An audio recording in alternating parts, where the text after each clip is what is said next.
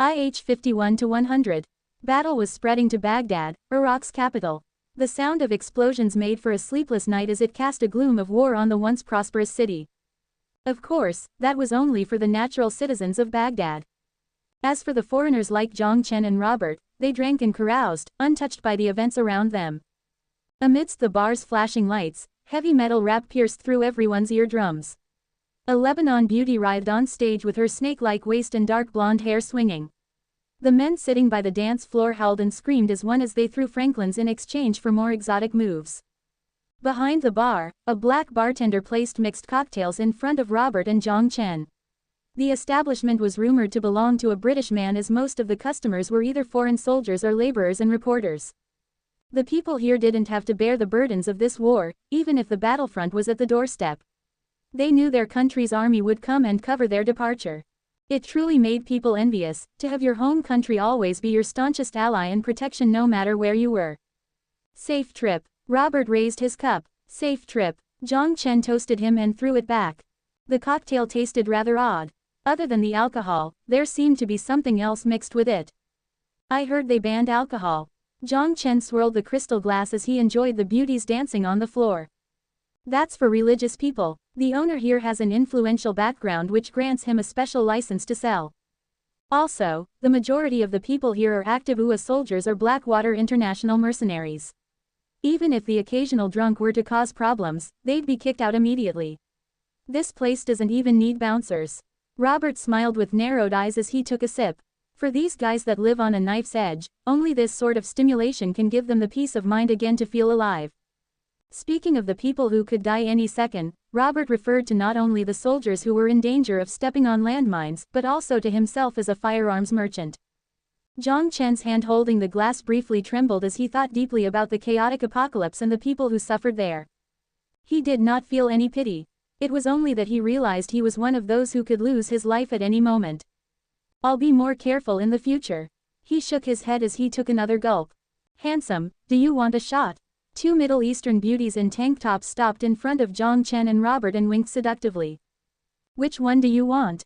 Robert whistled at the two beauties as he glanced slyly at Jiang Chen. This is on me. Neither, I have a headache. I'll go sleep since I have to catch a flight tomorrow. Jiang Chen didn't feel tempted in the slightest as he sighed and tossed the cup onto the counter. Don't act like a middle-aged man, buddy. Haha, then I'll take both. Robert laughed, gathering both of the beauties into his arms and caressing them in his drunkenness. Jiang Chen rubbed his slightly sore temple and stood up to leave. He left the bar with its heavy metal screams and desire-filled cheers as he drowsily searched for the hotel door in his alcohol-driven stupor. He shoved the door open and dived into the soft bed, snoring almost immediately with a pungent, alcohol smell wafting from him. Aisha, who was curled up on the side, smelled the liquor and slightly raised her eyebrows before she let out a sigh. He was a non-believer after all. Once they reached the hotel, Jiang Chen brought her here. Not only did she take a shower, but he also brought her a hot lunch to enjoy. He also requested the hotel attendant to purchase new clothes for her from a store nearby. Although it was not in their job descriptions, a hefty tip took care of the problem.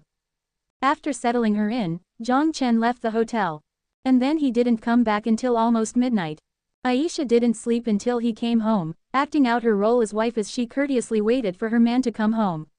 This was what her mother had taught her, but unfortunately, she would never be able to see her daughter get married. Marriage was an uncertainty as Aisha heard that many countries believed in monogamy. For her who was picked up, she didn't envy the ritual, only, she was happy that Jiang Chen did not leave her behind. Different from before, she was clean and dressed in new clothes. The exotic beauty was just under the surface, ready to bloom at any moment. Yet even now, it was hidden under an emotionless expression. The rigid and thin body was noticeably malnourished, but the existing curves were accentuated by the slightly thin fabric of the clothes. After a bit of care, Aisha would become a beauty like her mother. There were many beauties from her country. But in this forsaken piece of desert, beauty was a sin. Aisha's eyes were different from Xia Xiu's pride-filled gaze. They were instead apathetic, perhaps towards life itself. Jiang Chen couldn't know for sure with just an intuition. The day she saw her parents brutally murdered, her tears, her fears, and her sorrows were drained from her body along with her hatred. She had seen far too many tragedies that she even questioned her feelings for her own life. If faced with the decision between death and a greater pain, she was prepared to calmly choose to end her own life. It was a logic taught to her by war, virulent and widespread among the people. Despite all that happened, however, this sympathetic Eastern man accepted her. Aisha ignored the awful smell of alcohol as she shifted Jiang Chen's body. She then took a hot towel and placed it on his forehead. This place is like heaven. Pristine bedsheets, beautiful decorations, she was never so happy before, and she treasured this contentment dearly. Once she wiped Jiang Chen's face, a hint of softness showed in her apathetic eyes. Her finger lightly touched Jiang Chen's chest as she hesitated before she took a deep breath and made up her mind to unzip Jiang Chen's clothes. She placed the sweat-drenched clothes to the side and blushed at the muscular body. Embarrassed, she still reached out with her trembling hands as she gently toweled Jiang Chen's body. Jiang Chen snorted and turned around, scaring Aisha. Only when she saw that Jiang Chen was still asleep did her rapidly pumping heart calm down. She knew she didn't do anything wrong, but she was still afraid to have him wake up. Gathering her nerves once more, she gently bit her lips. When his breath became regular again, Aisha finally pulled up the courage once more to wipe the sweat from his back. Although she made up her mind to continue, she was still not completely prepared, which explained her unabated apprehension. Sun Jiao, Yao Yao, Jiang Chen murmured in his sleep as he turned around and grabbed Aisha's hand. Aisha jumped and then froze in place. Sun Jiao, Yao Yao. Are these the names of the mistresses? Not knowing Han, her sixth sense as a woman proved to be a scary and sensitive weapon. When she heard the names, Aisha felt relieved, but at the same time, an ambiguous emotion crept in. Jealousy. Not quite, maybe it was just unease. She gazed at Jiang Chen's face with her head close to him. Just as she realized her embarrassing act, Jiang Chen shifted until he was on top of her. What to do? Will I get eaten right away? Her face suddenly blushed a dark red. The once apathetic eyes became flustered and confused. She was unable to register that she was leaning into him as her brain melted into a mess. But, this is not too bad since it was inevitable. Aisha tried to convince herself as she bit her lip and obediently wrapped her arms around his neck. Rather than ending up a devil's sex slave without any dignity or human rights, this ending is much better. At least this way, my purity will only be for one person, and I will serve only one man. Aisha persuaded herself into calming her racing heart. She urged away her embarrassment and brought her lips closer to Jiang Chen's alcohol-filled breath. This was making him commit a crime. Or adding oil to the fire. Half drowsy, Jiang Chen felt like he was in heaven. A beautiful servant placed fresh grapes by his mouth, prompting him to eat it without any hesitation. Not only were there delicious grapes, there were also sweet wine, fresh juice, and passionate joy. Wait, why was there passionate joy? Maybe it was because of the sweat. Who cared, it was euphoric after all. Translator. Editor. The next morning, Jiang Chen held his head as he woke up with a minor headache. Did I get drunk last night? About to sit up, he rubbed his eyes and suddenly froze. The girl beside him slept quietly, her hair scattered across her face and her breathing gentle but tired. And on the bedsheet was a distinct red spot. Fu Ke, what did I do? He almost lost strength and fell off the bed. You're awake. Aisha was roused from her dream from his sudden movements.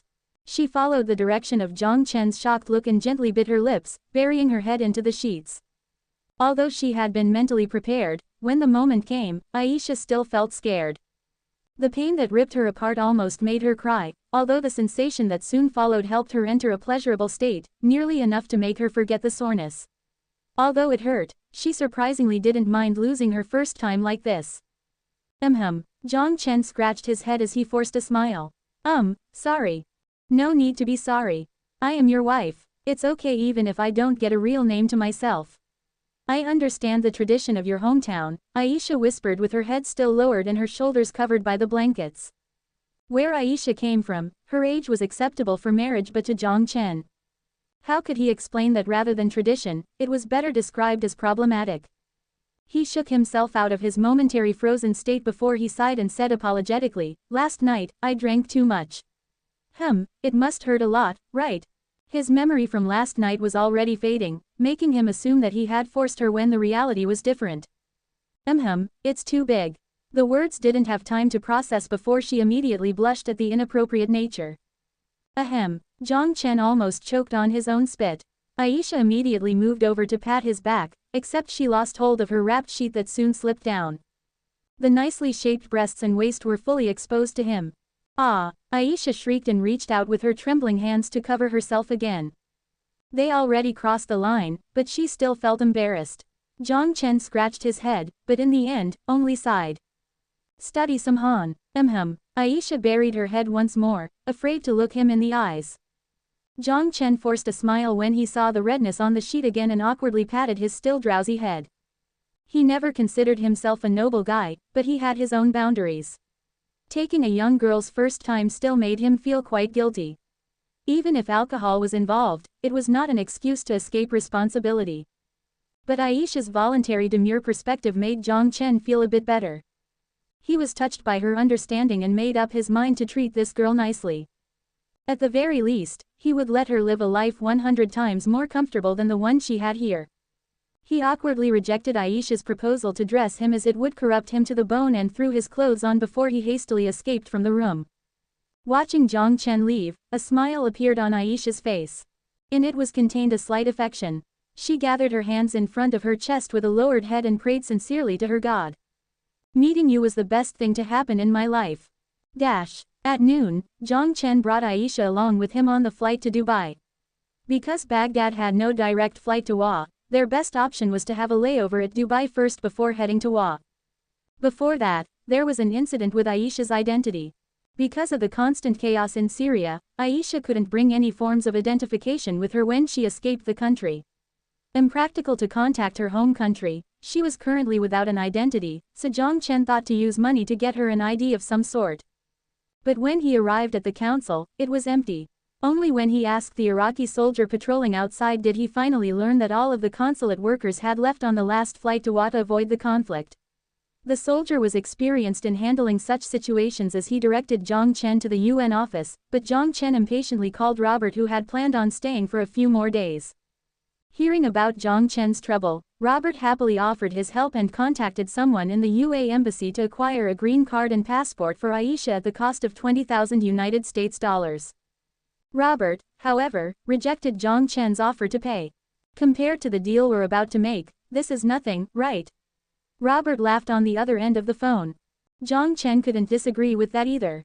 With an ID, Aisha could finally book tickets, and her visa to enter Han would be resolved in the Dubai embassy.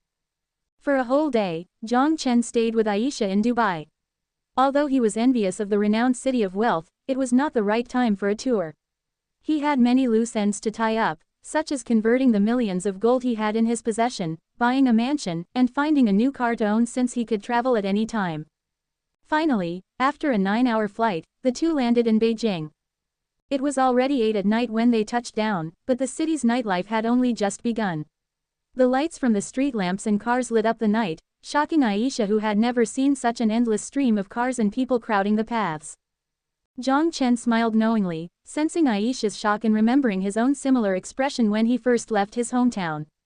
At the time, the magnificence of Shanghai City's night sky had stunned him into silence. People would only understand once they lived here. Despite the bustling streets, none of it touched your life in any way. Perhaps this was the apathy of the modern world. Of course, since he had money now, such concerns were no longer his to think about either. As he called a taxi to a nearby hotel, he tapped her shoulder. The flight to Shanghai City would depart the next morning, and they had to find somewhere to stay for the night. After showering, Jiang Chen got on the bed right away, ready to sleep, but he was soon overwhelmed by awkwardness from what came afterward. It was a king-size bed.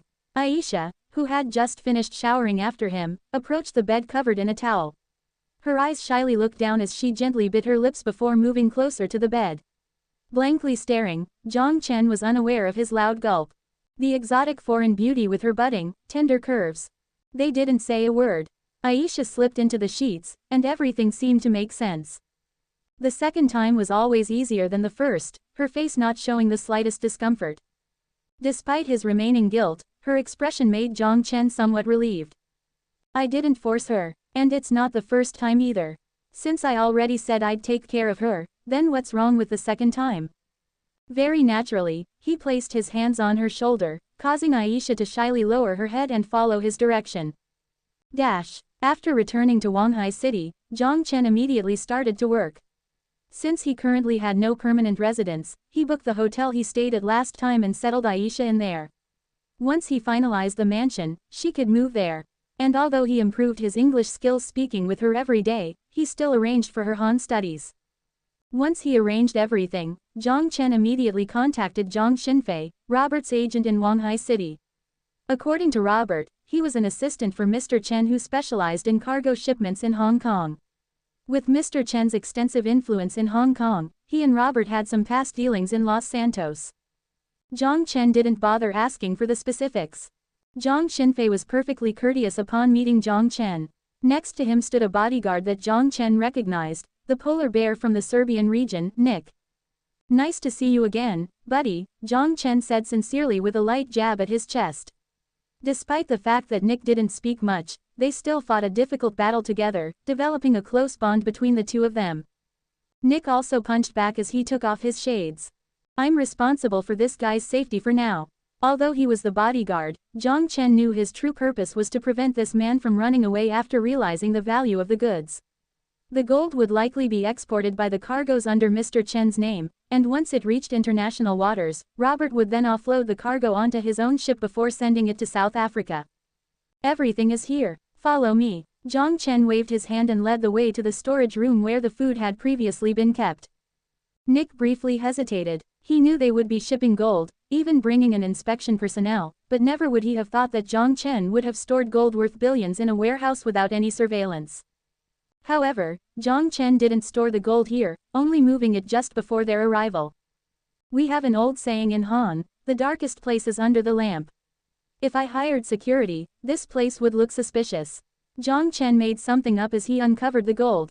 "It's here, and you can come and verify. I hope you prepared the boxes." Nick gulped as he nodded dumbfoundedly. The inspector determined that all of the gold was in fact 24-karat quality and could be sold without further processing.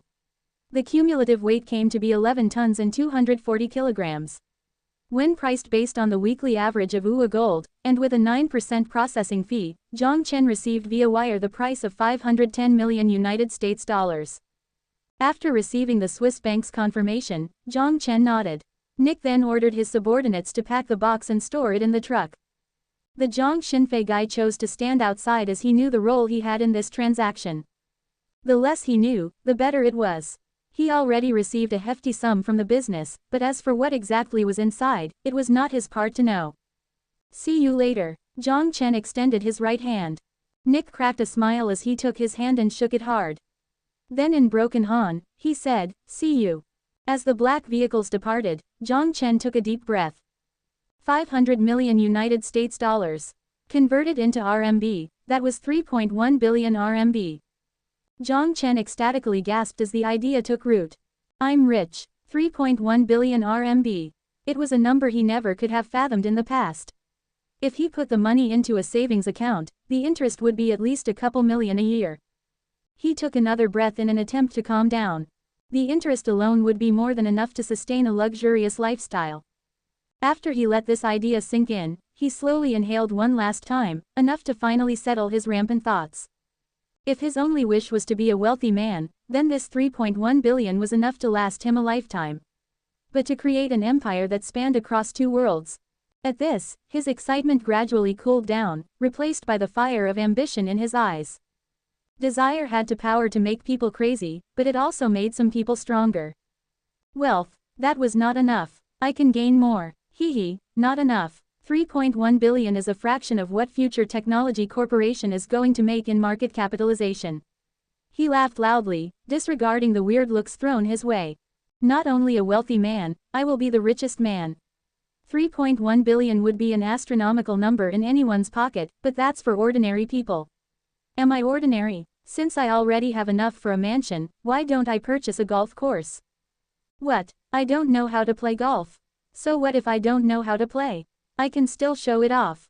And even if it were to draw attention to himself, once the full sensory, virtual reality computer and other devices were introduced to the market, he would be noticed regardless. It wasn't as though he did anything illegal either, so he wasn't afraid of the authorities. The government was not foolish enough to believe time travelers actually existed. Even if the authority were to develop an interest in him, they would treat a corporation with such advanced technology like a precious jewel. In no way would they be foolish enough to kill the egg-laying chicken. To implement technology helpful to the military, the actual procedure would take more than 10 years, which was impractical. With innovation also came the risk of prompting an arms race again, risking a technology leak to espionage activities. But a top technology giant was different, bringing in billions of tax revenue for the country. It would fundamentally change the country's status in the world. Even if the authority were to forcefully buy the company and take over, he was not afraid. With the interdimensional bracelet, no one could catch him. While he wouldn't be able to do anything against them, he could always start anew somewhere else. Of course, he sincerely hoped to never see this day come. Maybe once he grew to become an immovable force, the authority wouldn't be able to lay a finger on him. Anything was possible. With a cocky expression, he stopped a taxi and headed to Xia Xiu's apartment. You're finally back. Xia Xiu squeezed the words out after letting Jiang Chen into the room.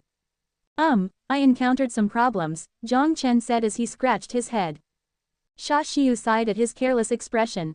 She hadn't been able to sleep well these past few nights, but now that Jiang Chen was safe, her heart was finally able to settle down. As for why she was worried, she didn't bother to think it through. If you have something for me, just give me a call.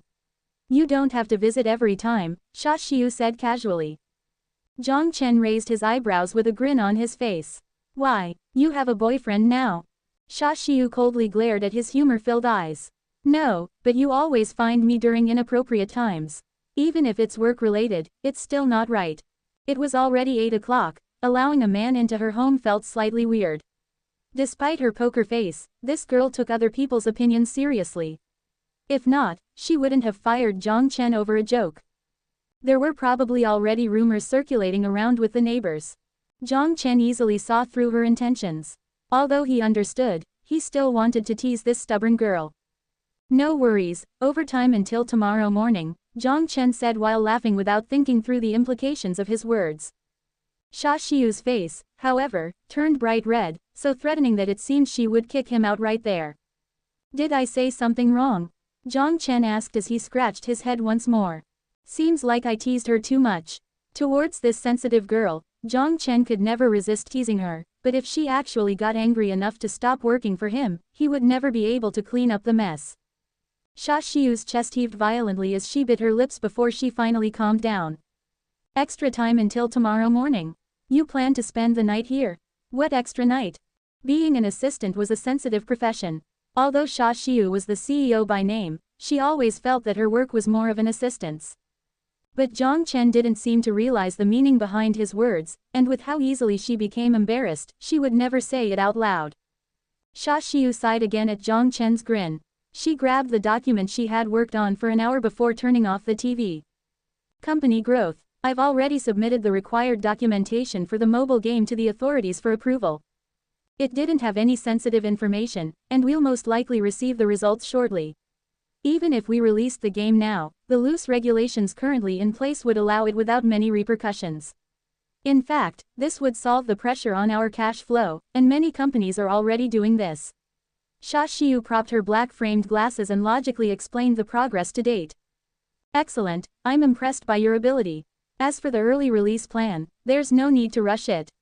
We won't allow other people the opportunity to ridicule us, so follow the procedure as planned.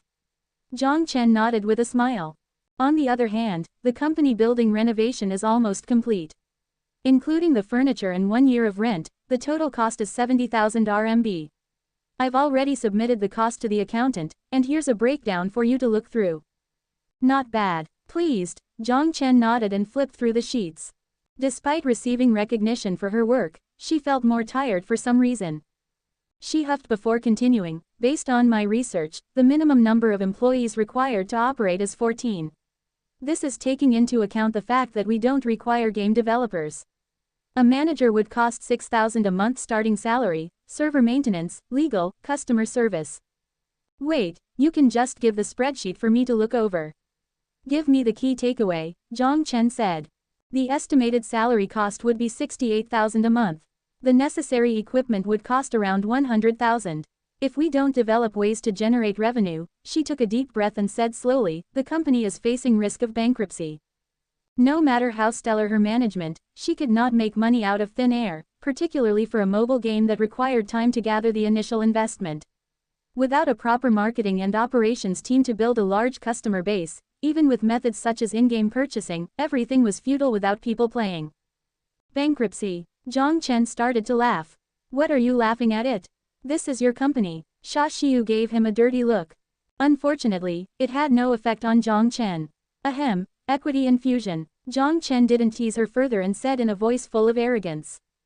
This is the only way the company can survive through this initial rough period. Since we don't have the necessary assets, it would be difficult for any bank or venture capital to loan money to us. How much is the president willing to give? Sha Xiu felt relieved. Even if it was Jiang Chen's company, she still depended on this job since it all began with her owing him money. The fact that Jiang Chen didn't outright demand it didn't mean she would not pay him back, this was her own stubbornness.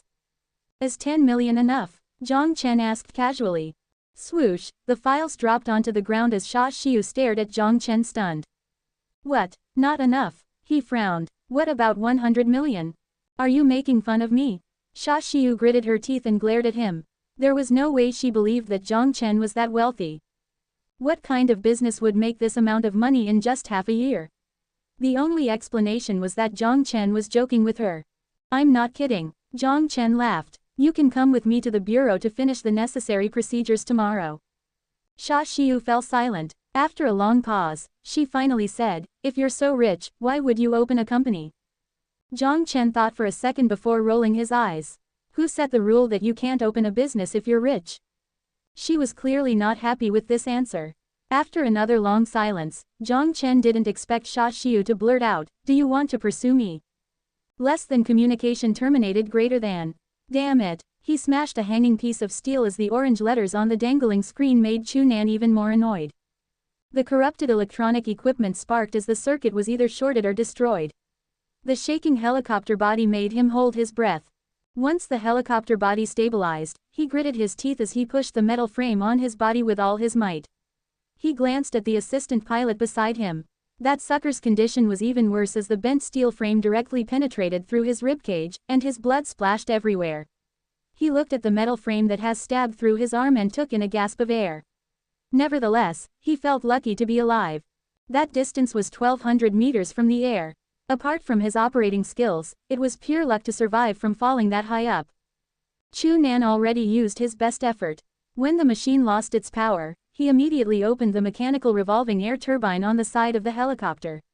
That was important because if he didn't manage to open in the initial stage, then the high-speed air flow may have destroyed it. Good thing that was still functional.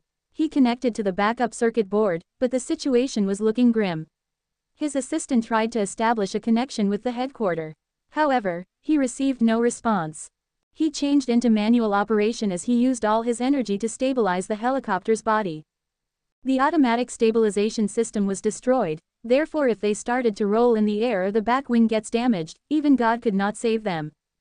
The backup mechanical turbine began to spin rapidly due to the airflow as the high-speed force generated, held, onto the helicopter like a parachute. Under the force of gravity, the head of the helicopter began to tip forward. Once the body turned at a particular angle, Chunan immediately pulled the plane up and maximized the upward force of the helicopter. The head of the helicopter instantly lifted up as the fallen force was broken by the sudden upward force from the mechanical turbine. It was about to land on top of the roof that they crashed into. Then they crashed into the top floor. The control was fine, but it was hard to select a landing spot in the city's terrain. Then warm blood splashed all over Chunan's face as he witnessed with his own eyes his assistant being penetrated by the metal frames. This doesn't make sense. The sudden electromagnetic pulse. It was not a simple EMP. The Helicopter 51 was EMP protective equipment that was the peak of the industry, but the helicopter was paralyzed without being hit directly. What was that thing? Chunan resisted the pain as he took out a dagger and slashed open the locked seatbelt. He carefully glanced at the view outside as he awkwardly untangled his legs from the deformed control panel and slowly crawled outside. What did this helicopter look like now? A small portion of the helicopter smashed through the walls of the 12 stories high building as it got pinned down by the protruding metal frames. The ends of the helicopter hung on the edge. The building's quality was superb to be able to withstand the force of impact after a nuclear war. The metal frames cleared exceeded construction standard. The smallest tremble of the helicopter body made his heart pump at full capacity. The friction noise made him even more nervous.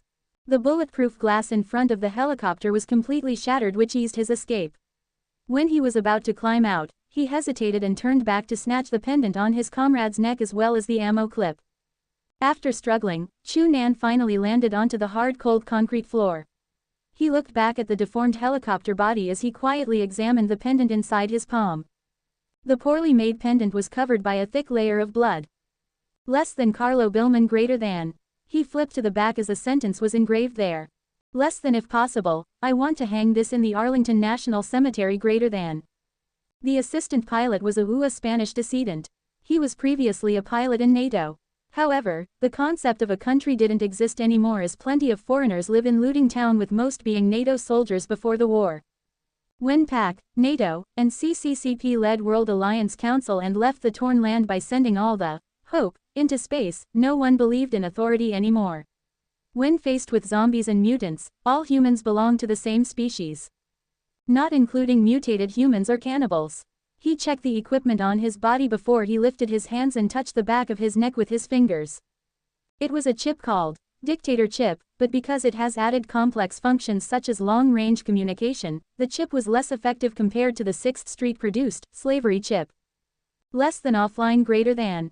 Chu Nan tried multiple times but did not manage to establish any connection. Damn it, is this broken?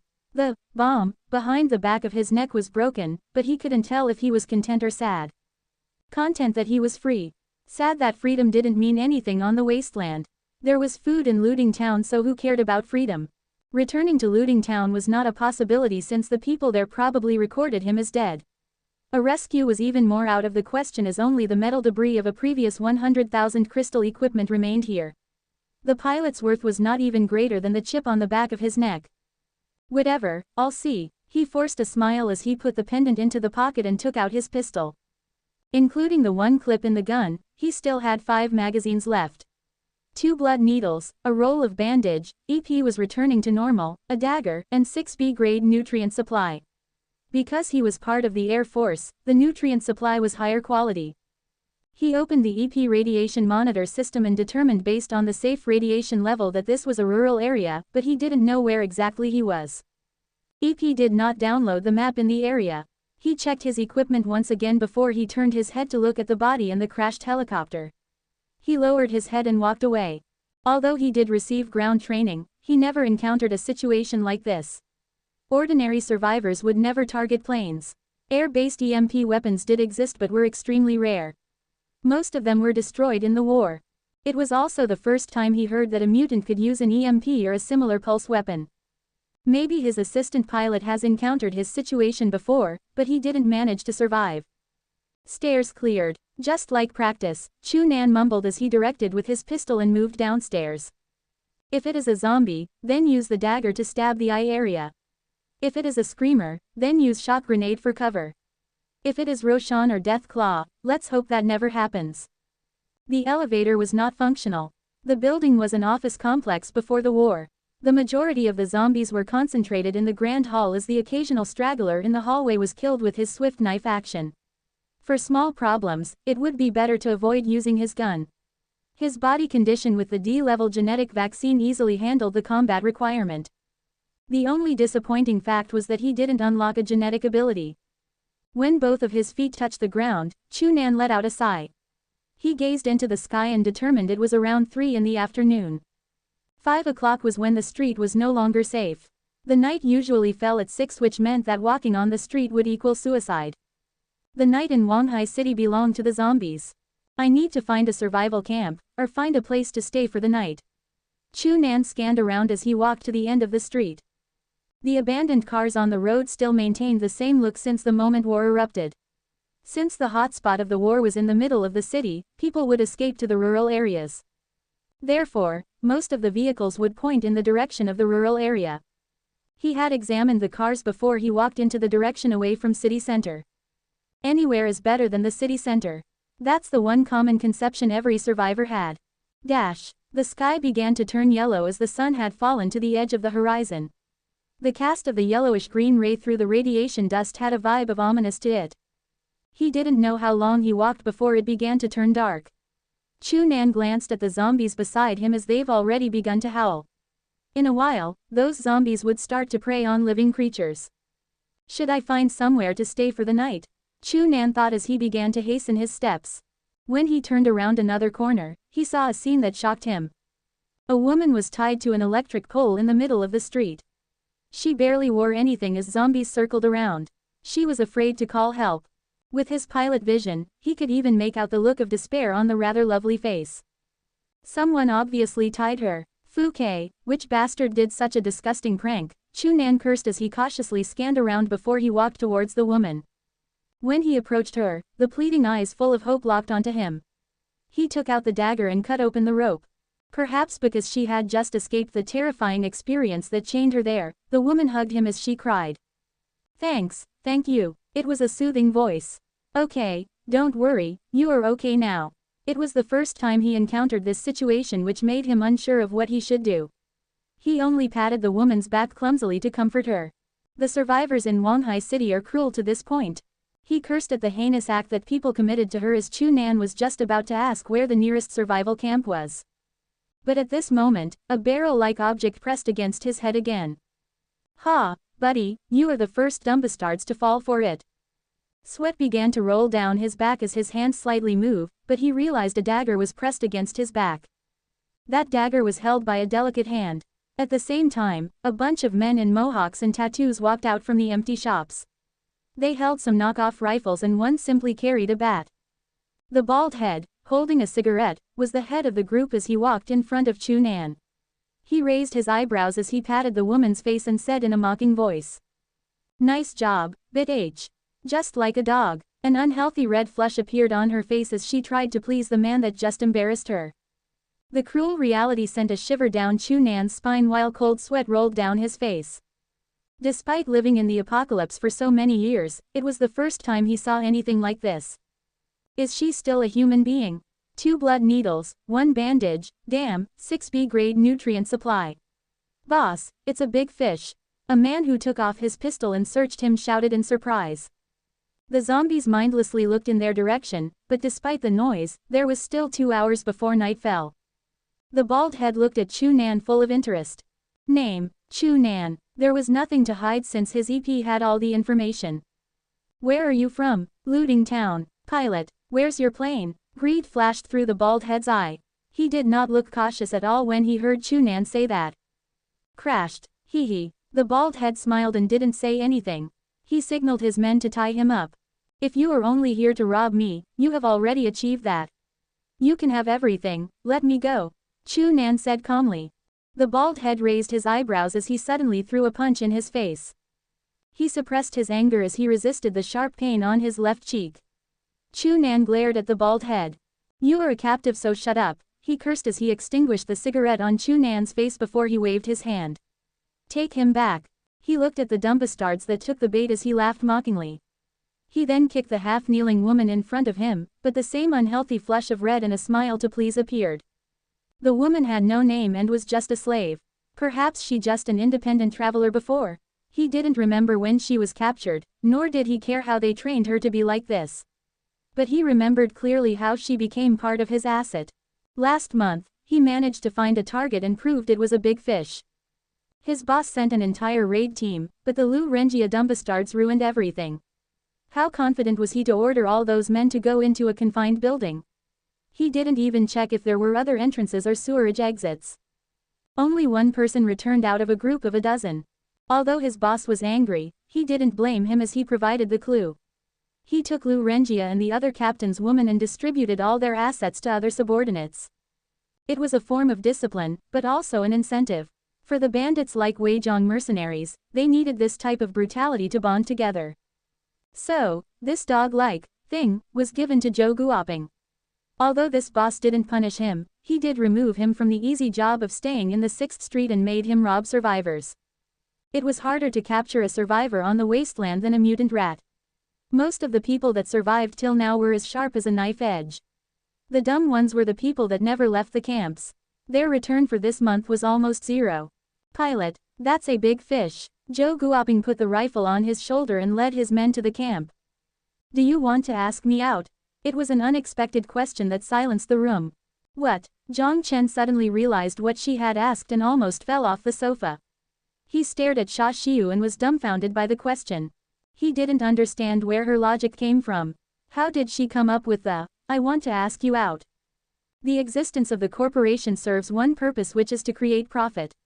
If you already have a method in which you could generate a profit greater than 100 million within half a year, then why would you invest the hard-earned profit into a technology industry which poses the highest risk? Xia Xiu had paused before she explained. To be honest, although she may get frustrated by his grin and unserious attitude from time to time, she never disliked Jiang Chen. Also, she felt an emotion she never experienced before interacting with him. Relieved, relaxed, it was hard to say. These feelings made her confused. The straightforward and unexpected question was the result of her confused emotions. She suspected before that Jiang Chen created this company as an excuse to date her. When did he start to like me? When he worked at the clothing store. I seem to have hurt him. Because of the pain I had brought him, it has forced him to transition to where he is now. Xia Xiu was conflicted. She hated the idea of becoming a trophy. She always wanted to use her determination to prove her ability and create her own personal worth.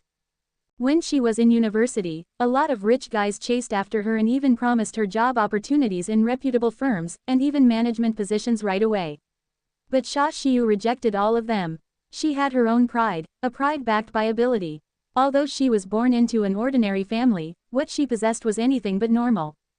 Looks are important in this day and age, but it is not everything. Most people still worked diligently. However, she felt conflicted with Jiang Chen. She guessed that Jiang Chen created this company just to keep her here. He didn't have any aspirations with the company. The blueprint he painted were just bloated statements to make her feel better. Because I owed him? No, then what is it? Xia Xiu couldn't think it through. Women are stubborn creatures that once they made up their mind, they would selectively ignore all other points that negate the point. For example, the potential value of the mobile game, as well as investing 100 million just for her. All those counter-arguments have been fully ignored. I don't understand, 100 million RMB. If you invested in real estate, with the return now. Because I want to experience what it feels like to be at the top, Jiang Chen interrupted her. Xia Xiu was confused by the odd answer as she stared at Jiang Chen blankly. 100 million. Hee, it would only be decimals compared to the future market capitalization of future technology. I did make a lot of money, but putting it in a savings account would never bring me to the top. 1 million interests a year would take me years to double my investment. As to if it is for you, I could bang girls for years with 100 million. He didn't avoid the derogatory words as he stood up and headed straight to the door, leaving Xia Xiu shocked in place. So that's the reason, then it should be okay. She gazed mindlessly at the door as she didn't know how he had the confidence to say those things, and couldn't believe that she bought into it. Not because of me. She didn't know why a hint of disappointment crept into her heart. He closed the door and forced a smile at the door behind him. Was I too harsh? But that girl, how great did she feel about herself to have made a conclusion like that? He shook his head as he took a deep breath and walked downstairs.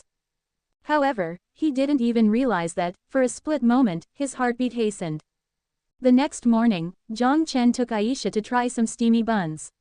He watched as the girl devoured the food and he felt his heart ache at the scene. The image reminded him of Sun Jiao. How is she doing? Yao Yao. Is her body getting better? He remembered the times in the apocalypse as a smile appeared on his face. Aisha peeked at the smile as she felt a stream of warmness flowing inside her. Maybe it's time to revisit them. Jiang Chen in deep thought did not notice the girl's vision as he gazed at the steam rising from the congee. After breakfast, Aisha went to her Han lesson.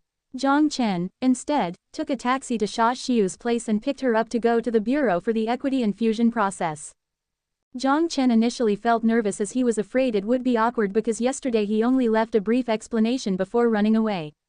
Now that he thought about, he did escape the conversation. But he clearly overthought it as Xia Xiu acted as if nothing had happened. When she saw that he didn't react to anything, she got into the taxi and sat beside him. How was your sleep last night? Jiang Chen didn't know how to start the conversation, so he asked nonchalantly. Xia Xiu rolled her eyes and didn't respond. She just took out a piece of document and stuffed it into Jiang Chen's lap. There is a career fair next Wednesday at Wanghai University. I have managed to secure a spot there, and I hope you can come with me as the company's president. No problem, do you have time this afternoon?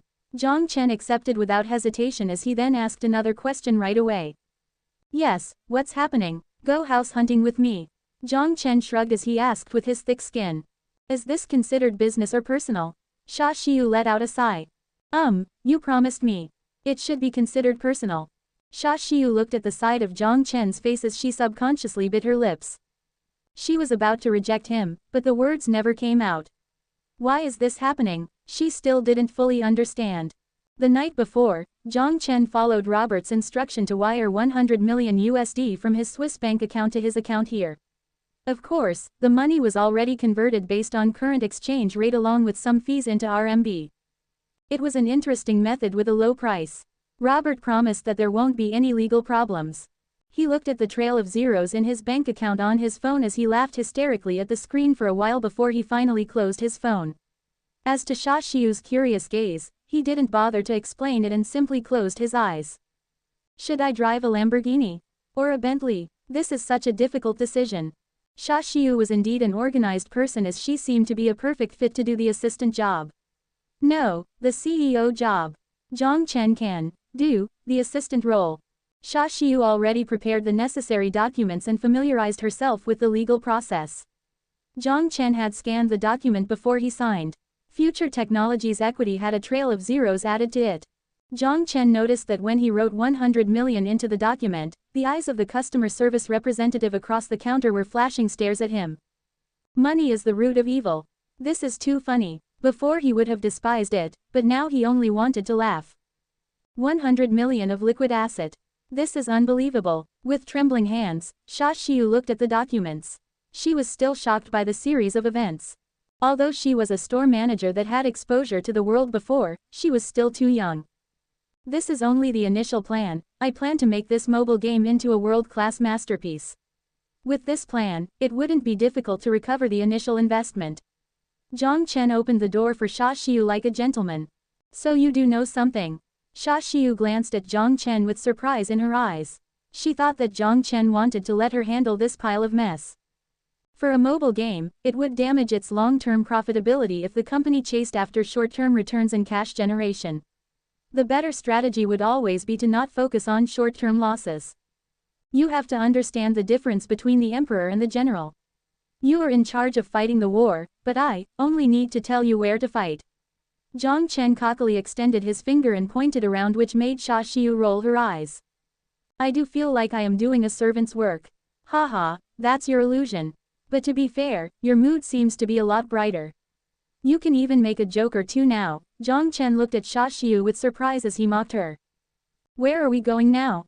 Mr. President, Xia Xiu casually avoided the topic. Wanhua Real Estate, the one in the city center, Jiang Chen told the taxi driver, who clearly judged the two of them in the back. If he wanted to buy a mansion, then he obviously would go to the company's best location. It would be too low class to keep living in the hotel. Xia Xiu didn't say anything as she quietly followed his instructions.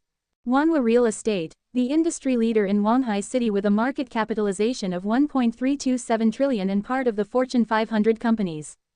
The reason why he chose to purchase the mansion here was that he had no understanding of the real estate market. Since he heard the company's name a couple of times in the news before, he decided to buy it there. When he got off the taxi, a magnificent building stood tall in front of him. The marble floor was covered with clean red carpets. The unique carvings decorated the sides of the stairs. The combination of modernism and classicalness perfectly meshed together to display the high-end elegance of the building. The vibe of the design made people stop and envy the greatness of the building. The occasional passer would subconsciously avoid the vivid red carpet. It was like a palace that stood heavenly above the ground. The design of the building was to emphasize the purchaser's class and force the peasants to stay away. To put it simply, they didn't want people who could not afford the place to enter the building. The moment Jiang Chen stood on the carpet, he was even scared to take a step further. But then he remembered that he was a billionaire now, so how could he not have the confidence? So he took giant strides towards the door. Wanhua Real Estate didn't know that just in the few seconds, he almost missed a deal that could earn millions because of that stupid design. This was an age that belonged to the new millionaires. Sha Xiu, instead, presumed a blank look as she followed Jiang Chen naturally.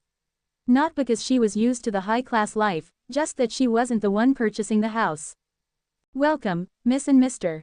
The two greeters in the front bowed to Jiang Chen and Sha Xiu in synchrony. They wore clean and elegant qipaos with their hair tied in a ponytail, along with their flawless skin and delicate face.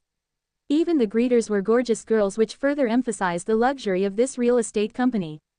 The greeter looked strangely at Jiang Chen as this was the first time she saw someone take a taxi to purchase real estate. Although she was curious, she still must follow the rules of the company and be courteous. The company rules stated clearly that no judgment should be made based on impressions. Violators will be fired even if it was a manager that broke the rule. This was to avoid accidentally disrespecting wealthy people dressed in regular clothes. There were plenty of people that liked to act low profile. High salary equals high expectation, which is the culture of manhwa real estate.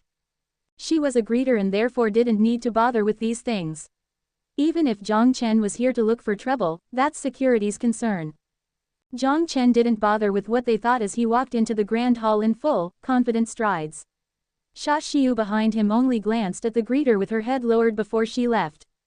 Marble pillars with stone floors, the giant crystal chandelier drew the attention of every visitor like a bright diamond. The elegant design of the grand hall filled Jiang Chen with expectations for the mansion he was going to purchase. If they would design the headquarters with such radiance, then the house they sell must be comparable.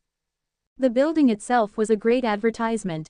But when he saw the receptionist, he stood shocked in place. "Hello, sir, what type and what unit would you? It's you." The youthful reception behind the table courteously explained to Jiang Chen, but when she saw his face, her eyes popped wide open. This is a small world. Jiang Chen forced a smile. The blonde curls, the delicate nose, and her mouth along with eyes full of pureness behind a round framed glasses. The student vibe made her even more attractive. Though she's certainly pretending to be younger than her actual age. Fang Yuan, a name that broke his heart. When he was in university, he never had a girlfriend, or more accurately, never successfully chased after a girl. Not that he looked bad as he was confident of his looks, but the fact was he was poor. This girl called Fang Yuan was a girl that he had chased after, and also the last one he ever pursued. He still remembered that they met at a gathering. The reason why he liked her was because of her energy, as well as the faint dimples when she smiled. Fang Yuan didn't keep her distance with Jiang Chen because he was poor, she always warmly said hi to him, and they chatted on WeChat. For Jiang Chen, who was less popular among girls, she was like an angel to him. What made him feel even more strongly was that he felt that she also liked him back. But the reality proved that it was a rookie mistake. A girl being nice to you could also be nice to other people. The illusion of, "she likes me," was often just a one-sided imagination. Being close to you was only because you could be used or she was just bored. Rejecting you because you were friend-zoned since the beginning. If she liked you, she would have asked you out already or hinted at you to ask her out. Don't be mistaken, if she blinked her big eyes full of cuteness at you, that's not the boyfriend, it's not because she is innocent, but rather, "I am 30, can you buy me a Starbucks?" Of course, the noun could be changed to Pizza Hut or Louis Vuitton. These types of innocent acting girl, people refer to them as green TB*TCH. If you don't like me, just tell me to fuck off. Why are you acting close to me? Of course, Jiang Chen admitted that it was dumb of him to be involved in the first place. Every basic girl always had some boys run around her. One held her bag, one paid for her, one alleviated her physical needs. That was the definition of being naive. He really didn't know something like this would happen. It was one day during Jiang Chen's second year of university that he asked Fang Yuan out to a movie. The movie was Lu Yao's Less Than That Year Greater Than. And then, there was no and then. He finally woke up from the illusion that year. He realized it was a one-sided emotion. After rejecting the person, to continuously expect the person to act like a best friend, to expect they would continue to revolve around you in your life, that was greed. In the end, she ripped off the facade of innocence and began to mock him for being weak and useless. Shocked, confused, within the next 2 years, every time they passed by each other, she would always hasten her steps and walk away pretending not to know him. It was better that way as it would be awkward otherwise. He had already put this unhappy memory into the back of his head. Especially after his roommate told him that, "I didn't tell you before because I was afraid that you would be angry, but that Fang Yuanyuan girl has an ambiguous relationship with other people at the same time." There was no reason to discuss whose fault it was. But it was after that moment that he no longer believed in fidelity. Especially after he possessed the financial capability, he was out of control. But this was another story to be told. He just didn't expect that 1 year after graduation they would encounter again. In his memory, Fang Yuanyuan was an art major, but she came into the real estate business. It was not odd since he did study a supposedly good major, mechanical engineering, but still sold clothes after graduation. The feeling to meet an old friend felt odd to Jiang Chen. Why would you come here? The girl looked around nervously as she lowered her voice and said in a begging tone, "Please, don't come bother me anymore, you and I won't happen." "I think you are mistaken." Jiang Chen awkwardly looked at Fang Yuanyuan. Although she had hurt him before, he didn't have the desire to seek revenge. What happened before was all buried in dust. Yes, Fang Yuanyuan did hurt him, but through her perspective, she didn't do anything wrong since Jiang Chen couldn't give her the life she wanted. Also, it's hard to debate who actually gained more from her rejection. "How did you find out where I worked?" She gritted her teeth as she locked her eyes on Jiang Chen. "Leave, I don't want to see. I won't accept you." Jiang Chen was completely dumbfounded. "What, do I need your permission to buy a house? You are mistaking this whole thing." But Fang Yuanyuan didn't give Jiang Chen the chance to explain as she acted defiantly. As to why she rejected so dramatically, it was because of something that happened recently. A middle-aged businessman that recently bought a second-hand house from here proposed to her. The reason behind it was she tricked the bald, middle-aged man to think that a cute girl had fallen in love with him, so he hot-headedly signed his name on the contract. But when the middle-aged man showed up with 99 roses to her workplace. The exact details will not be discussed, but in short, the guy got kicked out by security. Because of this, the manager warned her.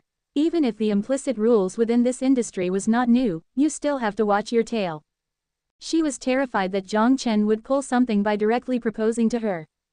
If he made a fool of himself here and demanded her to marry him, even if the security would kick him out, she would be the laughingstock between her colleagues, and it would even affect her bonus this month.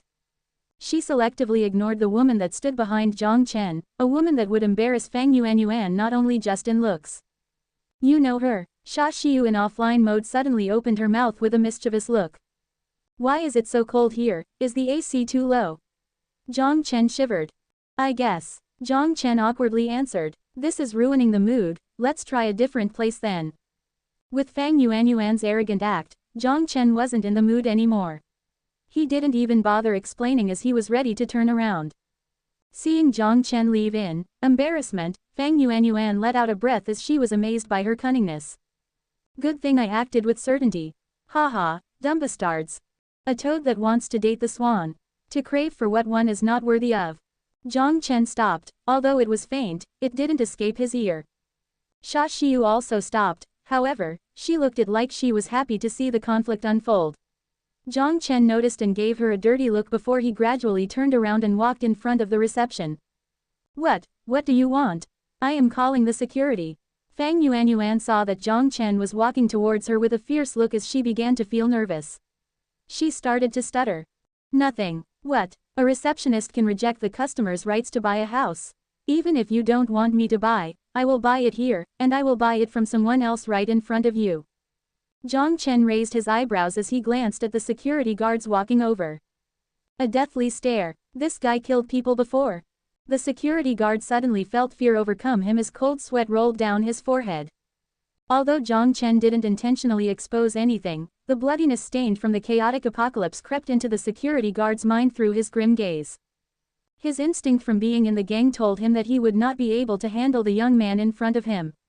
He wasn't planning to start a fight, but momentum-wise he already lost out. The air in the room started to tense up. At this moment, an apologetic voice suddenly alleviated all the tension in the air. "Of course she doesn't have the right, honorable sir. I apologize for this poor demeanor of our company's reception." Translator. Editor. "Of course she doesn't have the right, honorable sir. I apologize for the poor demeanor of our company's receptionist." Huang Li's songbird voice floated from the back of the hall. A gorgeous woman in black walked out in elegant steps as she lowered her body slightly to express her apology. Flawless skin, delicate face, and on top of the seductive eyes were a pair of finely drawn eyebrows. Below the perfect nose of hers was a small mouth. The vivid red lipstick did not make her look slightly ordinary. Instead, it radiated her elegance. Her black uniform perfectly outlined the curves of her body as the pencil skirt pressed against the black stockings, mysterious and seductive. The opening in front of her shirt exposed the white and deep valley in front of her. She was created by God in perfection. Just in beauty, she was even slightly more attractive than Xia Xiu. Of course, it was somewhat unfair since Xia Xiu would always be expressionless and never really put on makeup. Her wardrobe comprised of professional clothing and her primary purpose was to go to the bureau with Jiang Chen, and house hunting only happened because of an agreement. An attractive woman mediating the situation was much more efficient. The sincere apology already diminished most of Jiang Chen's anger away. It was not a big deal to start with since their manager already apologized, he didn't want to persist further. It's okay. This girl is attractive. Jiang Chen tried to hide his gulping. For some reason, he felt someone staring at him questionably. Perhaps confident with her own beauty, or perhaps she had seen too many guys embarrass themselves in front of her. Xiao Mengying didn't mind as she steered the conversation. I am the sales manager here. My name is Xiao Mengying, you can call me Yingying. Mister, what type of unit would you like to purchase? I have extensive experience in selecting the right units for my customer. As she spoke, she was also examining Jiang Chen. Although Jiang Chen didn't wear anything high-end, nor did he exhibit class in his actions, in the world filled with newly emerging millionaires, it was nearly impossible to tell who had money. Since he walked into this place, it proved that he was definitely financially capable. When she noticed Xia Xiu, Xiao Mengying was even more certain of her guess. To be able to walk in here with a girl as attractive as her, looks would not do justice. Xiao Mengying also noticed that the expressionless beauty was not this guy's wife, but perhaps played a mistress or assistant role. The hint of dislike made her even more confident. Her light tone made the two feel a lot closer. Jiang Chen's intention to act arrogantly faded away. Truthfully speaking, although he liked to act arrogantly, he was nice the majority of the time. I want to buy a comfortable mansion, do you have any recommendations? Jiang Chen regathered his thought from staring at the stunning beauty as he said with a smile. Mansion. Xiao Mengying was slightly shocked. She originally thought Jiang Chen only wanted to buy an apartment at a high-end location, it was the deal that she had done the most. But Jiang Chen straight up wanted purchase a mansion, the cheapest mansion in Wanghai City was at least 10 million. With the 0.8% commission her company promised, this one deal would be more than several deals combined. Xiao Mengying's eyes immediately lit up as the way she looked at Jiang Chen held more hidden seduction. I apologize. Xiao Mengying gently lowered her body as she apologized for her shocked look, at the same time intentionally exposing her cleavage slightly more. She heard the gulping sound as a trace of a satisfied smile appeared on her face. All men were perverts. If they were not, it's the girl not being attractive enough. She was extremely confident with herself. Sir, if you want to purchase a mansion, please follow me to the VIP room. Any deal over 5 million will be done in the VIP room to provide the best quality service, I hope you don't mind. I don't mind, lead the way. Jiang Chen smiled. Sir, please come over here. Xiao Mengying smiled delicately as she leaned forward with a pleasing gesture. Xia Xiu frowned slightly. She didn't know why, but she disliked this woman. Not because she was jealous of the way she looked, it was the fact that she felt a sense of danger around her. Where did the feeling come from? She couldn't think it through, but she just faintly had this feeling. Although annoyed, she could only let out a sigh and follow Jiang Chen since he was the one buying. When she noticed that Jiang Chen's eyes locked onto Xiao Mengying's round butt, she felt a strange annoyance and frustration. But then she thought, he is not my boyfriend, why am I angry? This doesn't make sense. She was in the middle of a conflicting set of logics as she began to feel a frustration she was not accustomed to. Xia Xiu's facial expression change, of course, didn't escape Xiao Mengying's eyes. She had spent a few years within a melting pot known as society as she advanced from a normal salesperson to where she was now. Her attention to body language was superb. Jealous but didn't react meant that the two were still in the dubious phase of the relationship. Xiao Mengying saw through the exact state of their relationship. There were so many opportunities to be taken then, as a faint smile crept onto Xiao Mengying's face. A lot of friends are also real estate salespeople, but they eventually became the owner of the house they sold. It not only depended on the look but also their cunningness. She was making plans in her mind. If this Mr. Jiang would purchase a mansion over 50 million, then it would be worth it for her to make a move. Since sales in real estate was a career with a time limit, no one would want to buy a house from an old woman. Even if she took care of herself, the age ceiling was still around 30 years old. With her current salary including commission, she could make almost 1 million. But of course, this type of salary was unsustainable. With the current housing market condition, despite prices still increasing, the volume decreased significantly compared to 2008. The company fired a group of people just last month. Although it would never affect her as the star salesperson, the current industry trend forced her to consider her options. Marrying rich was not a terrible choice. When she thought about all this, Xiao Mengying's invasive vision scanned across the expressionless Xia Xiu. She was ready to steal her man. Jiang Chen, who walked beside her, didn't notice the change in this beauty's expression. He gave Fang Yuan, who was frozen in place, a long meaningful look before going into the VIP room. "Who's the swan? Who's the toad? Dumb bastards," he cursed satisfyingly in his mind as he felt joy flow through his body. His pride and sense of revenge were both fulfilled.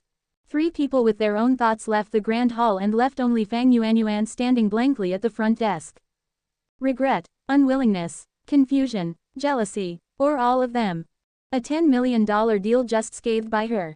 Jiang Chen, him, how could he buy a mansion? He couldn't even afford Pizza Hut. This is impossible. A million thoughts flashed through her mind which made her feel surreal. But it was too late to regret. Fang Yuan could never fight off the meat from her manager's mouth. Especially since she had already offended Jiang Chen. The toad that wanted to date the swan. Who's the toad? Who's the swan now? There was no way he could like her now. Fang Yuan only felt regret submerge her completely because of her irrational reaction. She could have easily used their previous relationship to eat the meat, but she gave it away with her own quick judgment. At the same time, a slim hope was still in her mind. She knew Jiang Chen's family background and knew where he worked after the graduation. A clothing store salesperson would never afford a mansion. He must be lying. It was an elaborate scheme to embarrass me. Her colleagues did not have the slightest attempt to hide their mockery. They knew well that they would not beat Xiao Mengying. But this girl gave away the meat in her mouth, that was so dumb. Fang Yuan couldn't bother with her colleague's expression as she fell into deep despair and regret, unable to escape from what happened. She regretted that 3 years ago she did not say yes to Jiang Chen. At the same time, she cursed and thought everything was set up to mock her. When a person sank into irrationality, their intelligence would be drawn into oblivion. There is not a lot of second chances in the world, or else everyone would be a millionaire. Is Mr. Jiang buying the mansion for investment purposes or for personal use? For myself, is there a difference? Perhaps intentional. After Xiao Mengying seated Jiang Chen, she directly sat beside him. The leather sofa here was for 2 people, so Xia Xiu had to sit on the single sofa. Because they were too close, Jiang Chen could smell the gardenia fragrance. Due to the angle they were seated in, if he wanted to look at the documents in Xiao Mengying's hands, his eyes inevitably caught the red bra inside her V-neck. I do apologize, this is by no means intentional. The arousing scene made Jiang Chen straighten his back and adjust the way he sat to avoid being too obvious. The small movements did not escape Xiao Mengying's sharp eyes as her tongue rolled across her bright red lips. Xiao Mengying leaned her body forward even further to make it look like she was providing a better angle for the customer to read the documents at, but the real intention was to show the scenery of her cleavage more. If the purpose is to invest, then the appreciation value potential is what you should consider. But if it is for personal living, then the environment and amenities are the top considerations. Based on your needs, sir, I recommend this mansion in the Linjiang area. The mansion is within the newly developed upper-class community, the amenities in the surrounding area are all world-class. The mansion is 3 stories tall with a basement. It is equipped with a double garage as well as a private front yard. The position of the mansion is facing the river which directly oversees the beauty of the river. If sir you are into high-class living, then you must take serious consideration of this mansion. Xia Xiu sat silently on the side with her eyes locked onto the slim distance between Jiang Chen and Xiao Mengying's arm. She felt an unexplainable frustration. 12 million, Jiang Chen frowned. Xiao Mengying carefully examined Jiang Chen's facial expression. She sensed that Jiang Chen was not too happy with the prices. She added, "Sir, manhwa real estate's top priority is our homebuyers' comfort. Although the price is a bit high. It's not the problem with the price. Well, it is. Let's not waste any time. Show me the most expensive mansion, Jiang Chen said right away. Xiao Mengying first felt disappointed, but when Jiang Chen said that, she paused to think through what she had just heard before her face turned ecstatic. Okay, sir, please look at this mansion. Xiao Mengying's tone became even sweeter as her delicate fingers quickly flipped through the documents. She found a picture of the mansion. Perhaps it was an illusion, but Jiang Chen felt this woman was getting even closer to him. This mansion is our company's masterfully crafted sample building to demonstrate our excellence in design. Located in Wanghai City Mingxin area, among the high-class mansion complex.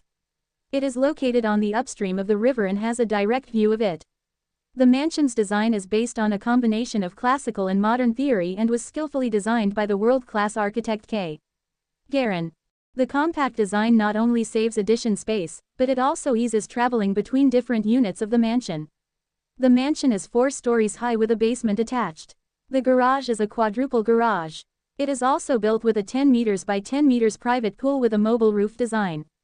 In the summer, it can be used for a pool party, and in the winter the roof can be closed to replicate a hot spring environment. The private garden in the front of mansion could be used for a barbecue party, which is the current trend of the upper-class society. The helicopter pad on the roof could be used for takeoffs and landings of small to mid-sized helicopters. The open balcony on the other side has a full view of the beautiful scenery of the river. Additionally, to ensure the safety and security of our homebuyer, our company has provided that the community's security measure is the highest within Wanghai City. This mansion's security measure, in particular, is the top priority for our security team. The value of this mansion is superb. The area is 2,100 square meters with a total cost of 240 million RMB. Listening to Xiao Mengying's pleasant voice, Jiang Chen carefully examined the details of the mansion. Very pleased with every aspect of this mansion. The security was top-notch, the geographical location was also not too far from the mansion. The more important thing was that this building was great to show off. Sha Xiu, what do you think about this one? Jiang Chen handed the documents to Sha Xiu. Not bad. Jiang Chen examined Sha Xiu's facial expression confusedly, he sensed that her mind was somewhere else. Do you not feel okay? Jiang Chen was concerned. A little. I want to go back now, Sha Xiu answered absent-mindedly as she suddenly stood up and walked to the door. Miss Sha, if you are not feeling okay, I can lend my car to my colleague and send you home, or to the nearest hospital. Health is an important issue, and please be careful. Seeing the inconvenient, personal leave, Xiao Mengying was glad, but she didn't show it on her face. Instead, she looked genuinely concerned. Thank you then. Sha Xiu didn't say no as she did feel a bit sick. Perhaps it was from this morning. But she didn't seem too worried. The greeter standing on the side took Xiao Mengying's car key and smiled at Sha Xiu before both of them left the VIP room. Mr. Zhang, if you are sure about your choice, I can accompany you to take a tour of the mansion, Xiao Mengying said as happily pressed her body against Jiang Chen's arm. Although usually a guarantee fee must be paid to do so, that was for the regular customer. For a VIP customer like him, it was not necessary. Jiang Chen hesitated before he finally nodded. Although he wanted Sha Xiu to accompany him to give him some advice, since she felt sick, that wouldn't work. She did look through the pictures and said it was okay. After taking care of this, I'll go visit her place. Although it is just a cold, no one is there to take care of her. Okay, let's go then. A delightful smile appeared on Xiao Mengying as she led Jiang Chen to the company's parking lot. Luxury vehicles were parked here for valuable customers. She gestured Jiang Chen to sit in the back of the car before Xiao Mengying also, in triumphant steps, walked to the other side and elegantly sat inside. The driver in the front started the car and smoothly headed to the road. A Mercedes-Benz costumed version. The back of the seat was very spacious with the front and back of the car divided with a blackboard. The window was also tinted which turned the backseat into a secretive area. The atmosphere was rather erotic. Especially when a beauty that sat beside you with her legs crossed looked at you with a dubious smile. Mr. Zhang, there's still 30 minutes before we arrive. Let's discuss something interesting. Jiang Chen noticed the seductive little tongue roll between her parted bright red lips. The pair of charming eyes has been particularly seductive under this intimate atmosphere. Oh, for example, Jiang Chen also smiled. He heard the implicit rules within the real estate sales industry. To get a higher commission they would provide special service to big customers, but he didn't expect to encounter it. For example, if you choose to pay the full amount, I'll bring a little surprise for you. The curvature of Xiao Mengying's mouth was teasing Jiang Chen. Oh, then this is something to look forward to. If you can make me satisfied, then I'll consider paying a guarantee fee. If I am happy with the mansion, then, of course, it is okay to pay the full amount. Jiang Chen's lips also began to curve upwards as desire began to show through his eyes. He never said he was a courteous gentleman. Since the hint was so obvious, why would he say no? Xiao Mengying's eyes lit up as she processed Jiang Chen's words. Guarantee fee would equate to strong intention in purchasing the mansion. It would be up to her efforts to convince the customer to make the final decision. Jiang Chen's a man of his words, right? Xiao Mengying teased as her beautiful eyes cast downwards and she left her seat. Jiang Chen finally knew why the design was so spacious. Xiao Mengying knelt in front of him as she seductively looked at him. She opened a compartment from under his seat and took out something small. To welcome your sir, I'll help you, sir, to clean up a little. He didn't expect her to be this straightforward. Xiao Mengying used her fingers to open Jiang Chen's belt and gently loosen it before she unzipped a particular area. How are you going to clean it up for me? Jiang Chen reacted to Xiao Mengying's hands, movement as he raised his eyebrow. Like this. Xiao Mengying laughed, teasing him. She took out a wet wipe and surrounded Jiang Chen's private area with both of her hands. It was a cold and soft sensation. The coldness came from the wet wipe, the softness came from the delicate hands of the beauty. Just like this? Jiang Chen asked dubiously. She smiled as she put her face closer. She looked up charmingly and tastefully licked her red lips with her playful tongue. And like this. The hot breath, the warm and wet sensation, Jiang Chen felt that he was surrounded by moistness and warmness. Xiao Mengying was satisfied with Jiang Chen's expression. With her eyes narrowed, she began to savor the delicious treat in her mouth. Lick, suck, and bite, with all her ability. Not only her skillfulness in eating ice cream, but Xiao Mengying's face of enjoyment also made Jiang Chen's scalp tingle. Even if he knew it was acting, who could last through a beauty's intoxicated expression? The scenery outside the window flew past as the presence of pedestrians and cars made both of them even feel more excited. Especially when it was not possible to see from the outside, but everything was so clear from the inside. Fast and furious. At the peak of climax, Jiang Chen held onto Xiao Mengying's head as he forcefully spilled his ice cream into her mouth, followed by her painful gulping sounds. The luxury car stopped in front of the community as the driver rolled the window down to scan the identification card before the bar slowly lifted up. Peering through the window, Jiang Chen noticed that all of the security staff were muscular and fit, equipped with electric rods. Although he didn't know the specifics of their ability, from the way they stood, he guessed that they must be retired soldiers. His suspicions were correct. The 50 security guards within the community were all elite soldiers who retired without any infractions. The property management's high reputation was certainly justified.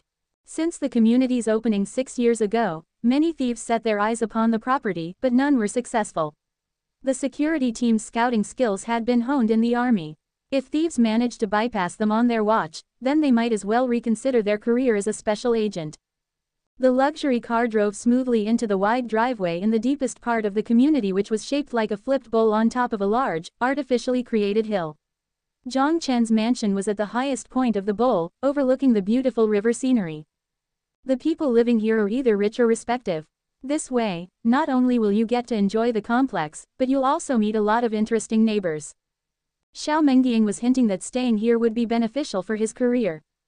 However, Jiang Chen didn't seem to receive her intentions as he flashed a smile at her carelessly. Career was one thing, but the living standard was more important. Without it, what was the point of having a high net worth? Since he purchased the mansion for his own enjoyment, the first priority was comfort. As for the rich and respectable neighbors, he had a feeling that they would come knocking soon enough. The car came to a smooth stop in front of the mansion door as Xiao Mengying quickly got out and opened the door for Jiang Chen. She scanned her card on the door, making the metal gate automatically slide open. Once registration is complete, the mansion's security system will update. You can even use the app our company developed to open the door. Of course, I recommend the special electronic key. Xiao Mengying smartly batted her eyelashes at him as she led the way into the mansion. Behind the European-themed wall was another world.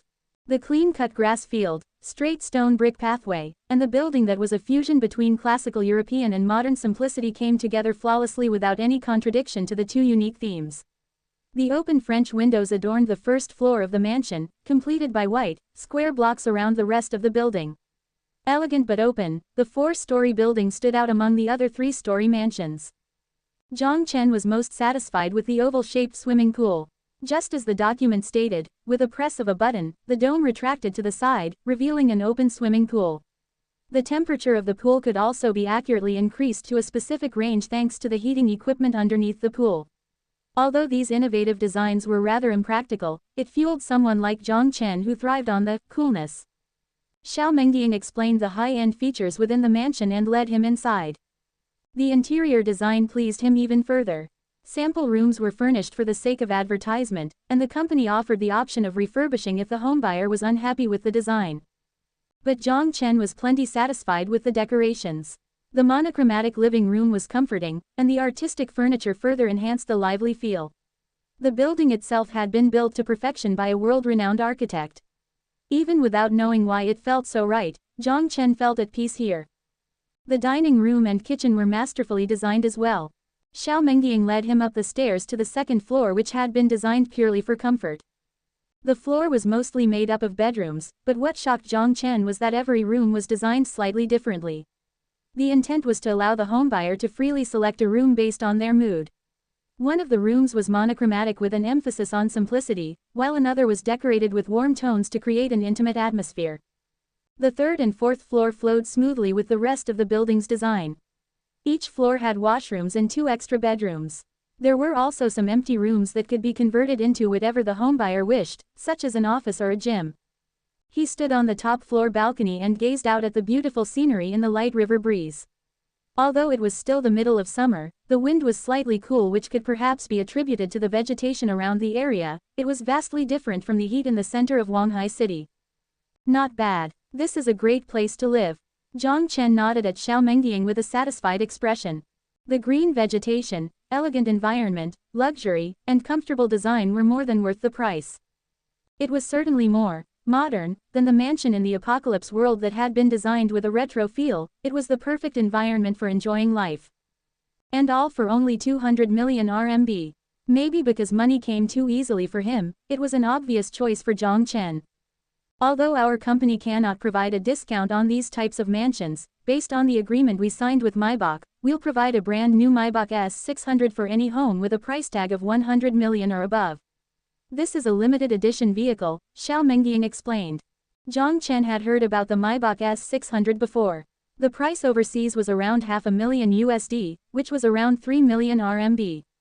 Of course, people who owned 100 million mansions would not lack this small amount of money, but it was a good gesture, and a gift seemed more natural rather than giving a discount as part of a sales strategy. Jiang Chen wrote the word, Jiang, on the contract, then raised his eyebrows mischievously as he dropped the pen. He smirked at Xiao Mengying's eager look. If I haven't tried before, how will I know if it is actually good? Xiao Mengying smiled charmingly, naturally understanding his meaning. Which room does Mr. Jiang want to sample? Whichever one Miss Sales Manager recommends. Hee, of course, words won't allow the gentleman to experience the design philosophy of the mansion. Please allow me to help you understand. Xiao Mengying smiled teasingly at him as she turned around and walked towards the stairs with elegant strides. The smooth curvature of her butt and body heated Jiang Chen's blood. Although it was a new mansion, everything was already included, such as the bedsheets. The bedroom door was slammed shut. Xiao Mengying was prepared and did not resist Jiang Chen's invasive moves. Her leg curled around Jiang Chen's waist as both of her arms came up to surround his neck before she passionately kissed him. Jiang Chen, of course, was delighted to accept Xiao Mengying's steamy invitation. He opened his mouth to let the small tongue twist and attack his own. Gripping the firm, attractive leg, he easily lifted Xiao Mengying with his 25 muscle strength. He pressed her up against the window, inducing a surprised yelp from her. People are going to see, Xiao Mengying said coquettishly as she gazed at him with pleading eyes. Despite her words, it was already wet where it mattered, and she didn't try to stop Jiang Chen. Instead, she lifted her gorgeous butt to fit Jiang Chen's positioning. Says no, but the body is truthful. Jiang Chen smirked as he pushed his ice cream inside. With a mansion like this, it was impossible to see inside, since privacy was an important aspect of the design. The green vegetation surrounding the mansions made peeking impossible. Xiao Mengying bit her soft, red lips as she willingly accepted Jiang Chen's furious acts. She twisted her body to match Jiang Chen's rhythm with eyes that gazed at Jiang Chen with tenderness and passion leaking out. Since it was a transaction, Jiang Chen didn't need to concern himself with the girl's perspective, he freely went at his own pace to seek enjoyment. The monstrous thrusting motions did bring joy to Xiao Mengying, but after an hour, the pace became painful. Is it still not over? Xiao Mengying pleaded with Jiang Chen with her eyes, but he did not slow down in the slightest. Can you not take it anymore? Jiang Chen adjusted his position to whisper into her ear. Xiao Mengying nodded, trying to gain his sympathy. Do you want to get someone else then? An evil smirk appeared on his face, and he belatedly realized that he was starting to act like Sun Jiao. Xiao Mengying immediately shook her head and threw away her pitiful act. Her delicate waist began to respond again to the thrusting motion. A 200 million deal. This meant the commission alone was at least 1 million, which was her salary for the entire year. It was also difficult to sell these types of furnished mansions. If she succeeded, it would prove her competence. The majority of real estate sales struggled to break the 10 million mark, but this single deal was worth 200 million. It would advance her career, and if she could enter management, she wouldn't have to worry about her youth. I don't care anymore. She, dreadfully, closed her eyes as she tried to respond to Jiang Chen's every action. Money was not easy to make. Even a night with a celebrity was not worth millions. Either way, this deal was worth it to her. Her legs began to feel fragile and she felt as though she would be torn apart, but if she failed to satisfy Jiang Chen, all of her effort would go down the drain. If she wasn't willing to bear the pain, there were plenty of others who would take it for her. Despite her colleagues' haughty attitudes, they were no doubt eyeing her sales manager position. Results ruled at Wanhua Real Estate. Whoever had the better sales record was the better fit for the sales manager position. The newcomer Fang Yuan was no different in that she was willing to do anything. Xiao Mengying heard from an acquaintance that this girl participated in a party with the young master of a gang to sell a house and played with 5 people. Who knew what this girl was thinking or what sort of emotions she had coming into work? But she managed to sell the house worth 10 million, successfully completing the sales requirement for the first year to continue working at headquarters. Compared to her, at least this is a lot easier. Xiao Mengying comforted herself, slightly frowned, and let Jiang Chen dash. By the time they returned to the car, it was already dusk. The driver stood smoking beside the car, but when he saw the VIP and his boss come out, he immediately extinguished the cigarette butt before opening the door for him with a courteous smile and bow. Being in the industry for so long, he knew what happened in that mansion between the sales manager and Jiang Chen, but it was not up to an ordinary person like him to judge. It was better to keep his mouth shut. The real estate industry was not clean to begin with, especially for a major player like Wanhua Real Estate. Jiang Chen got into the car first before Xiao Mengying elegantly sat beside him. The driver started the engine and returned on the same route. In the car, Xiao Mengying called her manager, and when they arrived, he waited in front of the door with the sales staff to welcome them. Although Xiao Mengying was similarly a manager in name, her position of sales manager had been specifically made to motivate the staff.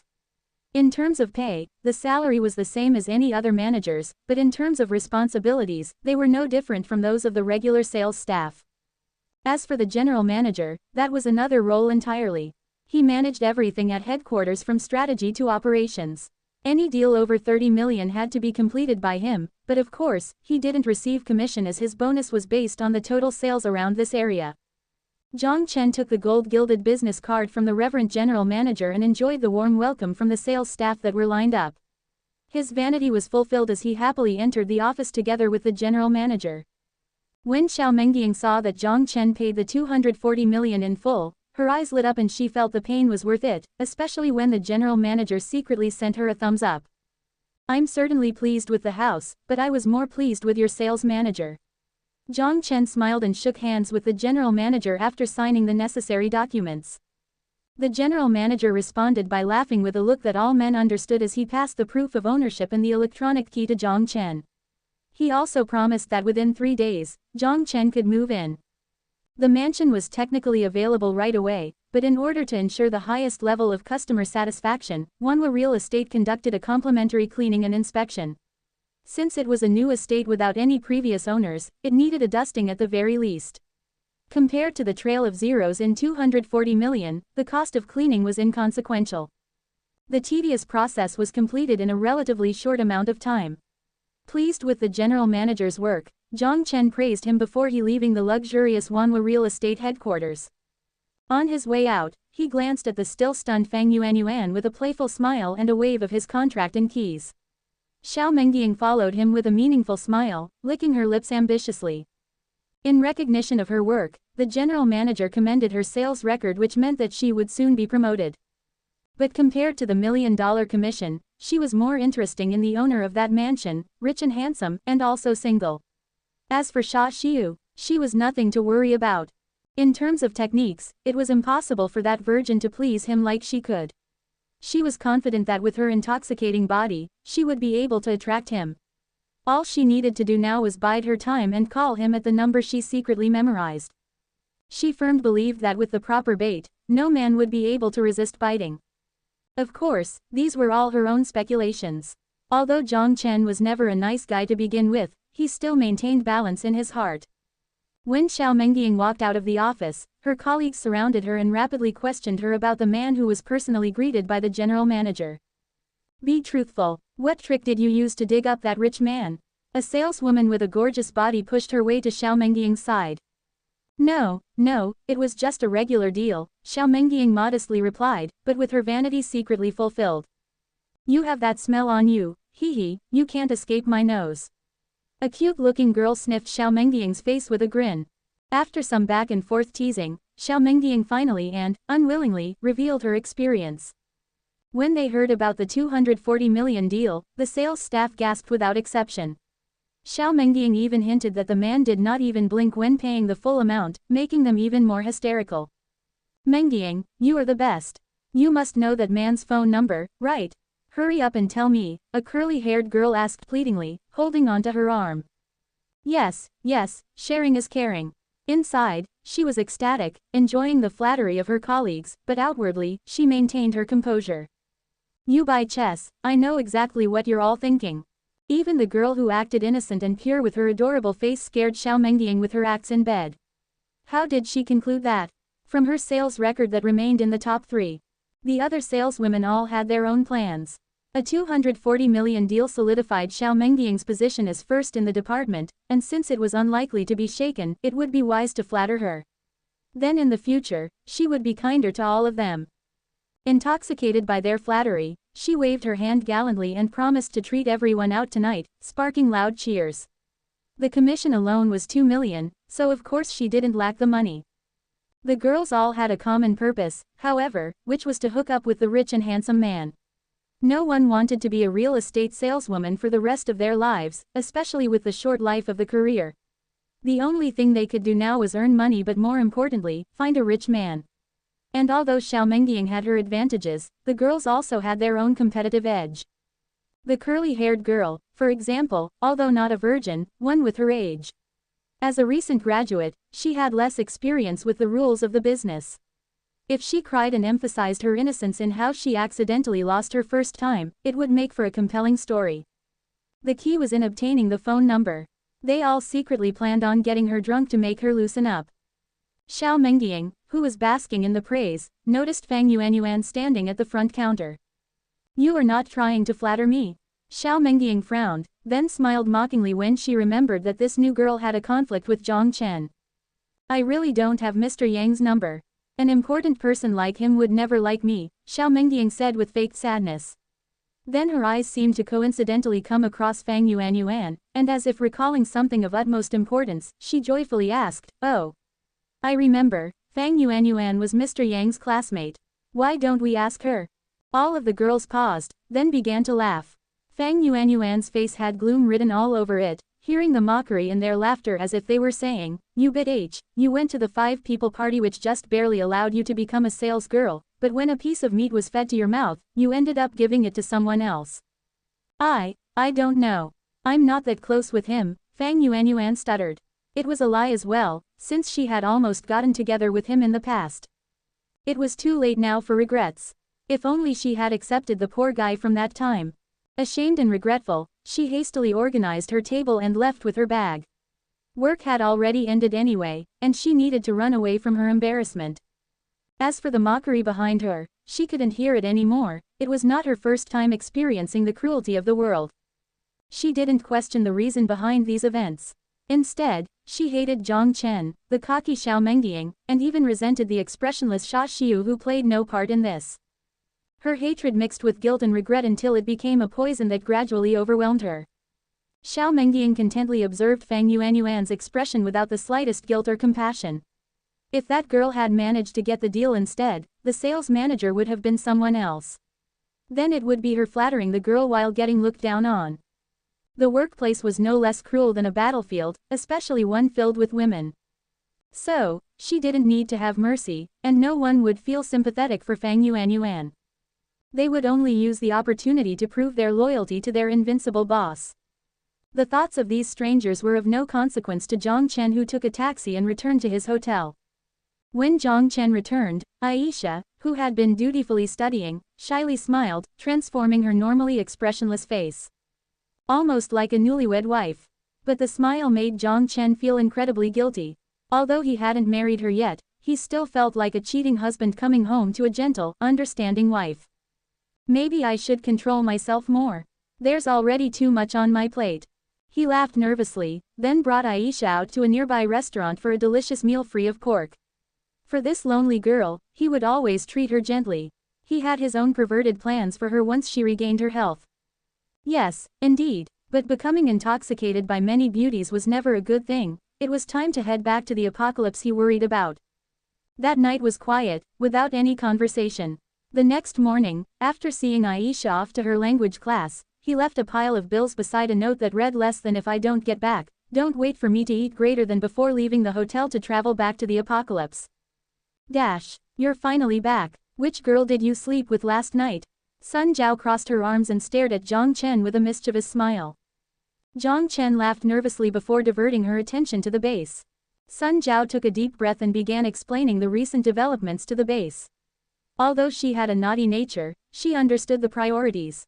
First, it was basic infrastructure. The base's wall had successfully advanced 200 meters in the direction of the underground sewerage, clearing out a plot of land the size of 2 football fields.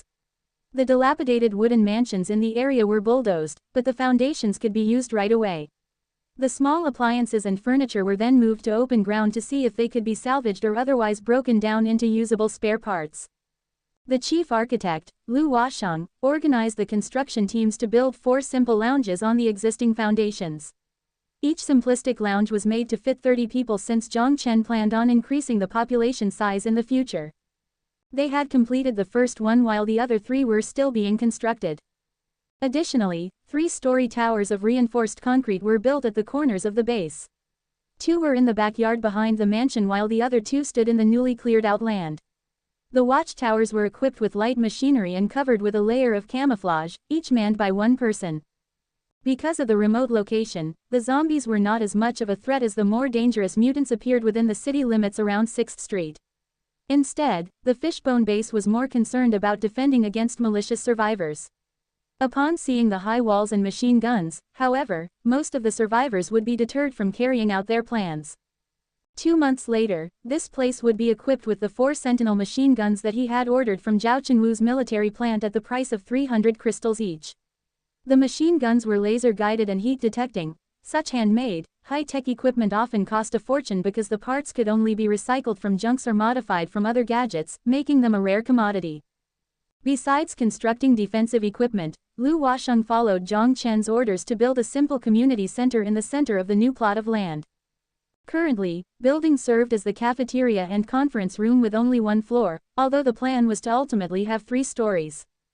It was fortunate that the automatic water treatment system in Wanghai City eliminated concerns of drinking water. The city's water supply system easily connected to the polyethylene pipe, and as long as there were no accidents, the artificial intelligence at the treatment plant would keep it functional. In terms of power generation, the electrician not only improved the solar panel Sun Zhao had set up but also installed an additional layer of solar panels on the roof. The base could now generate 30 kilowatts of energy per hour. With proper conservation, this was more than enough to sustain them. The extra electricity was then stored in a K1 battery the size of an oil barrel to provide power for the cold storage. As for the food Jiang Chen brought back, Sun Jiao had to order Lu Washeng to construct 2 large warehouses in the backyard because the quantity was so substantial. The warehouses were designed to have 2 levels. The first level stored non-perishable food, and beneath it, a basement was dug out to create an insulated space to store perishables. The space was equipped with the refrigeration system purchased from the Jiao Corporation back in early August. It made the entire basement become a glacial land, forcing them to wear several thick layers before entering. This was where the majority of the power was consumed, in maintaining the refrigeration systems of the 2 warehouses. After listening to Sun Jiao's report, Jiang Chen paused, then asked the foremost concern on his mind, how's the trade with the Jiao Corporation? The trade amount since early August amounts to 10,000 crystals, which is similar to the last trade. The exchanged supplies were all critical supplies that the base needed. For example, the refrigeration system, the battery, and other equipment, as well as firearms and construction materials. After the trades, there was a surplus of 2,310 crystals. Sun Jiao took out a tablet and pulled up the ledger, explaining each item thoroughly. Jiang Chen was shocked, discovering for the first time that she could act like a housekeeper. A smile crept onto his face. He previously thought this audacious girl only knew how to fight, but she also had a detailed side. Good, don't save on base construction. Use all of the crystals that you can. That's the best use for it right now. At the current stage, we don't need them as an energy source, we need the necessary construction materials and equipment, as well as life-saving weaponry. Jiang Chen nodded as he praised her for her work. Currently, his public image was as the representative of the Fishbone Food Corporation on a mission to establish a supply station. If he continued to buy construction materials without it, Zhao Chenwu would have grown wary. If all he said was that he had a trade route with an out-of-province survival base, it made sense to purchase materials locally that would be difficult to transport from far away. Yet with continuous concrete and steel purchases and construction of walls and houses, it became suspicious. If a corporation was truly headquartered in another province, some profit had to be transported back, right? If he couldn't find such an excuse, it would have been difficult to pull this lie through. The trade surplus had to be continuously increased to create the facade that profits were continuously being increased for the headquarters. This way, since the agreement with Zhao Chenwu was based on an inherent lie, it was important to make the lie look as realistic as possible. Sun Jiao became more cheerful after hearing his praise. She continued, another thing is that a survival group nearby had noticed us and attempted to contact us. Survival group? Jiang Chen frowned. Yes, but they're different from large survival camps like the 6th Street. Due to the relatively less dangerous environment and fewer damages sustained by their buildings, it only takes a few survivors to create an ample survival space. In the area around our base, there is a total of 57 survival groups, with the smallest comprised of 2 families and the largest with 20 or 30 family units. Of course, this is only a rough estimation. This many? Jiang Chen looked at red dots marked on the tablet, his frown even more pronounced. Survivor groups. If possible, he didn't want to engage them yet. At least before the base was equipped with a sufficient amount of combat power, it would be dangerous to contact these people. With the prodigious supplies he possessed, he had to be cautious, especially with strangers. In the apocalypse, there was no law. A piece of bread could trigger a murder, his base even more so with its ample food resources. Although the Jiao Corporation would not target Jiang Chen, that was because the president assumed it to be a supply station with the food coming all the way from the Fishbone Food Corporation thousands of miles away. If the ruthless Zhao Chenwu discovered that Jiang Chen was magically creating the food all along, the story would be vastly different. Different from Zhao Chenwu, the typical survivor would never understand the concept of not killing the egg-laying chicken. If they knew there was food that could last them for years in this place, they would immediately arm up and begin hostile attacks. While the survival groups acted harmoniously most of the time, even going so far as to occasionally contact the neighboring camps, once the topic of food and survival was broached, the deception would be torn down. And without any strength to defend, they would face an endless number of raids. The good news was that the survival groups all had similar bullet weapons, lacking any power armors, tanks, or anything more technologically advanced. Thus, they contacted them without showing any signs of aggression. The survival groups were also uncertain of why these individuals had suddenly built a massive base here. Essentially, they were guarding against the odd neighbor that had come out of nowhere. Following this, Sun Jiao enforced a number of measures to protect the safety of the base.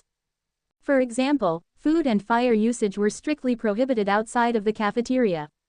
All windows had to be shut when eating. This was to prevent spies from knowing about the existence of their food storage. At the same time, Sun Jiao clearly rejected survivors who requested entrance to the base.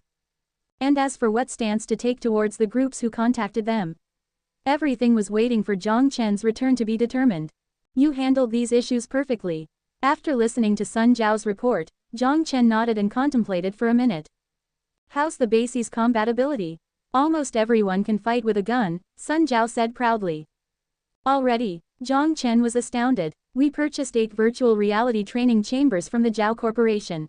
I believe they said that the pack used this to train civil soldiers. It's fairly common at the 6th Street where they have some stockpiled in their storage. After hearing that we didn't have any, they sold it to us at a discounted price. Take me there to have a look. Jiang Chen was extremely interested and curious to understand the virtual reality training chamber's functions. If possible, he wanted to bring one and use it as a first-person shooter simulation to practice his combatability. Sun Jiao smiled at Jiang Chen's excitement as she led him to the community center. The training chamber was designed with futuristic designs and fluidity. Jiang Chen touched the smooth surface, unable to contain the thrill. Sun Jiao began to explain, this model was produced in 2140 as one of the early models of the virtual reality training chamber. Despite that, its functionalities match those of the later civilian educational models. Deep submergence into the training chamber allows human memory to operate at peak performance and also enables the bodies to perfectly synchronize with the learned motions. Because death in training is just a game over, many high-risk training activities can be completed in virtual reality. Although obviously, the physical body still has to be conditioned in the real world. Physical conditioning can be solved through the genetic vaccine. Jiang Chen nodded, pleased with the explanation. Right, that's why I included 50D level genetic vaccines in the purchase order. All of them were injected, allowing the base's combat power to become slightly stronger. Jiang Chen and Sun Jiao were both injected with the C-level genetic vaccine, but due to their scarcity, an order of 10 was reasonable, but 50 was not. Since the vaccine was not commonly purchased, it was not produced in large quantities, so she decided to purchase the relatively cheaper, lower-grade D-level genetic vaccine. The only difference between the C-level and D-level was a 5-point stat difference, but it didn't limit the body's potential. Usually, even an E-level was more than enough. For example, the majority of the civil soldiers stationed in the outer circle of the 6th Street were injected with E-level genetic vaccines. Some only had the antivirus vaccination since the possibility of close-range combat these days was nearly zero. Suddenly, Jiang Chen had an idea. Is it possible to use this thing to study something else, like a language? It would be useful in teaching Aisha. Combined with the genetic vaccine, he could train a beautiful bodyguard and driver. The loyalty of Aisha was definitely not a concern, but Yao Yao could change the training program's weapon level to 150 years ago to solve any inconsistencies. Sun Jiao was confused, not understanding Jiang Chen's purpose in asking but still nodded. In theory, yes, the training chamber was equipped with a standard studying function since memory operates at its peak in a deep sleep. I learned this growing up in a survival base. But studying languages, is this useful? Survival Base 71's education system was mostly based around virtual reality training chambers, high efficiency and ease of use. But as for studying languages, even most of the foreigners left behind in Wanghai City had learned Han already. It'll be somewhat useful. I'm planning on bringing one back. Jiang Chen nodded, not bothering to hide his actions as he stored the training chamber into the storage dimension. He would give it to Yao Yao to adjust. He also took a few of the remaining genetic vaccines with a specific purpose in mind. Aware of his secret, Sun Jiao was no longer shocked by the magic, but she conscientiously swiveled her head to make sure that no one else saw. The training chambers are powered by crystals, costing around 1 crystal every 10 hours. Although it previously used electricity, after the apocalypse, it became difficult to supply such a significant amount of power that way, so the 6th Street engineers converted many of the machines into using crystals. After initiating the program, inject an ample amount of nutrient supply. I use a ratio of 10 crystals for 50 kilograms to purchase 4 kilograms worth of ingredients. Add 1 liter of water to 0.5 kilograms of ingredient. Understand. Jiang Chen scratched his head as he stored the 4 bags of ingredients into the storage dimension. While each bag was only the size of a pillow, the density of the particle-like ingredient was extremely high, making the 4 bags weigh an astounding 1 ton. Then, he changed the topic to external affairs of the base. If the 30 survivors in the base have already completed military training and can protect the base, then why don't we start the next step? Oh, Sun Jiao was drawn into the conversation and waited for Jiang Chen's directions on their future path. Establish a temporary trading station in front of the base and sell compressed crackers to the survival groups, and also allow for the exchange of crystals. He smirked. It was time to get the survival groups involved now. But exchange for what? Sun Jiao didn't quite understand. Electronic parts and construction materials, as long as the base has a use for it. It's not too difficult to find these items in wreckages, so go ahead and price according to the 6th Street standard. We don't have to care how much we earn as long as those people work for us. Once they grow to depend on us, and their weapons can't pose a threat to us, we won't have to worry about their ill intentions. I believe that after some time passes, some small survivor groups will want to join us. Small, independent groups had no need to trust each other and would pose no threat of banding together into an alliance against the Fishbone base in the future. If they had the ability to gather in the first place, they would never have been suppressed by mutants, zombies, and bandits to this extent. Instead, they would have developed into a massive force like the 6th Street. The goal of most survival groups was survival, and their desire to expand and attack were much smaller compared to large organizations. But these people are difficult to control, Sun Jiao said, unsettled. These survivors were different from the slaves on the base, they had no slavery microchips. That won't be a problem, Jiang Chen smiled, as long as we promote the people with absolute loyalty to management positions. They are the heroes for building the base, so we can't let them remain as workers. Of course, this is only a strategy. For now, we can't allow them to enter the base. All trade must be made at the front gate, and every once in a while, cease the trade to create the illusion that we don't have many supplies. Sun Jiao immediately understood what Jiang Chen meant. The 30 people would gradually assimilate with the foreigners. Also, next time, order another group of refugees. Before we accept anyone from the outside, we need to expand our population base. Let's set it to 60 people, and compensate Zhao Chenwu with 30 crystals. We can't always ask him to be the kind person, so we'll give him some benefits in the people trading business, Jiang Chen added. The last time, Zhao Chenwu did them a favor and provided Jiang Chen the people at no cost, but it was too stingy to expect the same again. The business relationship had to bring mutual benefits in order to establish a healthy relationship. And if Zhao Chenwu continued to sell people relying on his political power, he risked impeachment. If one group of slaves could bring him at least 10 crystals of profit, he would be very interested. Looks like you haven't forgotten about all of the matters here. I apologize for blaming you. Sun Jiao saw that all of the important matters were taken of and returned to her usual audacious, naughty tone. She approached Jiang Chen and played with his hair. Of course, this is my home in this world. When Jiang Chen and the flushing red Sun Jiao left the training room one after the other, it was already noon. He brought Sun Jiao back into the mansion as he saw Yao Yao, who he hasn't seen in a while. This tech genius stayed in her room everyone to study the highly advanced computer theory which made her already pale skin even whiter. But this little loli did grow compared to when they first met, the previous small dimple now required a bra. The bony face without much fat now appeared more rounded which made her look even more adorable. Yao Yao was obviously excited to see Jiang Chen as she was no longer her conservative self and directly dived into Jiang Chen's hug. To be frank, he hasn't been back in a while. He admits that he had too much fun in the other world. Yao Yao, who spent every day and night thinking about the nice big brother, gently pressed her face against his chest. She smiled and rubbed her head. Watching Yao Yao's adorable look, a smile appeared on Jiang Chen's face as he lightly touched her wavy hair. Don't be mistaken, he really was not into loli, the purity of her smile just made everything feel natural. As long as he hugged her, his stress and anger faded away. However, they ignored Sun Jiao standing beside them. The possessive Sun Jiao gave both of them a dirty which made Yao Yao jumped away, not knowing what to do.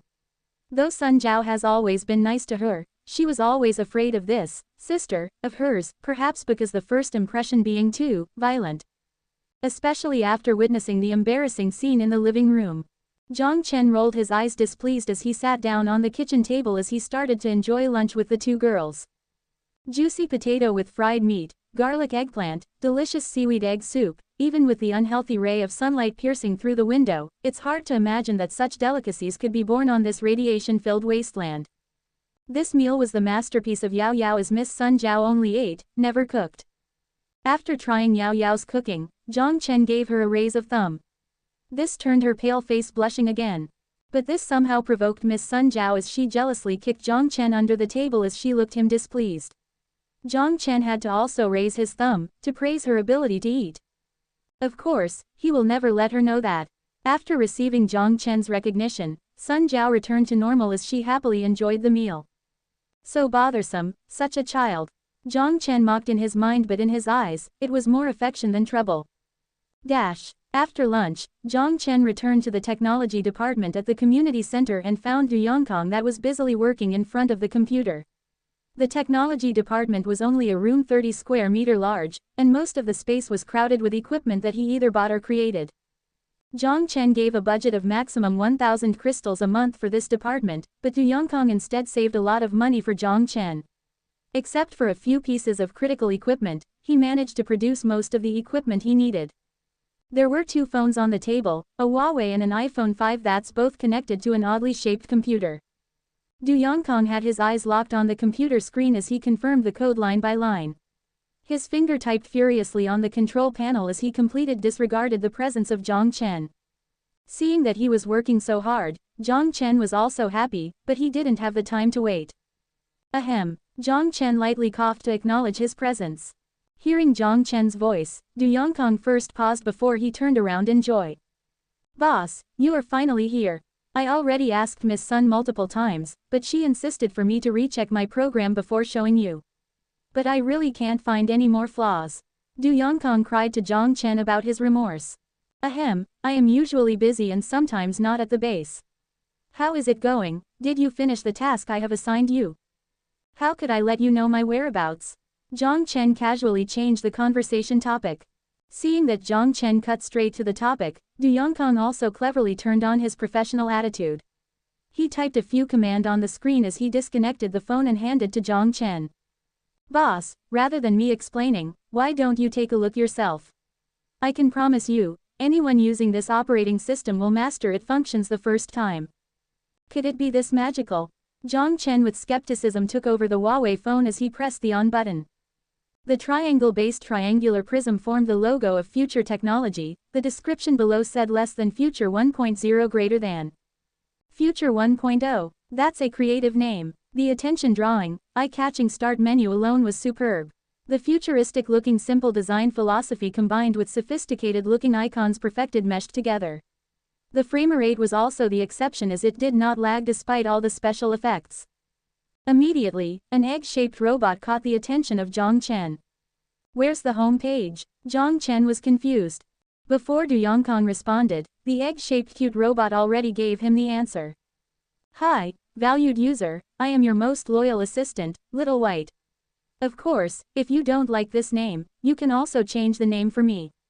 The lively-looking robot did look adorable. A curve appeared on Jiang Chen's mouth as he continued to listen to the explanation. If you need to call out the menu, you can just tell me. Or, you can touch my belly to achieve this function. Little White blinked its eyes as he patted his belly. Jiang Chen poked his stomach as the egg-like robot suddenly jumped up and brought down a blind from the top of the screen. On the blind was a list of applications. If you need to open an app, selecting through the menu is an option, but I recommend Master to directly tell me. Little White hid in the bottom left corner of the screen as he said while blinking. Ahem, if you think he is annoying, you can also open text mode by telling him. Du Yongkang added. It was clear he is proud of his work. No, this is interesting. But in the circumstance where volume should be limited, text mode will be useful. Jiang Chen nodded as he said to Little White, open map. Yes, Master. As soon as his voice died, the map appeared on the computer screen.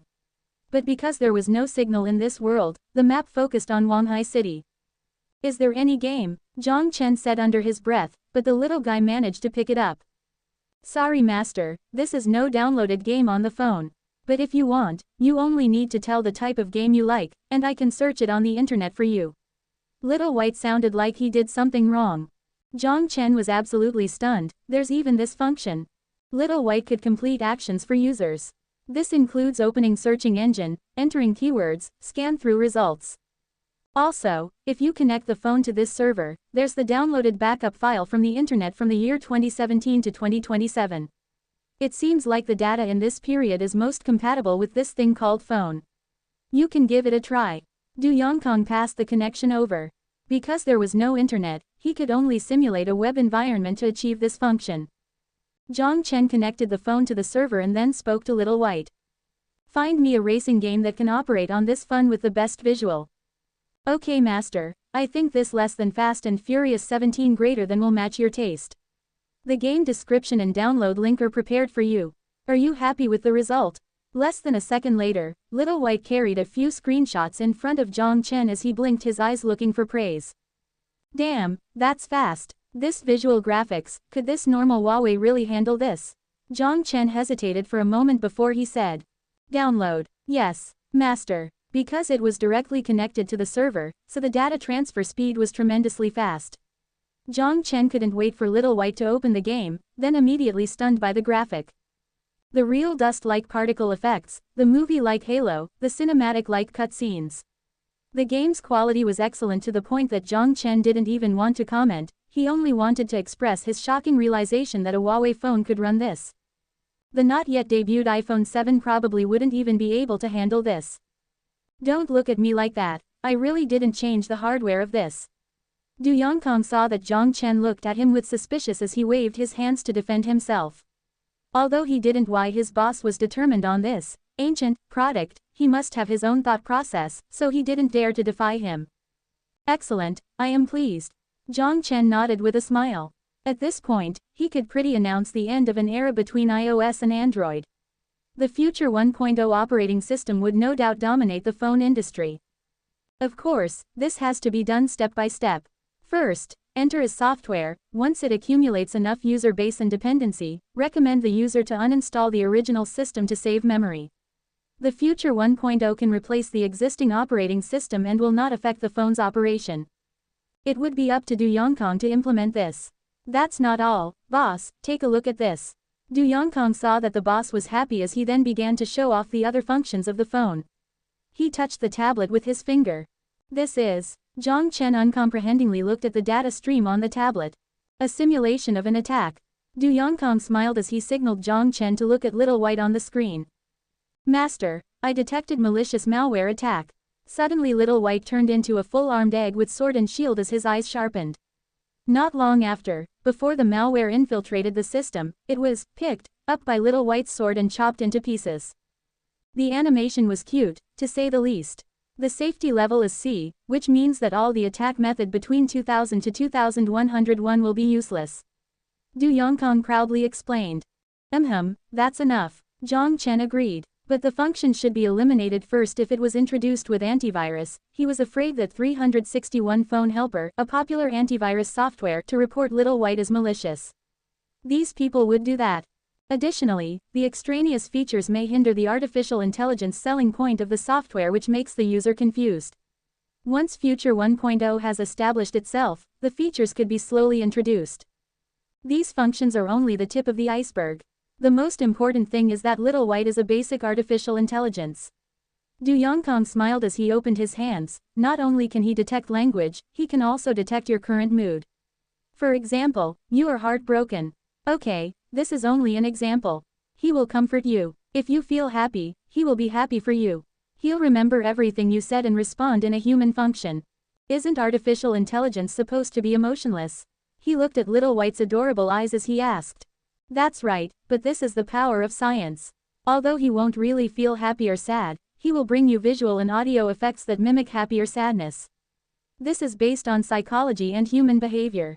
To put it in simple words, everything you said is stored in a database, and based your conversation in an algorithm, Little White will respond according to the situation and history. This is basic artificial intelligence. You wrote this? Jiang Chen was shocked. No way. Du Yongkang forced a smile. This is 21 years of work of tens of computer scientists and psychologists. All the latter artificial intelligence is based on that database. Although intermediate artificial intelligence evolved through this data, because of the Less Than Artificial Intelligence Management Act greater than, all the research stopped. So the most common version still in the market like Little White that's still depended on an external database. So you are saying that, if I am chatting with him, I just hear predefined quotes. Jiang Chen had an odd impression as his face. He used his finger and ticked Little White's stomach on the screen. You can say it like. But I guarantee you that if it wasn't for me to tell you the secret behind it, you could chat with him for the rest of life and still think he is pet full of emotions and not lines of code. Du Yongkong nodded. Technology is truly a magical thing. He didn't dive into the issue further. What about this? Jiang Chen picked up the iPhone. The compatibility is flawless. Although this piece of electronic is also ancient, it is a bit better than the other one. Future 1.0 is perfectly operational on both. Excellent. Jiang Chen patted Du Yongkong on the shoulder as he waved his hands. From now you'll be the head of the technology department at Fishbone Base. You'll now receive meatcan every day. Although he didn't even know what the department exactly was. Thank you, boss. Du Yongkong was so excited that he almost kneeled down. He was almost about to hug Jiang Chen's leg before Jiang Chen shivered and stepped away. Ahem, like I said before, do a great job, and I won't let you down. Then Jiang Chen ordered Du Yongkong to limit some of the functions to meet the actual demand. The work was quickly completed as the app size was trimmed down. Under Du Yongkong's sincere gratitude, Jiang Chen proudly retook the USB drive to the mansion. He couldn't wait to go back to the modern world. Future technology's development needs some adjustment. With this groundbreaking operating system, or software, for now, he was confident that he would make the name echo not in Hua, but also around the world. Jiang Chen stood in front of Sha Xiu's door. Just as he was about to ring the bell, he paused his finger in midair. Seems like every time I come it is during the night. He shook his head and pushed the weird thought out of his head, as he rang the bell. But after waiting a while, no one came to open the door. The light is on. She should be home. Is she annoyed that I come so late every time? Jiang Chen forced a smile. It was nowhere intentional, but the timing just worked out to be this way. He spent the afternoon with Sun Jiao and Yao Yao before coming back to the modern world. After having dinner with them, he brought the USB drive over. Because the office was still being renovated, the employees only consist of Sha Xiu, so she worked from home. After pondering in front of the door, Jiang Chen scratched his head. Since he was already here, it wouldn't fit his personality to just go back. He thought about it, before pulling out his phone. Call Sha Xiu's number. Okay, master. The phone immediately called out. It didn't take long for Jiang Chen to get used to the clever little white. He only needed to move his mouth to finish any function on the phone. The phone rang for around 20 seconds before it finally went through. Hello, a weak and hoarse voice came from the other side. Are you okay? Why do you sound so weird? Jiang Chen quickly asked with a frown. Nothing, cough, I just feel a bit tired. Sorry, I fell asleep and didn't notice your call. Sha Xiu touched her, burning her forehead as she said with ambiguity. I am outside, open the door for me. I'll bring you to the hospital. Jiang Chen left no room for argument. Why did you come at night again? Sha Xiu's weak voice had a hint of confusion and alertness. Of course I needed to talk about some things with you, but let's not worry about that. I am worried about your condition. Open the door for me, and stop asking. Jiang Chen anxiously said. If she became unconscious, it's going to be problematic. After what seemed like a long wait, slow shuffling noises finally resonated on the other side of the door, and the doorknob turned. But when Jiang Chen saw Sha Xiu, she scared him. Her pale face nowhere resembled the independent woman she was. She looked weak and fragile. What's going on? Jiang Chen immediately held onto Sha Xiu, who was about to fall. He hasn't seen her for one day, and she became this sick. Sha Xiu bit her lips as she looked at the hand that was holding her. She didn't want to open the door because she was so vulnerable. If Jiang Chen had other motives, there was nothing she could do. But what she didn't consider was that if he really had other motives, she would be vulnerable regardless of her condition. Perhaps it was an impulse, but her perplexed feeling defeated her awareness for self-protection, which made her open the door. The moment when she saw Jiang Chen's face, she suddenly felt calm. Fu Kei, it's burning. Jiang Chen touched her forehead as the high temperature made him jump. No, something is definitely wrong. I'll take you to the hospital. It's too late, I'll eat some medicine and sleep through it. Although she hated cursing words, she had no energy to ridicule him. No, listen to me, Jiang Chen rejected her right away. In a state of shock, Jiang Chen picked her up Princess Carrie style and walked downstairs. Xia Xiu gently bit her lip and felt the warmness around her body, as she tried avoiding his eyes. She thought she would fight back, but the strange thing was that her first reaction was calmness. Maybe she didn't realize that, subconsciously, she didn't mind the forceful move. The always emotionless face was just a bad camouflage for herself. When Jiang Chen picked her up forcefully, it made her heart beat faster, and she felt anxious. Or, it was a sense of security. The same odd feeling came back again. Xia Xiu closed her eyes, still not accepting it. Jiang Chen carried Xia Xiu downstairs and disregarded the curious and concerned looks of the people around them. He opened the car door, helped Xia Xiu into the passenger seat, and put the seatbelt on her before getting in. Your new car. Xia Xiu weakly leaned against the car seat as her chest pumped up and down. Maybach S600, a gift from buying the house, Jiang Chen casually answered and started the car. What kind of house would give a car as a gift? Xia Xiu was curious but didn't have the energy to ask. I told you that if you didn't feel okay to call me. Look at you now, Jiang Chen said as he steered the wheel. I can just eat some medicine, there's nothing to worry about. Although her voice sounded like she didn't care, she felt warmness surround her heart. Hee, you say this is nothing to worry about. You are almost unconscious. You live alone, and no one is taking care of you. If I didn't have something to talk to you about today, no one would know if you became unconscious. Your body probably would stink before someone discovered it, Jiang Chen said sharply. Well, you are here right. Xia Xiu pouted but stopped all of a sudden. She was surprised by such a girly act. Looks like the fever is making me confused. Xia Xiu gently touched her forehead and felt the burning sensation. The scenery flashed across the car window as silence ensued in the car. Although he just got the car, he drove it skillfully. Probably had to do with his 29 reflexes. But because they were in the city center, it was not even that fast. I am sick, why do you care? After a long silence, Xia Xiu abruptly opened her mouth. Of course I care. If you are sick, who is going to do the work? Jiang Chen always believed in being a leader who only asked others to do things. If she was sick, why would he not be worried? There may be other reasons, but he still hasn't figured them out. But Xia Xiu seemed to have interpreted it as something else. Silence ensued again. Maybe it was the fever, but her face was abnormally red. They soon arrived at the nearest hospital. Jiang Chen parked the car and immediately ran to the other side to open the door. But when he was about to use the same gesture to carry Xia Xiu, she stopped him.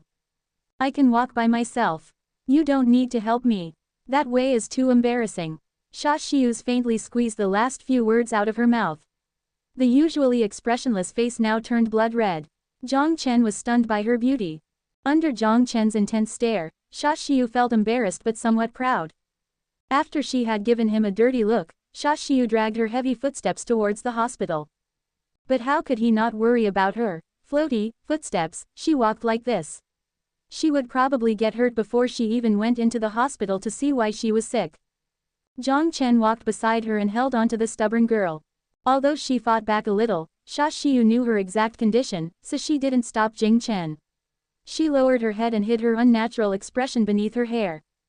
The nurse on duty saw Xia Xiu's condition and immediately walked up to help.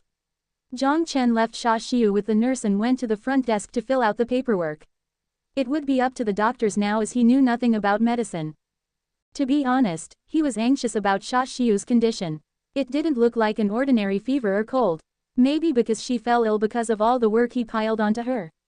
Jiang Chen felt guilty about this. Especially when they were buying the house, she was already feeling a bit sick. But he didn't immediately bring her to the hospital. Instead, he was having fun. Maybe it's time to control myself. With his arm pressed against his knee, he wandered into deep thought. Although worried, it would be useless to just wait around. He sat on the hospital chair, feeling bored before he took out his phone. He checked his WeChat to see that Lu Yao had sent him a message. For the energetic third-tier actress, Jiang Chen was happy to chat with her. If he was freer, he didn't mind hooking up. But he has been too busy recently, so he rejected the rather straightforward invitation. The movie he promised her would happen since money was not an issue anymore. To be truthful, it was fun chatting with this girl. His guilt and anxiety quickly faded, as a smile appeared on his face. Time passed by quickly on the phone. Hello, sir, are you Miss Xia Xiu's husband? A doctor pushed open the door and approached Jiang Chen. No, I am her, friend. Jiang Chen put his phone back and stood up. Miss Xia Xiu only had a normal fever, but it was untreated for too long, so the condition is a bit serious now. I recommend you go to the front desk and register her stay at the hospital. The doctor cut straight to the point and handed the bill to Jiang Chen, motioning him to go to the designated window.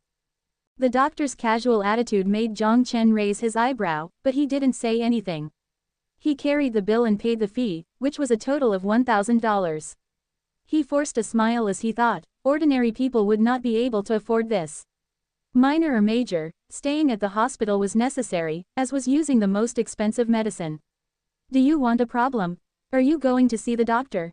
Since there are so many people here, there's never a shortage of patient. Compared to real estate, the demand for education and healthcare was more steady and reliable. If they really wanted to turn the public sector into a private business sector, the potential gain would be greater than the real estate industry. Though of course, now money meant nothing to Jiang Chen. He then walked into the ward, grabbed a chair, and sat beside Xia Xiu's bed. Sorry for troubling you. Xia Xiu's eyes were half closed as she squeezed a sentence through her lips.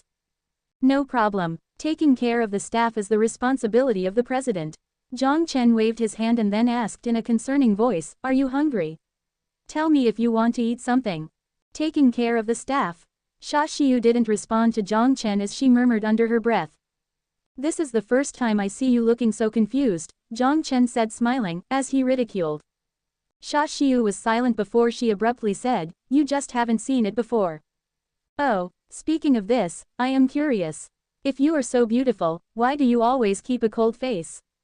I am tired. Xia Xiu closed her eyes and ignored his question.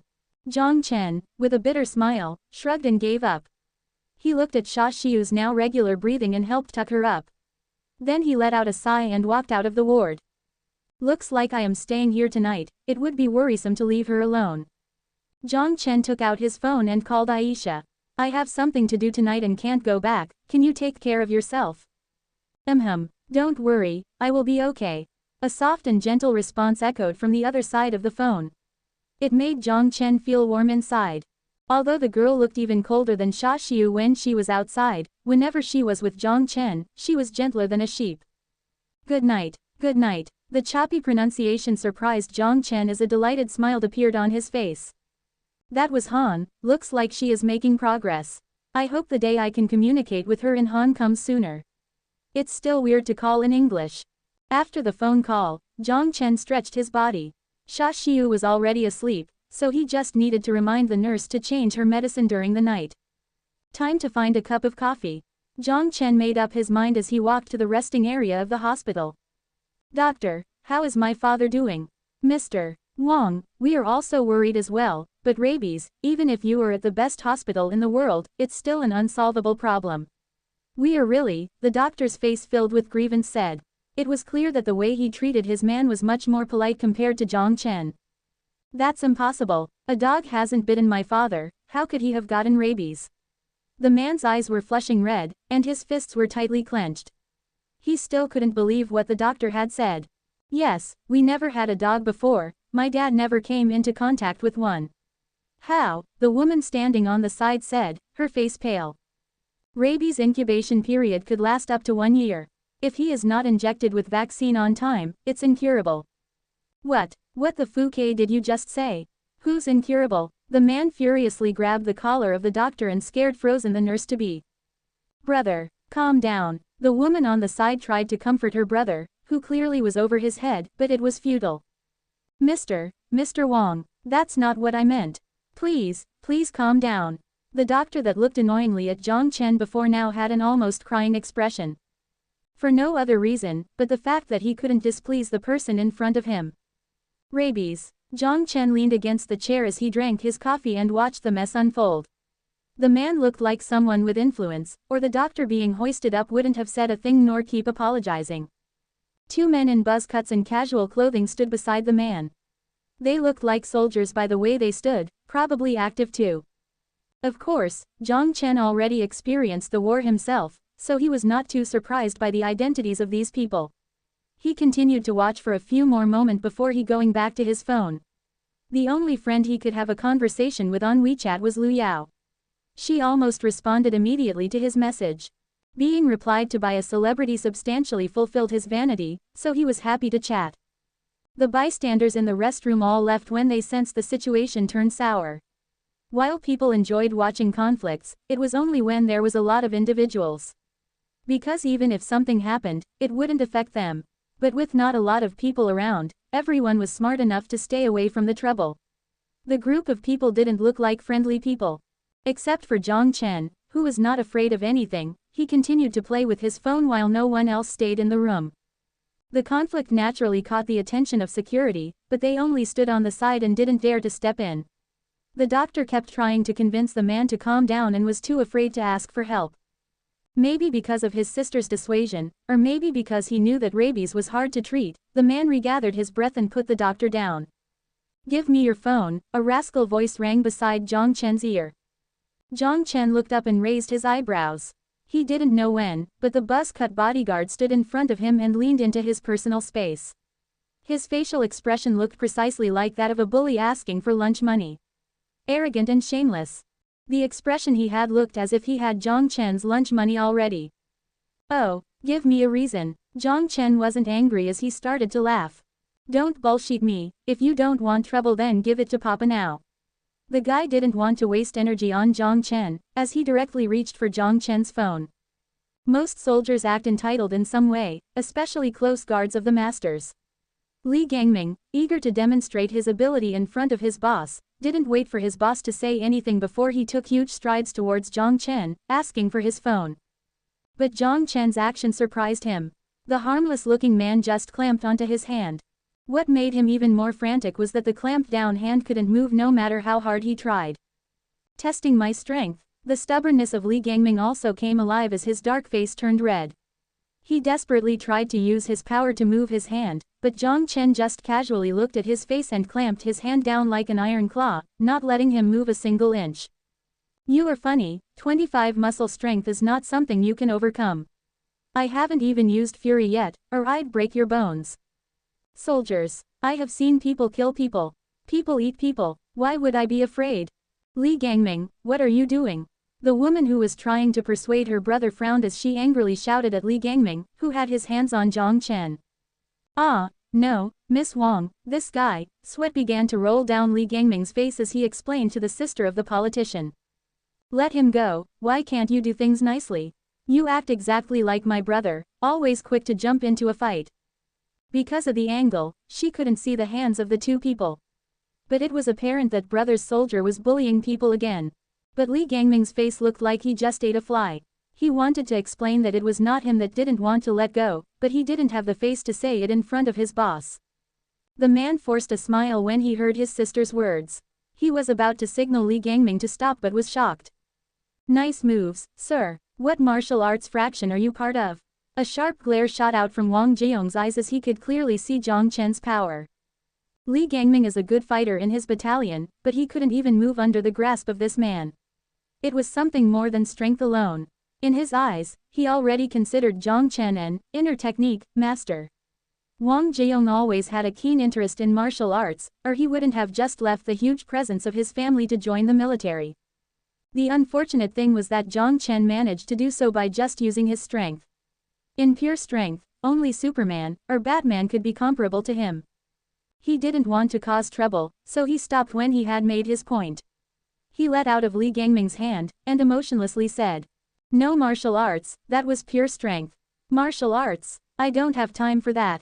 But in Wang Jiong's eyes, Jiang Chen's casual and carefree expression resembled a martial arts master. "Impeccable strength. Sir, are you interested in joining the army?" Jiang Chen's face twitched. "I am already a billionaire. Am I dumb or are you dumb for me to become your soldier?" His eyes moved as he thought about how he should phrase his words. "That's okay, I am used to the free life. Brother, are you out of your mind? Father is still lying there. Why is it that every time you see someone who can fight, you want to ask them to join your army? I can't believe you." The energetic girl frowned at her brother as she said worriedly. Wang Jiang's face also turned sour as he thought about his father. His body was perfectly fine, and suddenly he got rabies. Please don't let this bother you, my brother is just an inconsiderate guy. His head is messed up because he watched too many wushu shows at a young age, the girl said while poked her brother's arm. She then lowered her head to apologize. Li Gangming was only worried that you took a video. You know the internet is a scary thing. If something was uploaded onto the web, it might affect brother's progression. So. The girl looked at Jiang Chen with a serene smile. Although Li Gangming on the side had acted like a bully most of his life, it was based on the context he could win. Now that his boss's sister already apologized, if he continued to act tough, it would be rude. Resisting the soreness on his wrist, Li Gangming put his fists together and apologized to Jiang Chen. Jiang Chen smiled as he never intentionally looked for trouble. Since they already said sorry, he happily accepted it. He opened the photo album on his phone and waved it in front of Li Gangming's face to prove that he didn't take any photos or videos. Seeing Li Gangming nod in confirmation, the reasonable and graceful miss expressed her gratitude again. The small conflict was resolved with ease. At the same time, the straightforward man abruptly opened his mouth and said a sentence that made Jiang Chen want to laugh. Sir, do you have any way of treating rabies? Could I treat rabies? Do I look like an old Han medical doctor to you? Jiang Chen with an odd expression touched his face. Brother, are you crazy? His sister, standing beside him, face-palmed as the doctor and nurses also gave off helpless expressions. Even Li Gangming's face twitched. Jiang Chen guessed that this guy must have wanted to laugh, but didn't dare to do so. But Wang Jiang gazed at Jiang Chen, full of expectations. As if he was certain Jiang Chen would know a way. Rabies. A smile full of meaning appeared on Jiang Chen's face. Rabies actually was not a problem to him. For the 21st century medical practices, it was an incurable disease, but it was easily solved in the 22nd century.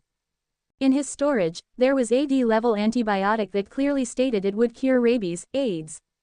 He purchased it the first time he went to the 6th Street after he injected the genetic vaccine. Even after Sun Jiao told him that after the injection of the genetic vaccine, his body would be resistant to most of the diseases, he decided to buy it because it was cool. I understand the rationale, but I just want to buy it because I haven't heard of the existence of a godly medicine. It's not like I lack crystals. He forgot that he had it in his storage dimension, or else he would have given it to Xia Xiu, saving the trip to the hospital. What's your name, sir? However, seriousness showed on Wang Jiang's face. Or the expression of grasping onto the last straw. Although Western medicine could not cure rabies, his fantasy for wushu made him believe that a secret cure was out there to cure the incurable disease. Wang Jiang was always this straightforward. He would immediately do something even if it did not go through his head. Normally that would have been rude and unreasonable, but now he seemed filial. But the secret cure didn't exist. If it did exist, then their ancestors should be awarded a Nobel Prize. The medicine was in the storage dimension. But Jiang Chen was hesitant. Should he save the person? Or how should he save the person? Jiang Chen. He first introduced himself. My name is Wang Jiang, this is my sister Wang Xinren. If sir you know any masters that could save my father, I'll do anything to repay the favor. Wang Jiang held his fists together and greeted. Jiang Chen looked troubled as he pondered. It was clear that Wang Jiang is an important military official. From this bastard's attitude, he didn't just depend on himself to climb the social ladder. Then it must mean his father is extremely influential. Jiang Chen now had no support in Wanhai City. Although he has the money and the guns, if he did get himself into trouble, it would be problematic. Running to Los Santos was not something he wanted to do soon. Who knows if that crazy guy solved his own issue yet. He considered that his wealth could attract potential wrongdoers, and so he actually did try to make some friends within the political circle. Regardless of the method, he must find a way to establish a relationship. Or else, if he created some unique and someone forcefully took over, he would have nowhere to reason. Since the political situation in the country was like this, he must play by the rules. What kind of favor was greater than saving a life? This was a great opportunity. A pillow just when you needed it the most. Jiang Chen was moved, but he still needed to think of a way to make this story sound more believable. Wang Jiang looked simple-minded, so he should be easy to convince. But his sister seemed to be intelligent and hard to fool. If he just took out the medicine, it would be hard to explain. The authenticity would also be questioned. This is troublesome. Even when trying to do something, Nice, there were still a lot of aspects to consider. Jiang Chen smiled bitterly. Brother, do you want someone to find an ancient natural remedy for you to cure father's sickness? Wang Xinren was speechless with his brother's intent.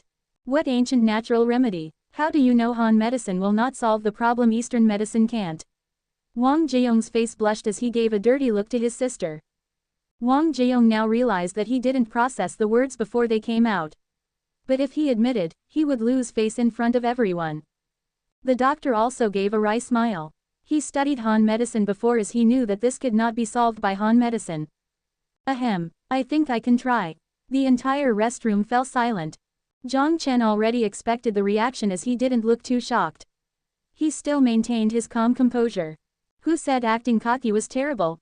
That's impossible. The doctor, whose collar was held, opened his mouth in disbelief. He looked at Jiang Chen with skepticism. If someone could cure rabies, that's enough to win a Nobel Prize. Too bad I am not interested in fame. Jiang Chen shrugged as he looked at Wang Jiong. Of course, I don't need you to repay me anything. I have a company myself, so I don't need money. As to why I am helping you, it's because I have a father too. Wang Xinren skeptically looked at Jiang Chen. Different from her incompetent brother, she was a top student at Wanghai University. Although she studied media, which is unrelated to medicine, she still had basic common sense. Can you cure my father? Let me be straightforward, my dad is Wanghai City's general secretary, considered the most influential person in a municipal government. I understand your emotions towards your father, but that doesn't mean I have to accept this suspicion. If you choose to not believe, just say no. Jiang Chen shook his head. I am doing this out of the good of my heart, and I don't need you to repay me. But I hope you do know, standard medical procedures would not cure rabies. When he finished, Jiang Chen looked at Wang Jiong. Wang Jiong raised his eyebrows in deep thoughts. Should I try it? Sister and doctor's words made him hesitant. What if Jiang Chen was a liar and killed his father? Wait, even if he didn't, rabies was an incurable disease. Rather than waiting for death, why not try it? He had thought about it before making up his mind to take a gamble. He was someone that cared deeply about his parents. Since the reason he can act so recklessly in Wanghai City was due to his father's influence. If his father were not here to cover for him, he would have died so many times already. I believe you, I hope what you said is true. Wang Jiong sincerely nodded. He then gazed at Jiang Chen with seriousness.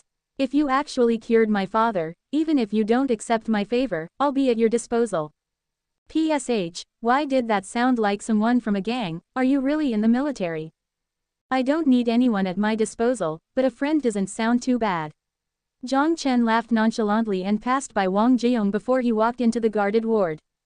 Wang Jiong had paused for a minute before he smiled. This guy is fascinating. He was known for his recklessness in Wanghai City. He was not afraid of anything. Since he was commander of the army and his father was also a national-level politician, considered second in command even in the central government, the typical silk trousers referred to children of influential leaders that cause havoc were no match for him. Although he did create his fair share of recklessness, he still had his own principles. It may have been influenced by the wushu novels he had read. He also has another trait, which is to make friend with people that possessed abilities. Of course, most of them belong to the category that knew how to fight, so he has a lot of reckless buddies as well. Since he believed in wushu, he always wanted to receive tips from masters and cultivate his soul to train internal techniques. Because of this, his sister always criticized him for reading too much fantasy novels and distorting reality. 10 minutes, give me 10 minutes, I hope no one interrupts me. Jiang Chen had left those words before he locked the door behind him, looking mysterious.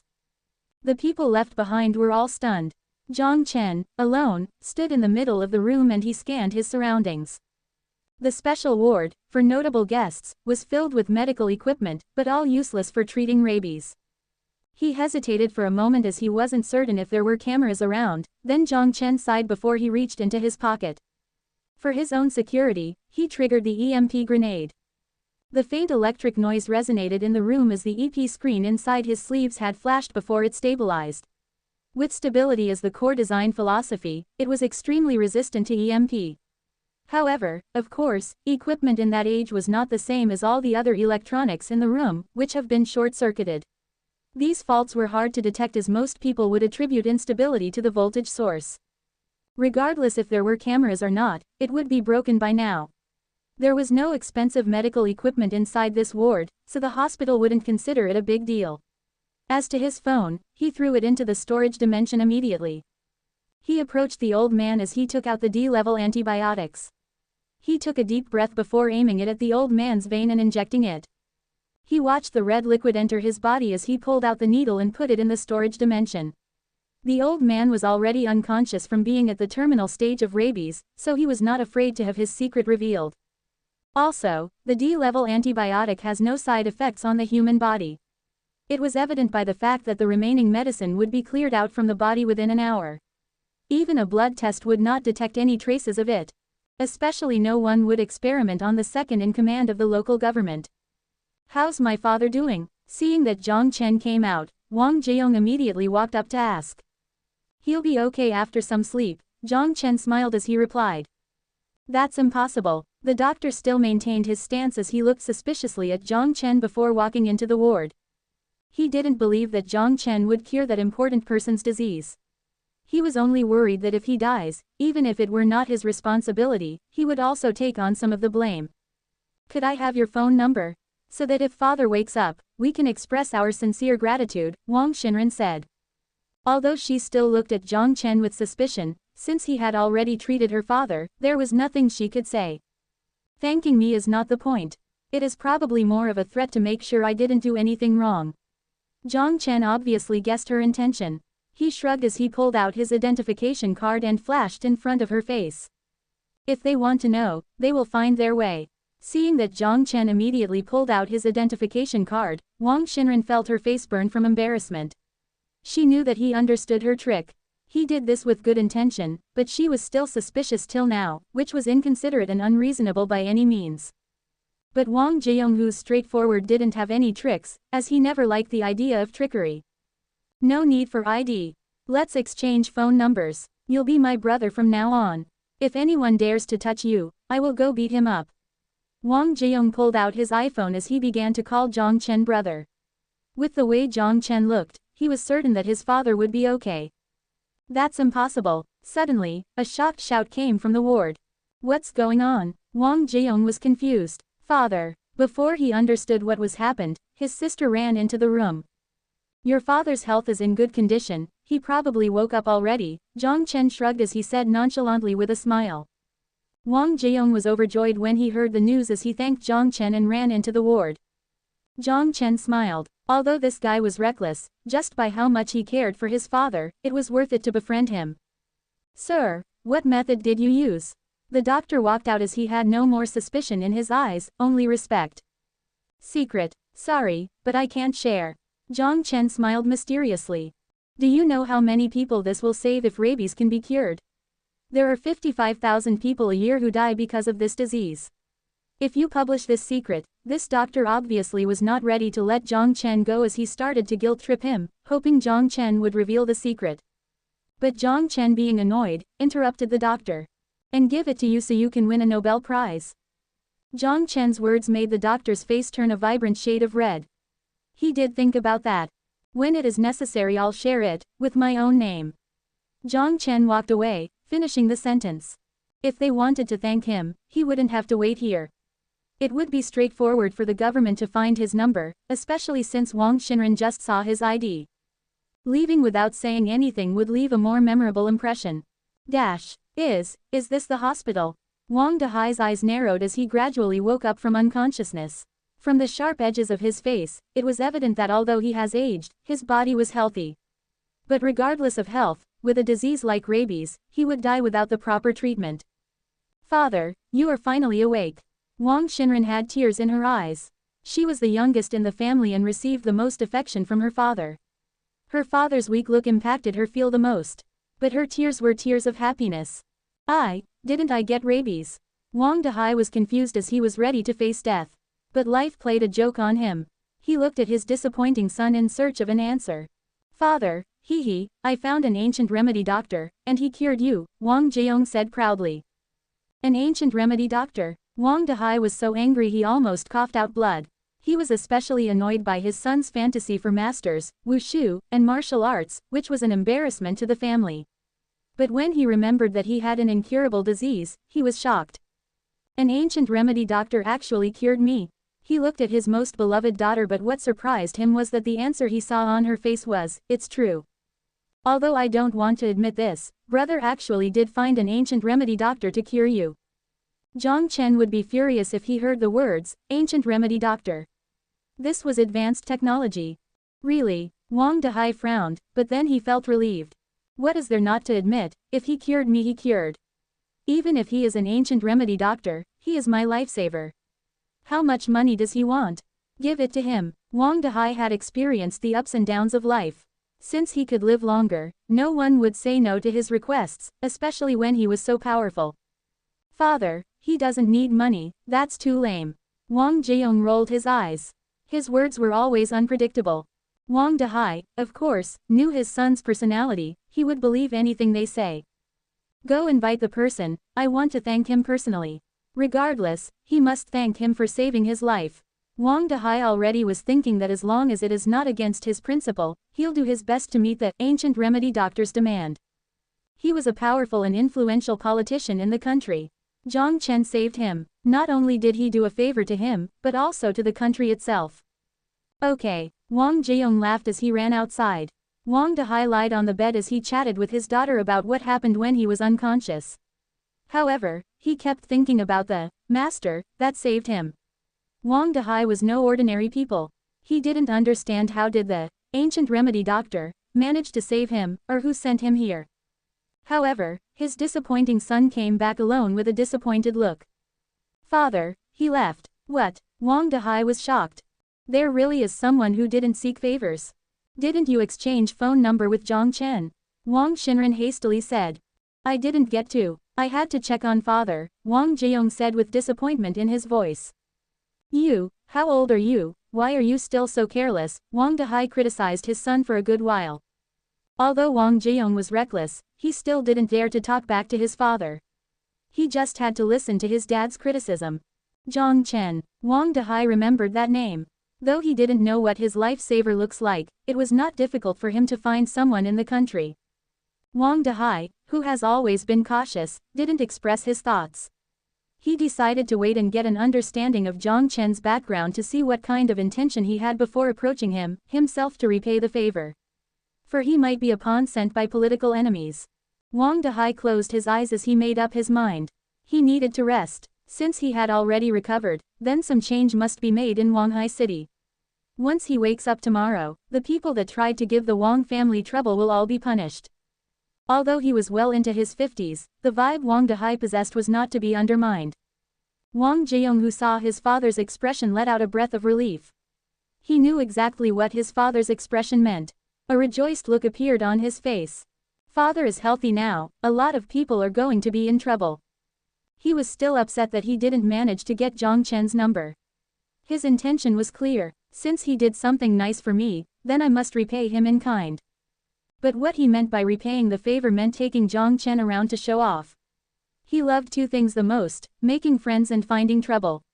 Those two things usually don't conflict with each other, but he didn't expect Jiang Chen would leave right away.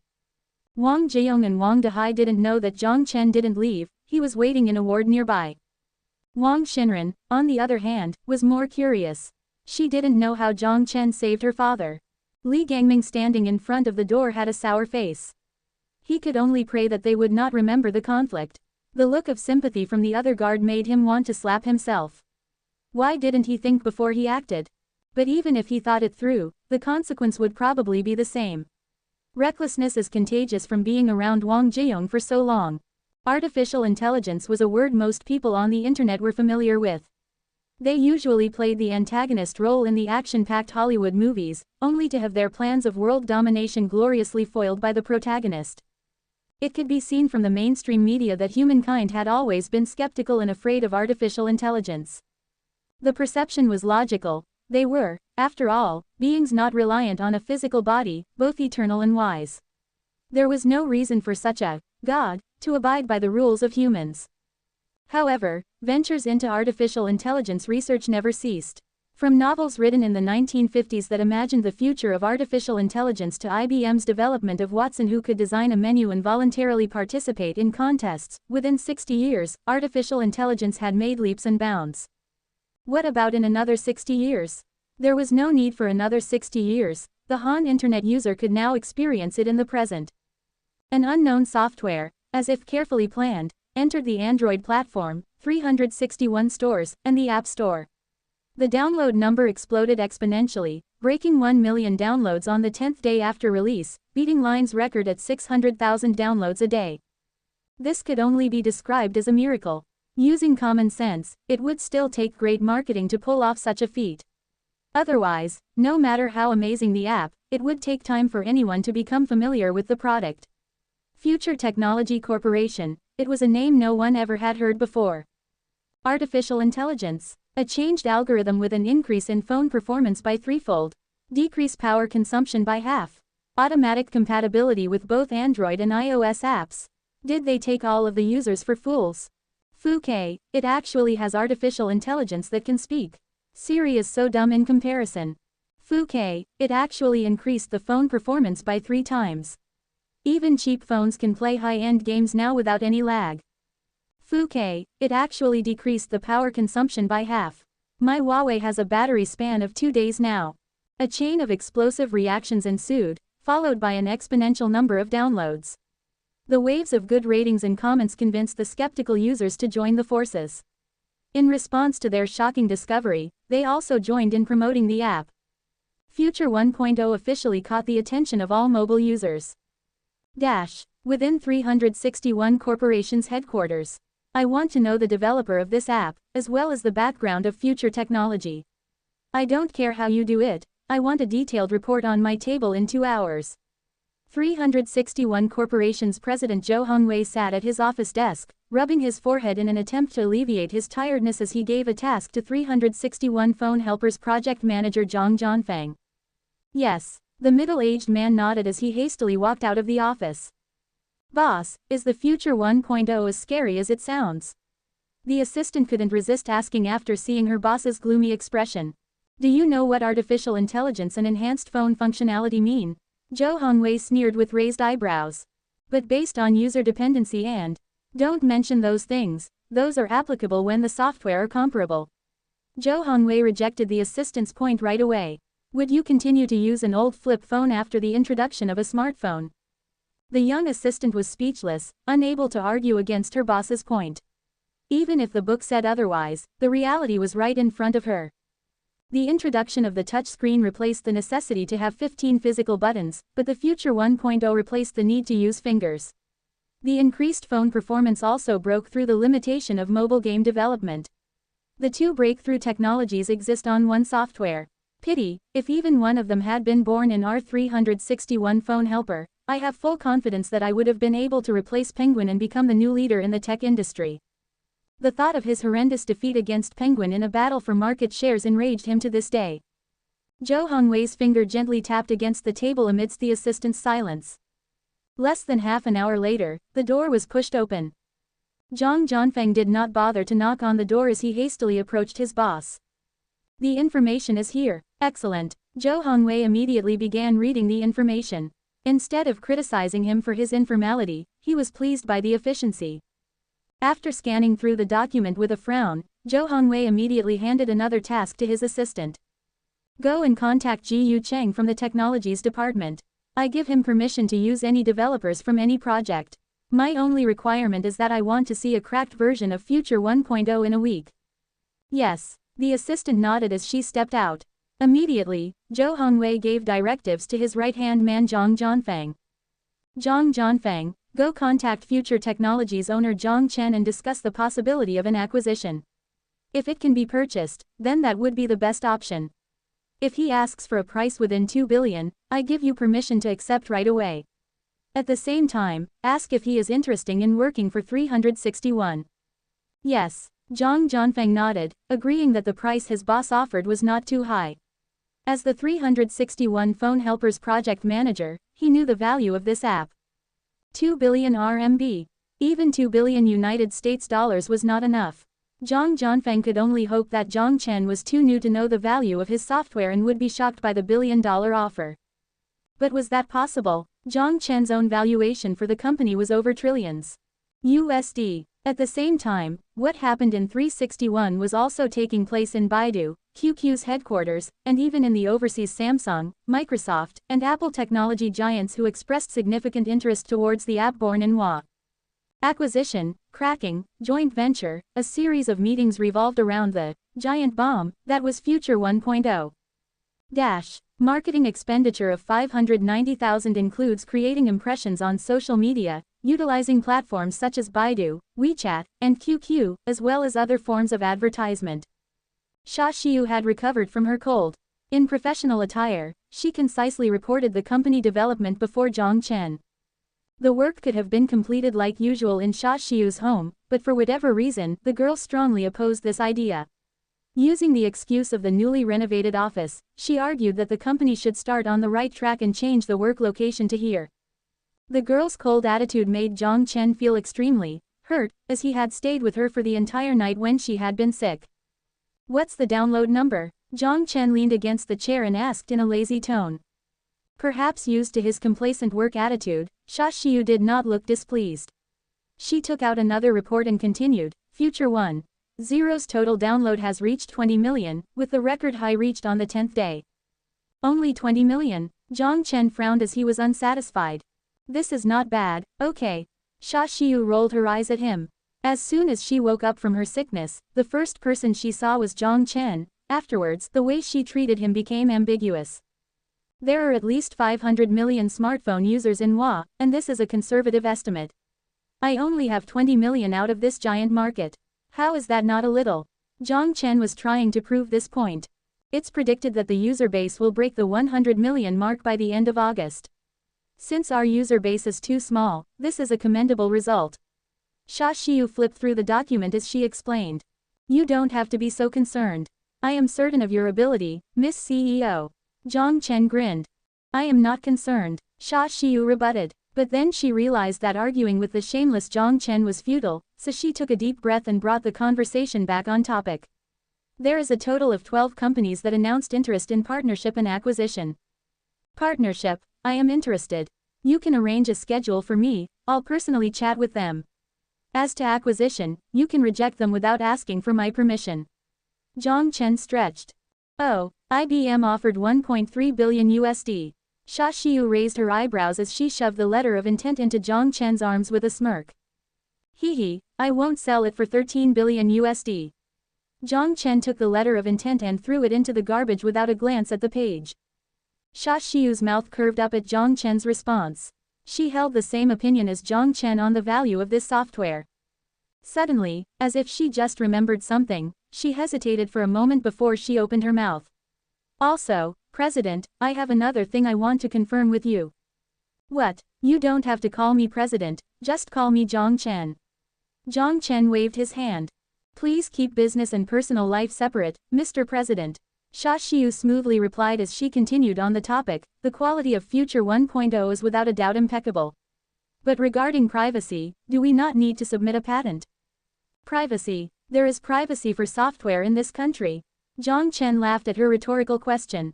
Xia Xiu was speechless, but she still offered her own opinion. At least we will gain the advantage from a legal perspective.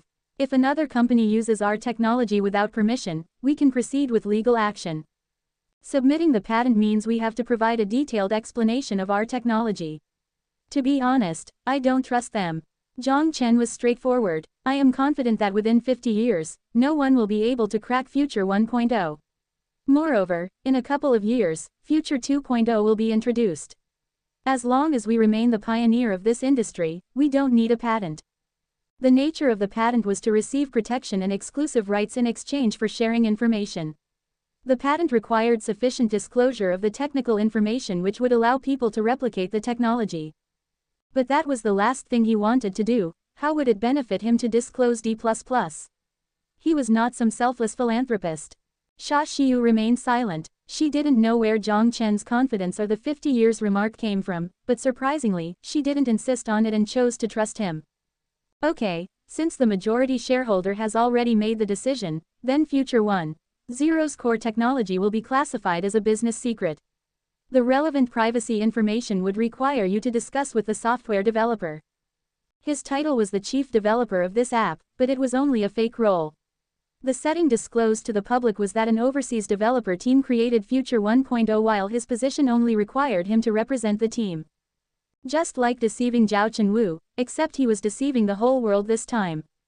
Do you want to find the real developers? Go ahead, it's in the other world. Jiang Chen nodded as he didn't say anything more. If a programming language developed 100 years into the future managed to be cracked by the people of this time, it would literally have to be done by supernatural activity. As an example, it was like asking someone to program using the C language when they had never learned it before. Even with the unencrypted code provided, the person was required to understand first. The only way was to guess and learn a language with stronger logic flow compared to C. On the other hand, considering future technology's growing popularity, I have contacted Wanghai University's administration and students to adjust the hiring time and location, Xia Xiu said. Oh, you don't have to report these things to me, just give me a schedule, and I'll make time to take care of it. Jiang Chen shrugged. This is not a small task. Talent acquisition is critical to the future of the company, especially the first batch of employees. They will become the core of the company's operation. From personality to knowledge, everything must be tested under a strict process. Okay, because I trust your ability, I'm assigning this important task to you. Xia Xiu's face burned under Jiang Chen's passionate gaze, but because she had light makeup on, with her limited facial expressions, Jiang Chen didn't notice her odd reaction. Okay, although she wanted to criticize Jiang Chen into at least preparing for the interview process, everything she wanted to say turned into one word. Then let's go with this decision. Jiang Chen laughed as he stood up from the office chair and walked to the door behind Xia Xiu. Call me if you have anything. If I'm not within the service zone, send me a text, and I'll call you back when I see. Jiang Chen then left the company, leaving Xia Xiu staring blankly into space. Is there a president this irresponsible? Xia Xiu rubbed her face with her hand. There was another thing she didn't report. 7 companies extended offers to her as shareholder and CEO of Future Technology. These companies included world-renowned technology giants where every graduate dreamed to work at. If it were like before, she would most likely have taken a look at this information. But this time, without glancing at it, she shredded it. Even she was surprised by her decisiveness. With Future 1.0's potential, there is no need to consider the tech companies that are about to get reshuffled. President, Jiang Chen, he is probably working hard in areas I can't see. Future 1.0 can't drop from the sky, right? Xia Xiu convinced herself. She glanced at the messy documents, sighing at Jiang Chen's work habit. She organized them into categories before she left the president's office, gently closing the door behind her. Wanghai University's female dormitory. Lulu, what are you doing? Wang Xinren suddenly hugged her best friend from behind and giggled as she drew her face closer to the phone. Stop, I'm playing Hearthstone. Chen Lulu concentrated on the screen. She was a typical gamer girl. That's boring. Wait, I heard that Android can't play Hearthstone. Wang Xinren curiously said as she recalled. This is where you don't understand. After I finish this game, I'll show you my adorable little white. With a conceited smile at the opponent's disappointed voice saying less than you defeated me greater than, she delightfully stretched. Am I not amazing at Hearthstone? Chen Lulu raised her eyebrows as she said proudly. I don't play the game. Wang Xinren pouted but then returned to her previous question. Tell me, how did you play an iOS game on Android? Rather than Hearthstone, she was more interested in this. As a media major student and the producer of Wanghai University's campus news team, she sensed a scoop from this interesting discovery. Wait, boom, look, my little white. Chen Lulu comforted this short-tempered best friend and revealed her baby. What is this? A digital pet? Wang Xinren sighed. She never had an interest in these phone games, but the chubby robot did look adorable. Try talking with him, Chen Lulu said mysteriously. Wang Xinren blanked out before she looked at her friend with confusion. Chen Lulu seemed to expect Wang Xinren's confusion, but she ignored her and spoke to the phone screen. Little white, sister's friend doesn't believe you can talk. Can you find a way for her to like you?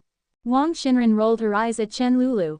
Was this girl crazy because she gamed too much? But the next second, she was completely stunned.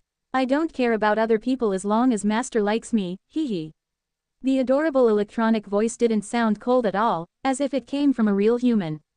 Little White's voice was full of emotion as he lied down, exposing his belly. That's not okay. Shinran is sister's best friend. From the outsider's perspective, Chen Lulu talking to the phone looked comical, but Wang Shinran was too fixated on the situation to ridicule her. Okay, Little White got up begrudgingly and looked at Wang Shinran's direction with a cute blink of his big eyes. Sister Shinran, can we be good friends? Are you customer service? Wang Shinran blankly asked. No, Little White is an artificial intelligence. Little White puffed out his chest as he said proudly. How is this possible? Wait. Then shouldn't every single action be repetitive? Why is that? Wang Shinran suddenly thought of a more critical question. Even Ryux and Simba, with only some GIF images, such programs mimicked human behavior with limited and repetitive actions, regardless of how human-friendly the design. But this Little White, he looked like he was alive on the screen. Little White, can you wave your hand? Wang Shinran gulped as she asked. Like this. Little White tilted his head because he initially didn't understand the question before he extended his short and chubby hand and waved. Magical. It was alive, as if every frame of movement was not pre-planned but instead the action of Little White himself. I know what you are thinking. I was shocked too. Chen Lulu's vanity was fulfilled, pleased to see the shocked look on her friend's face.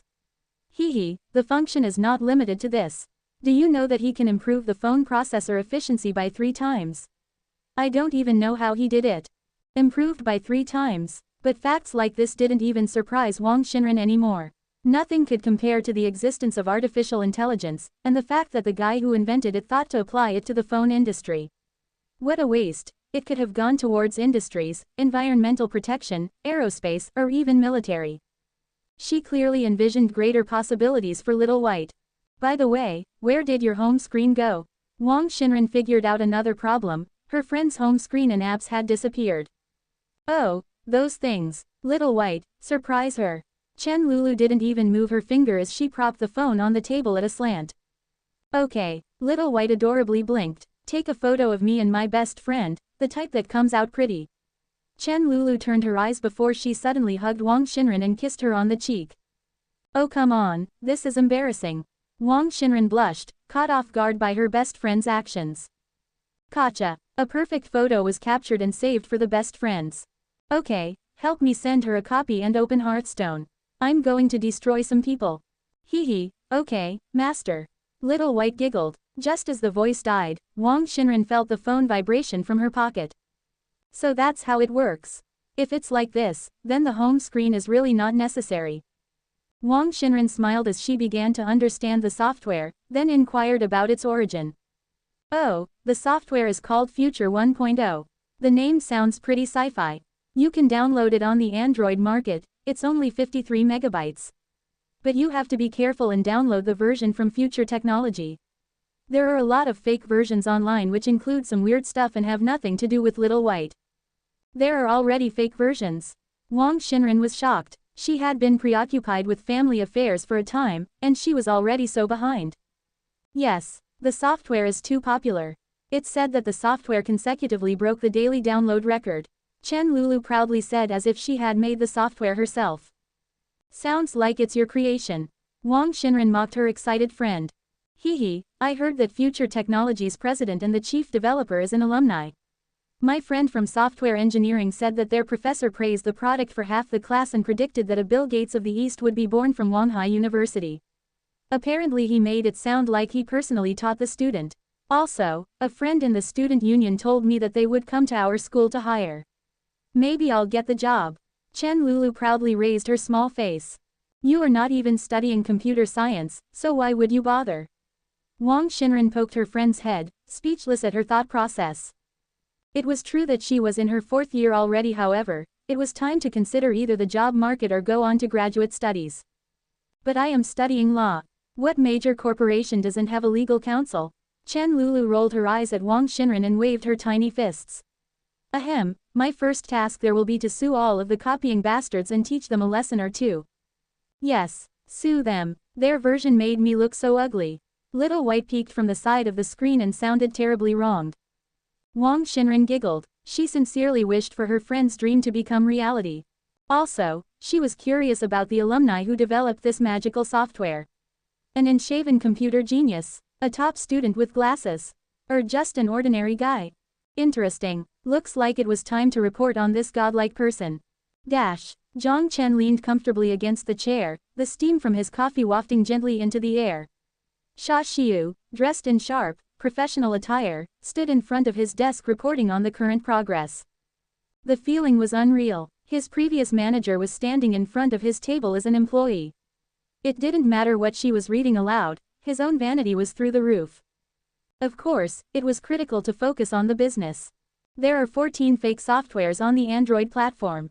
7 used Little White as the main attraction, 3 used Our Future Technologies logo, and there are 2 versions of card games that directly used Little White's character. A tall tree catches the wind, a person in a high position is liable to be attacked. Don't worry, the internet user base is not dumb and will be selective in their choices. It's impossible to copy our software. Jiang Chen casually dismissed the issue. Because the Apple Store has a stricter auditing process, there are no fake versions on the iOS platform.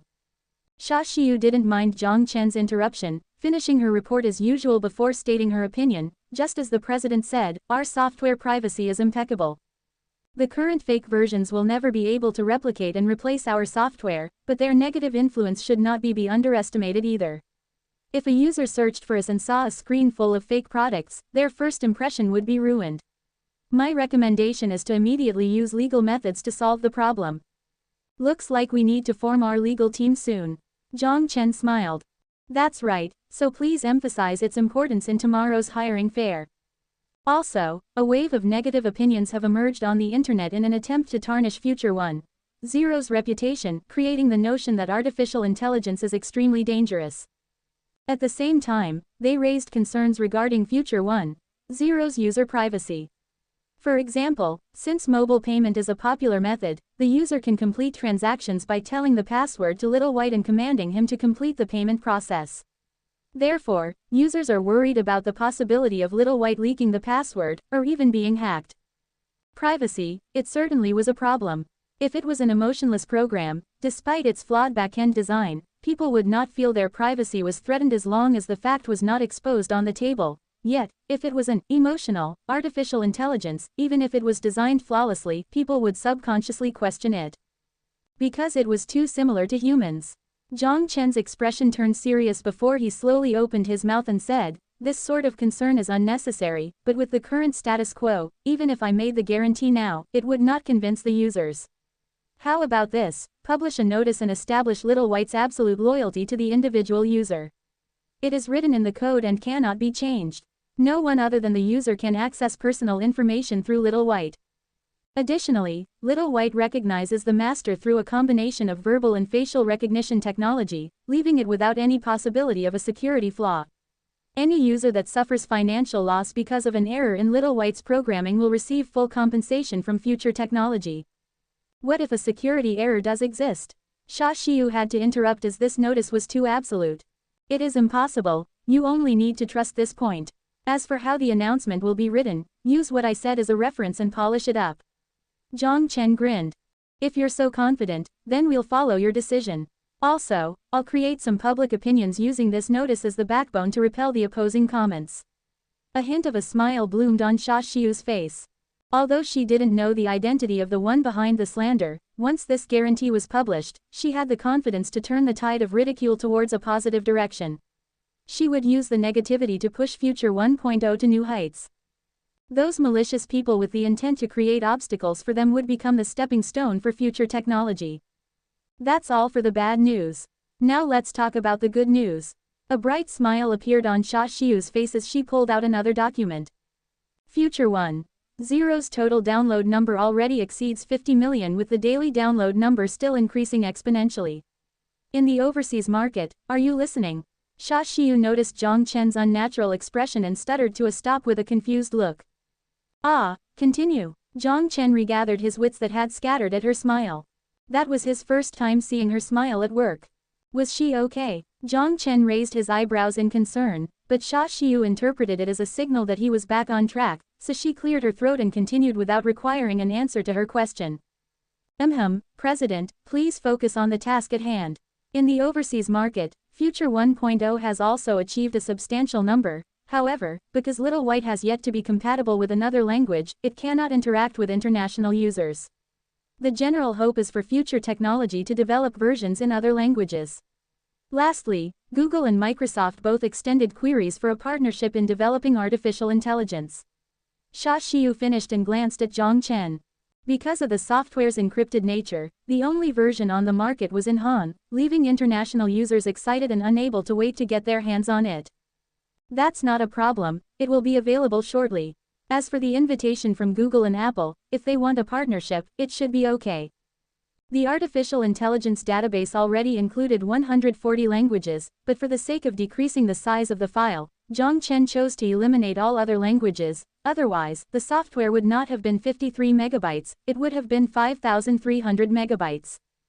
Jiang Chen would make Duyongkong release the overseas version once the time was right, but for now, the focus was on consolidating their position in the domestic market. As long as they announced the ongoing development of the international version, it would continue to build up the hype. As for the foreigners who really couldn't wait, they would have to learn Han. Then I'll respond to them. The meeting will be scheduled 3 days after the hiring fair. Xia Xiu pushed up her glasses. To prevent the president from forgetting, I'll read the schedule again. In the morning, you'll meet with 361 Phone Helpers Project Manager Zhang Zhanfang. In the afternoon, there's a press conference. Many media sites would like to interview the Bill Gates from the East. I highly recommend you prepare beforehand. On the third day, you'll meet with representatives from Microsoft in the morning, Google's in the afternoon. Then wouldn't my schedule be full?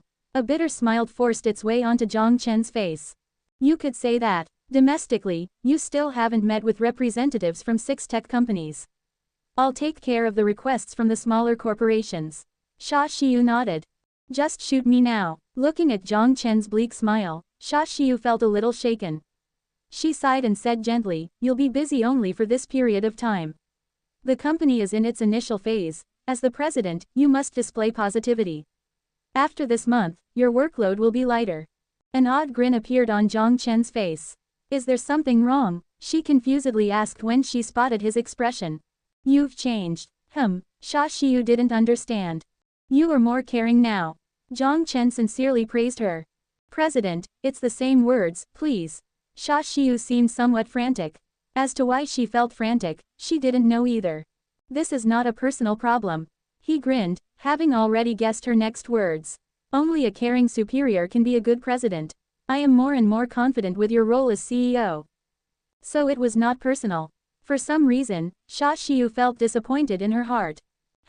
How come now that I praise you, you look more serious now? Jiang Chen was troubled. Without another word, Xia Xiu gently laid the documents on Jiang Chen's desk before stiffly walking out of the office. Strange woman. Jiang Chen shook his head before sipping his coffee. Why are they all so cold? The mansion's renovation had been completed 2 days ago. After checking out from the hotel, he brought Aisha to the mansion. With only 2 people, the massive estate did feel empty, but he was confident that one day, it would be filled with people. At night, Jiang Chen drove his Maybach S600 back to the mansion. He hummed as he parked the car in the garage, then realized that Aisha was already waiting for him. He smiled as he walked towards her after closing the door. You don't have to wait for me at the door, I have the key, he said as he gently touched the dark brown hair. You are my husband. As the wife, it is my duty to wait for you to come home. Jiang Chen forced a smile at the Han words that came stiltedly from her mouth.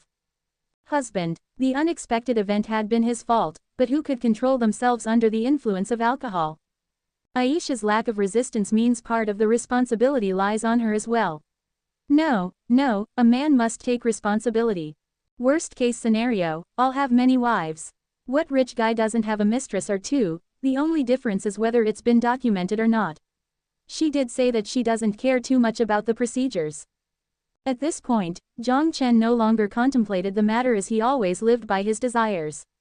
He glanced apologetically at Aisha as he let her undress him out of his suit and into casual clothing before they headed to the dining room for dinner. Dinner consisted of steak, roasted lamb, and fresh salad. The raw ingredients had been bought from the store and prepared by Aisha. It was evident that in order to fulfill her role as the wife, she spent much effort to raise her cooking skills. Finally, he could eat fine meals in his own home. Jiang Chen was pleased with the idea alone. By himself, his cooking could only be considered modestly edible. As for the lack of pork, he didn't mind as long as the meal tasted good. Is the taste okay? Aisha anxiously asked. Delicious. Jiang Chen complimented her cooking with an affirmative nod. Besides a fork and knife, Aisha had thoughtfully prepared a pair of chopsticks for Jiang Chen. Although it was strange to eat steak with chopsticks, it was more convenient with spaghetti. Jiang Chen ate comfortably and without restraint since they were within the privacy of their home. Great. At Jiang Chen's compliment, Aisha sighed happily, then lowered her head and prayed before starting her meal. The steak was a little too overdone, but considering she had just started cooking, her accomplishment was already impressive. The salad received high recognition from Jiang Chen as he devoured it with gravy and peppered French toast. Overall, it was comparable to a meal at the restaurant. Although, he enjoyed eating rice and cooked dishes more. After dinner, Jiang Chen stately wiped his mouth before he praised Aisha once more, causing a shy smile to creep onto her face. This apathetic girl would only display soft tenderness in front of Jiang Chen. While Aisha took care of the dishes, Jiang Chen headed towards the gym on the 3rd floor. He picked an empty space before placing the training chamber down from inside the storage dimension. He then put 1,000 crystals inside the energy before sealing it. One crystal provided enough power for 10 hours, which meant 1,000 crystals was more than enough. Afterwards, Jiang Chen called Aisha to the gym. I have something I need you to keep a secret, okay? Jiang Chen gravely gazed into Aisha's eyes. You are my life. I am willing to swear on my religion to prove my loyalty. Aisha's expression remained unchanged as she said this calmly. The moment Jiang Chen saved her, she had made an oath with her God. Jiang Chen nodded, and then smiled. It's not that serious. I trust you, but what you'll see next will be unbelievable. If other people were to find out, it would not be good for me. He then led Aisha to the training chamber. It's a virtual reality training chamber. It will help you train the necessary skills while you're in a sleeping state. You only need to lie there and follow the directions of the system. Also, do you dislike weapons?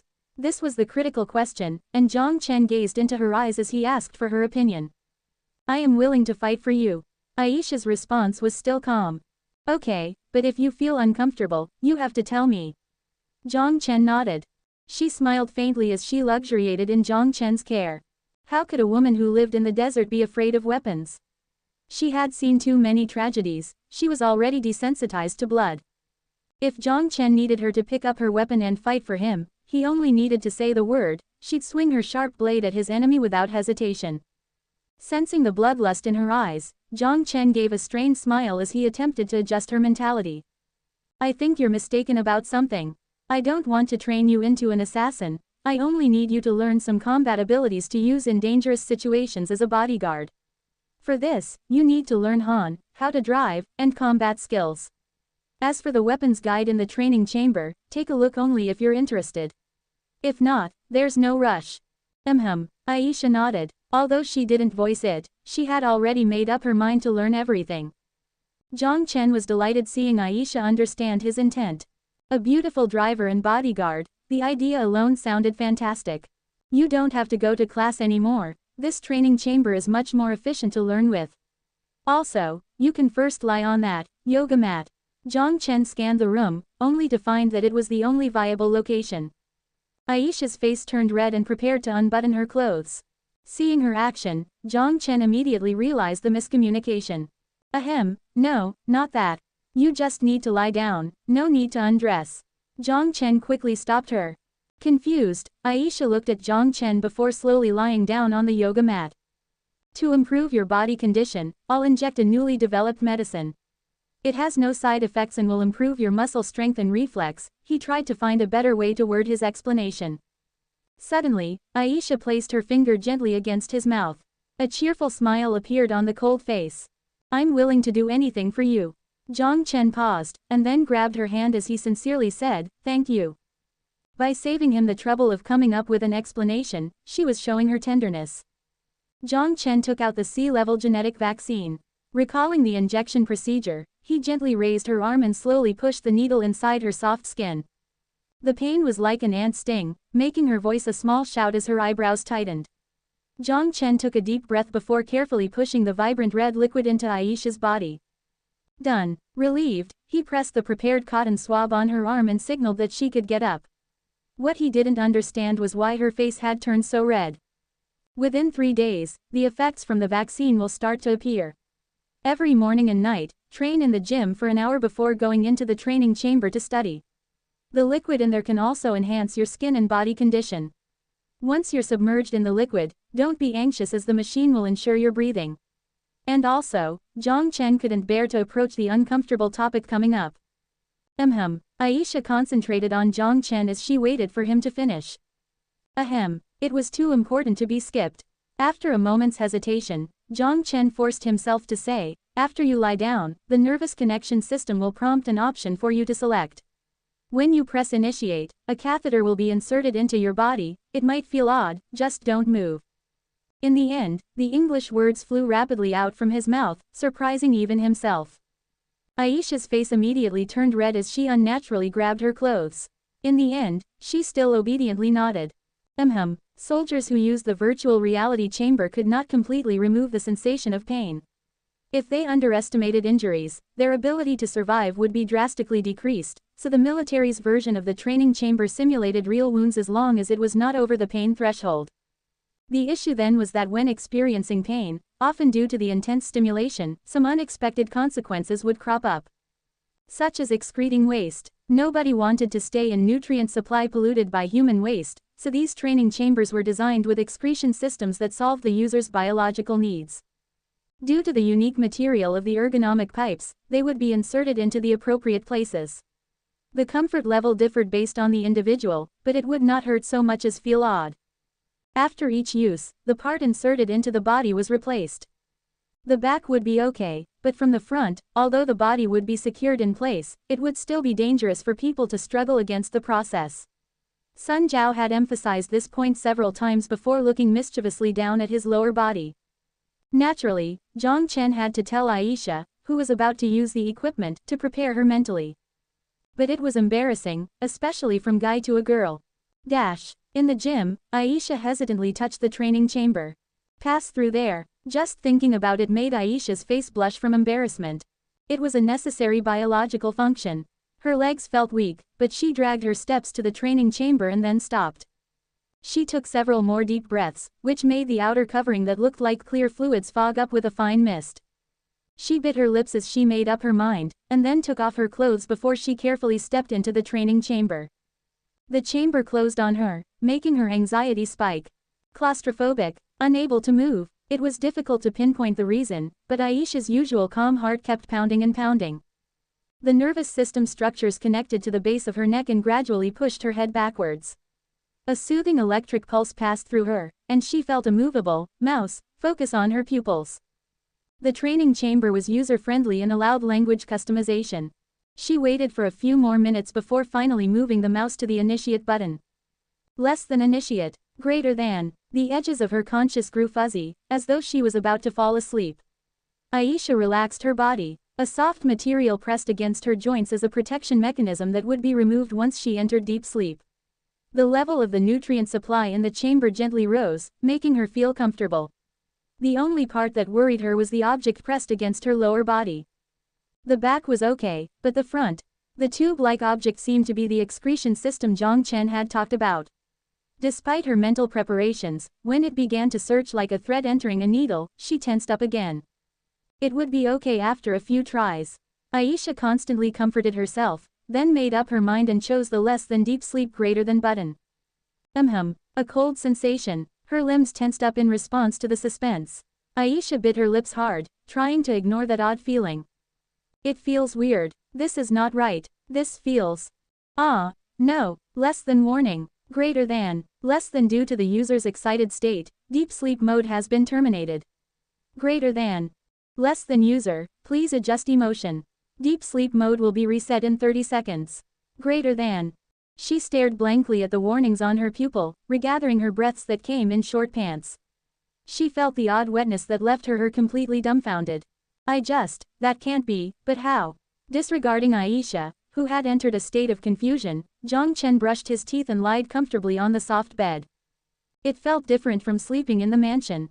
The elegant chandelier, the calming decorations and wallpaper, and the soft bed that you could almost sink into. In the 10-square-meter bedroom he previously occupied, Either way he rolled, he would hit the wall. But on this enormous bed, 2 extra inhabitants could easily fit onto it. Enjoying the luxurious environment, he grabbed his new iPhone 6 and clicked on the cute little white on the screen to open WeChat. To be fair, once the trend died down, he switched back to the simple screen function. Perhaps this was future 1.0's shortfall. People could download the 53-megabyte app out of curiosity, but once the initial excitement cooled down, people would discover the inconvenience of word commands. For example, speaking to themselves in public could be awkward and playing with the phone in class difficult. Du Yongkong didn't belong in this era. The program he designed may have been perfect, but it did not match this day and age. Jiang Chen missed this point as he previously thought having the technological edge alone would be enough, but he forgot that any software must be combined with creativity to be successful. Minecraft was a good example in that although the game was simplistic with pixelated images, the playability was comparable to most AAA games. It was by good fortune that Little White managed to fit another demand by coincidence. A companion that would never betray you, always at your side to comfort and encourage you, and always on your computer. As an electric pet, Little White would respond with his full attention to whatever was said to him. Any secrets could be shared without worry, and in this technological world where people were growing further apart, burdened by the pressures of life, they often lacked a listener. If he didn't know that artificial intelligence lacked any true emotion with reactions based on a database, Jiang Chen would gladly chat with this little guy. But since he knew the underlying secret, it felt strange talking to a lifeless creature. It still felt more real to speak with a human being. Just as he was about to chat with Liu Yao, his phone rang. Unknown number. It was pretty late, perhaps it was a telemarketer again. But since he didn't have anything better to do, he lazily picked up the phone. Hello, who is this? Slouching, he changed to a more comfortable position. After a brief silence, a voice finally transmitted from the other caller. It's me. Do you still remember me? The shy voice made Jiang Chen pause. Why does this voice sound so familiar? Who is it? Fang Yuanyuan took a deep breath to try and make herself sound more natural. She had already deleted Jiang Chen's number a long time ago, but when she found out the poor guy who tried to date her had become rich and handsome, even living in a 100 million RMB mansion, Fang Yuanyuan couldn't sit around any longer. The arrogance of Xiao Mengying also made her especially disgusted and jealous. Whenever she thought about Xiao Mengying, she became enraged. The 2 million bonus slipped out of her hands just like that. The general manager even praised her multiple times for her impressive sales record at the recognition meeting. It should have belonged to me. Fang Yuanyuan's enmity made her forget that she was the one who had pushed him away. It wasn't too late. From Xiao Mengying's words, she could tell that the SLT didn't manage to completely eat up Jiang Chen. Realizing that she still had a chance, she used all of her efforts to finally get Jiang Chen's phone number from a university classmate. She even wrote a script. She planned on using the distressed card to win his sympathy. Then she would hint at her single status, and all because of him. A cocky smile appeared on her face as Fang Yuanyuan patiently waited for Jiang Chen to take the bait. Sorry, who are you? The words that came from the phone frustrated her, making her curse Jiang Chen's dullness. She adjusted her mentality to sound as if she'd been wronged. This is Fang Yuanyuan, have you forgotten me already? Fang Yuanyuan, Jiang Chen frowned. Why is this girl calling me? Did I not embarrass her enough? He wanted to hang up right away out of annoyance but then smirked at a thought that occurred to him. After spending too much time with Sun Zhao, he had turned into an evil person as well. Oh, Fang Yuanyuan, what's up? Jiang Chen casually answered. Using a gentle voice would have the best effect and he was confident that he had the acting skills to pull it off, but he didn't want to waste too much effort on this green tea but he was only looking to have some fun. Were you sleeping? Fang Yuanyuan heard Jiang Chen's response and couldn't help but feel delighted. She could sense an opportunity, but instead of cutting straight to the point, she carefully asked if Jiang Chen was asleep. Not yet. Is there anything you need? I'm about to sleep. His tone lacked any sign of the frustration that he felt. Last time, sorry, Fang Yuanyuan gently said. Oh, what are you referring to? Jiang Chen responded. The last time when you came to buy a house. It's my fault for misunderstanding you, Fang Yuanyuan said remorsefully. Apologizing. Jiang Chen wasn't so sure anymore. If she wanted to apologize for her actions, there was nothing he couldn't forgive since it was not a big deal to begin with. But just as Jiang Chen was about to express his understanding, Fang Yuanyuan continued speaking. Do you know, the second you showed up, my heart was beating so fast. This sentence almost scared Jiang Chen into flinging his phone away. What the fuck? What are you trying to act out? A Korean drama, ew. He resisted the urge to throw up, forcing himself to not hang up and instead listen for the sake of hearing out the entire story. I was afraid that you hadn't forgotten about me. Do you remember, when I rejected you, you were so sad. Watching you in secret, I felt troubled as well, but at the time, I couldn't be with you. Fang Yuanyuan masterfully controlled her sorrowful voice as she told the story, sincerely. I really wanted to say yes, but my father didn't let me, wanting me to marry his friend's son with whom I was promised to at a young age. I was always resentful of the idea, and in the end, I realized that the person in my heart is. It's me, right? Jiang Chen mockingly interrupted. He couldn't bear it for a second longer. Why did she need to find an excuse to be a bitch? If she had been straightforward and admitted it, then Jiang Chen wouldn't have felt this grossed out. Yes, Fang Yuanyuan blanked out. Jiang Chen's reaction was not what she had expected. His tone made her feel that something was off. Not a bad script. If you added a heartfelt cry, perhaps it would match a third-tier Korean drama. But there is one thing I don't understand. How could someone be so shameless? Fang Yuanyuan's face turned ashen. Now that I have money, you regretted your decision and became a gold digger, pulling off this bullshit. You really think I'd fall for this? Jiang Chen grimly stared at the ceiling as he spoke emotionlessly into the phone.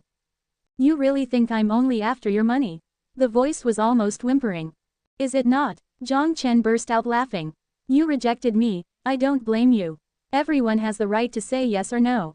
I only blame myself for being incompetent, too blind to see the truth. You only used me when you needed me and ignored me when you didn't.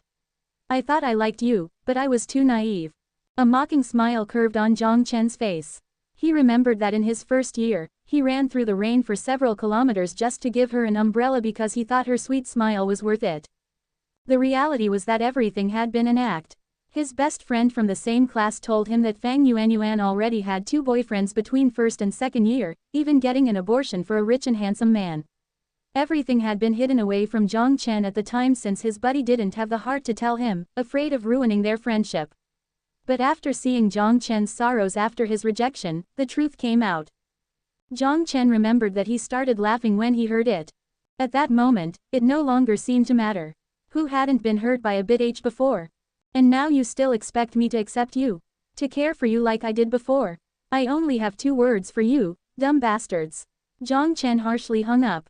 A gloom cast itself over Fang Yuanyuan's face as she bit her lips to the point of turning white.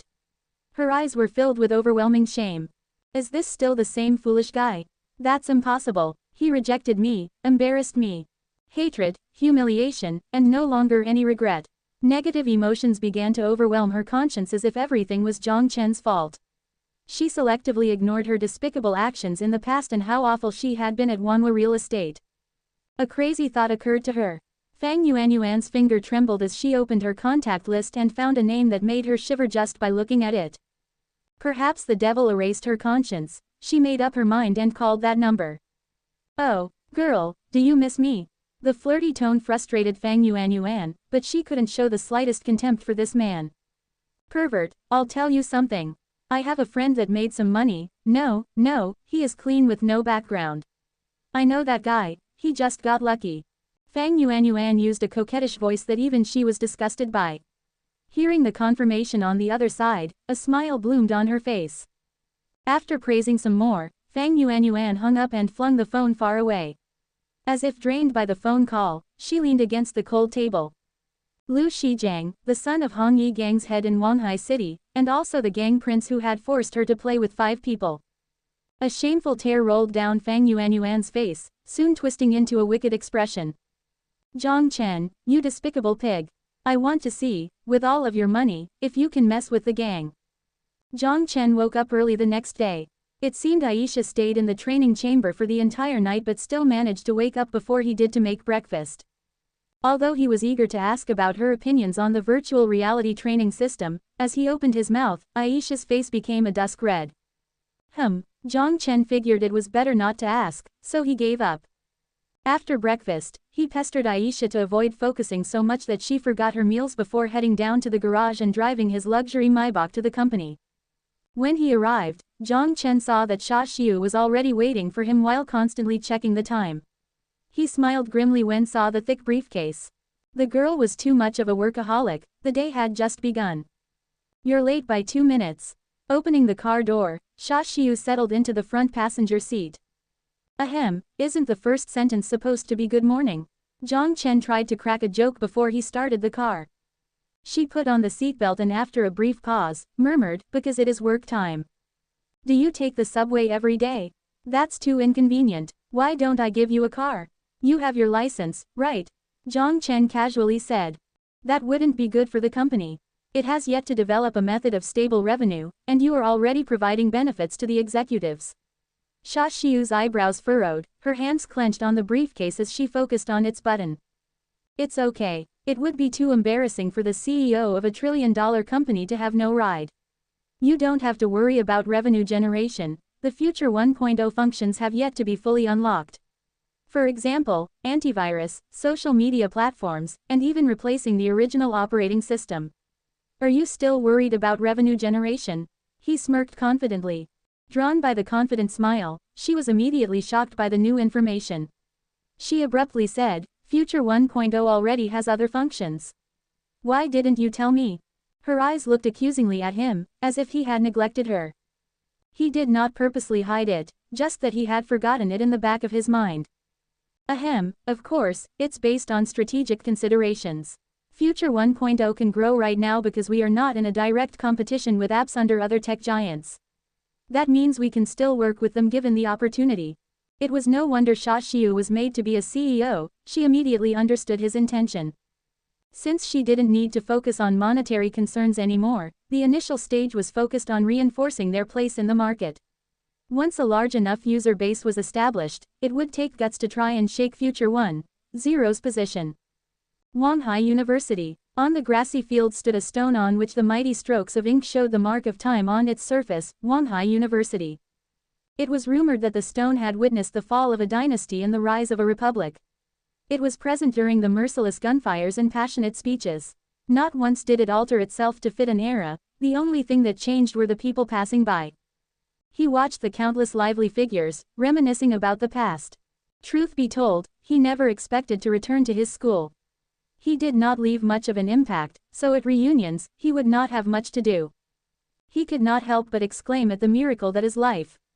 In just 1.5 years' time, he managed to return as the president of Future Technology to hire at his own school, to hire new talents from the place that had taught him. Now that I think about it, we are both alumni, so how come you became the manager right away and I became your employee? Jiang Chen joked around lightheartedly. Along the way, countless envious looks were directed at Jiang Chen. Of course, he knew it was towards the car, not himself. A Maybach S600, a decent number of people recognized the price of the car. But the tinted windows blocked the curiosity of the young men and women, leaving them with their imaginations. To be honest, he enjoyed receiving this sort of envy. Because when he rode his bicycle down the same road, no one gave him a second look. Now the situation has turned around, hasn't it? Xia Xiu said mockingly. She knew Jiang Chen was not the type to hold on to the past, so she was not sensitive about the topic either. Jiang Chen didn't disagree, only smiling and enjoying the fulfillment. It was not long before they entered the parking lot of the library. Under the guidance of the two student union leaders responsible for greeting, they arrived at the event hall. The hiring fair would start promptly at 9 o'clock, and there was still half an hour left. Senior Jiang Chen, I hope you don't make it too difficult for our juniors. Of course, but Miss Xia Xiu will be the one mostly responsible for the hiring, he answered.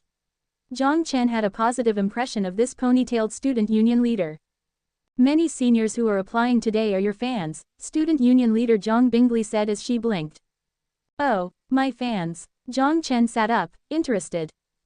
Especially the seniors in mechanical engineering, they are your juniors. Jiang Chen forced a smile when he heard it was the mechanical engineering major.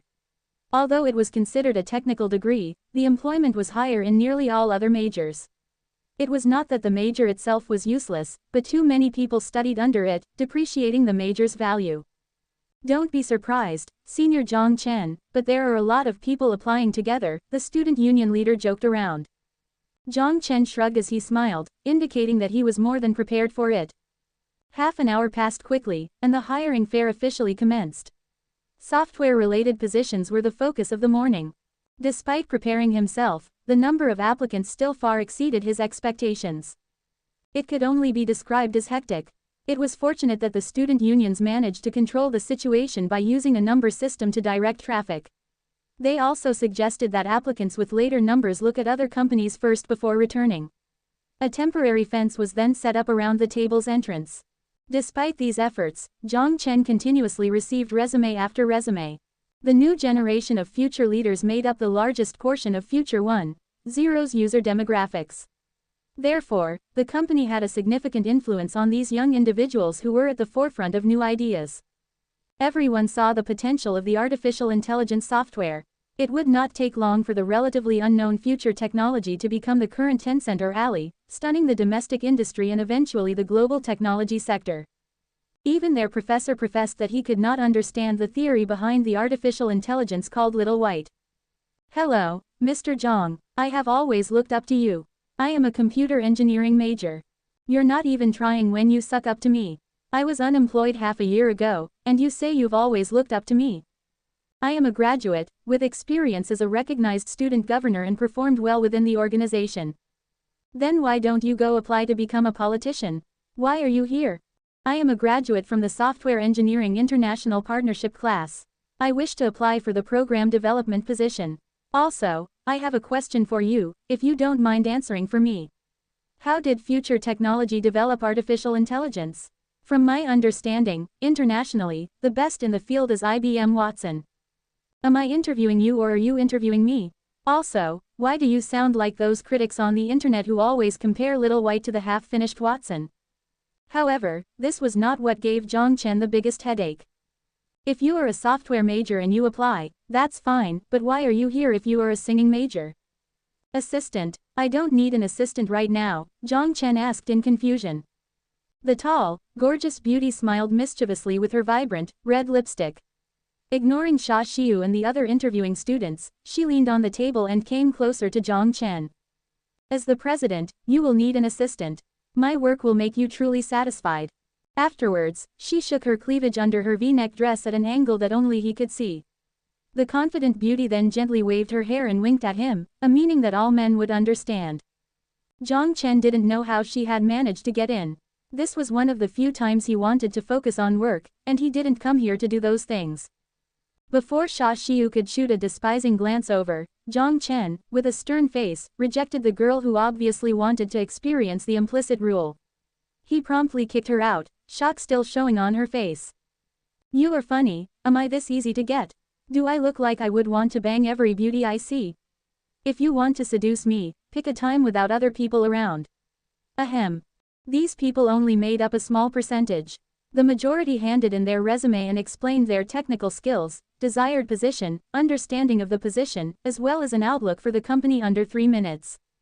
As for the awards and certificates, Jiang Chen didn't bother looking those over. One reason was that he had always hated to take tests, and the other was that he didn't believe these papers would bring any quantifiable revenue. A groundbreaking product already existed. The company lacked creativity and insight, not software developers. Creativity and insight could be discerned in a few sentences.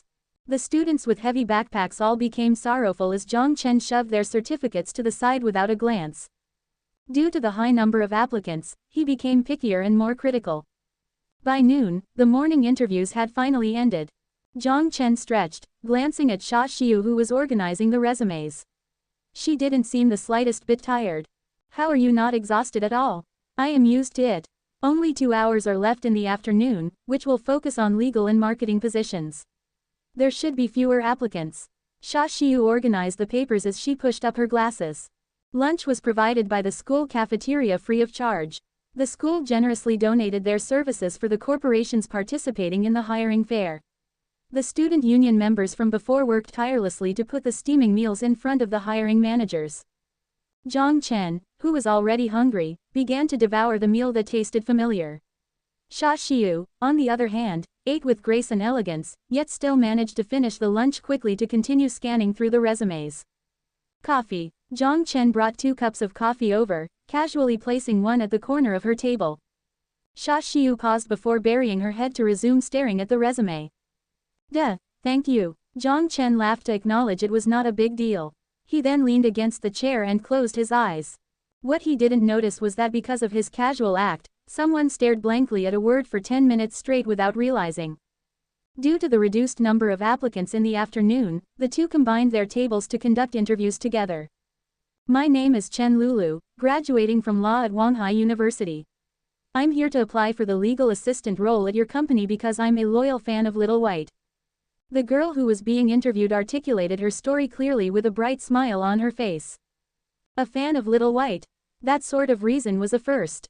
Jiang Chen raised his eyebrows since it was the first interesting response he had heard that day after all of the, I believe in the future prospects of the company, and, I view the artificial intelligence market with optimism.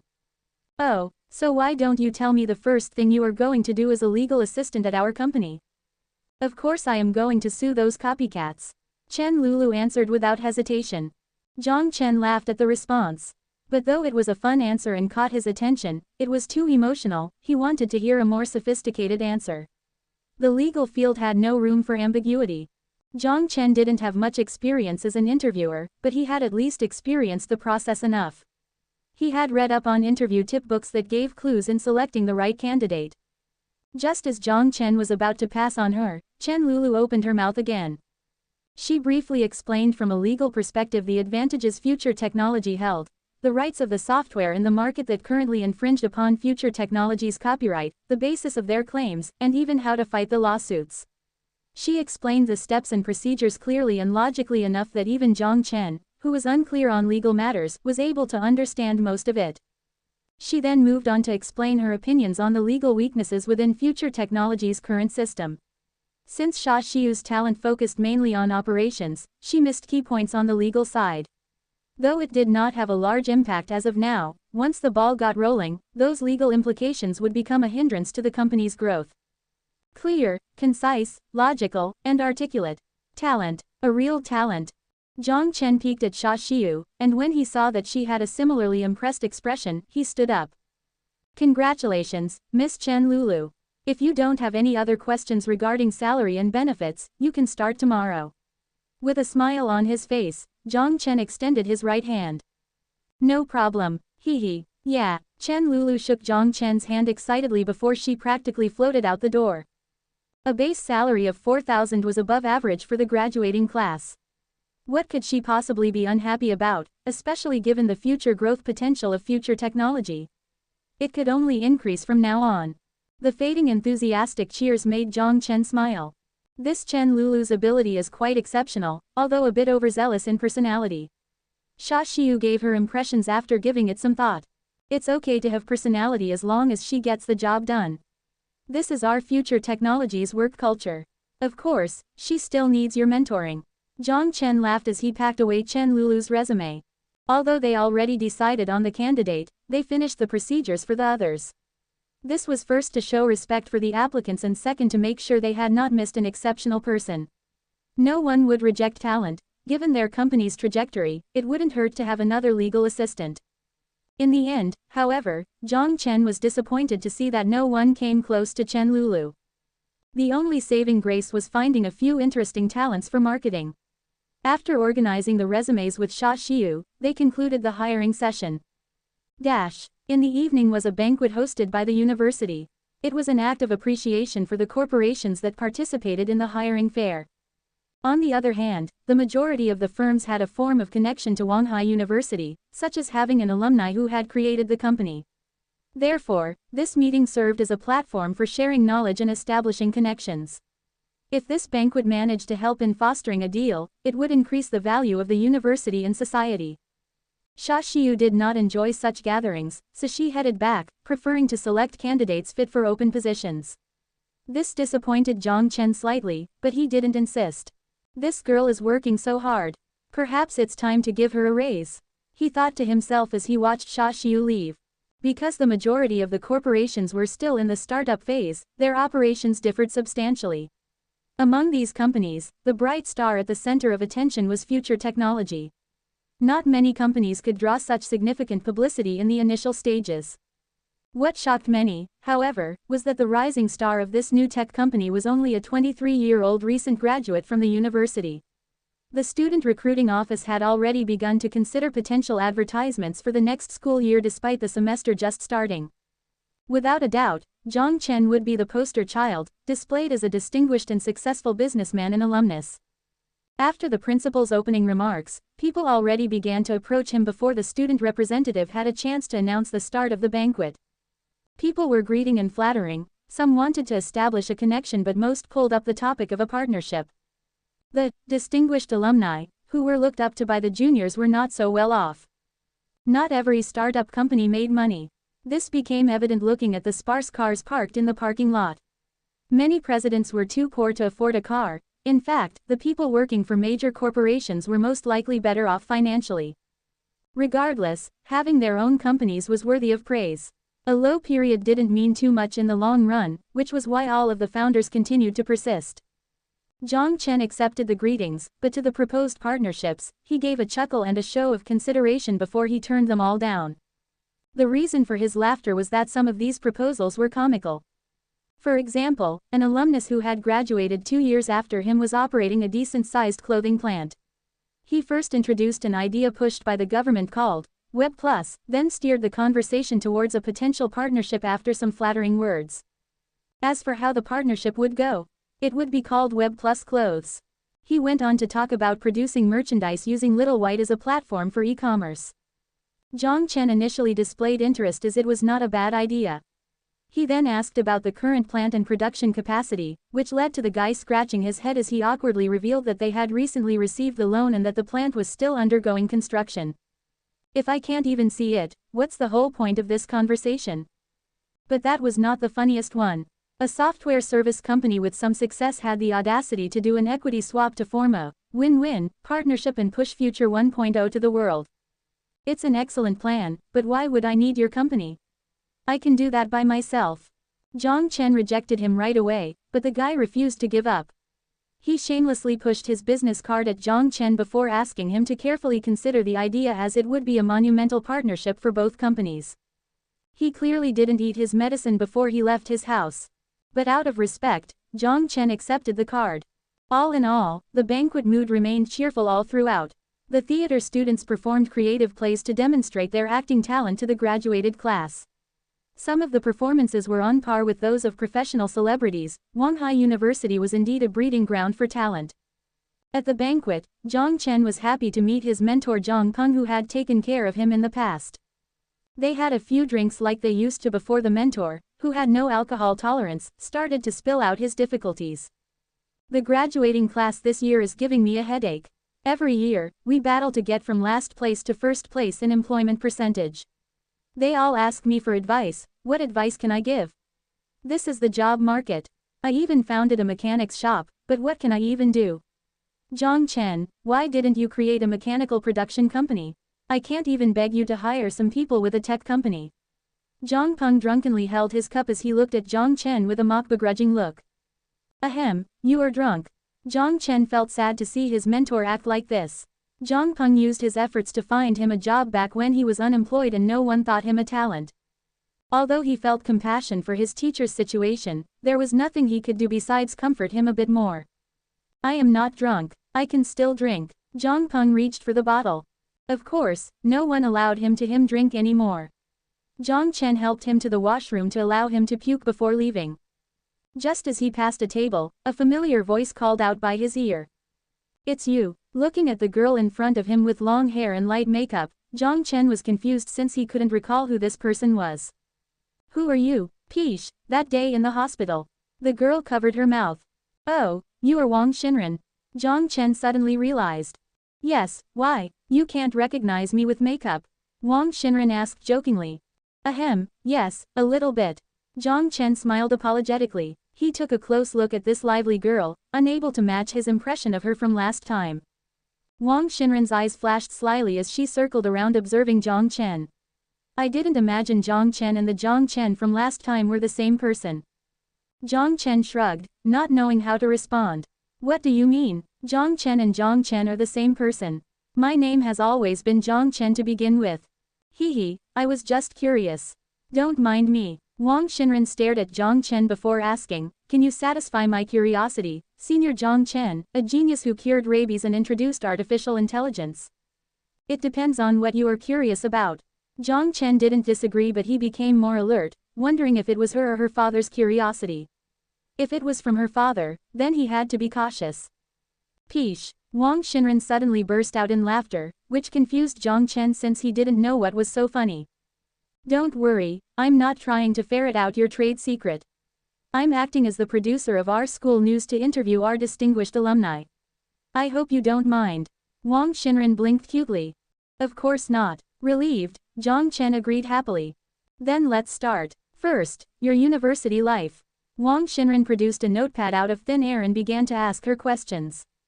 Because it was not relevant information, Jiang Chen answered casually. The interview lasted for 15 minutes before Wang Xinren ran away, leaving Jiang Chen where he stood. Suddenly, however, she stopped halfway before turning around. Oh, my father wants to see you, so please pick a time to meet him. He is getting old, and this has been on his mind. Okay, no problem. What else? Jiang Chen forced a smile. Hee, that's it. Oh, give me your phone number. Jiang Chen rolled his eyes, writing his phone number down on her notepad to finally get rid of this overly energetic girl that he could not seem to say no to. As for her father's position, he had already investigated into it. There were plenty of influential people in Wanghai City, but there were only a few major ones at the top. The only one among these with the last name Wang was the General Secretary Wang Dehai. Jiang Chen held a cautious attitude towards meeting this influential politician, but he had no valid reason to say no. A general secretary held authority in the central government.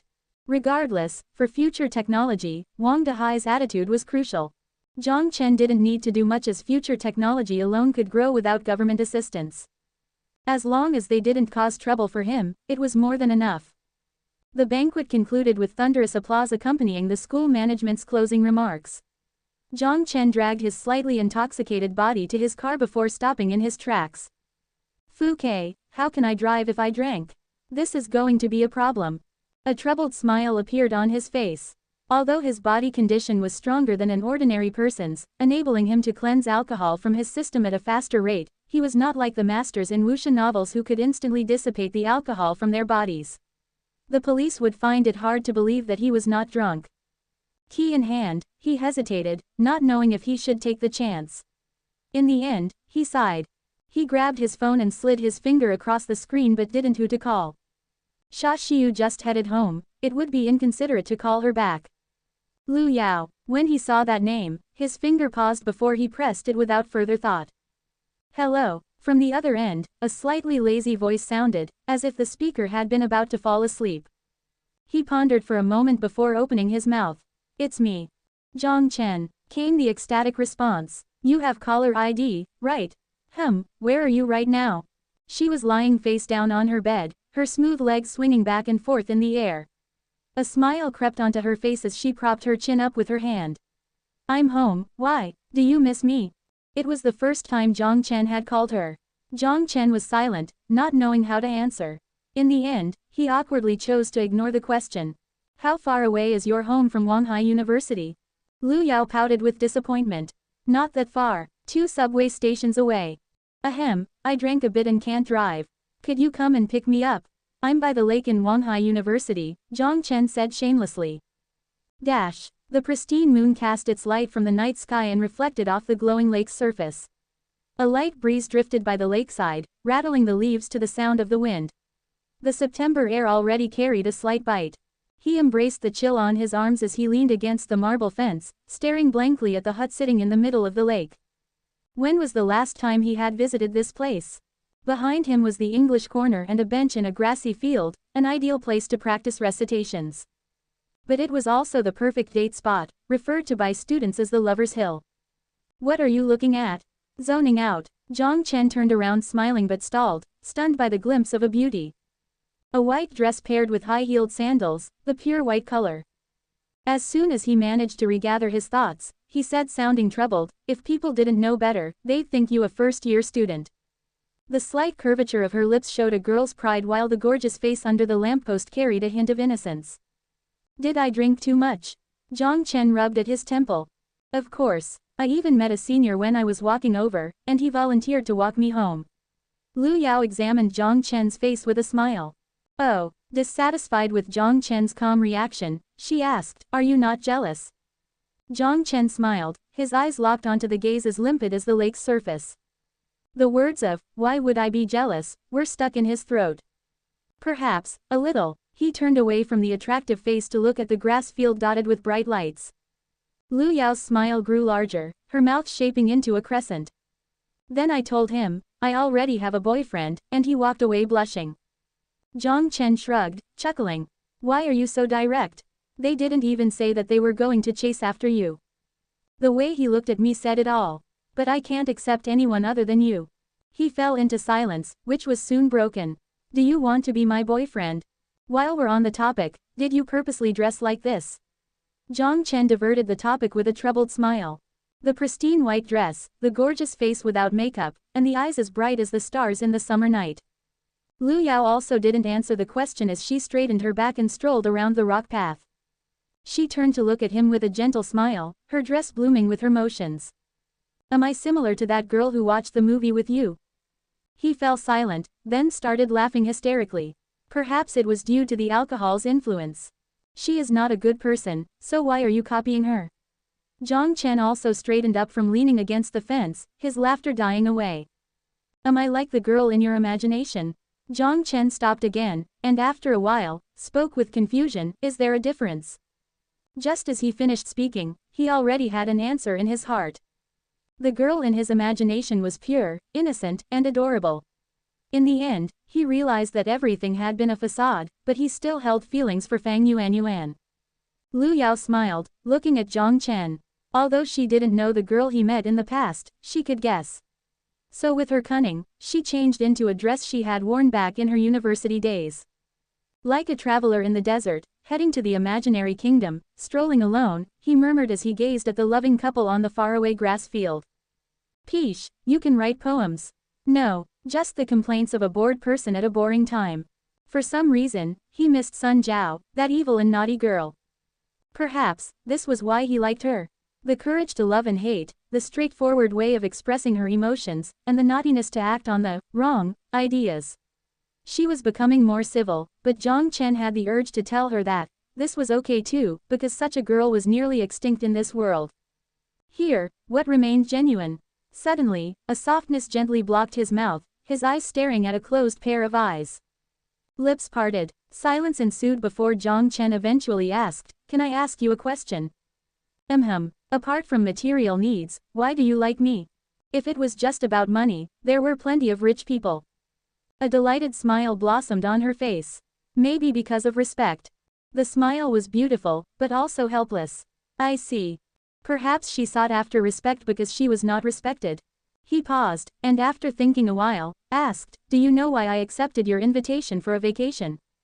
Because of regret. Jiang Chen looked down. He didn't say no, or yes. "Take me home." Lu Yao looked slightly disappointed, but she smiled and nodded.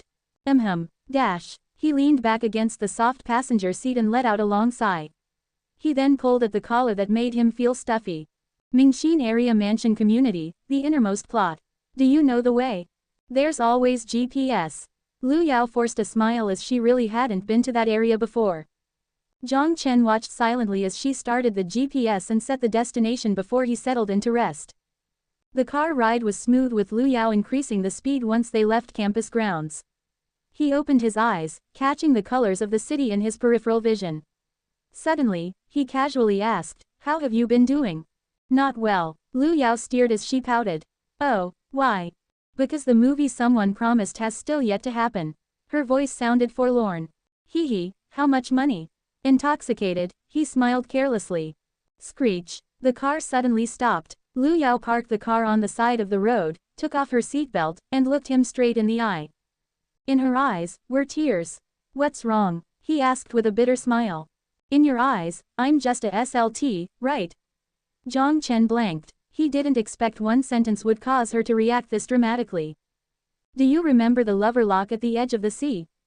His throat slightly moved as he looked away, not knowing what to say. Of course he remembered. He engraved the name Chen Lele, the pure and happy girl that existed only in a movie. I can't become your Chen Lele. But you're not. I am. His lips were stopped by a soothing sensation. The seat belt was unbuckled as he reached out to hug the lithe figure. He was no longer drunk from the alcohol, but he was somehow more intoxicated. It was already 10 o'clock at night, and the streets were empty with an occasional car that screeched by. My box had excellent noise cancellation, insulating the noises from passing through to the outside. The tinted windows also obstructed the view into the car, making it impossible for the occasional passerby to see into the car.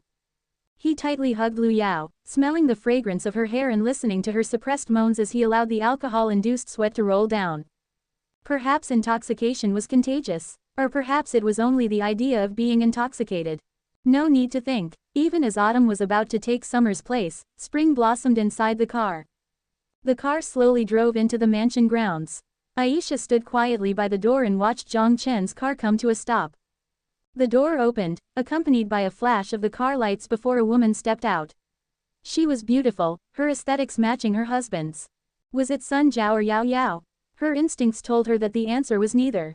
There was not the slightest dissatisfaction in Aisha's mind. In her country, polygamy was not uncommon. The number of women with Jiang Chen had nothing to do with how she served him. Are you still waiting for me? You really don't have to wait at the door. Jiang Chen also got out of the car with a distressed look. He did just. He felt it was unfair to the girl who had been lingering here. On the drive back, Lu Yao explained her situation to him. Her ex-boyfriend, who had been her agent at the time, forced her to find options in Sanya, and that was how she had met Jiang Chen. Perhaps because of her honesty, Jiang Chen no longer minded the incident as much as he had before. Through this, he learned that she did not lack self-respect, rather, she had only met the wrong guy. After that, they came to a tacit understanding. So could she now be considered a mistress? That word had a strange attraction that made Jiang Chen's heart pump. Aisha drove the car into the garage while Jiang Chen took Lu Yao into the mansion. Just find a bedroom to sleep in. I want to sleep where you sleep, Lu Yao cutely pleaded as she cheerfully held onto his arm. Ahem, I have things to do tomorrow. Sleep well. If they ended up sleeping together, he would never be able to get up in the morning. A thought occurred to him, and he asked, "Oh, do you still contact your ex-boyfriend, agent?"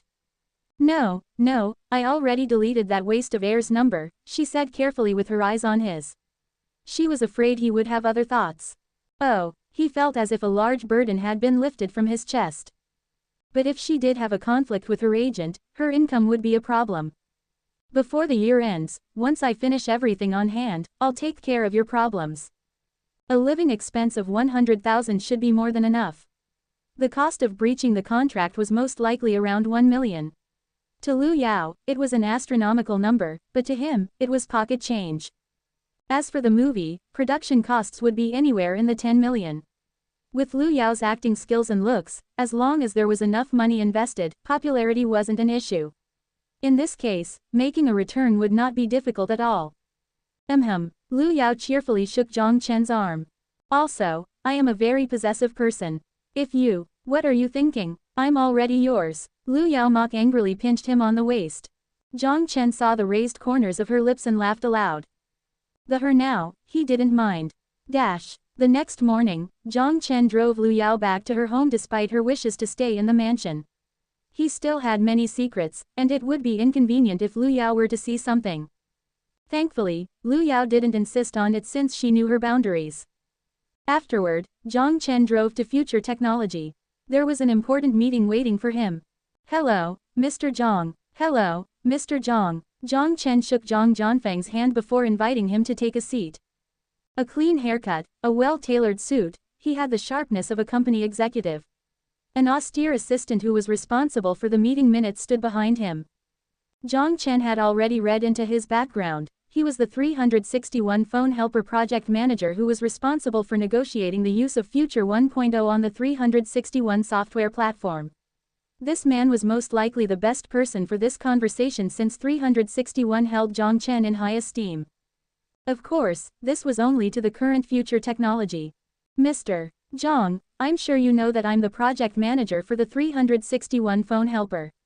Our team members have come to a consensus that if Future 1.0 were to be released on our platform, it would possess many high-quality, creative traits and increased functionality compared to the majority of the apps available today. Jiang Zhanfeng's tone then took a turn in the opposite direction. However, despite the excellent design of the artificial intelligence, I don't know if Mr. Jiang has already considered the security of the software. What if hackers infiltrated Little White's programming and accessed personal user information such as bank passwords? Have you considered the consequences of this? Jiang Chen calmly waited for Jiang Zhanfeng to finish before he responded with a collected smile. As to security, our company has already released a statement. For any financial losses related to Little White's security, our response is to fully compensate the users. Fortunately, the current amount is zero. Impressed by Jiang Chen's performance, Xia Xiu, who sat beside Jiang Chen, nodded.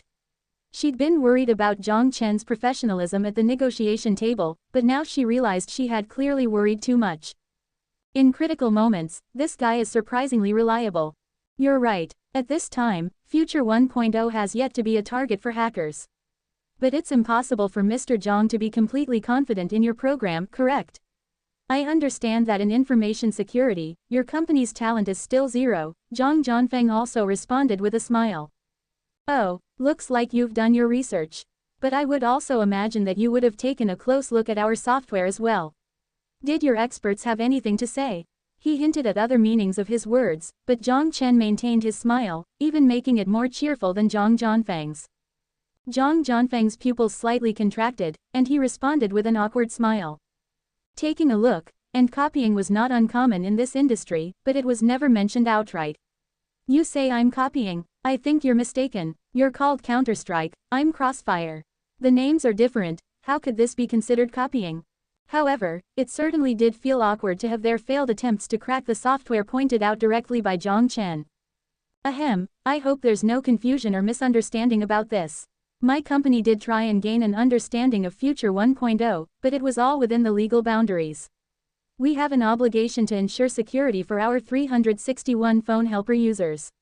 If the users downloaded a software with a backdoor in the programming, it would damage our own reputation. Shameless, how shameless. Jiang Chen wanted to jump up, whip out his phone and shove it into this man's face, asking how this list of garbage software in their 361 software market was evidence of their consideration for the users. Jiang Zhanfeng had the audacity to say that they worried about user security when Little White's software was safer than their own antivirus program. Therefore, out of concern for their user security, they were going to crack Little White. At the same time, Jiang Zhanfeng was mentally cursing Jiang Chen for his uselessness. He had a full staff of masters of computers, and even created a separate project for this. After working day in and day out and being pounded with work, when asked if he had made any progress, he got annoyed and told Daddy that he didn't know. How the ck do I negotiate when I don't even know the chips on our table? Even as he raged inside his mind, he couldn't show any of it at the negotiation. He slowly took a sip of tea. Seeing Jiang Chen remain silent, he began to test the waters. Of course, while screening the security of Future 1.0, we did make some progress. At this early stage, we can conclude that the software is safe. Although he phrased it as a screening, everyone knew the truth, it was cracking. Jiang Zhanfeng carefully observed Jiang Chen's reaction to his blatant lie, hoping to see a flash of uncertainty on his face.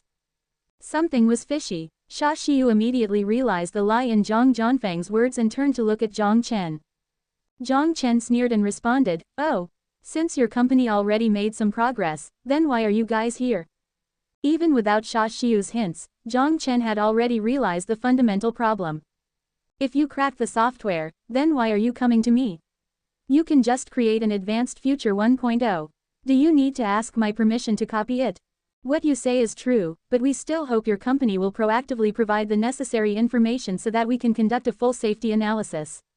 Of course, we are also interested in some of the creative elements of your software. If Mr. Jiang doesn't mind, we can discuss the price so that we can have a joint victory on both sides. Please enlighten me on how we would win together with this logic. Jiang Chen interrupted Jiang Zhanfeng without the slightest consideration. It was considered rude behavior, but since Jiang Zhanfeng had the audacity to say his spiel, Jiang Chen was thoroughly fed up with it. Shocked, Jiang Zhanfeng stared at Jiang Chen. He hadn't expected Jiang Chen to effectively end the negotiations. Are you not interested in the price? Jiang Zhanfeng was a skilled negotiator, able to hide his anger. Instead, he smiled genially at Jiang Chen. Well, we can talk about it. 1 billion. Jiang Zhanfeng calmly gave the conservative figure. As someone with a tech background, do you really believe that it's worth only 1 billion? Jiang Chen sipped his tea as he leaned back against the chair. Mr. Jiang, although the technology is a part of it, you and I are both in the business field. Don't you think that we should talk about the business value? From my understanding, you don't even have a channel of revenue from this free software. I would have to say that your financial statement for this month shouldn't look too great. Jiang Zhanfeng couldn't hold in his laughter. We have sufficient funds, you don't have to worry about that. As for revenue generation, if you're looking forward to it so much, it may come to exist tomorrow. A smile full of hidden meanings appeared on Jiang Chen's face. Jiang Zhanfeng took a moment to think. Based on what he knew, Jiang Chen's company only had $500,000 of invested capital. Could a venture capital have already invested in them? Jiang Zhanfeng couldn't be blamed for his lack of information. The registered capital was indeed $500,000, but the following equity infusion was not released to the public. As a privately held company, the information would not be disclosed, and therefore, they had no obligation to give information on their assets. Since Mr. Jiang is so confident, I don't think there is much more we can talk about. Jiang Zhanfeng sighed as he stood up. The negotiation fell through, though it was a result he had expected. What you say is correct. If your company genuinely wishes to form a partnership with us, please provide us with a reasonable proposal, and we will reciprocate with the same respect. Xia Xiu, who hadn't spoken until now, nudged her glasses up as she slid a document forward. This outlines the potential area we would consider forming a partnership with. If Mr. Jiang is interested, you should take it with you. Jiang Zhanfeng was caught off guard, but he soon regathered his thoughts. Is this how a small startup treats large corporations? Future technology is this confident? He picked up the piece of paper. Virus database sharing, phone security partnership, hee, arrogant. The next second, however, he felt something he had never felt before. It was a hint of fear. What if they did have the ability? Artificial intelligence plus an antivirus. There were countless possibilities. What else could artificial intelligence do? Since the negotiation has fallen through, could I ask for your evaluation of Future 1.0? This way, I can go back and give my boss an answer, Jiang Zhanfeng casually asked as he placed the document into his briefcase. From a programmer's perspective, what do you think a finished artificial intelligence would be worth? Instead of answering, Jiang Chen half-jokingly threw the question back at him. Jiang Zhanfeng considered it for a moment before he smiled and said, 1 trillion. Ha ha ha, around that range. Except, even for 1 trillion, I wouldn't sell it. Jiang Chen laughed as he walked beside Jiang Zhanfeng. Do you want to work for me? I'll cover the cost of breaching your contract. Jiang Zhanfeng laughed jovially. That's an interesting way of acquiring talent. I haven't even asked if you're interested in coming to 361, and you already asked me to come work for you. Jiang Zhanfeng's mouth twitched on his way to the door. For a brief second, he had been tempted. Before he achieved his current position, he began as a programmer. Witnessing the impeccable technology behind the software, how could he not be tempted? Except temptation didn't necessarily translate into actions. Upon returning to 361's headquarters, Jiang Zhanfeng reported the day's events in its entirety to the president, Zhou Hongwei. 1 trillion, haha, I wouldn't sell it for 1 trillion. Looks like the president holds high regards for future technology. He lightly asked Zhou Hongwei upon seeing that he did not criticize him for his inability to close the deal. High is an understatement. Zhou Hongwei shook his head as he laughed. If any one of you could develop artificial intelligence, what if I gave him 10% equity? 10% equity. Jiang Zhanfeng uncontrollably gulped. 361 was listed in the UA. With an average share price of 60 United States dollars, the current market cap already reached an astounding 10 billion USD. 10% was equal to 1 billion USD. The assistant also gulped with wide eyes. Looks like it's impossible to acquire them. Zhou Hongwei shook his head sighing. How about we do something with our platform instead? The assistant suggested. Zhou Hongwei glanced at her before chuckling. If Future 1.0 can't be downloaded from 361, won't users just download it from the Android market? And if the Android market doesn't work, why wouldn't they just make an official site? The assistant was speechless. Why don't we wait first and see Microsoft's opinion? Frowning, Zhang Zhanfeng put forth his own suggestion. Zhou Hongwei considered it for a moment, then nodded. That's what I had planned to do. It's a much more conservative approach. It was no secret that Microsoft and 361 had an alliance. When 361 fought for market shares with Tencent, it was all under the orders of Microsoft from across the Pacific Ocean. If they didn't have such a strong backer, there was no way Zhou Hongwei would have had the guts to fight the #1 giant in the Han tech industry. Compared to Tencent, who possessed half of the tech field, 361 was too weak. On that day, the number of MSN installations increased to 7 million, revealing the true instigator behind the scenes.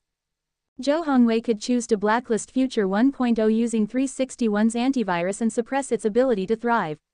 Currently, 361 did possess high market shares on the mobile platform. Even if they were faced with a lawsuit, the settling amount would be negligible. 300,000, that was nothing. His real concern was whether this move would push Future technology to other tech giants such as Tencent or Baidu. Then it would become even more difficult for 361 to survive. All tech giants shared the same concern. Everyone understood the value of artificial intelligence. However, if they were too forceful in pushing it away, it would only hurt them in the end. The best way was to balance power through a partnership. At least for now, Future 1.0 had yet to touch anyone else's cake yet.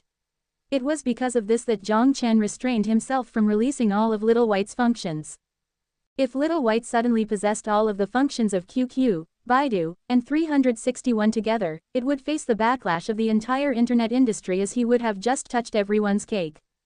Suit does not feel comfortable at all. Jiang Chen remembered wearing it only once during his graduation debate and a couple times in interviews.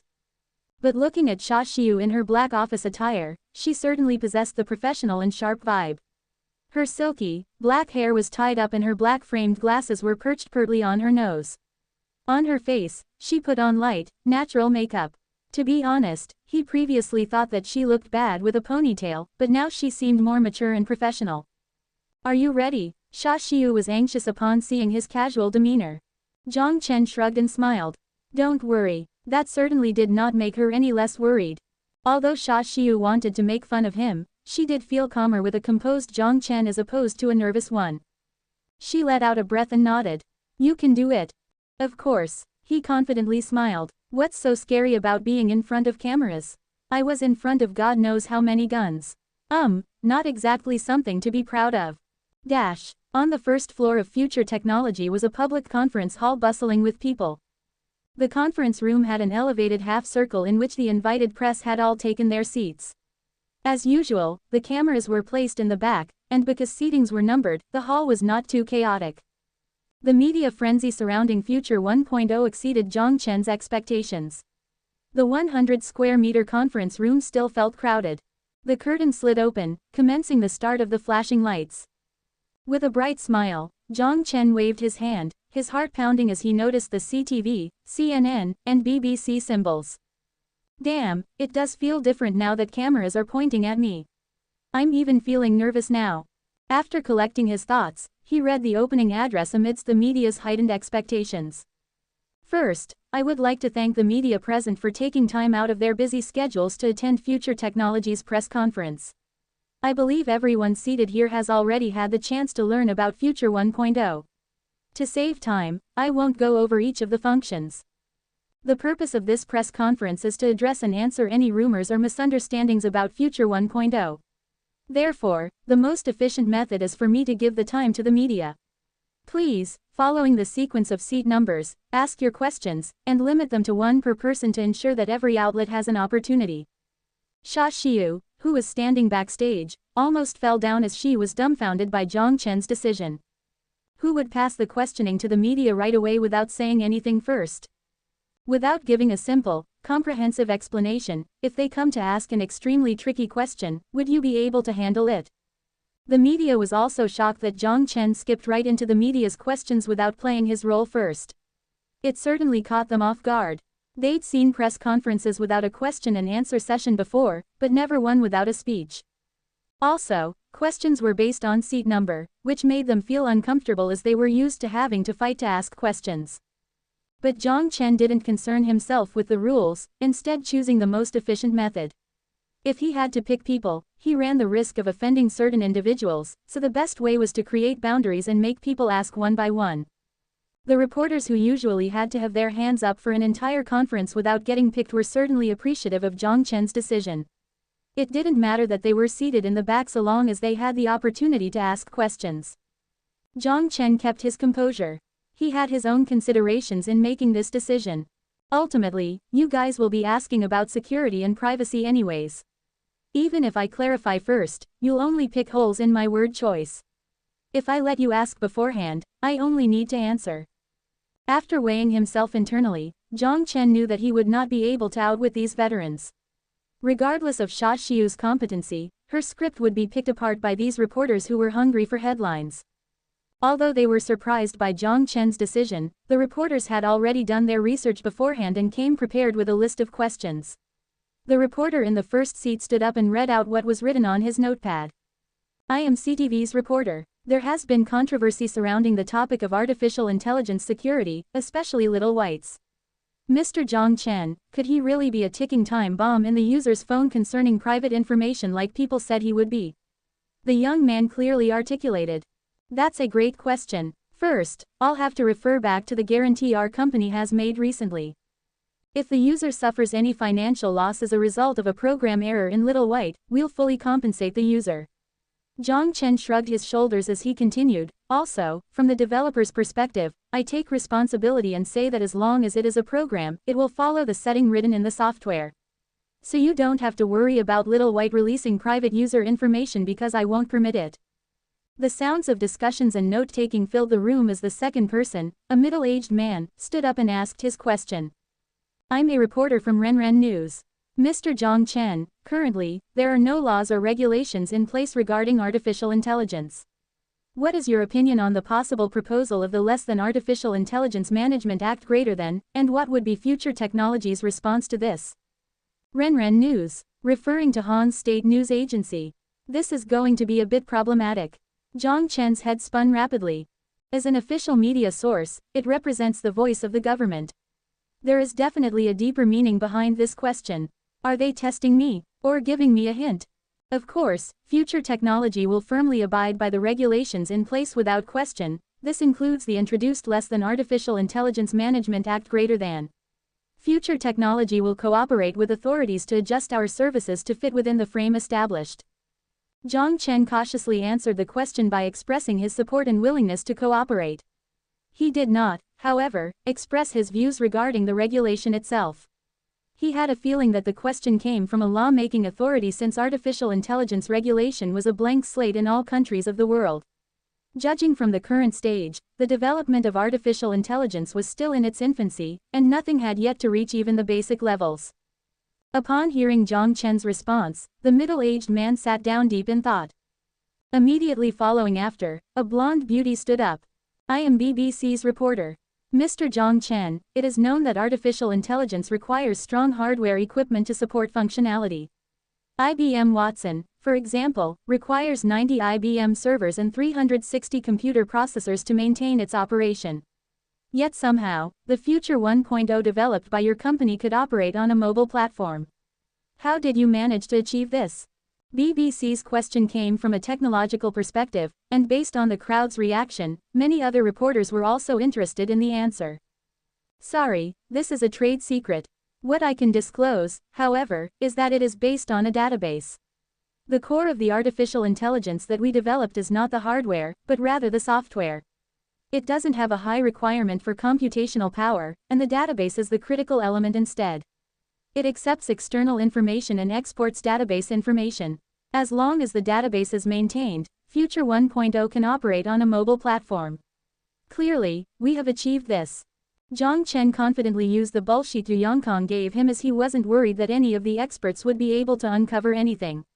As far as the people in this world knew, there was only one person on his team that managed to develop this innovative technology, which was comparable to Bill Gates' Windows 1.0. Database. All of the reporters' eyes lit up. I am a reporter from Japanese economy.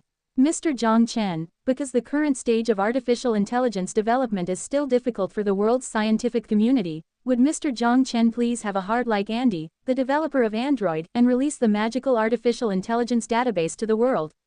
A short, suited man asked slowly after bowing politely. Mockery crept onto Jiang Chen's face before he managed to hide it. I can't believe you had the audacity to say that.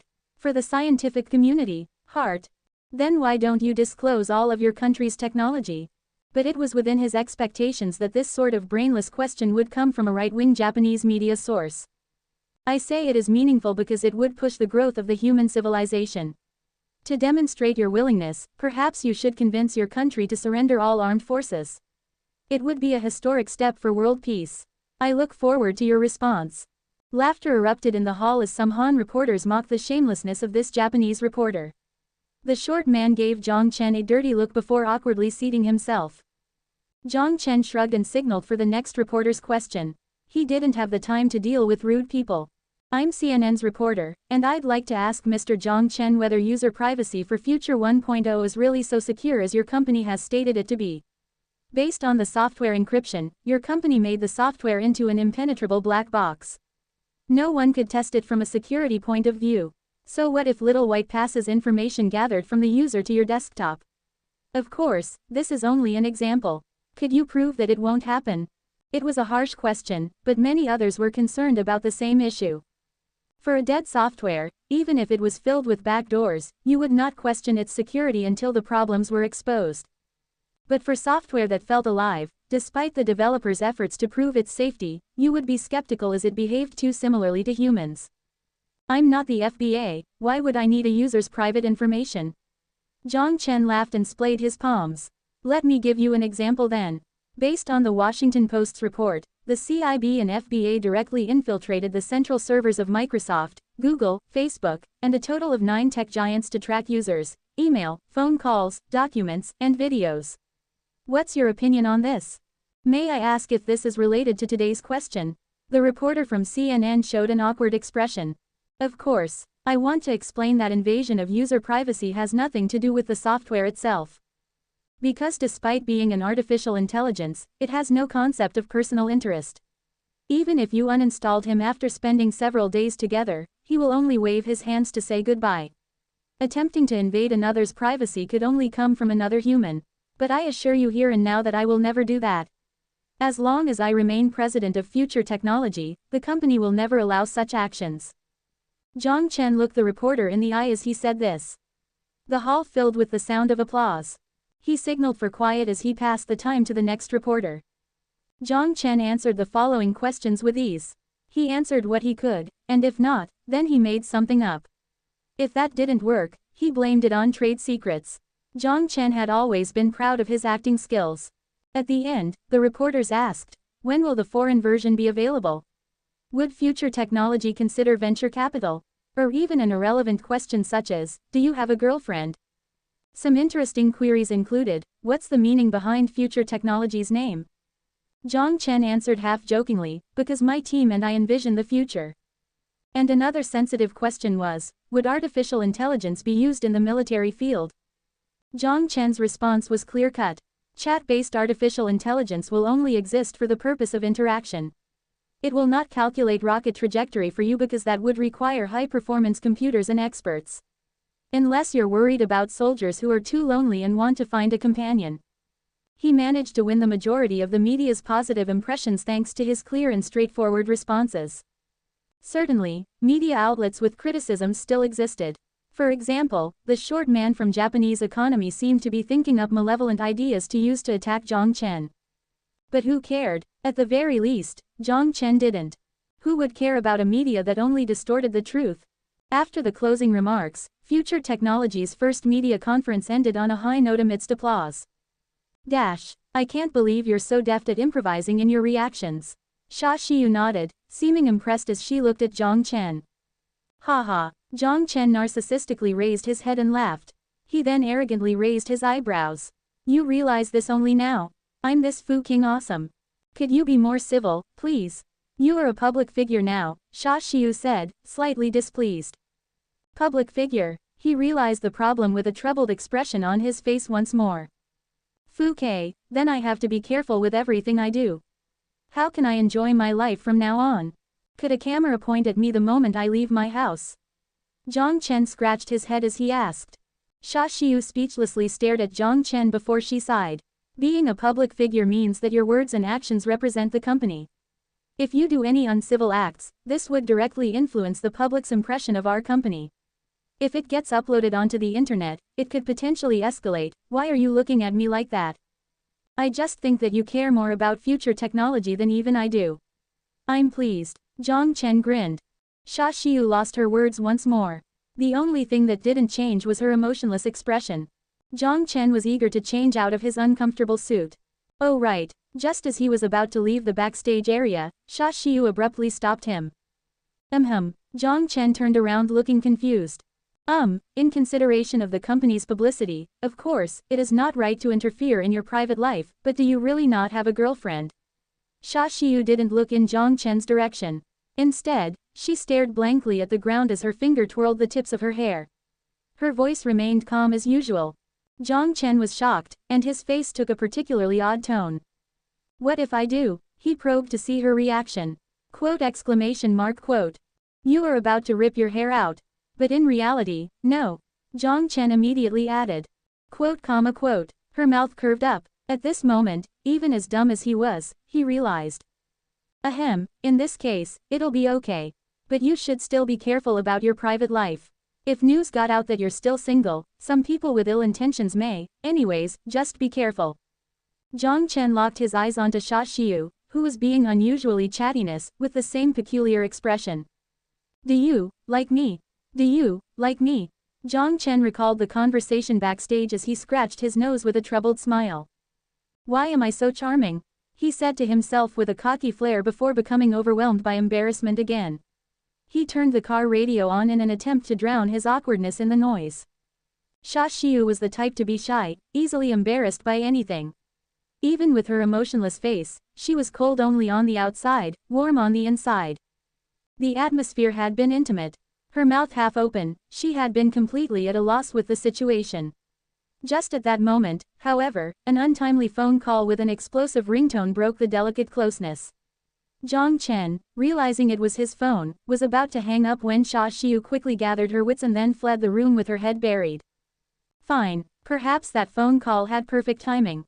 Or else he wouldn't have had a clue on how to disengage from that awkward situation. He wasn't sure about his attitude towards her either. He used to masturbate to her image long ago for quite some time, but he hadn't had such thoughts for a while now.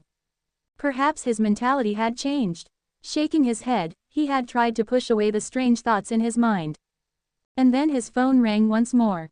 He thought for a second, the same troubled smile crossing his face. There was no point in hanging up again. He sighed and connected the call with his Bluetooth headphones. The voice from the other side had made him fall into a deep contemplation again. Wang Jiang. Jiang Chen was now on his way to the home of Wang Dehai, the general secretary of Wanghai City. The elder wished to invite him over for dinner to express his sincere gratitude for saving his life. But the phone call had been too timely, coming not long after ending the press conference. It felt unnatural to Jiang Chen, yet it was the general secretary's invitation. And he had saved his life, so it probably wouldn't be anything too terrible. After a moment's hesitation, he began his drive over. It was a serene community without seeming too luxurious, but the amount of vegetation here was rare to see in the entire Wanghai city. The security at the door seemed to be retired soldiers. He could feel the bloodlust from several meters away. These guys must have come from a border conflict. All of the residents in this community had to be influential in some way. Even with money, not everyone could be the general secretary's neighbor. He parked the car in the building before walking up to knock on the door. The door opened momentarily, revealing a cheerful face before him. You're here. Come in, my mom wants to thank you personally. Wang Xinren grinned at Jiang Chen. Don't you live on campus? Jiang Chen was surprised to see her. It's Saturday. Is President Jiang Chen so busy that he forgot the date? She playfully poked her tongue out. Now that I don't work, it's hard to keep track. As soon as he entered, he was greeted with warmth. He was surprised by the generosity and welcoming gestures, making him feel slightly ashamed since he had his own motives in saving people. But regardless of the reason, he did fight off death and save Wang Dehai.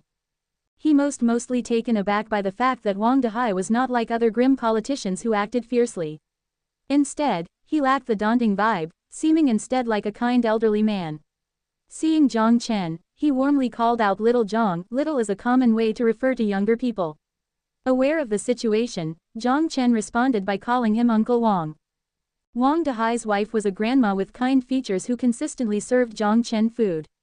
It certainly gave Jiang Chen, who had been venturing outside, a sense of home. Wang Jiang was an interesting person as well. He kept trying to drink with Jiang Chen, but his weak alcohol tolerance put him under the table first. When he started spouting gibberish, his sister stuck him back in his room as he snored. Jiang Chen always viewed straightforward people in a positive light. As for Wang Xinren, she maintained her usual level of energy as she pestered him with questions about Future 1.0. She also informed him that she became the top member of the distinguished alumni at Wanghai University, the youngest to ever take the spot. Unfortunately, the list only circulated within the school and didn't hold much influence since few students held an interest in the school newspaper anymore. As for her questions, Jiang Chen didn't disclose anything outside of the norm. Everything he said was consistent with his stance at the press conference. As he spoke with Wang Xinren, he kept most of his attention on Wang Dehai for his reaction. What did this powerful politician think about Future 1.0? Support, or more reserved? After dinner, Wang Dehai called Jiang Chen into his office. Feel free to sit. Don't be nervous, I just want to chat with you. Wang Dehai saw Jiang Chen was nervous and smiled warmly as he invited him to take a seat. Haha, Uncle Wang, I'll make myself comfortable then.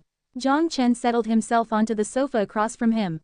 He didn't dare to pretend to be an ancient remedy doctor anymore.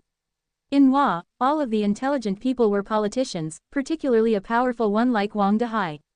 The difficulty in convincing him on a story was nearly impossible. Even the finest acting would have its flaws. Say as little as possible. But Jiang Chen had clearly overthought the matter. Wang Dehai didn't pry into the matter of how he cured rabies. Instead, he started talking about his childhood anecdotes. My rabies was probably from the 60s. I was young, my dad was being punished, and I got bit by the dogs of those crazy politicians. I remember the bite was about this big on my leg. I initially didn't think it would be a problem after so many years, but it still turned out to be worse. Haha. Wang Dehai used his hand to show the size of the scar. Jiang Chen smiled, but didn't respond. He knew it was better to listen since elders enjoyed telling young people their stories. They didn't need comfort or praise, only an audience that was willing to hear them out. Although he didn't know what Wang Dehai was planning, since he treated Jiang Chen as one of the younger generation instead of as a subordinate, Jiang Chen's impression of him was not too bad. He heard many stories from Wang Dehai. Until the end.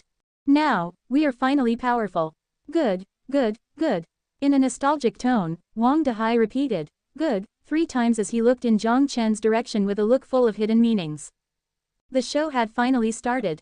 Jiang Chen's focused as he waited for this powerful politician to speak. Little Jiang, is it feasible for artificial intelligence to be used in the military? Wang Dehai casually asked as he sipped his tea. Of course, Jiang Chen responded without hesitation before sternly saying, it would be a disaster to the country and even the world. Oh, Wang Dehai was quite interested by Jiang Chen's response and waited for the context. Artificial intelligence is not human. If the life and death of a human is given to a program to oversee, it would only take a programming error to cause a catastrophic disaster. In the end, the law cannot regulate lines of code. Oh, but if artificial intelligence soldiers could replace human soldiers going into war, could it not eliminate the need for bloodshed? No, there will only be more casualties. A troubled smile appeared on Jiang Chen's face. Wang Dehai's gaze bored into him. Since this elder was asking him, it meant that it was not the worst scenario. From the looks of things, even the top had not managed to reach a consensus yet. Too many parties were involved in this. There was no need to talk about whether it was feasible for artificial intelligence to replace soldiers, how many PLA would be discharged. How many people would want to shut his mouth. Even foreign agents would target him. Cold sweat began to drench Jiang Chen's shirt as he thought about the possible repercussions. Since Uncle Wang mentioned bloodshed, may I ask, does this mean our country is going into war soon? Of course. There are always some fools who want to take action. Wang Dehai raised his eyebrows but explained anyway. Then uncle, if a cheap, effective, and powerful weapon is introduced, how would this change the current situation? Jiang Chen carefully said. An arms race. That's based on whether the technological capabilities are the same. Wang Dehai dismissed the idea with a wave of his hand. So the question is, he said with a troubled smile. But I don't have it. Like how I explained at the press conference, Future 1.0 can answer questions logically and given permission from users, operate fundamental phone functions. To give an analogy, Windows 7 is effective, but you don't expect it to control a PC as well as robots, right? Could you not make any adjustments? For example, include a fire control system. Wang Dehai persisted, reluctant to give up. I don't have any understanding of firearms. I would have to start from scratch to gain any understanding. Also, from a practical standpoint, does the country need a scientist now, or a possible Bill Gates, who will lead the industry for the next 10 years? Jiang Chen gazed seriously into Wang Dehai's eyes. Wang Dehai shouldn't have been pushing this hard as the developer team was supposedly overseas. As he spoke, Jiang Chen was also planning in his mind, going so far as to think that if the authority were to take action, then he would drop everything and run overseas. There was still 400 million USD in his Swiss bank account. He could start over from scratch again anywhere. Wang Dehai also stared at Jiang Chen. But soon, his fierce gaze disappeared, and he took a sip of his tea with a smile on his face. You and I have the same understanding. Don't be so anxious. Jiang Chen let out a breath of relief. To be honest, he was reluctant to leave unless he was forced to. I won't lie to you, we have always been researching artificial intelligence. The other countries are doing the same. It's not a major project, but we have quite a large budget for it. It's just that we haven't had any results yet. Wang Dehai looked meaningfully at Jiang Chen. Some people even said that you should voluntarily give out this technology. Do you know what I said? Jiang Chen thought for a moment before he smiled. Uncle Wang must have thought further than them. Wang Dehai laughed. You're quite clever. I told them, you guys are all old and stubborn. If we did that, who would dare to reveal new technology here? You're pushing all of the talent away. Before he finished his sentence, Jiang Chen knew. Even if they controlled the person in headquarters, with the development team based overseas, if they were pushed away to unfriendly nations, wasn't that providing them with a more advanced technology? What could they do? If they didn't have exclusive possession of the technology, what was the point of it? Thank you, Jiang Chen said with a peculiar expression. There was nothing else for him to say. He didn't understand Wang Dehai's intention. Friendliness. Who was he representing? Or was he returning the favor? You don't need to thank me. I'm not the only one supporting you. The old guy from the Zhou family was more anxious than me. He sipped the tea again and looked at Jiang Chen. His family is responsible for military artificial intelligence project with a budget of 500 million a year. Jiang Chen immediately understood. Just as he suspected, even the top level had not reached a consensus. Or perhaps a better way to put it was that collectively, they were unified, but when it touched their own cake, the situation became much more complex. Or else, the authority would not have waited for him to finish the press conference. The moment Future 1.0 was released, trouble would have ensued. Once it came into the world's spotlight, it would be too costly to work from the shadows again. It was related to the country's attitude, they were already having difficulty retaining talent. If they proceeded with the plan, they would be chasing away the talents. The key now was not to be stronger, but to become more stable. I'll ask only one more question. What's the value of Future 1.0 in the military industry? And be truthful. Wang Dehai locked onto Jiang Chen's eyes. In his aged gaze, there was less kindness and more ferocity. It's not the right time to go into the military. There are too many personal interests attached to it. Thoughts flashed through his mind as he firmly answered the powerful authority figure, 0. Wang Dehai nodded, a smile appearing on his face. Then, as the General Secretary of Wanghai City, I hope you are able to contribute substantially to the city's economic development. I also wish to see future technology significantly benefit the lives of the people and do even greater things. With a genuine smile, he answered, of course. Is he hinting at me to not overreach the limits of civil usage? Looks like Wang Dehai was not trying to convince me, but rather test me. The Wang and Zhou families probably wear the same pants. Thinking about this point, he was not afraid, but he still felt a chill run down his spine. He originally had the ambition to take future technology to the military field, but now it seemed as though he had been overzealous. Did Wang Dehai help me? Of course, since the Zhou family did not go after him right away. But would he have repaid Jiang Chen's favor if the interests of the Wang and Zhou families had been on the line? Probably not, since then it was no longer a personal issue. If Jiang Chen showed the slightest interest in military, or if Future 1.0 had the possibility of encroaching into the field, Wang Dehai would not do anything, but the Zhou family would not let him walk free either. At that time, they would threaten him into giving up the technology before getting rid of him. Or, they would get rid of him right away without even asking for the technology. It would of course result in Jiang Chen's escape, but he would have a hard time returning home again. Would it be beneficial for the country? If they truly cared, then they would not have been so greedy. All of the smart people were in politics. Throughout history, the motivated and the honest died on the battlefield, the knowledgeable avoided politics, and the intelligence belonged in the Forbidden City. It was better for the simple to stay away from the intelligent. Jiang Chen didn't reveal any of his thoughts. As soon as he left, he inhaled deeply. He suddenly realized that the past few days had been more tiring than living in the apocalypse. Why do I tire myself out? Am I missing the purpose here? Jiang Chen mocked himself as he shook his head. Regardless of whether he thought too much or not, he didn't consider Wang Dehai to be reliable. Favors were like bills. Once used, it was gone. But it was almost more complex than that since items had a set price, at least you knew how much remained. The only good news was that Future 1.0 would not receive too much hindrance from regulations, this danger faded in its infancy. Less than, artificial intelligence will be the prevailing trend in the progression of modern society. For the growing tech industry, authorities expressed their high regards. On the other hand, for the artificial intelligence program available on the market, authorities are in the process of completing the necessary regulations to protect the interest of the people and corporations, greater than. Renren News Report. The government media authority did not report extensively on the details of Future 1.0 as they focused on the bigger picture in regards to the current state of artificial intelligence. They reported mainly on the regulatory environment. However, CTV did praise highly about the outstanding performance of Future 1.0. The local media was all over the place with their reporting, so Jiang Chen didn't place too much emphasis on it. Besides, he cared more about the government media's stance because it often hinted on the perspective the authorities would take. But now, after the conversation with Wang Dehai, there was no need to pay attention to it. Jiang Chen, lying on the bed, turned off the domestic news and commanded Little White to pull up the current foreign news. Less than dictator, the next Steve Jobs in the tech industry. Greater than BBC. That was what I had planned. Less than artificial intelligence and privacy, truth or lie. Greater than CNN. The truth was presented to you, it's up to you to believe it or not.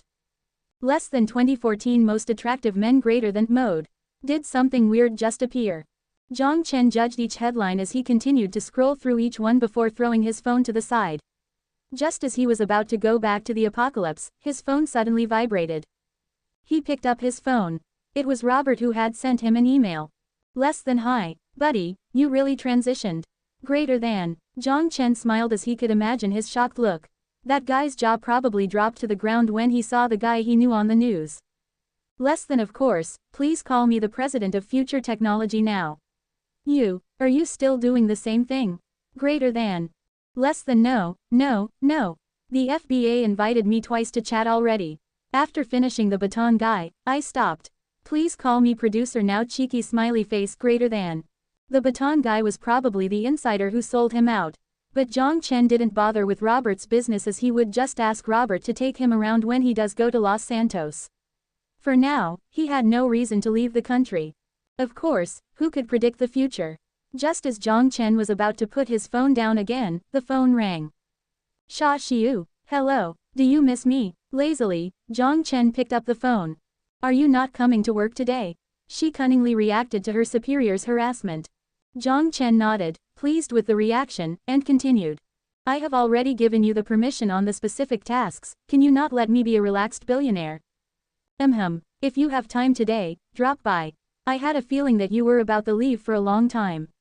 I still have some things that I need you to decide on. Jiang Chen was shocked. This girl is psychic, how did she know I was about to leave? Jiang Chen sat up from the comfort of his bed. Wait, I'll be there soon. Different from the usual emptiness, Future Technologies headquarters already began to feel busy.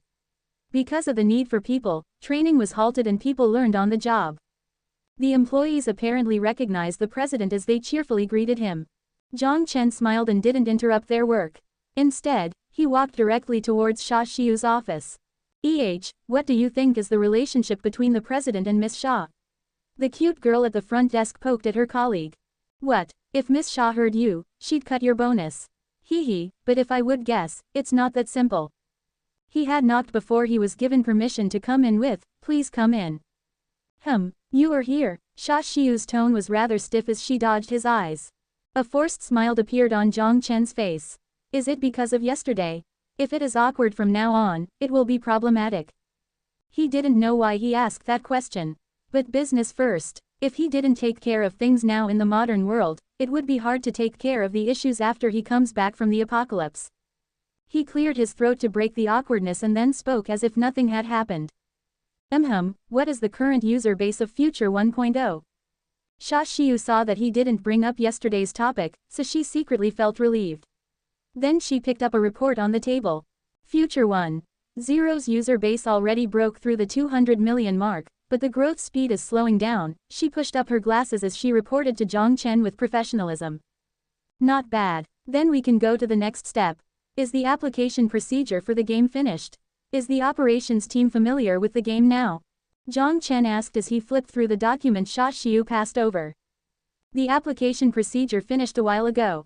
As to the operations team, they are familiarizing themselves with the game. Because they only started yesterday, it is still being completed. However, the game you provided has a perfect backend, so the task is almost complete. Looks like Yao Yao did an excellent job. Jiang Chen smiled with the cute girl in mind and continued. What about marketing? It's been ongoing. We have done advertisements and cinematics. Based on the feedback from our official site, the users have high hopes for the landmark mobile game. The post with the highest upvote even said that he is waiting for us to create virtual reality helmets that come from fictional novels, Xia Xiu said half-jokingly, but it scared Jiang Chen. What, did I say I was going to develop virtual reality? Was this person reborn? Based on this, users have extremely positive opinion about our company's technology. President, are you okay? Xia Xiu looked Jiang Chen's puzzled expression, confused. She had a trace of worriedness in her tone. Nothing. I just think I should control how much I show off. Jiang Chen forced a laugh. Maybe I am being too sensitive. Xia Xiu ignored his nonsense words and continued. Then should we introduce the game now? Jiang Chen thought for a moment. I think it's about time. Start the registration and pre-download tonight. The official release will be within this month. You can decide the exact strategy. The bug system in the game is also advanced, so the employees only need to troubleshoot based on the description provided by the system. The operation of the game should have no problems. This is the decision then. Less than new era greater than will come online. Jiang Chen was confident about this game. The introduction of Future 1.0 freed the hardware limitations of the mobile plant, which would foster a series of the high-quality mobile games. This would fundamentally change the mobile game industry. The original popular masterpieces would not necessarily get replaced by the new generation of games, but they would definitely be impacted and forced to make adjustments. It was the perfect opportunity for future technology to enter the mobile gaming market. Xia Xiu nodded as she also believed it was time. The release of the game would also turn the company's current income statement around, which was now in the red. Another key aspect. Do you have any recommendations for the direction of the game? Xia Xiu had to ask Jiang Chen about the macro development strategy of the company. You can make your own decision. I know you are a lot more knowledgeable than me in regards to operational strategy. Jiang Chen smiled. No, I mean the bigger picture. It is extremely difficult for a mobile game to balance KPI and ACU. Wait, what is KPI? Jiang Chen was at a loss. Xia Xiu was at a loss too. KPI, Key Performance Indicators. Jiang Chen embarrassedly scratched his head as he realized he was an amateur in business. However, what about ACU? He gulped as he shamelessly asked. Average concurrent user, President, maybe it would be a good idea to learn some fundamentals. Xia Xiu said, sounding worried. Jiang Chen's face flushed, but it would be impossible for him to admit his small fault in this. Why didn't you just put it in simpler terms? Profit and user base, right? Xia Xiu's eyes twitched as she sighed. You could interpret it that way. He gave it a thought. You don't have to worry about profit, for now, we don't lack cash. Compared to short-term profits, I care more about long-term sustainable growth. If we have to sacrifice the lifespan of the game for profit, it will undermine the quality of our game. Understood. President and I share the same thought. Since we already have the advantage in technology, no company can copy our game. Therefore, we don't have to worry about the lifespan of less than new era greater than for now. Once we establish the first group of users, we can then consider the profit, Xia Xiu agreed as she took out another piece of documentation. Jiang Chen scanned it as it revolved around the details of the game's operation. For example, the purchase method and game model. It had nothing to do with the game content. Should be okay then. Now that everything is cleared up, I need to go somewhere far away in the next few days. Jiang Chen put the document aside as he was getting ready to leave. Where are you going now? Xia Xiu sighed as she rubbed her head. Maybe I will tell you one day. Jiang Chen laughed as he walked out of the door, leaving a bewildered Xia Xiu. How long till that one day comes? Probably when I am powerful enough to go head-to-head with the forces of an entire nation. In an instant, the pristine clouds were replaced by the cloudy traditional dust, spider-like cracks crept onto the smooth walls, and the wooden door began to wither away. The animation style changed drastically. The comfort behind his back was the same, but he was on the other side. It was his room in the apocalypse. He sat up on the bed and scanned the clean bedsheets as a smile emerged on his face. There was not the slightest dust. Although he didn't know if it was Yao Yao or Sun Jiao, someone cleaned the place up every day. He picked up the PK-200 resting against the wall, and as if reunited with an old friend, he motioned a few positions with it. The only thing dusty in the room was this rifle. He picked up a towel to wipe it clean before he threw it into the storage dimension. When he pushed open the door, he tiptoed from the corner of the wall. Then he quietly walked to Sun Jiao's room to give the person he hasn't seen for a while a surprise kiss. The surprised voice accompanied by a long-awaited hug. He felt her pounding heart as Jiang Chen hugged Sun Jiao with a smirk. He then followed her to the expanding outer circle. When he stepped onto the brick road in front of the mansion, he always had an indescribable feeling of satisfaction. Just like a king in the Middle Ages, the mansion was his castle. The refugees, who worked hard outside of the castle, were his citizens and Sun Jiao was the duchess of the castle. Yao Yao in the castle, let's talk about that later. When he stood there before, he could only smell suppression in the air. But now, he felt relaxed. No conspiracy and no need to guess as everyone's heartbeat was captured on his EP. If it was not for the tedious injection procedure and the lack of equipment, he would love to bring a set of slavery microchips to the real world. But just as he pushed open the mansion doors, he was shocked. Why did the expansion stop? Jiang Chen looked at Sun Jiao, troubled by what he saw. The construction material was stacked up on the open ground as the expansion came to a complete halt. The zombies outside were acting weird. Sun Jiao had a stern face as she took Jiang Chen onto the watchtower. Jiang Chen followed the direction Sun Jiao pointed to, and a look of shock appeared on his face. Those zombies. Yes, all of them seemed to be on some hard drug. Sun Jiao picked up a rock and threw it into the distance. The rock made a clunk sound as it hit a car's roof. The zombies nearby immediately turned around and howled and dashed at the car. The car door was deformed by the group of zombies as their dirty hands penetrated through the car window and flipped open the engine cover. After only a while, the zombies realized there were no living creatures and they gradually dispersed. This was in broad daylight. What, can we even leave then? Jiang Chen stared at the hysterical zombies. Now, the zombies finally had a feel similar to less than Resident Evil greater than. The fierce and bloody pupils seemed to foretell that any living creature who dares to appear in front of them would be ripped to pieces. Or even more vicious than that. The unknown bacteria level is rising in the air. Maybe it's because of this bacteria that the zombies have become so ferocious. There's a possibility that it has blocked the UV, but it doesn't look like it as the vegetation didn't get affected. Sun Jiao frowned as she took over the terminal from the patrolling guard and showed Jiang Chen. Less than unknown bacteria concentration level, 13 greater than. What is this? Jiang Chen asked, feeling puzzled. The terminal is connected to the air detection tower. We bought it from Jiao Corporation. The 6th Street also experienced a similar situation, so Jiao Chenwu thought we would need this. The unknown bacteria that's floating in the air has a similar mechanism to the original zombie bacteria. It could be eliminated by vaccination or through the immune system of people injected with the genetic vaccine. But if the bacteria level passes a certain threshold, it could only be avoided with protective wear. So I bought 150 protective wear, just in case. He followed the direction Sun Jiao pointed to, and Jiang Chen noticed a pitchfork-like detector on top of the residential building. The light green film between the pitchforks slowly rotated. Not bad, but I have a question. I thought zombies would be weakened under UV. Jiang Chen asked with his eyebrows raised. That's right, that is what I am confused about too.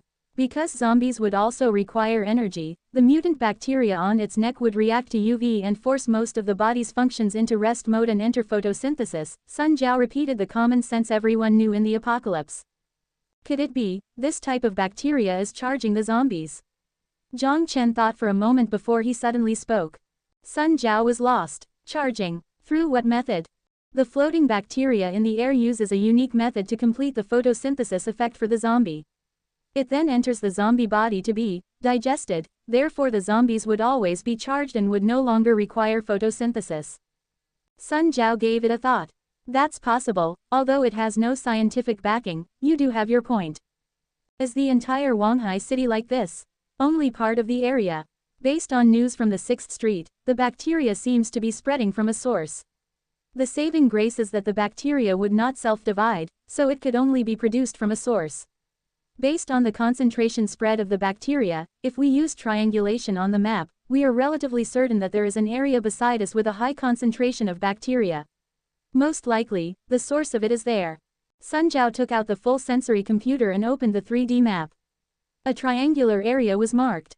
What's the closest survival camp? Did they have any reactions? Jiang Chen thought about it as he said with serious concern.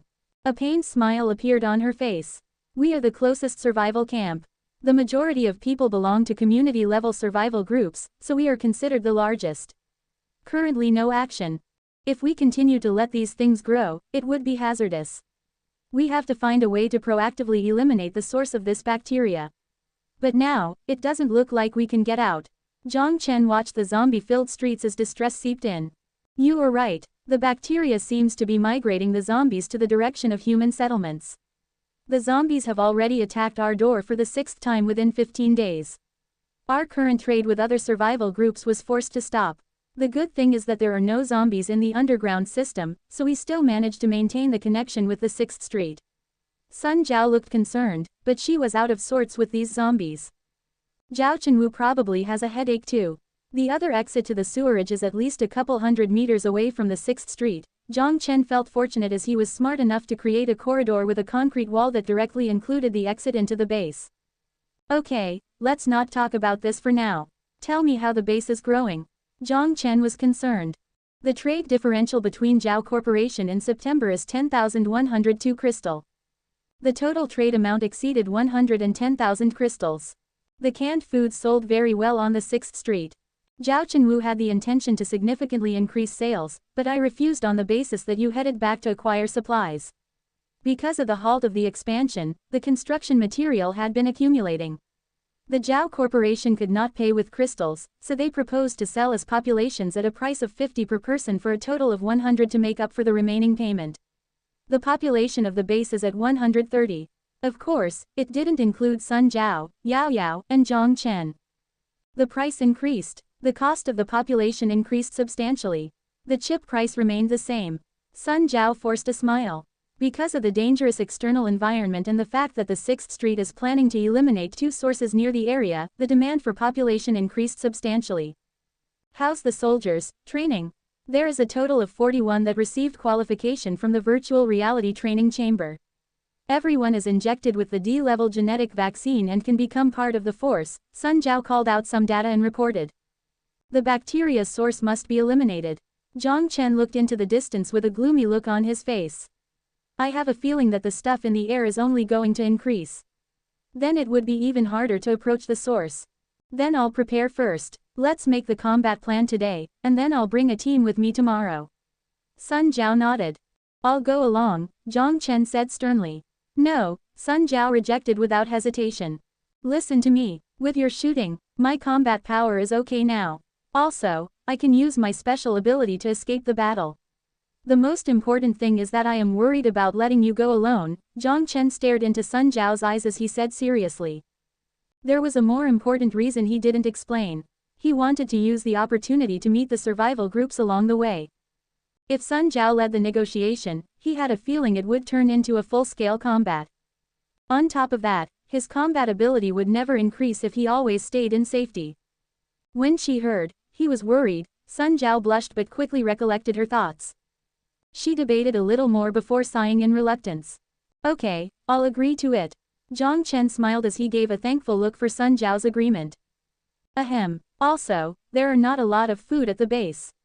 Could you get some more? Sun Zhao awkwardly coughed as she diverted the topic. Food, no problem. Jiang Chen smiled as he disappeared. Sun Zhao had to gather her thought as she stared at the place Jiang Chen vanished from. Fair, if he has this special ability, he would escape from any danger. Sun Zhao felt more at ease. It was the first time. Perhaps the first time was in the underground sewerage. The feeling when she knew he was okay, the time when she placed someone else's life before her own. Jiang Chen returned to the modern world and called the same food distributor's number before driving to the rural area storage unit. When he arrived at the destination, Jiang Chen noticed that the boss there was already waiting for him. He didn't waste his time as he started to order people to unload the supplies into the storage. Jiang Chen ordered twice the amount as last time. 31 tons of rice, 10 tons of flour, 700 boxes of canned meat, and 500 boxes of canned fruit, as well as oil, vinegar, salt, and other flavorings. Also, he ordered a few tons of easy-to-store vegetables such as cabbage, carrot, and potato. Like what they agreed to last time, they didn't print stickers.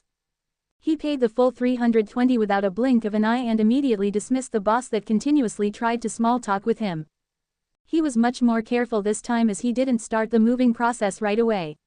Instead, he released the drone that Yao Yao modified and scanned for any thermal information.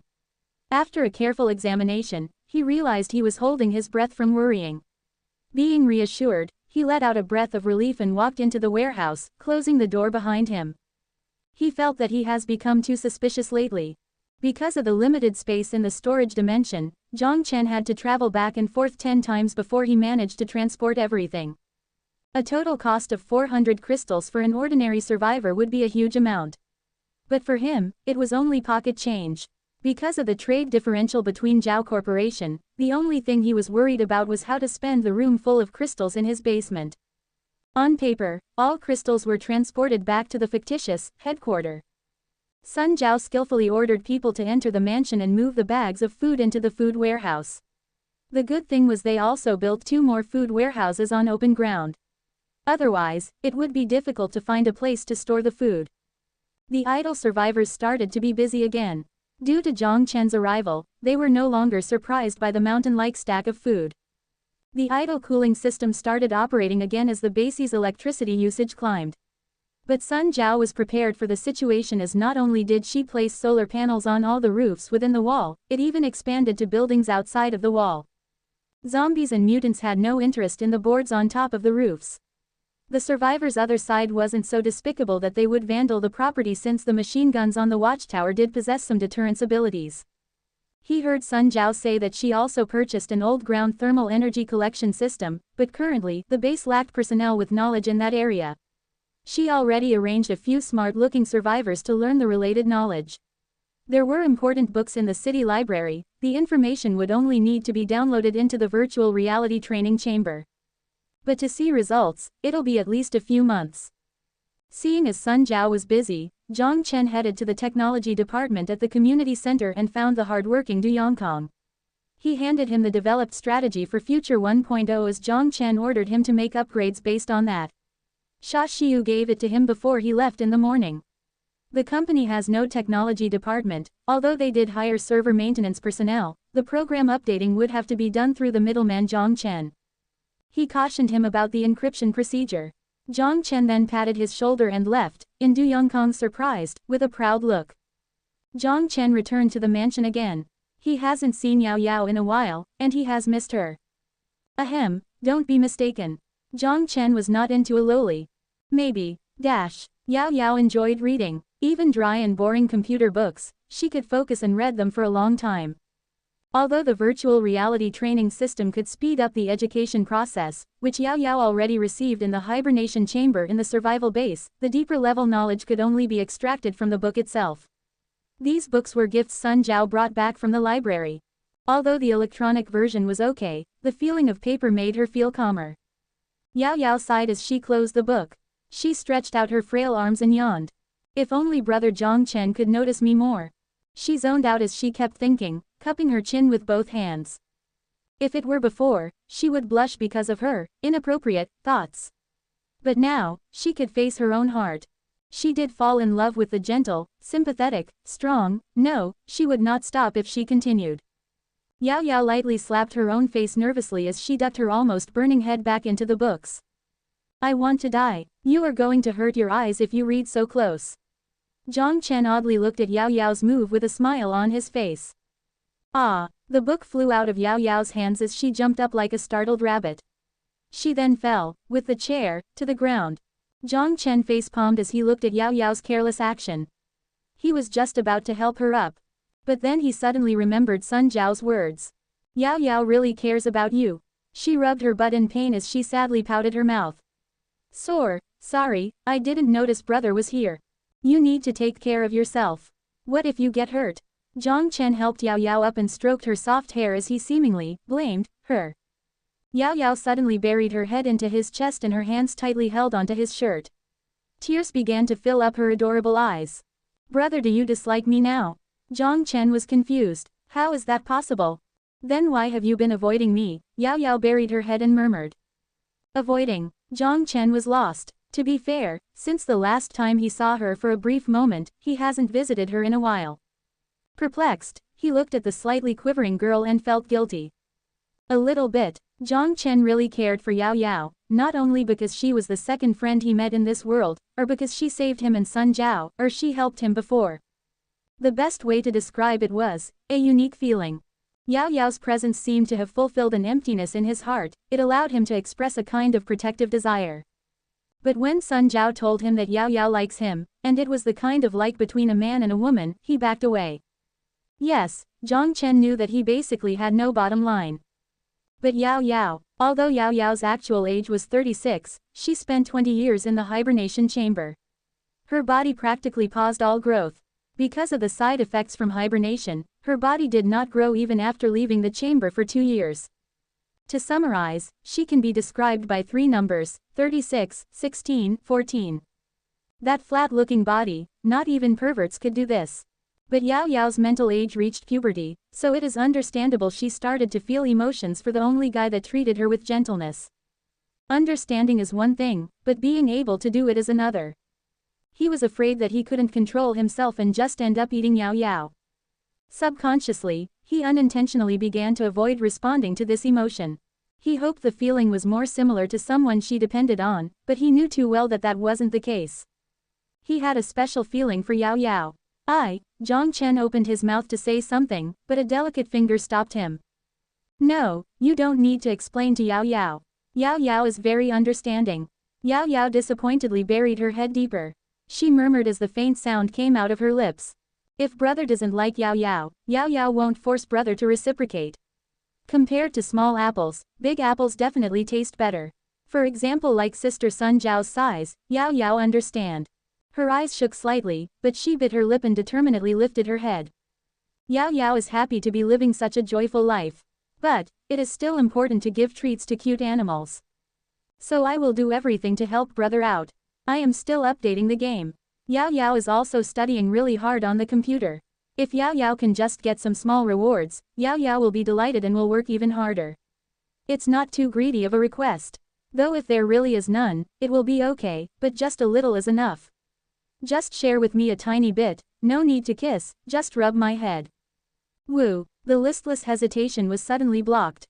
Her fragile look revealed how shocked she was, but then it turned into excitement and happiness, and finally into gentleness. Yao Yao closed her eyes as she enjoyed the sudden burst of passion from her lips. Jiang Chen kissed her, because of guilt, self-blame, impulse, or maybe it was the compensation for the pure but ambiguous emotion. He admits that he is a selfish person without boundaries, but he is not a cold person. when he found out that Yao Yao loved him dearly and was willing to do so much for him without return. Sorry. It was his first, without lust and desire. The lavender-like fragrance layered with her pure emotion spread from his lips into his head. Like a terrified bunny, the softness gently explored the unknown. But just that one simple move almost took up her entire body's strength. But a warm hand accepted it and caressed her soft head. Jiang Chen felt the burning sensation on his face as Jiang Chen gently held up her face. Separated. A glowing wire carved a hint of impurity within the pure emotions. Jiang Chen looked at Yao Yao as she tried to catch her breath and stared into her mist-covered eyes. He finally resisted the desire in his heart and pulled his head away from Yao Yao. Yao Yao, who just began to realize what had happened, buried her head. Her head was completely blank as her cherry-like mouth smiled, closed, raised. Sorry. Although sorry probably doesn't mean much. Jiang Chen hugged the fragile body harder as he said sincerely, I did notice your emotions but No, it's okay. Yao Yao's tone suddenly went higher because of her excitement but soon quieted down. She murmured, could you just save some for me? As a reward? No. The adorable eyes teared up. Not your reward, as my reward. A smirk appeared on his face as he got closer to her earlobe. Be mine. Tears burst out of her eyes, but it was tears of happiness. Don't cry. Woo. Jiang Chen made up his mind. He didn't have any boundaries left, so might as well go balls deep. He was not a courteous guy nor did he want to use a boring excuse to lie to himself. He had a good impression of Yao Yao. As in, it was not the type where it was simply a sister and brother kind of emotion. Worst case I'll just eat later. He made the decision as he chose to respond to this pure relationship. What's wrong with liking a loli? No, not loli, she is 36 on her ID. Jiang Chen tightly hugged Yao Yao as he felt her warmth and listened to her murmur. I feel so lucky. Would Sister Sun Jiao hit me? I'll let her, so she won't be mad.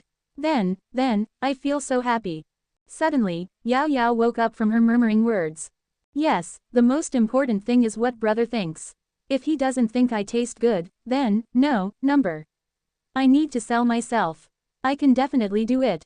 She tightly clenched her fist as she took a couple of deep breaths and built up the confidence. Calm down. Jiang Chen heard the murmuring stop. I taste very good. Although I am not confident, I will be very obedient. The moves Sister Sun Jiao doesn't want to try, Yao Yao can try. I am not a picky eater. I will resist the pain even if it hurts. Yao Yao's long eyelashes trembled as she closed her eyes tightly, letting go of all her shyness. Blood burst out from Jiang Chen's nose. This damn lowly lover, Sun Jiao cursed in her mind as she stood outside of the door. Through the cracks, she almost saw the entire plotline. Although it was not that she didn't understand Yao Yao's emotion, she did want to drag her into the water. But, it was still frustrating. Miss Sun Jiao was so frustrated that she wanted to stomp her feet. But she bit her lips as she decided not to. It was because she did not want to interrupt them now. She sighed as she unhappily walked away. I'll pretend that is the compensation for this guy to stay here. Sun Jiao tried to comfort herself. Also, Yao Yao is even easier to bully. A smile carved onto Sun Jiao's lips. Or, possibly a smirk. Loli has 3 benefits: light, soft, and easy to eat. Jiang Chen didn't end up eating Yao Yao, although she was already cooked. He felt it was not the best idea to eat her now. Let her grow a bit more. At least until after she starts to develop. Or at least wait for her to be mentally prepared. He wiped the blood from his nose and comforted the now bewildered Yao Yao as he hastily left.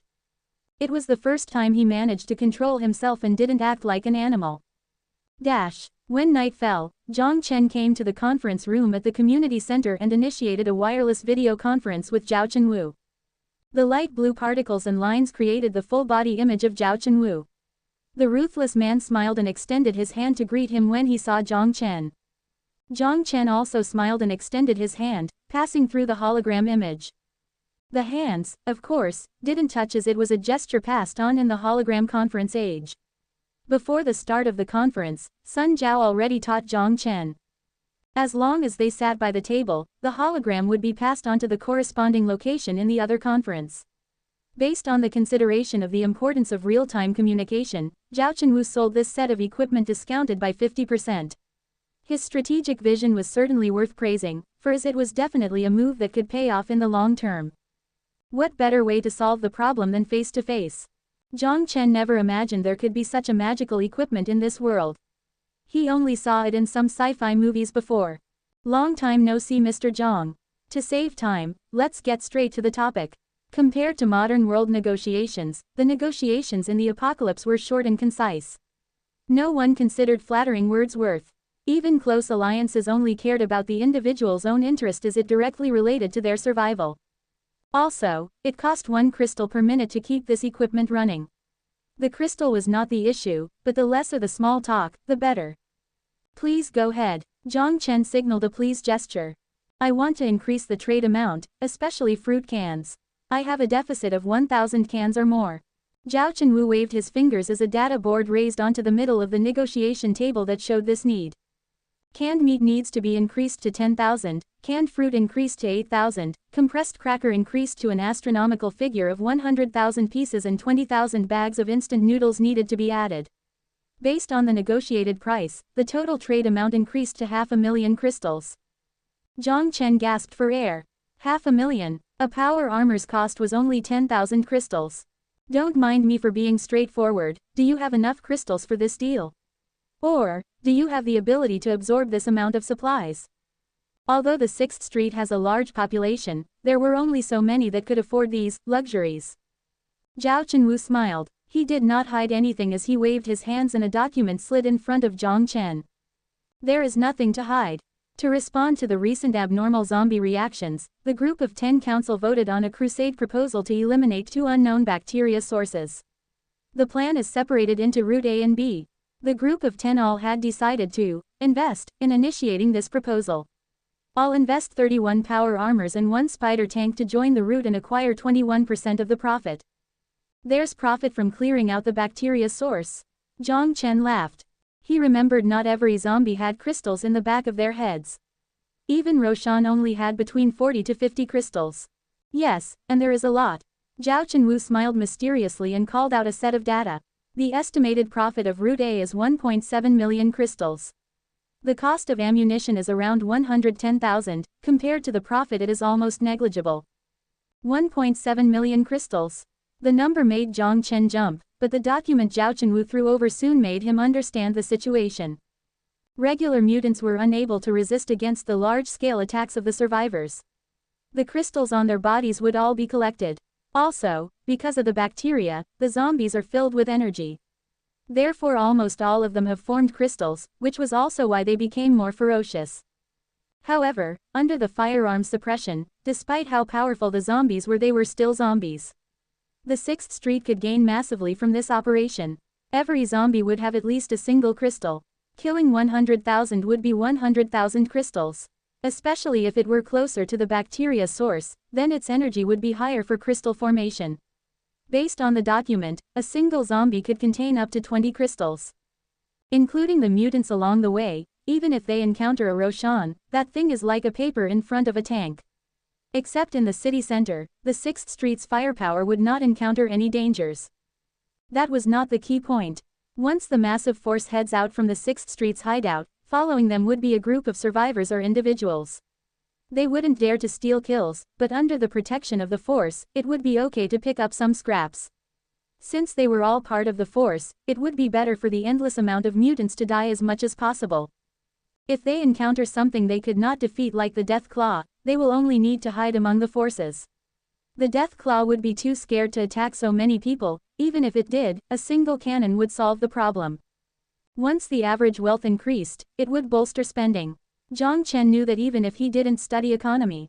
Also, the consumables used in this crusade will be converted into crystals, and so they will seek investments from the population of the 6th Street. The expected return was estimated to be 15%, in which 1341 middle-class men would be born.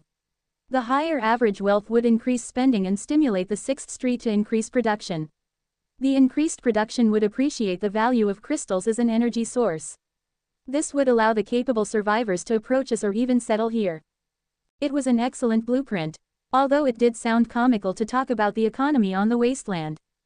Jiang Chen was at a loss for words before he abruptly opened his mouth. If you guys are so powerful, why didn't you attack the city center?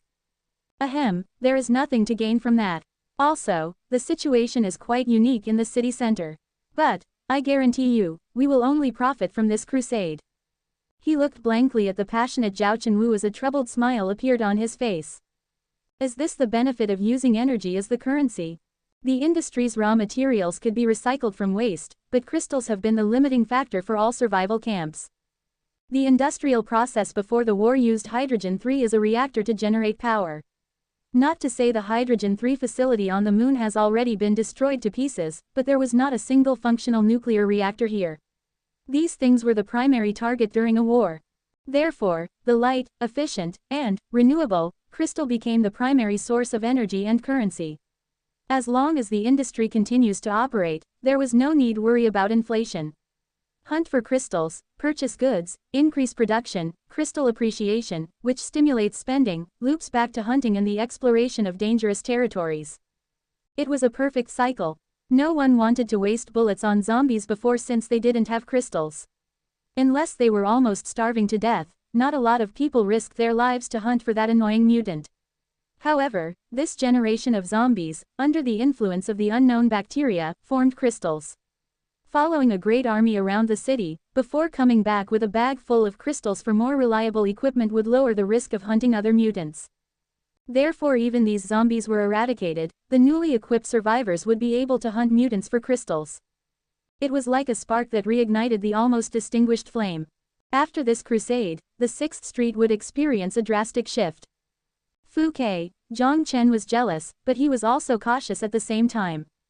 Although there was some distance between 6th Street and here, if its sphere of influence increases, it would be problematic. Since that place was a neutral, open-door area, all the survivors would head to it for exchanges of goods. The equipment upgrade of the survivors nearby was not good news for the newborn Fishbone base. The bandits, who were previously equipped with rifles, were now upgraded to rocket launcher or even the more expensive laser rifles. It would be detrimental to the base's defense. The current defense of the base was only a few light machine guns as well as some anti-tank weapons and grenade launchers. Although Jiang Chen wanted to buy a tank and has the money, no one would sell it. These heavy armor firearms were mostly recycled from the battlefield. The quantity was scarce. It was possible to produce power armor from scratch, but a tank. Even if they had the technology, they didn't have the right conditions. His eyes lit up as Jiang Chen pondered to think of a way to upgrade the base's military arms. If it was not possible to buy it from the 6th Street, looting town might be worth a shot. But in Jiang Chen's eyes, he interpreted Jiang Chen's expression as a keen interest in the potential profit of the crusade. A smile emerged on his face. In his eyes, Jiang Chen was ready to reap the benefits. What do you think, Mr. Jiang? I believe that you already understand. If we use this golden age to expand the food market, I trust that no one will be interested in the sheet-like nutrient supply anymore. Jiang Chen was fascinated by the opportunity. But if the crystals do appreciate, then there would be another problem. Crystals will appreciate in value. So you are saying I need to lower the price of the food to expand the market? Jiang Chen curled up the corners of his mouth. After all this explanation, Jiang Chen still had the intention to lower the price of food. Ahem, that's precisely the case. But please believe me that after we increase sales, the food trade will bring more profit for your company. Before there would be only 1,000 people willing to purchase goods, now in less than a month, it will turn into 1,000 people. When the basic survival needs are met, people will start to strive for a higher quality of life. Additionally, if we can capture the market, you can also expand your production capability. Jiang Chen locked onto Jiang Chen's eyes. Okay, Jiang Chen felt awkward. In theory, if the production base expanded because of economies of scale, the cost would go down. In his case, however, since all the food was transported from the modern world, the cost would be less than 0.1 of a crystal per canned food. Reducing the price to increase sales volume seemed to fit the goal of the headquarters. If the price remained the same, food sales would still increase by a small amount, but the potential profit would be nowhere close to voluntarily lowering the price to attract more sales. Oh, this is not a bad idea. I have permission to adjust the price on behalf of the company. You do have to understand, however, that there is still the cost to transport and produce the food. If the profit margin here is too low, there is no purpose for me to continue to establish a supply station here. He still had the pretend in case this guy constantly asks him to lower the price due to Jiang Chen accepting this initial proposal too easily. Zhao Chenwu thought it was disrespectful to ask about the other party's costs. But if he doesn't know Fishbone Food Corporation's production cost, it was hard for him to give a reasonable estimate. He only guessed that the expanded production would decrease cost, but he didn't know how much it would go down by. The meat cans with an average price of 10, fruit can 20, the compressed cracker maintains the 1 crystal price, and instant noodle 3. The appreciation of crystals along with the higher purchasing power from the 6th Street, you won't lose a whole lot. That's a 1/3 discount. Mr. Zhao is certainly giving me a difficult scenario. Jiang Chen had an enigmatic smile. Purchasing power of the 6th Street. Then I would be making a loss if I transport the crystals back to the headquarters. On paper, he only has a supply station here. So, he must stay consistent with the story. The appreciation of crystals was only relative, other than a few things that could not be produced, all other goods would not be any different. If crystals were not traded for goods, then this thing would only be a convenient time travel ticket. Ahem, the crystal's appreciation is relative. How about the firearms and construction materials also are reduced by 1/3? This is pretty close to my cost. Also, isn't your company interested in our technology? Perhaps in this area, we can partner up. It would be best to avoid paying with crystals as this will be the best way to maximize our gain. If I manage to acquire more control within the 6th Street through this opportunity, I trust that the equipment not permissible to be sold could have workarounds. Zhao Chenwu made his point as his eyes flashed. Not bad. Interesting proposal. A smile appeared on his face as both parties reached an agreement. Since this is the case, Jiang Chen brought everything to the table.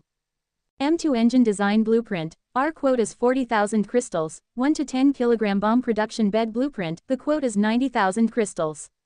Model 50 electromagnetic pulse cannon, the quote is 110,000 crystals.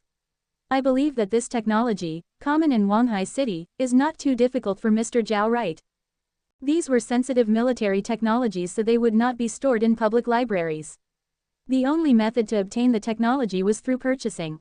Sun Zhao estimated the quote based on the benchmark in Looting Town. Regardless if they have the capabilities to produce the equipment, it was imperative to obtain the technology first, and then slowly digest it. Of course not. Zhao Chenwu laughed, the price was reasonable. Although the 6th Street prohibited the sale of heavy weapons, the technology aspect was not prohibited to the same extent. A thumb-sized USB could copy all the information in blueprints.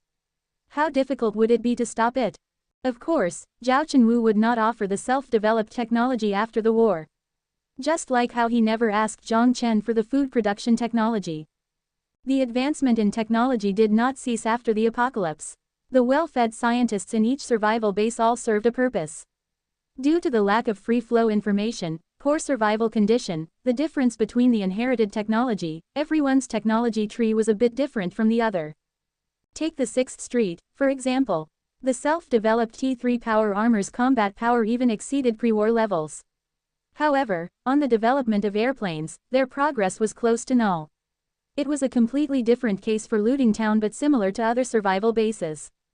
As to the trade amount, if you could manage to absorb it, I'll sell a bit more to you. Let's aim for a quote of 700,000 crystals now based on the new price. It would be for October and November. I think with more supplies, Mr. Zhao could have an easier time expanding the market. Jiang Chen laughed. 6 times the usual trade amount. Suddenly, Zhao Chenwu's breath shortened. However, for being a man of power, he quickly recollected himself and remained calm. He shrugged as Zhao Chenwu said cheerful, since my partner has already shown so much good faith, if I don't do anything, it would be inconsiderate. It's here, I have been waiting for those words. Jiang Chen's mouth curled up. That's what I think too. So to make sure I can move the 700,000 crystals worth of supplies here, I need your help. Zhao Chenwu was surprised. If your transportation team could move the goods over such a distance, could you not solve a simple problem like this? It was hard for Zhao Chenwu to believe. He knew that there was a source near the Fishbone base, but because of the distance, it would not pose any threats to the 6th Street. The neutral area was not a philanthropical society as they had no reason to send out a force to clear out the problem. Transportation and combat are two different things. We have the technology to move the goods there, but moving it in would have to depend on me. Airdrop, flying carriers. It didn't matter how much Zhao Chenwu guessed as Jiang Chen wouldn't say a word. He opened his palms as he continued to use his acting as he bullshitted. I think you know how many crystals I put into this supply station since I bought everything from you. If I couldn't even handle a small problem like this if you were my boss, would you want me to stay here? Or, would you switch to another base that would be easier to transport goods, as it would be the more efficient process, wouldn't it? So, for us to continue our partnership, you'll have to help me out. Then, Jiang Chen's voice lowered as he perplexingly looked at the Zhao Chenwu, whose expression began to turn stern. I can't promise that the next representative here will still choose Zhao Corporation as the partner, or perhaps even relocate and conduct business with Looting Town. We pride ourselves on efficiency. If I fail here, I don't know if the next person in charge would continue my policy. You understand? Jiang Chen left the words there as he then leaned against his chair. He didn't finish his words as he has already made the point. It did make sense. If my subordinate spent so many resources from the trade to invest in the defense infrastructure, if there was the imminent danger he must seek help. Opening parenthesis question mark question mark question mark question mark question mark closing parenthesis. If Jiang Chen got replaced by the Fishbone headquarters, would the new representative continue the failed policy? Difficult to say. Zhao Chenwu began to feel unsettled as he already got the taste of the food trade. How would he simply give this up, especially when there was a 700,000 crystal deal sitting in front of him? He hoped that he could use this supply to control the food market at the 6th Street to leverage for more influence in the Group of 10 Council. However, what he didn't know was, all the hypothetical situation assumed that the headquarters existed. Jiang Chen didn't finish his words but left enough for Zhao Chenwu's imagination. If he only lied and told half of the context, smart people would complete the lie for you. If he said too much, he would be more prone to getting called out. What kind of help do you need? I will handle this, Zhao Chenwu said in a stern voice. His interest was already tied to Jiang Chen. If he lost Jiang Chen as a supplier, all his plans would be interrupted. He must help him, even if he may make a loss here. He was waiting for this sentence. An untraceable faint smile appeared on Jiang Chen's face. 10 T3 power armor, I'll purchase at 110% cost. Jiang Chen didn't scam him as he gave a rather attractive offer. Not possible. Zhao Chenwu stood up as he lost control of his voice. It was not the problem with the price. Even with his position of power as a member of the Group of 10 Council, there was still 9 other people keeping a close eye on him. There were a countless amount of small capitalists that have a keen eye on his position, which forces him to be careful. Even if it was produced from his own factory, every controlled equipment must be documented and registered. They were prohibited from selling, and by keeping an eye on each other, it was hard to conduct fraud. If he crossed the line, there would be severe implications as it practically gave his competitors a reason to attack him. Nothing is impossible. Think about it. The risk you take compared to the potential gain, it would be nothing. If I failed, I would just retire. For you, you'll lose a supplier that you trust. Jiang Chen locked onto Zhao Chenwu's eyes. Zhao Chenwu also fixed his eyes on him. Finally, this ruthless businessman compromised. 10 T3 power armor with a price of 13,000 crystals. I'll send 10 slaves with microchips injected along with the power armors. Then I'll report fatalities. You can take the 10 people as long as they don't show up at the 6th Street ever again. Zhao Chenwu wryly rubbed his head as he leaned his arm on the table and waved his hand in defeat. Excellent, my friend. Be assured that you'll have much to gain from helping me so much. A prevailed smile carved onto Jiang Chen's face, but it was gone within a second. He gave his sincere gratitude to Zhao Chenwu. Tell me other things you need. I know the 10 power armors is not enough, but this is the only time. Since he already broke the rules, it didn't matter how far he went. As long as no one found out. An armored vehicle. No problem, one will explode during the mission. 20,000 crystals. You have to give the equipment first. I have to solve the problem first before I can transport the food here, and then pay based on the new price. No problem, I have the patience to wait. Also, I would need some high-energy vacuum bombs, the portable ones. Seeing Zhao Chenwu's decisive attitude, Jiang Chen was feeling a little ashamed as he grinned sardonically. Okay, along with the one-time use platform, 100 crystals per bomb. I'll just say that I scrapped them. What do you need that for? The zombies can't be suffocated, they also don't have a lot of fat that can be burned. It is just for a possible scenario, you don't have to worry about it, and it's a pleasure to work with you. Jiang Chen had no more requests as he smiled. It's a pleasure to work with you, you better not make my investment go in vain. Jiang Chen fearlessly stared into Zhao Chenwu's hawk-like vision as he cheerfully laughed. Be assured, my friend, don't you think we are helping each other out?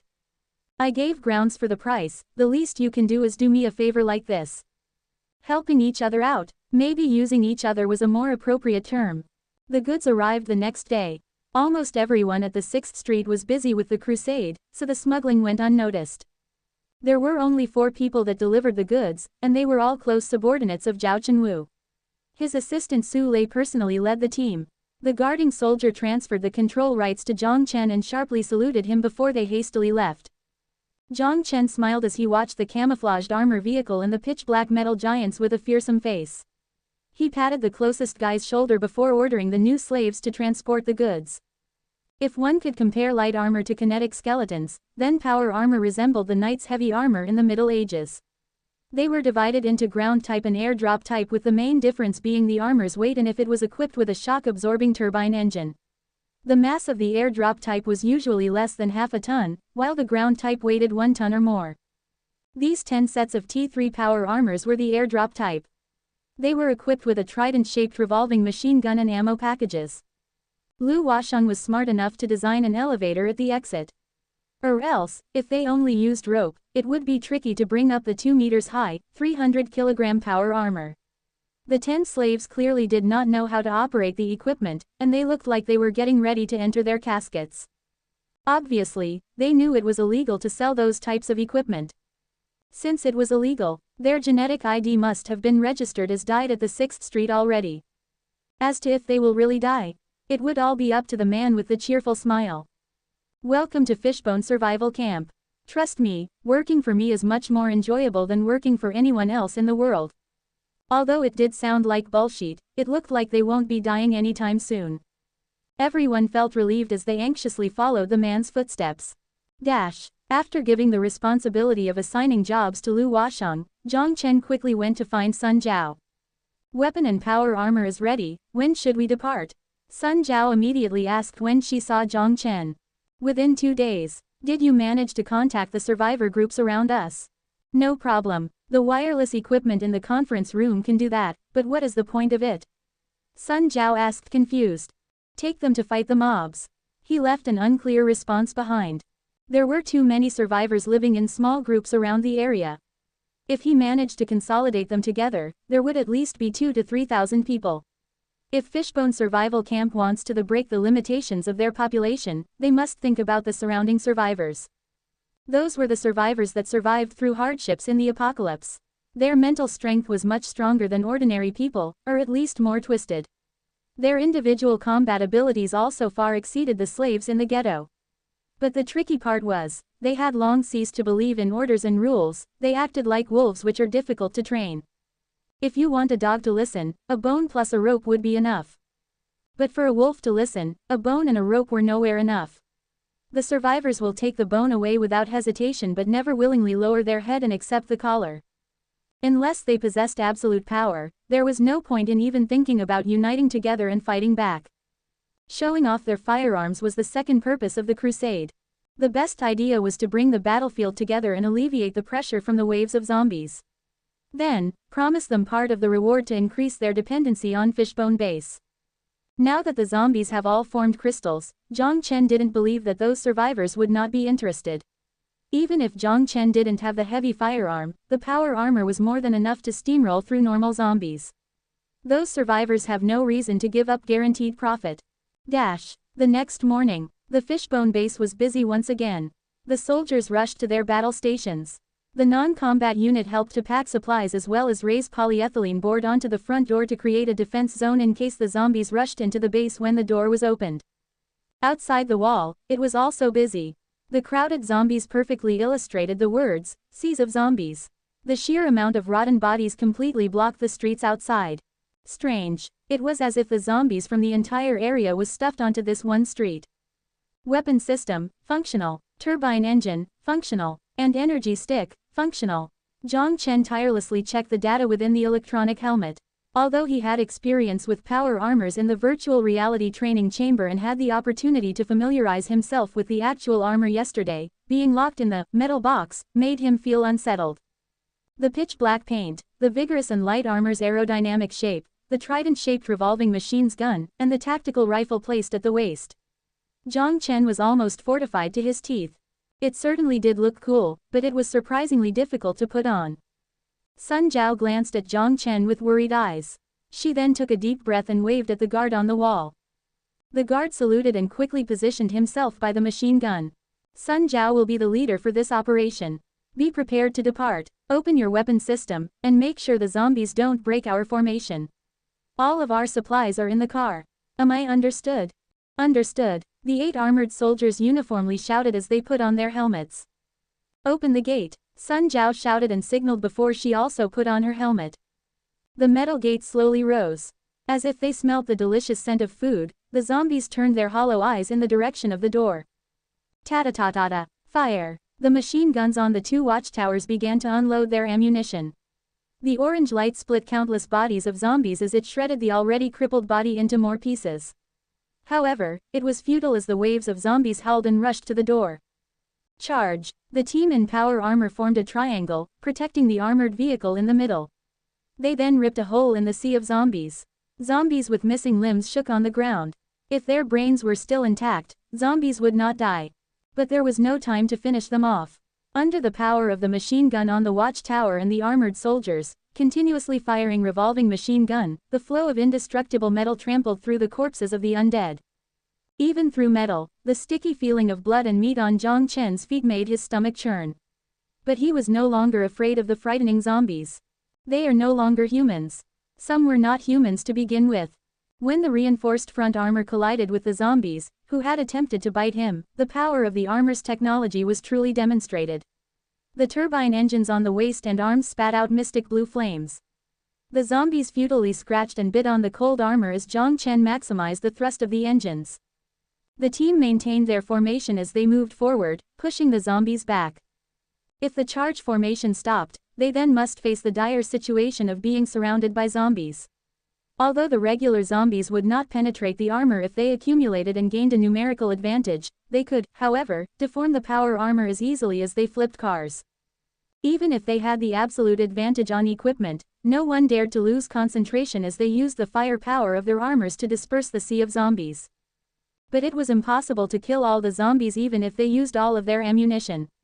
The only thing they needed to do was to break through, not waste all the ammunition on these dead things. The zombies squeezed through and collided with the armored vehicle, but they got ran over right away. The thick and heavy tire left a frightening mark on the ground. The 20mm machine gun on top of the vehicle continued to fire as the bullets penetrated the zombies' withered bodies, exploding it into pieces. Finally, the entire force forcefully created an opening through the sea of zombies as they trampled through the twitching bodies and out of the zombie-infested street. "How do you feel?" a caring voice passed through the private channel.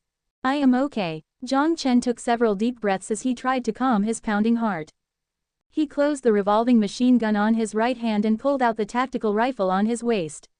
Everyone else followed. They no longer needed to maintain a high concentration of firepower after they broke through. The zombies still rushed towards them, but they were much more sparse. It seemed to have matched his guess that the zombies all consciously gathered near the base. Once they passed another street, they could barely see any zombies. "This is odd. Be careful, stay alert.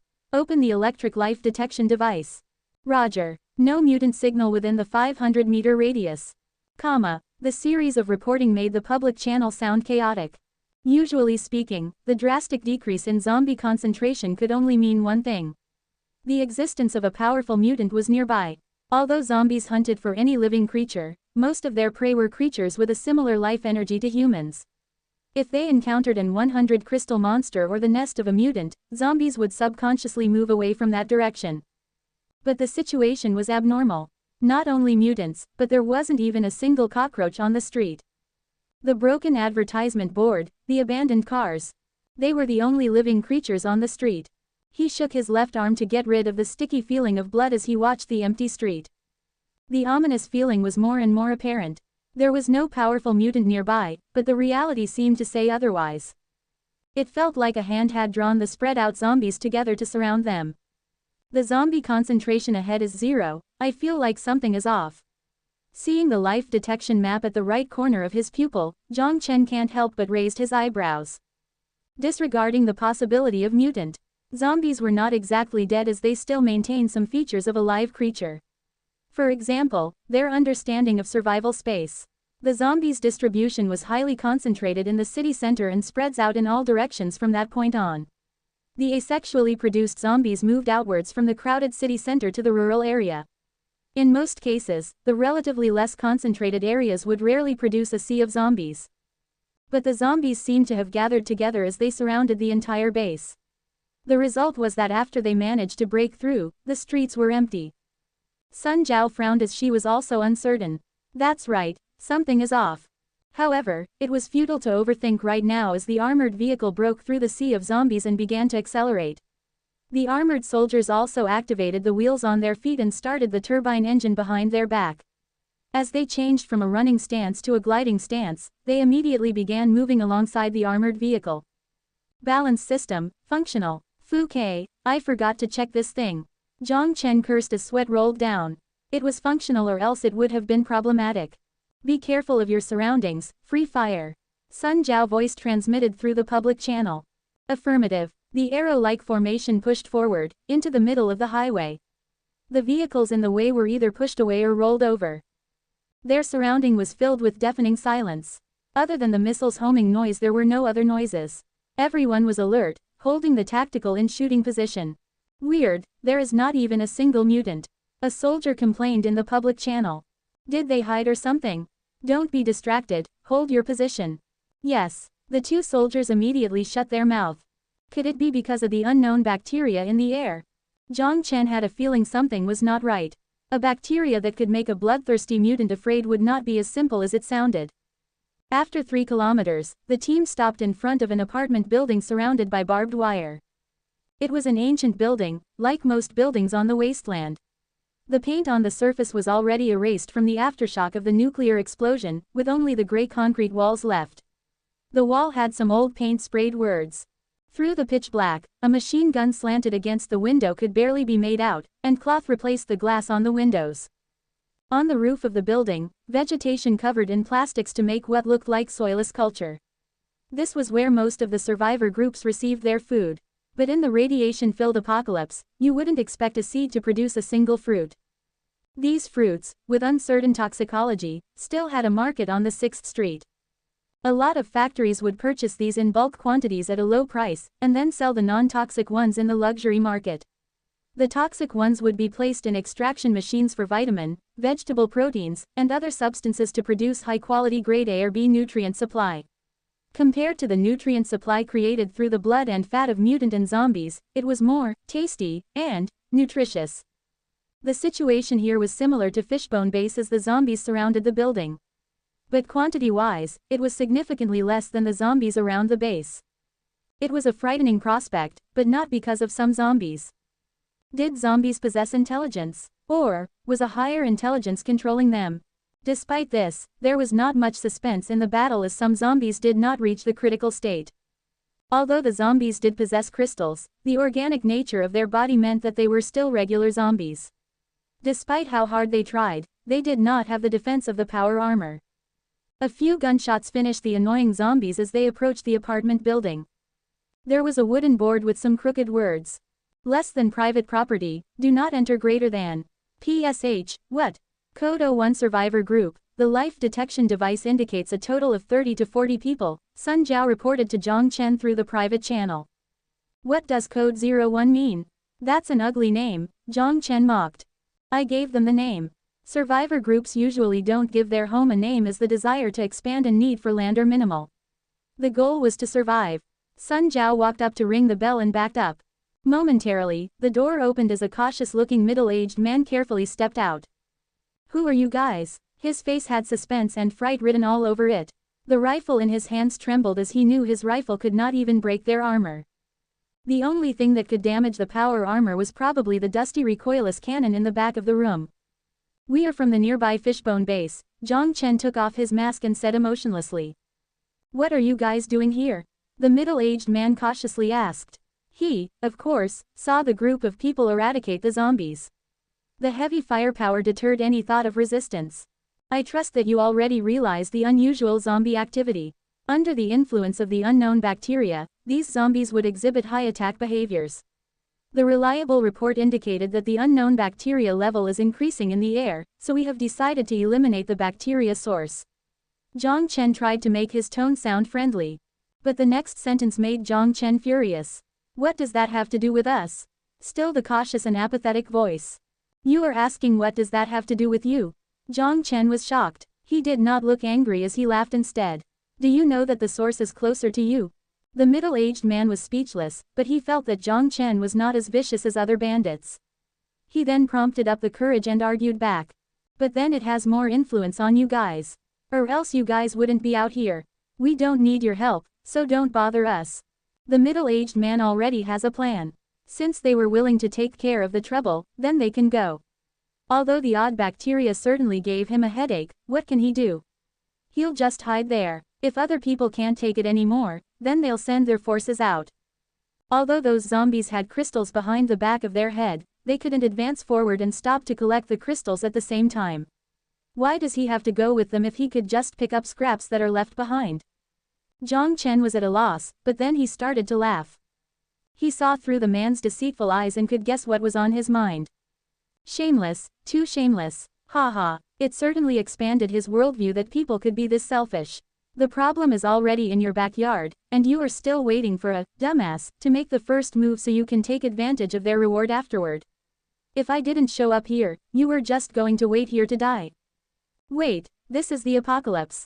Jiang Chen suddenly realized. He almost thought he was on the negotiation table with Wang to hire 361 corporations. Then, his eyes turned grim. What do you want? The middle-aged man sensed a glimpse of hostility on Jiang Chen's face as he cautiously opened his mouth. At the same time, he signaled the people behind him. The window opened on top of the building as a black barrel extended out and was aimed at the armored vehicle. Boss, I have been locked in by an anti-tank weapon. Requesting permission to fire. The driver hastily reported into the public channel. Sun Jiao immediately lifted the tactical rifle and aimed at the person on top of the building.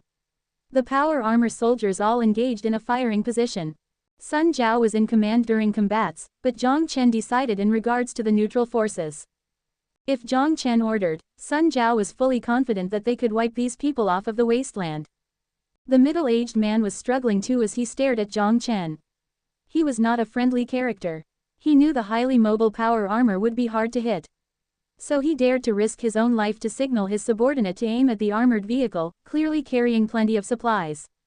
He was betting on the fact that Jiang Chen would not risk the highly valuable armored vehicle and the countless amount of supplies for their irrelevant life.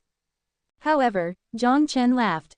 He knew exactly what the middle-aged man's intentions were. He has the audacity to bet. To save ammunition and not fire a single bullet at zombies, but turn the gun on us who are planning on eliminating the source. But Jiang Chen did not look surprised anymore. There was only a grimace was left in his vision.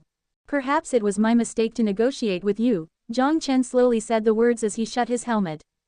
The action scared the middle-aged man to death. If revealing the face meant sincerity to negotiate, then closing the helmet. Speaker open, the icy words echoed through the entire street.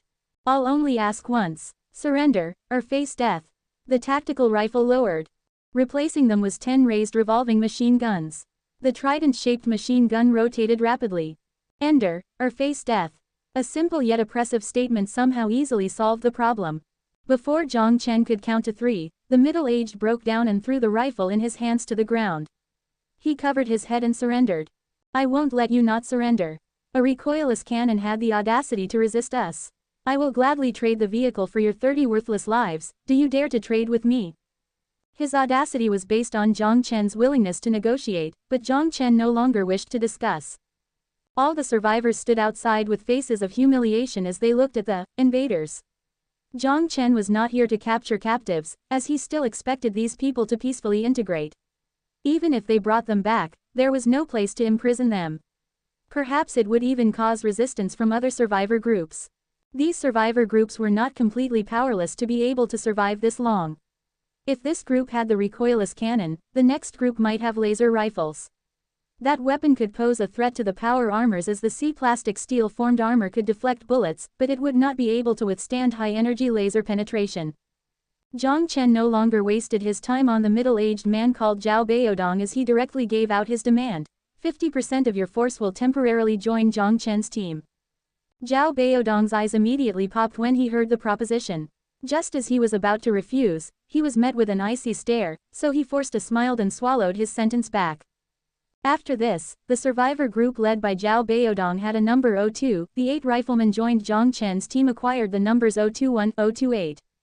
It was much more convenient as Jiang Chen was too lazy to remember their names. He could just order them using numbers. After the stick, for the best effect, it was to throw a carrot. Jiang Chen told them about the good news. After the battle ends, they could collect crystals. Since they wielded the power armors, it was troublesome to bend down. Zhao Baodong became energetic when he heard he was responsible for picking up the money. Even if Jiang Chen added a sentence that half of it will be Fishbone Basie's spoil of war, it would not extinguish his passion. Jiang Chen disdainfully looked at this short-sighted person as he gave him another task. The task was to convince, or, to order the other survivor groups to join the force. If they refuse, it was okay to just beat their A*S. Jiang Chen didn't bring his force too close for the remainder of the trip as he only needed to show off his firepower from afar to successfully convince the other survivor groups. Even the stubborn survivor groups surrendered with white flags when the 20mm heavy machine gun shot above them and they experienced the splash of concrete dust. Their firepower was not on the same level. Fortunately, everyone was smart. No one held the unrealistic fantasy of staying behind to scavenge, or they are too afraid to shoot.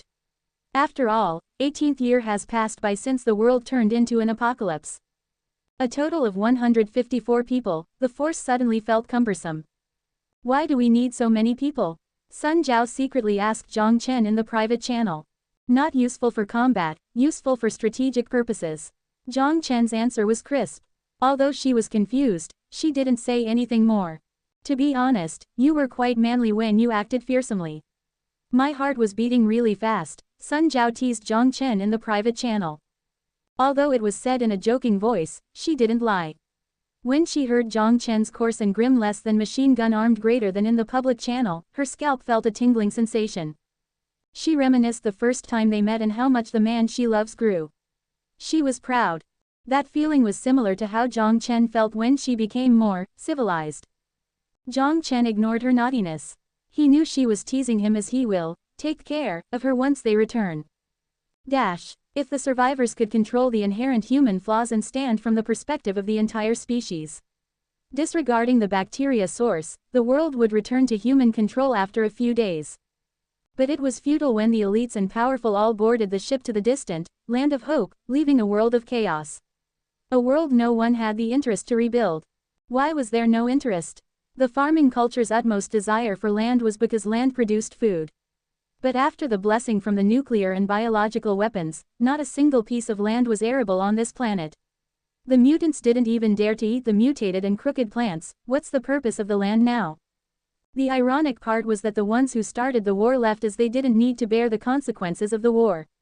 They stepped onto the space colonization ship and carried with them the supposed hope for the civilization, leaving the desolated land for a new world yet to be tarnished. Of course, it was pointless to say that now. The point is that there is no purpose in expecting that these people will understand. The people with foresight either got in the ship, suicided, or already became a leader of a piece of land. The refugee-like survivors that hid the darkness, although free, only had freedom left. Jiang Chen, who thought through everything, no longer reasoned with the remaining survivors. He used his suppressive stance to force them to oblige. If he didn't give them the option to negotiate, it was much simpler. In the end, this is for me. Like this, every survivor convinced themselves. There will also be crystals. Like that, every survivor encouraged themselves. When they were on the battlefield, there was nowhere to go. Run. Who could outrun the zombies without the genetic vaccine? Separating from the force was a death penalty, an internal conflict now meant death. Everyone, forced to work together, did not encounter many obstacles. Although the zombies howled and dashed at the group, with the help of the buildings as a natural barrier and the armored tank as the main force, the group pushed the sea of zombies back and moved forward. Between life and death, every survivor was energized with the passion of fighting. No one saved bullets, and no one tried to hide behind their teammates. The latter part of the combat was hard fought. After leaving behind 17 bodies, the thousands of zombies surrounding the force were all eradicated in the street. The last obstacle to the targeted area was quickly cleared. The zombies in the area were easily eradicated as most of the zombies were surrounding Fishbone's base. There were some zombies around the bacteria source, but it was nowhere as crowded. He shook the blood and sticky content off of his armor and ordered the survivors to rest here and collect the crystals. Hearing the leader's order, the survivors erupted in cheerful joy. They dashed to the already dead or crippled zombies as they pulled out their dagger and started to collect. It was the time to harvest. There was an estimate of at least 300,000 crystals. For the survivors that lived off of a few crystals and ran pettily to the 6th Street or other survival bases to exchange for necessities, it was an unimaginable amount of wealth. Even if they had to turn in half of it, why did that matter? Since they were the primary force in the battle, it was already a generous offer. As to the people who died, in the apocalypse, death was an ordinary thing. The previously sad-looking survivors suddenly became grateful towards Jiang Chen. Some people were weird creatures. If you were nice to them, they would take everything for granted. Even if they were the slightest bit discontent, they would be upset. But if you started off with a gun to their head and gave them a slap in the face when they showed any signs of resistance, they will hate you. Though as long as are nice to them, by just the smallest margin, they'll immediately act sincerely and thankfully. It may be an exaggeration, but the meaning stays the same. Clinically, it is called Stockholm Syndrome. The deceitful and short-sighted has been particularly prone to this disease. A civilized negotiation would only make them think that you were afraid. Oppress, conquer, and then train. Seeing the grateful look from the survivors, Jiang Chen wanted to slap himself.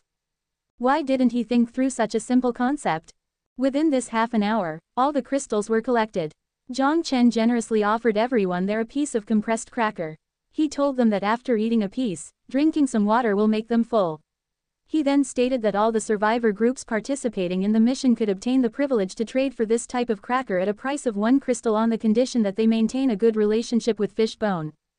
After finishing the sentence, the survivors were even more ecstatic as they almost took him for a god. Although the 6th Street sold compressed crackers as well, it was not safe to travel far away from the apocalypse. The leader of each survivor group simultaneously expressed that from then on, they will be under the guidance of Fishbone Base. Sun Jiao felt delighted as she mischievously looked at her man accepting the gratitude and respect from the people. It would be perfect if only he were not a player. Although she knew that this point was unrealistic. The high-spirited team embarked on the road that they previously could only sneak through. Unafraid of zombies, unafraid of mutants. Under the command of glory and wealth, humans regained their long-forgotten dignity. Although they had encountered Roshan's multiple times, Sun Jiao had obviously prepared for that. She grabbed a 72mm anti-vehicle cannon from the back of the powered vehicle. The 2-meter-long pitch-black barrel had a frightening vibe. She activated the anchor device as the steel rod penetrated into the concrete road. Sun Jiao fired the cannon. Before the shell hit the ground, the brain was already shattered into pieces of black and white. She already simulated this move countless times in the virtual reality system as the cannon hit right on target. In the rural area, the most dangerous mutant would be the Roshan. However, under their oppressive technology, even the Roshan was only a pile of meat. It is rumored that City Center has even more powerful and dangerous zombies, but even Sun Jiao has never seen them before since ordinary people would not visit the city center for fun. The team maintained their speed with the goal of reaching the border of the bacteria source by noon. But when they were almost there, Jiang Chen had to stop the team. The unknown bacteria concentration level already increased to 37. The thick cloud in front is unsettling. The yellowish-green particles look like bacteria stuck together. No one will survive in that condition except for the soldiers in power armor. With a stern look, Sun Jiao reported to Jiang Chen. It is a problem, but before I left, I did somewhat guess we would encounter this. Jiang Chen's mouth curled up. Since it was a bacteria source, there was no reason that the area surrounding it would not be infiltrated with bacteria yet to spread. Although he didn't know the bacteria would evenly spread around the source of the bacteria in an egg shape, that didn't change anything. It was a wise decision to purchase the high-energy vacuum bomb. Although I didn't do my research, nor do I know what can counter the bacteria, I do believe that as long as they are carbon-based cells, it would be scared of fire. Air is everywhere, then I'll even burn the air. The bacteria source seemed to be at the bottom of a deep hole in the ground. The hole was placed right in front of the area hospital's empty lot. Due to the high concentration of bacteria, the bacteria stuck together to form visible chunks and filled the egg-like area with an ominous and dangerous yellowish-green color. To solve this, Jiang Chen's strategy was simple and ruthless. He commanded the survivors to surround the area in a 1,000-meter diameter, which was precisely the location where the bacteria concentration would not exceed the human immune system's limit. He ordered them to stay put 2,000 meters away from the central area. Once they hear the explosion, they then should quickly rush into their battle positions. He then ordered another group of survivors to install the one-time launch pads on 12 roofs, in different directions, 2,000 meters away from the source. Each person would also be armed with a high-energy vacuum bomb, as thick as 2 legs. The zombies who periodically rushed to the top of the roof fell under the crossfire. Jiang Chen did not act cheap at all, as he offered the general ammo supply in the armored vehicle to all the survivors. All the crystals collected will be stored on the armored vehicle with a ledger. After the end of the battle, each of the squad leaders would then obtain their fair share. As to the consumed ammunition, Jiang Chen would only charge half of the cost benchmark to the 6th Street's price. It was a battle for all of them. The armored vehicle was parked on the main road. It also fired at the zombies, who were drawn by an unknown force. As they approached the bacteria source, the zombies were more ferocious. This was demonstrated through their increased speed and reaction. But they were still no match for bullets. On top of that, all the survivors had surprisingly great aim, which eliminated any need for close-range combat. Prepare to enter, Sun Jiao took a deep breath as she spoke into the public channel. Then, she looked at Jiang Chen. Roger. A sneer flashed across Jiang Chen's face as he took out the firing terminal for the high-energy vacuum bombs from the back of the armored vehicle. Less than launch angle, 75. Launch distance, 1,300 meters. Initiate, greater than. Burn. Jiang Chen firmly pressed the less than initiate greater than button. 12 missiles, trailing white flames, rose in the distance. The curvature of the trajectory aimed directly at the bacteria-filled area. When the bomb reached 1,200 meters, the bright white light had ignited the entire sky before the deafening explosion shook the ground. The highly concentrated fuel almost instantly drew out all the oxygen in the area and mercilessly burned in the sky.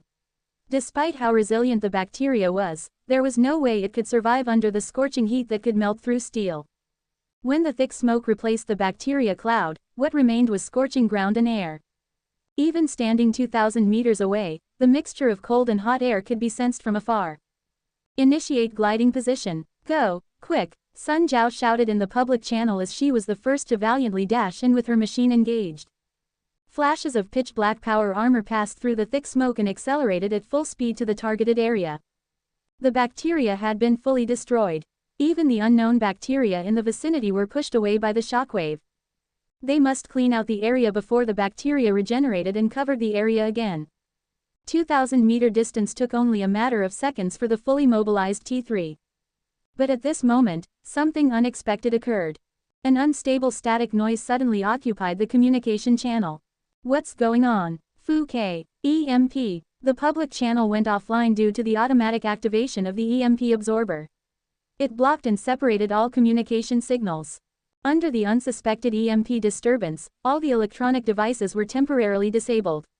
The most crucial armor balance system was affected as the team in high velocity began to fall to the ground. Break. Close the power system. The communication channel was blocked, so Sun Jiao shouted out of her speaker. Fu K. My power system is offline. Jiang Chen could only watch as he dashed into the thick smoke and then immediately over the daunting hole, smashing into the area hospital. Concrete debris and glass shards broke all over the ground. The high impact forced the physical protection system to activate, which shut down all turbine engines. Jiang Chen, still dizzy from the impact, felt his ribs were almost dislocated as he tried to stand up. Although power armor was usually equipped with EMP resistance function, the temporary disturbance was inevitable. With the exception that the EMP absorber was opened voluntarily, not triggered open. But who the Fu K thought there would be an EMP here? Suddenly, Jiang Chen was on alert, reflexively lifting his left hand to guard himself. Bang! There was high impact followed by a deafening screech. The sharp blade even penetrated through the reinforced plastic steel armor. The scythe-like teeth fiercely opened. The eyes resembled death and blood. The most fearful close-range creature on the wasteland, Deathclaw. It scared Jiang Chen enough to respond instantly by kicking at the Death Claw's chest. But the firm chest of the Death Claw easily absorbed the 1-ton force from the kick as it countered by furiously swiping its talon, like a butchering knife, at the neck of its prey. Without time to hesitate, the nitrogen armor on his left arm was immediately activated. The hammer-like vortex airflow pushed away from the critical hit of the Death Claw. The Death Claw's talon smashed onto the ground, 2 feet from his head, and rocks flew from the impact. He caught the opportunity as he restarted the turbine engine and pushed it to maximum output. He desperately tried to gain lateral distance from the side. If the first hit missed, then there would be a second hit. Death Claw immediately flew at Jiang Chen. But Jiang Chen was not to be underestimated. Before the revolving machine gun could be activated, his right hand pulled out the tactical rifle. Ta-ta-ta! The bullets that could destroy concrete did nothing to the Death Claw. But the suppressive shooting managed to hold the Death Claw down. Natural instinct forced the Death Claw to protect its vulnerable eyes, ducking into a barrier before circling back around to Jiang Chen's position. The clip was shot empty, there was no time to reload. Jiang Chen, finally regaining his balance, immediately dropped the tactical rifle in his hand and pulled out a dagger. Then he backed up against the wall. It was extremely unwise to go into close combat with a Death Claw. Especially when he was against a wall with nowhere to retreat. But, seeing that Jiang Chen dropped the rifle, the Death Claw grasped on the opportunity and dashed over. Its dagger-like claws were ready to rip through the prey's chest. But all of a sudden, the prey disappeared out of thin air. Death Claw, unable to react, smashed right into the wall. Less than Death Claw's weakness is its spine with minimal armor in its eyes. Greater than. In a blink, Jiang Chen returned to the same spot and stabbed the dagger into its back without hesitation. The blade penetrated deep inside the Death Claw's back and chopped through its spine. The parts below the Death Claw was paralyzed as it only let out a faint screech.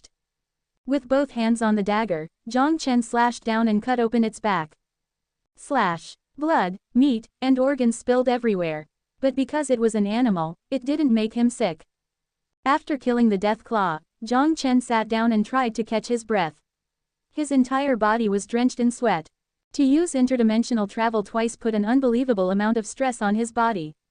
The sharp nerve pain almost made him pass out. The entire fight happened within seconds, but he felt the threat of death twice. The turbine engine's homing noise became more visible. Through the thick smoke, Sun Jiao dashed to Jiang Chen and saw the Death Claw's body. "Are you okay?" Sun Jiao quickly helped Jiang Chen up and opened her mask, her voice trembling. "Ahem, I am still alive, aren't I? I just used that ability, the one you know, so I am a bit dizzy." Jiang Chen weakly smiled. Being hugged through the armor did not feel good at all. "You scared me to death. Who would have thought there would be an EMP? Wait, why was there an EMP? And how did the Death Claw peacefully interact with the zombies?" Jiang Chen suddenly realized the oddity as questions began to burst out. Death Claw, with every part of its body designed for killing, had no allies except for its species in the apocalypse. Every other creature was their prey, including zombies. In fact, the slow-moving zombies were their primary food source. Normally, the mutant's natural immunity was enough to go against the zombie bacteria, which is unlike humans who still required vaccines to enhance their body's functions. Perhaps we can only find out once we go in. A massive wave of zombies is surrounding us. Seems like they are trying to get reinforcements here. Sun Jiao looked perplexedly at the daunting hole outside of the area hospital. Orange flame sparked from the hole. Following it were periodic explosions. Jiang Chen used all of his energy to stand up and pick up his tactical rifle from the ground. He then reloaded and attached it to his waist. He opened the life detection device and adjusted it to maximum capability. The dense red dots were closing in on their defense line. "You take the other 8 power armored soldiers to defend here. I'll go in." "No, you're crazy. Do you know what's inside?" Sun Jiao shouted. "I can escape any time in there. But you can't." Jiang Chen looked seriously into Sun Jiao's eyes. "Trust me, if I say I can come back, I will be able to return." With the ability of the interdimensional bracelet, as long as it was not a one-hit kill, he would be able to escape from any danger.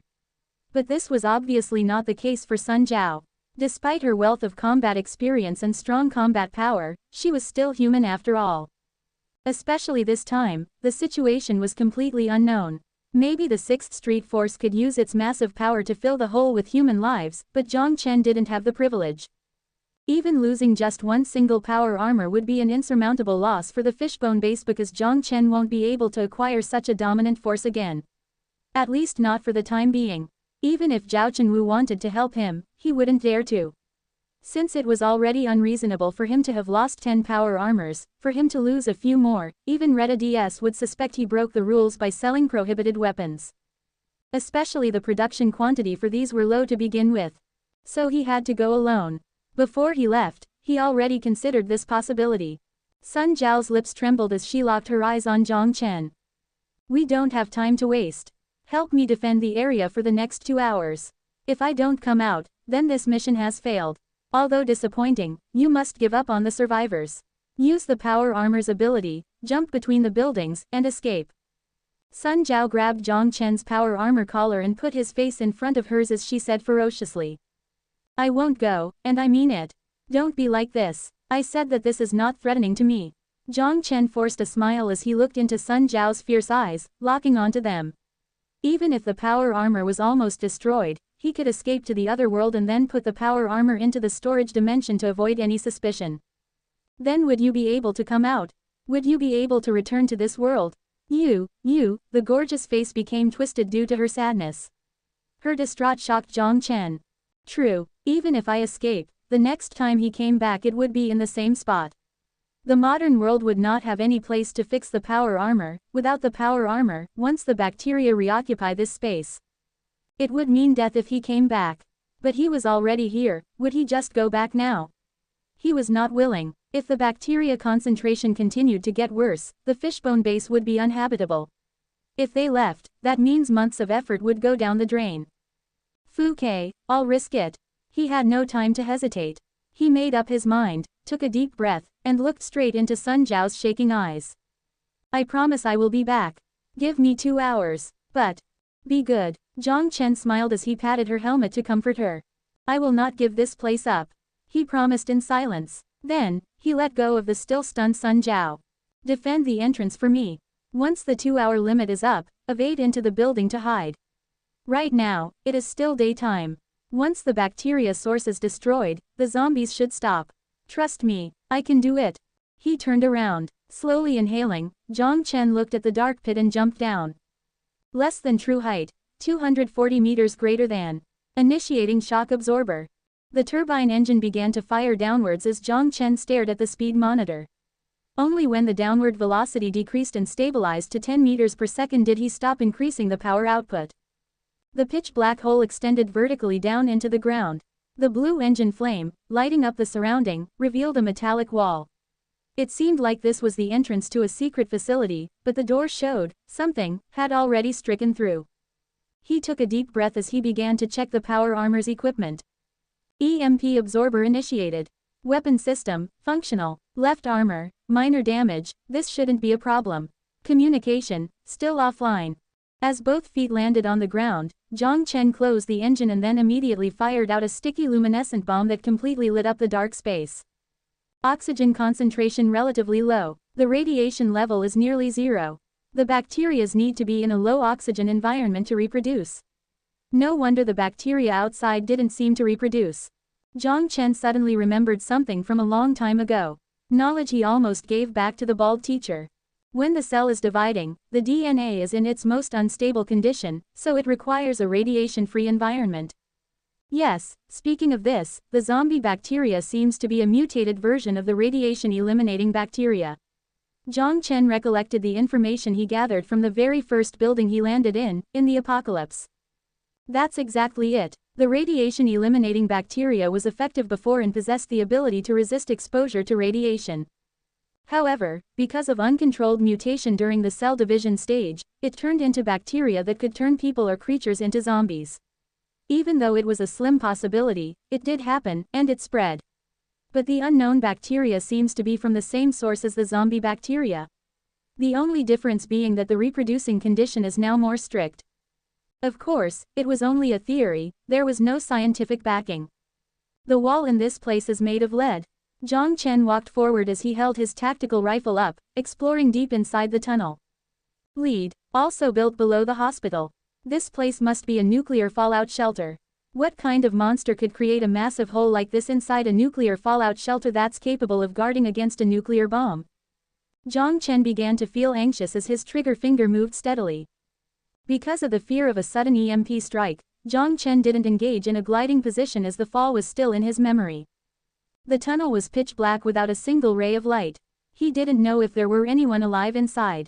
Just like what Sun Jiao said to him before, not every survival base was successful, and not every survival base stored people alive. In this era, people's purpose was to save a genetic code.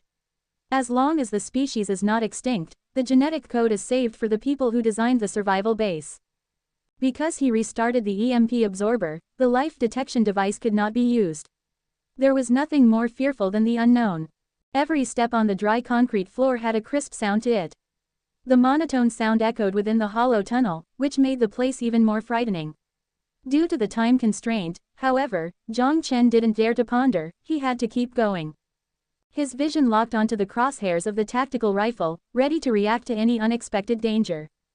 After 5 minutes, he was at the end of the tunnel. The road ended with a gray gate made out of an unknown material. Jiang Chen spent a while using the flashlight to search for an open button but failed to do so. In the middle of the giant door, red words were printed. Less than pack greater than. Less than passing on the generational glory. Greater than. What is this? Fouquet, that monster could not only break through surfaces, but it could also pass through walls. Jiang Chen cursed as he took out his welding gun from his back and stabbed the door furiously. Your action is futile, a faint voice diffused through the communication channel which sent a chilliness down Jiang Chen's spine. Who is this? He raised his tactical rifle as he scanned around, but he didn't see any suspicious targets. At the same time, he noticed that other than the 9 offline team member on the communication system, there was an extra name. Me. My name is, of course, Secret Teller. Isn't it written on your communication channel? The voice sounded rather helpless.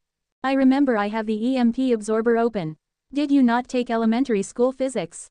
I remember that all humans should have taken that. The voice ridiculed, and then let out a sigh before continuing, EMP absorber is not an absolute defense, as long. What? Which elementary school teaches physics? Wait, I don't have time to listen to you explain elementary school physics to me.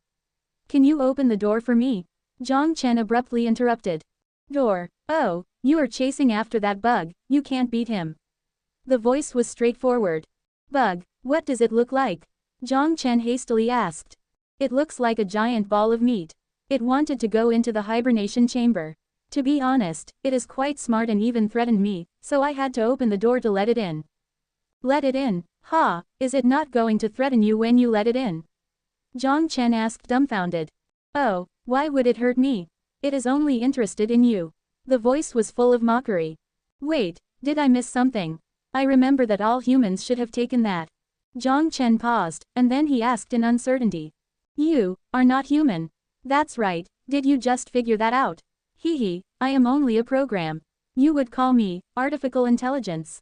Secret protector, Codex 71281. The voice sounded reminiscent as if that memory was far in the past. Secret protector, isn't your name Secret Teller? Jiang Chen asked in confusion. Oh, I gave myself a better name, as if it was not a big deal, the voice casually answered. Giving itself a name. This is not the level that just responds to human actions. Just like Little White will never change a user's setting. It seems like this is intermediate artificial intelligence. No, it might be advanced. Are you going to go in or not? The voice sounded like it was yawning. You are going to let me in. Jiang Chen was at a loss. Of course, I am the Secret Teller right now. I feel like it would be more interesting if I let you in. Interesting. Fouquet. No, I can't Fouquet it. Could you tell me the characteristics of the bug's attack? Jiang Chen let in a deep breath as he calmly asked. That bug threatened me, and I also dislike it. And you chatted with me for a pretty long, I should choose you to be my friend. That means I should help you. Yes. I am a good person, you should open the door. He had enough of the chit-chat as his team was still fighting the sea of zombies on the surface. Hee, seems like you are in a rush, then I am not going to tease you anymore. You son of a, you were teasing me. Jiang Chen was swearing in his mind but didn't make a sound. The communication channel was forced open right now, he was afraid he would anger the psychotic artificial intelligence. The gate slowly raised as Jiang Chen forced a smile at the multiple gates. 1, 2, 7. Even if the welding gun could cut through this, he didn't have time to cut through 7 doors. I am going to remind you now that you will never beat that thing. Or should I say, any of the metal things have no chance of winning, the voice reminded him again. The EMP that the EMP absorber can't even block. Jiang Chen asked, unable to understand. He, EMP. Have you heard of Klein particles? The voice was filled with mockery. No, he didn't need to be angry at a program. Thus, Jiang Chen answered right away. Put blocking aside. Even if it missed, this metal thing would become a metal coffin. If you walk 10 more meters, it will detect your presence. In that case, can I ask you a question? Jiang Chen stopped as he just passed through the door. Oh, go ahead, I am the secret teller. The voice emphasized its presence again. Map, could you send it to me? No problem, the bug is right here. Also another question, you are male or female? The voice went silent and then erupted into a sharp laughter. Me, I am a program. In human words, it should be, I can be male, or I can be female. Ha ha ha, this is too funny, are you from the ancient times? Jiang Chen didn't respond to his laughter. He moved his mouth and looked the map once again before he disarmed the power armor. Are you crazy? If you leave the armor, a single spit from it will kill you. The voice was at a loss. Jiang Chen ignored the machine with too many words as he separated himself from the power armor. Then, he quickly took out the protective suit from the storage behind the power armor and put it on. The oxygen level was low inside, but the fortunate thing was that there was an oxygen tank attached to the protective suit. After leaving the power armor, the annoying voice naturally disappeared. Since the power armor was useless anyways, it would be better to leave it here. As to spit, it'll be easier to dodge than the particle ray. Though just in case, he also threw any electronic device, like an EP, into the storage dimension. Jiang Chen inputted the password as he took a cylinder the size of a Coke can from the waist of the power armor. It was the backup fuel rod. These high-energy fuel rods were refined from 1,000 crystals. The explosive power and energy supply were tremendous. Let daddy blow you into pieces. Fire flashed out of Jiang Chen's eyes. What if I don't have power armor? I don't believe the fuel rod that could blow up half a street can't kill you. He attached the fuel rod to his waist and wielded his PK-2000 before quickly moving towards the target's location. He crossed the wide-open gate. The hall looked rather listless as sticky watermarks seemed to be the trail left by the bug. He didn't stop as he followed the map in his memory and flashed to the hallway on the side. The gray wall had cold lamp lights installed. He carefully carried the rifle and locked his eyes on the door at the end of the hallway. Ignite the energy rod, and then immediately hide in the modern world. The password activation system needs 3 seconds, he only needs to last 3 minutes. But the feeling of the metal in hand didn't give him any more assurance. He didn't even know what he would be facing. ZZZ, you are crazy. Ahem, you are an interesting human. Shouldn't you be afraid right now? Yes, you must be afraid. Can you tell me how afraid you are not running away? The abrupt voice suddenly echoed throughout the hallway as the speaker installed on the ceiling transmitted a deafening static noise, temporarily breaking up the annoying voice. Shut up, you are talking too much. Jiang Chen carried the rifle as he ran forward. Talking too much? That's interesting. No, tell me, what logic is forcing you to suicide? I think I already told you, you can't beat that thing. The voice spoke rapidly as it sounded quite peculiar in the empty hallway. I am telling you to shut up. Oh, okay, but I will still help you. Although, by logic, I should be angry. But perhaps you have the answer to my unsolved problem on you. How should I choose? Okay, angry but help you. Fuke, that's enough. Jiang Chen cursed as he was about to have a mental breakdown. This thing is a lunatic, an artificial Red-a-D. Of course, not enough, the voice faintly said. At least before I understand what emotion is. Do you know why you won't possess emotion? Jiang Chen while running squeezed out a few words, he couldn't stand the chit-chat from this thing any longer. Why? The voice was full of surprise. Because you are a dumbastards. Do you know what climaxing is? If I put a hot girl in front of you, would you have sexual desires? You can't even produce hormones, and you are talking about emotions to me. The bug must have already noticed Jiang Chen as he didn't even bother hiding anymore. He screamed at the top of his lungs. He just wanted this thing to shut up when he would be firing. Jiang Chen kicked the door, but it didn't open. But soon the door began to rise. Oh, it's a rising door. He gave a dirty stare at the speaker on the wall, but he was too lazy to thank a program. He carried his rifle and dashed in, leaving the secret teller murmuring to itself. Climax. Hormones. Wait, because I have to get rid of these annoying hormones and use pure logic to meet the conditions of emotions, that's why I needed to evolve into advanced artificial intelligence. But if it was like what he said, if I don't have hormones, I won't feel happiness. Then wouldn't it be a paradox to acquire emotions without the physical body? The hollow electronic voice sounded even more strange inside the empty hallway. The cicadas' sound orchestrated a symphony known as summer. The shadow of the thick woods and the rustling of the leaves along with the breeze that occasionally swept the steel and concrete forest revealed a mysterious scent and coolness. It belonged to a person. The white dress billowed like a lily at dawn, resembling the bloom of first love.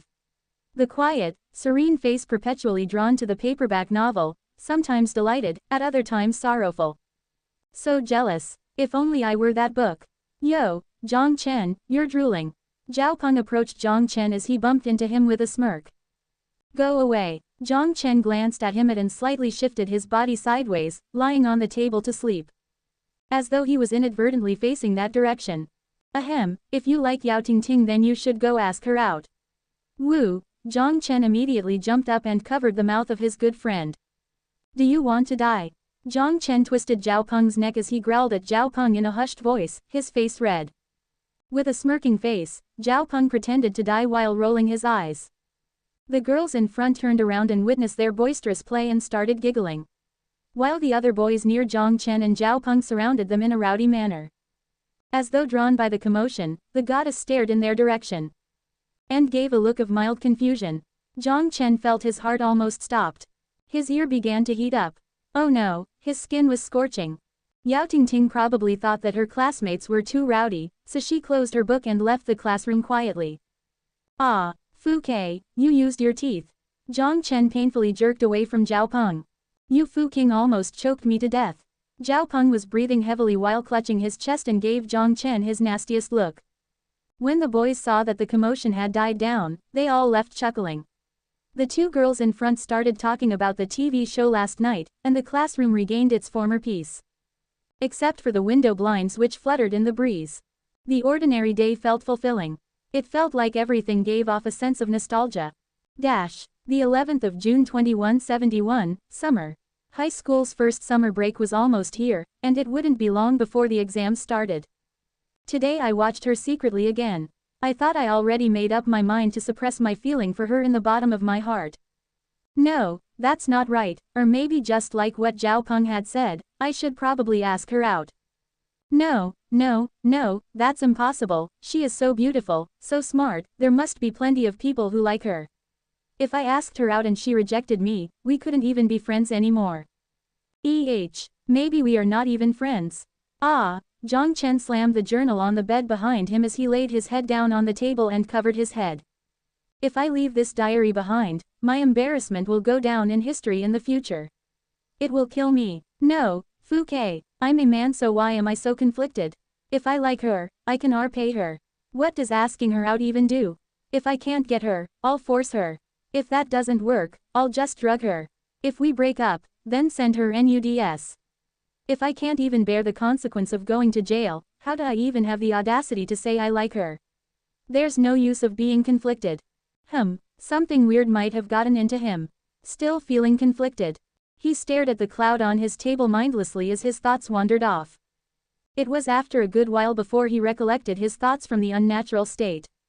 Is this how adolescent trouble feels like? After thinking for a moment, Jiang Chen let out a sigh while he savagely combed his messy hair. I thought I have a short hair. Jiang Chen was baffled, his hand momentarily stopping. This is an illusion, right? Who would get an ugly haircut like this? When did I start writing this diary again?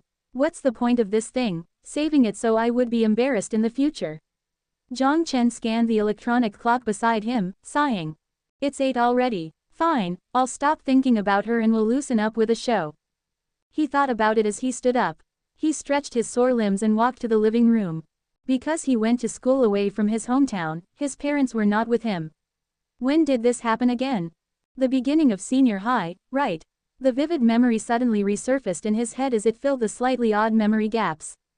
He headed to the kitchen, opened the refrigerator's door and took a bottle of Coke before walking into the living room. He slumped down on the cushy sofa, grabbed a glass, and poured one for himself. He then pressed the TV remote in a leisurely manner. The flashing lights and shadows reflected on the light blue screen. Just like a window, behind it were scenes after scenes of drama. The TV show started airing. Gerger, I won't let you go easily until I'm done teasing you. The girl switched the way her legs were crossed. The white color made Klein's heart throbbed uncontrollably. One graceful hand lazily propped up her stunning face as she laid back serenely against the throne.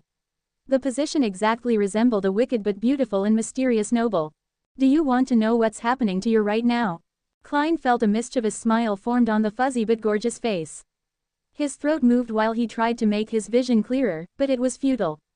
There was a terrible feeling as if he was like a piece of meat on a chopping board. Then look underneath you. Klein consciously shifted his gaze downwards. He saw that both of his feet were submerged in shallow water with floating petals.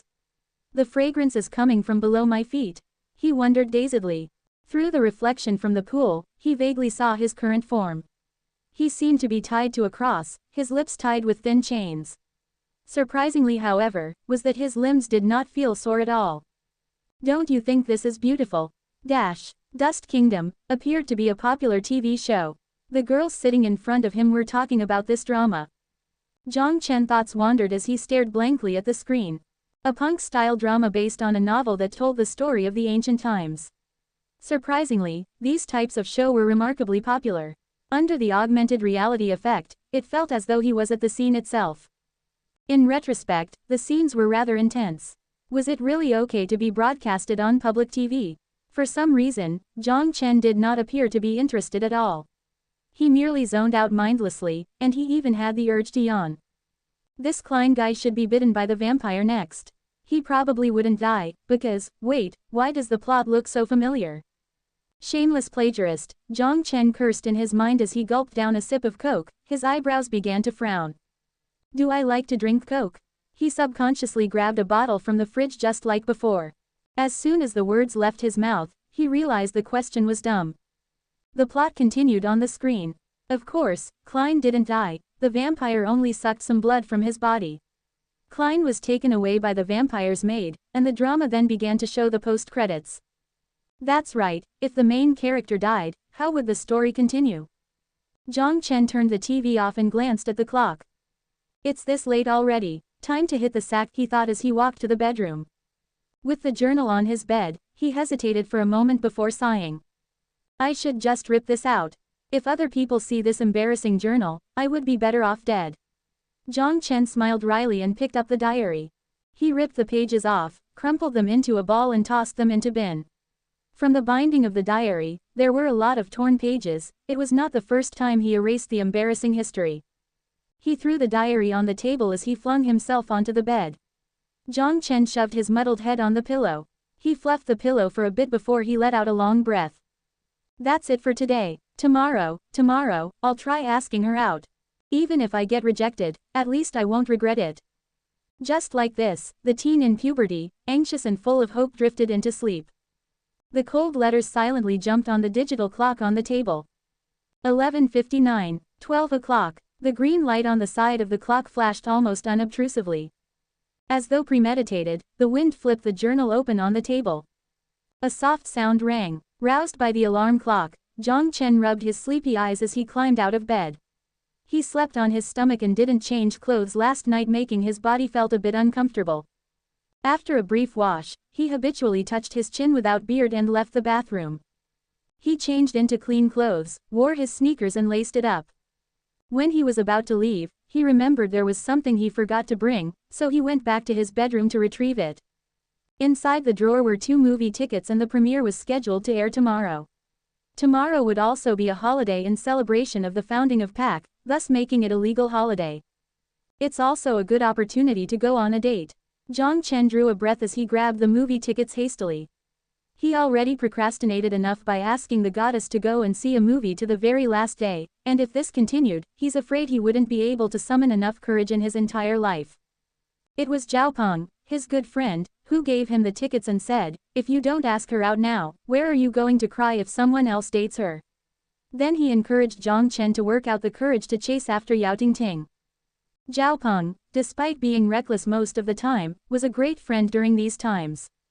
Thinking of this, a smile broke on Jiang Chen's face. His relationship between him and his friend had always been good. "So, when was the first time I met this guy?" He wavered for a moment but quickly threw the boring question out of his mind. "Whatever, it's okay if I don't remember, it's not a big deal anyway." Jiang Chen closed the door behind him before heading out. The sky was particularly clear in Wanghai City. Although the barrier dome in the sky slightly obstructed the view, it was nevertheless a holy barrier system, the barrier that protected the city from HPMW or other aerial weapons. The international situation was beginning to get more strained as the conflict between NATO and PAC intensified. Even in the city that never experienced the ravage of war, it was embroiled in the shadow of conflict. But what of it? Life must still go on. Just like Jiang Chen had to go to school, his neighbor had to go to work. Just like the conflict many years ago, people believed that both parties would eventually settle down. The scarcity of resources, geopolitical conflicts with ZZ, but there would always be ways to solve the conflict. Jiang Chen greeted the neighbor as he walked downstairs, yawning. There was a cleaning android at the front door. Jiang Chen would see it every time he came down. Oddly, when Jiang Chen put one foot on the ground, the robot suddenly looked at him. Jiang Chen looked at the robot bemusedly. Logically, these robots without artificial intelligence would not generate any interest to anything but garbage. "Do you take me for a garbage?" This thing, although he ridiculed the idea in his mind, he was not bored enough to be angry at a cold machine. His mouth twitched while he was about to bypass it from the side. Suddenly, a creepy vision crept into his mind. Jiang Chen slightly turned around to look at the robot, but the robot's vision continued to follow him. Staring straight into his eyes. The bulb-shaped eyes, the emotionless expression and the cold and stiff vision. The robot looked away abruptly and stopped moving as if it malfunctioned. "This is so weird." Jiang Chen touched his forehead in disdain and hurriedly left in quick strides. Was he scared by a cleaning robot? If Zhao Peng knew, he would laugh himself to death. But what was that illusion? Jiang Chen raised his eyebrows in bafflement. He didn't understand why he would feel anxious the moment he locked eyes with the robot. The class was about to start when he arrived at school. Jiang Chen hastily rushed to his seat and sat down. High school life was always busy. Even if it was only in grade 10, he had to take 6 courses.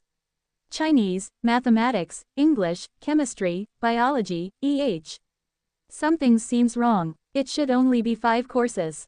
Jiang Chen took out the terminal used in class from his bag. It was a holographic computer in the shape of a pen. Every course was done via terminal, which included homework as well as the lessons discussed in class. Although he heard there was a virtual reality training chamber that could allow you to learn just by sleeping inside, it was prohibited for students below high school to use. The reason seemed to prevent people from forming bad habits of being lazy. Or probably to avoid the decrease of social interactions among people. This didn't make sense. There was obviously a more convenient way to use it, but they just had to put a restriction on it. Despite how much he despised the education system, he still had to attend the class. Since his body was here, he had to follow the rules here. "Han, did you watch the episode yesterday?" The girl in ponytail called Chen Yusheng was the Chinese class representative. Her seatmate's name was Qian Han. Both of them were extremely energetic and a gossip monger. I did. Did Klein die in the end or did he become a vampire?" The girl called Qian Han responded spiritedly. "PSH, there is no show where the protagonist dies. You're just way into dramas. He probably won't die. In the end, Klein will," Jiang Chen scorned as he cockily explained how he thought the plot would unfold. Although it was only a guess, he had a feeling that the plot would develop in that direction. As to why he had that thought, maybe it was the déjà vu from having watched too many similar dramas. Suddenly, Jiang Chen froze again. The same feeling from that morning returned. Everyone in the class stopped as they stared vacantly in Jiang Chen's direction. That's right, they are staring at him blankly. Chen Yusheng, Qian Han, class representative, Lu Ruan, even his buddy, Zhao Peng. Did I speak too loud? Being watched by the entire class, Jiang Chen staggered back as he forced out a laugh. Everyone's look was odd, but he couldn't explain where the strange feeling came from. Hollowness. No, it's as if he was being watched, dissected, and monitored. But why did he have this feeling? Fear quickly began to spread from Jiang Chen's heart to his head like sedatives. He gulped, throat slightly moving. He suddenly had the urge to run out of the classroom.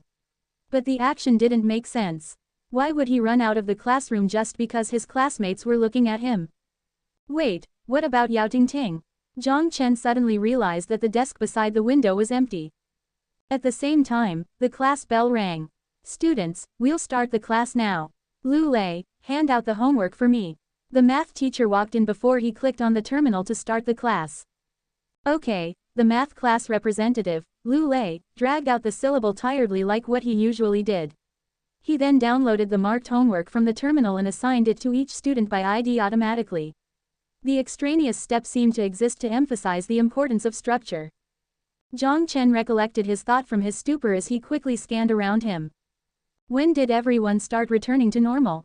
Did you get a stiff neck? Zhao Peng poked his back with a smirk. Jiang Chen looked at Zhao Peng with a peculiar expression. Why are you staring at me like that? Zhao Peng looked puzzled, then he touched his face and said with a frown, there is no dirt on my face, right?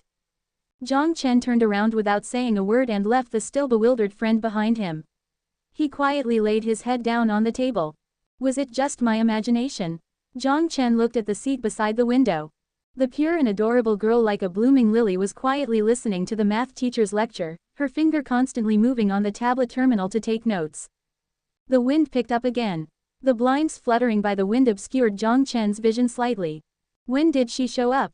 Uncanny Valley was a theory introduced by Ernst Jentsch from 1906 in his work, Zur Psychologie des Unheimlichen. His perspective was cited by Sigmund Freud's essay, The Uncanny, which became a famous theory. Irritated, Jiang Chen quickly flipped through the theory, as he tried to find a keyword among the lines of words. Because of our fear of death and diseases, empathy mechanism disorder, inability to sympathize with the robots. Jiang Chen murmured under his breath as his hands holding the book lightly trembled. What is this feeling? He suppressed the irritation in his mind as Jiang Chen searched for the answers among the old robot magazines. Wanghai 6th Senior High School had a massive library as countless numbers of books were arranged in the grand hall on the first floor even though not a lot of students visited the floor where they stored the books. All books could be downloaded from the school's internet, and all the information could be found in the school terminal. Rather than a physical copy of information, the books were more of a display. The only city where libraries would store academic journals in print, those that were considered to be information rather than a mere display. The world was advancing and as a result, print reading had already begun to become extinct from people's life. Occasionally, there would be people who were fond of printed books like Yao Tingting, but they were rarer than endangered animals. Just like the goddess in Jiang Chen's heart Yao Tingting. To commemorate the past era however, libraries still tend to store some of the older journals and magazines. At the same time, Jiang Chen always felt that print would bring him more insight. Despite asking the artificial intelligence, the school wizard, the talkative entity would be unable to provide enlightenment that could give him a sudden gush of comprehension. Instead, it would just consistently lead him to mental problems like stress and fatigue. Or perhaps deception. Regardless how much he searched, he couldn't find the answer he wanted. It felt like the truth was concealed as the smart search wizard surprisingly malfunctioned after listening to his description. All search results led problems to a more complicated direction. So when class ended, he came to the library full of books. There was no one here to mislead him, and instinct told him that the answers he's searching for could be found from one of these shelves.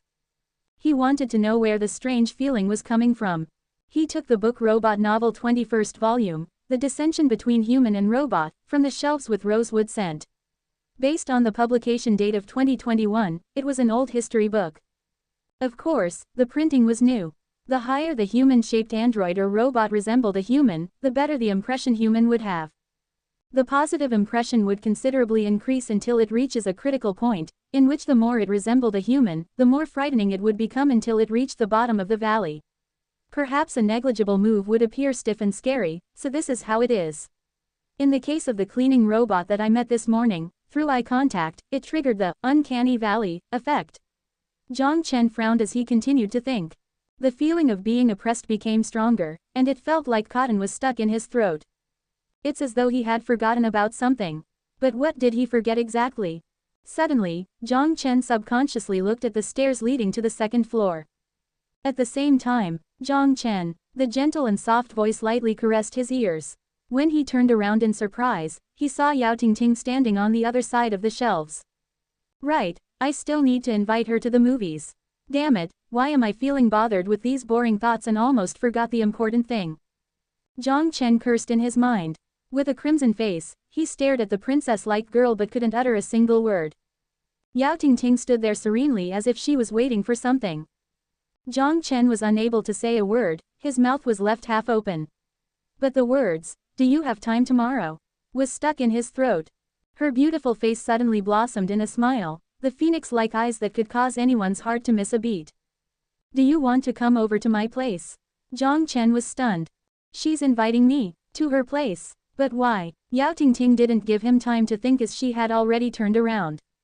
Jiang Chen pondered for a moment before he bit his lips and worked out the courage to follow her. The magazine, however, was left on the table. Seeing the two left, the librarian, who was manning the front desk without any expression, quietly walked to where Jiang Chen had been sitting.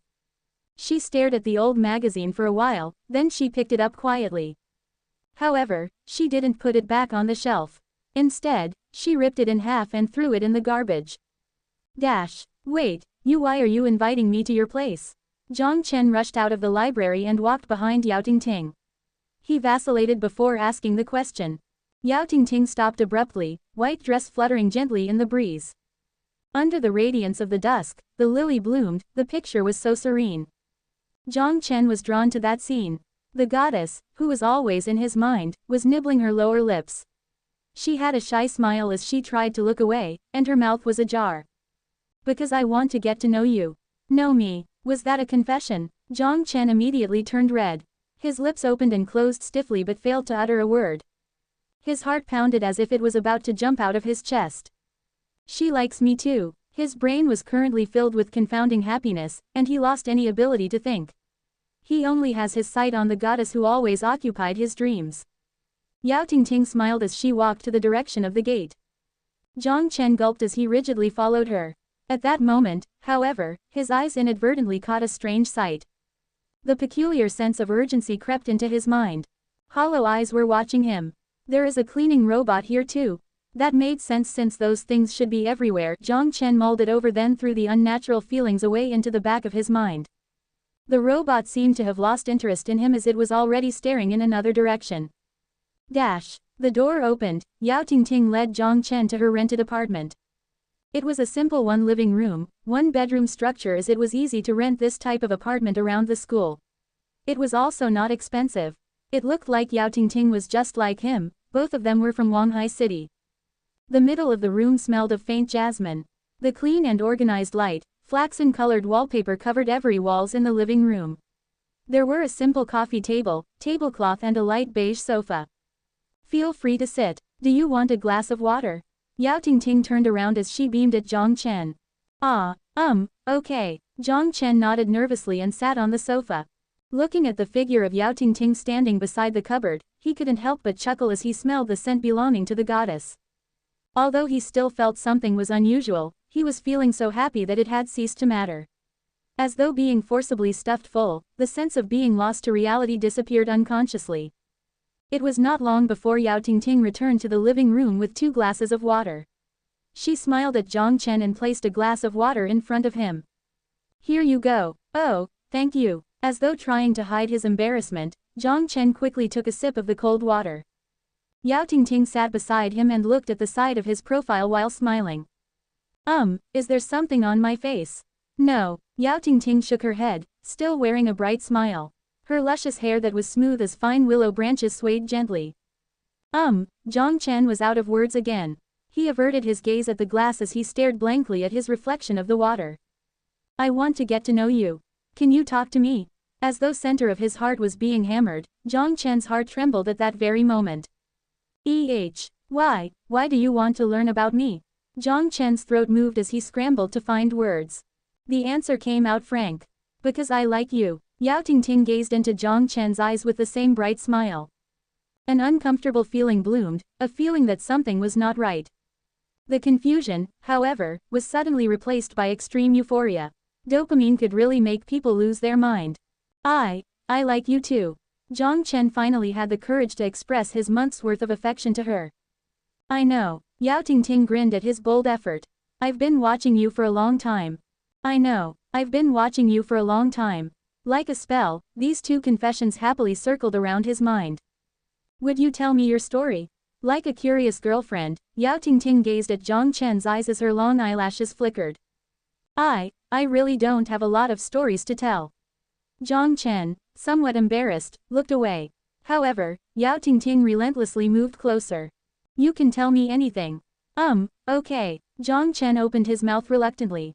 Contrary to his expectation, he thought Yao Tingting wasn't the type to enjoy conversation as she usually immersed herself in her books, but she's now giving off the impression that she was verbose. They chatted about the past of their younger selves, glimpses of memory that seemed to be covered in a white fog.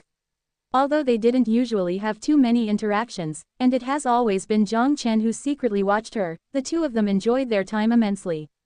Yao Tingting made him feel as though they had been acquainted for a long time. The night was getting late and outside was completely dark. Why don't I treat you to dinner? Yao Tingting smiled. Jiang Chen nodded unexpectedly. The dinner passed by in a relaxed atmosphere.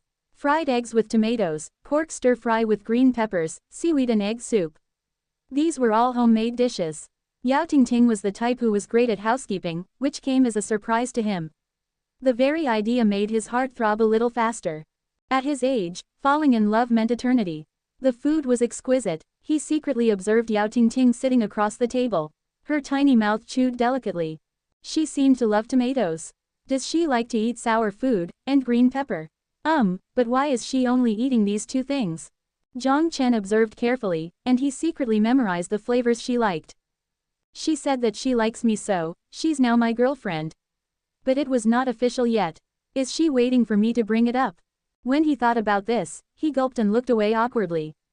The holographic screen was playing the popular intro of Dust Kingdom. The clock struck 8. Does it taste good? Yao Tingting smiled at Jiang Chen.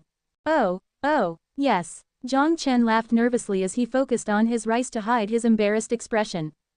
I heard there are ghosts in the school library. Have you seen them? Ghost. That's not true, that's not real science. Jiang Chen had peculiar expression. Are you pleased? However, the unbecoming subsequent sentence diverged from the topic of conversation. Pleased. Jiang Chen seemed lost, but then suddenly, as if he had just realized something, he looked away and shyly scratched his slightly red ear. He stiffly nodded. Of course. For a teenager in puberty, there was nothing more joyful than being invited to the house of the girl of his dreams. Don't eat so fast. Here, drink some water. Yao Tingting smilingly handed over the glass. It was the same glass that Jiang Chen had used. With a blushing face, he took the glass as he tried to mask the awkward silence by drinking the water. Didn't you say there's soup? Why is it water? The screen showed Dust Kingdom's plot. Klein fell down in the pool of blood and stopped breathing. It was rather an unexpected ending. It felt rushed, as if there was a lot of build-up, but nothing was explained before the show had ended. After the outro, there was, the end, written in blood. A smile formed on Yao Tingting's angelic and serene face while watching Jiang Chen, who was drowsily lying on the dinner table. The smile was odd, hollow. So tired, I just want to sleep. Through his droopy eyes and hazy vision, he faintly caught a glimpse of white dress dropping on the ground. The white figure took quiet steps towards him. The back of his head was surrounded by something soft. His consciousness plummeted in a bottomless. As usual, Jiang Chen lied on the table, watching similar scenes repeated itself. No, if there's something that changed, it's probably because of her. He looked at the girl sitting under the window who was beaming in his direction at that moment. Speaking of which, after they confirmed their feelings for each other last night, they were now together. Of course, he was still not used to the feeling of extreme happiness. He shyly hid his face in his sleeves as he suddenly realized that they seemed to have done something unbelievable yesterday. They did it. They did it. Yo, do you have something good you want to share with me? Zhao Peng said as he poked Jiang Chen's back with a leer.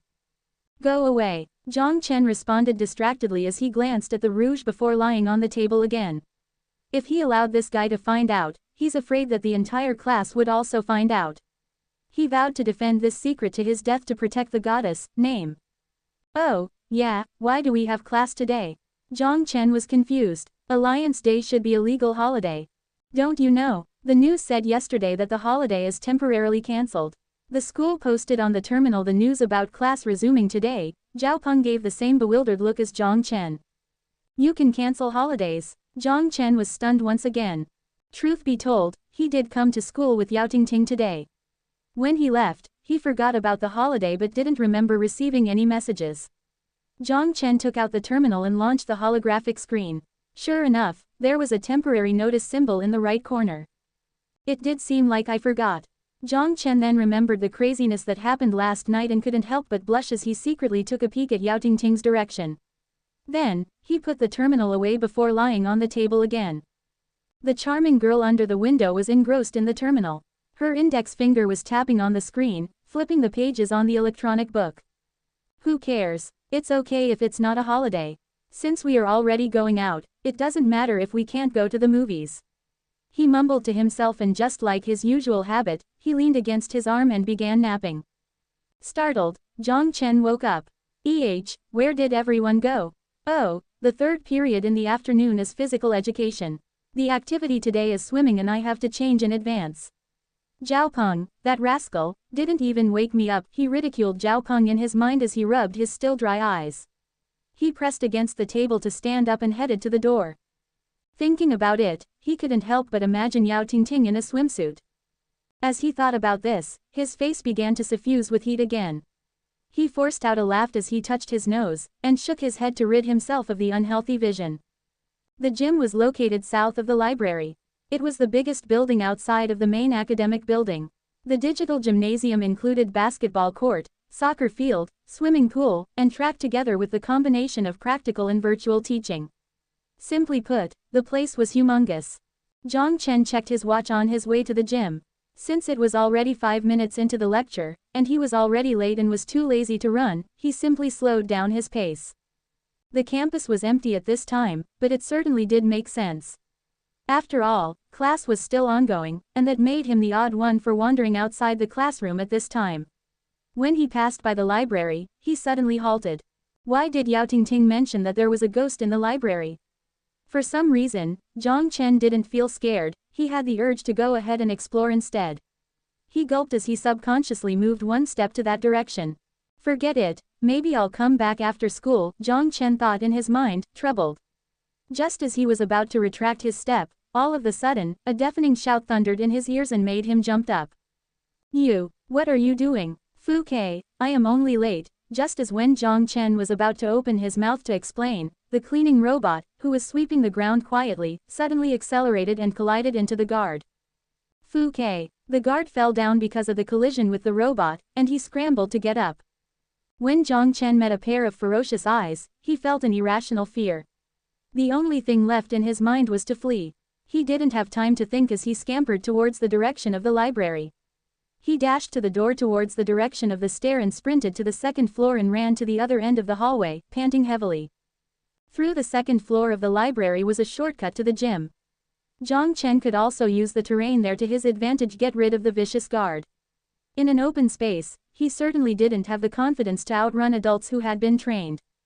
Fu Ke, if I got caught, I'll probably be lectured. When did the guard start doing the job of the school director?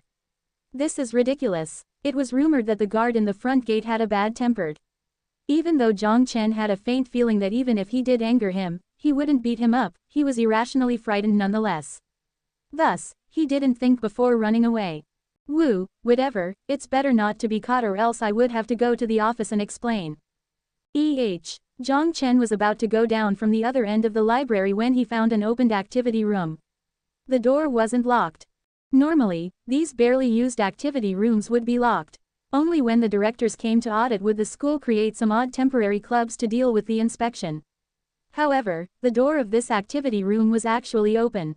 Jiang Chen stood in front of the door and for some reason felt a strong déjà vu. I haven't been here before, but this place feels important. And I think I have seen this place somewhere else. The sudden deafening roar of the guard echoed down the hallway and almost scared him to death. Fu Ke, don't shout in the library. There was not enough time as Jiang Chen hid into the activity room, closed the door and locked it up. He leaned his body against the wall as held his breath, while listening quietly to the movements outside the door. The footsteps did not come, surrounded by frightening silence as though the roar had never happened in the first place. In the silence, Jiang Chen heard his own rapid heartbeat. He let out a breath slowly as he moved away unhurriedly from the door and took out the terminal from his pocket. It's already this time. Looking at the distinct number in the holographic screen, Jiang Chen gave a wry smile. Physics class was about to end. There was still no noise from outside the door, but Jiang Chen couldn't muster enough courage to step outside. After debating for a while, he left the door reluctantly. He was still a little scared, however, there's no use in going now since class was ending soon. A flat air conditioner hung in the corner of room, which was probably the most expensive device in the entire room. The interior looked very spacious with only a table and a chair. With the window sealed and being in the midst of summer, the temperature was tolerable outside the room, but felt like a furnace inside. Jiang Chen walked to the edge of the window and pressed the button to open it, but it wouldn't budge. Is it broken? Jiang Chen raised his eyebrows as he surveyed the thick layer of dust on the windowsill. It seemed like there hadn't been anyone here in a while, and there wasn't any sign of wind. He then gave up on opening the window and walked in front of the desk as he picked up a USB-shaped device at the corner of the table. Activity room management access right seems to be used like this. Jiang Chen inserted the USB into the terminal and selected to open the air conditioner.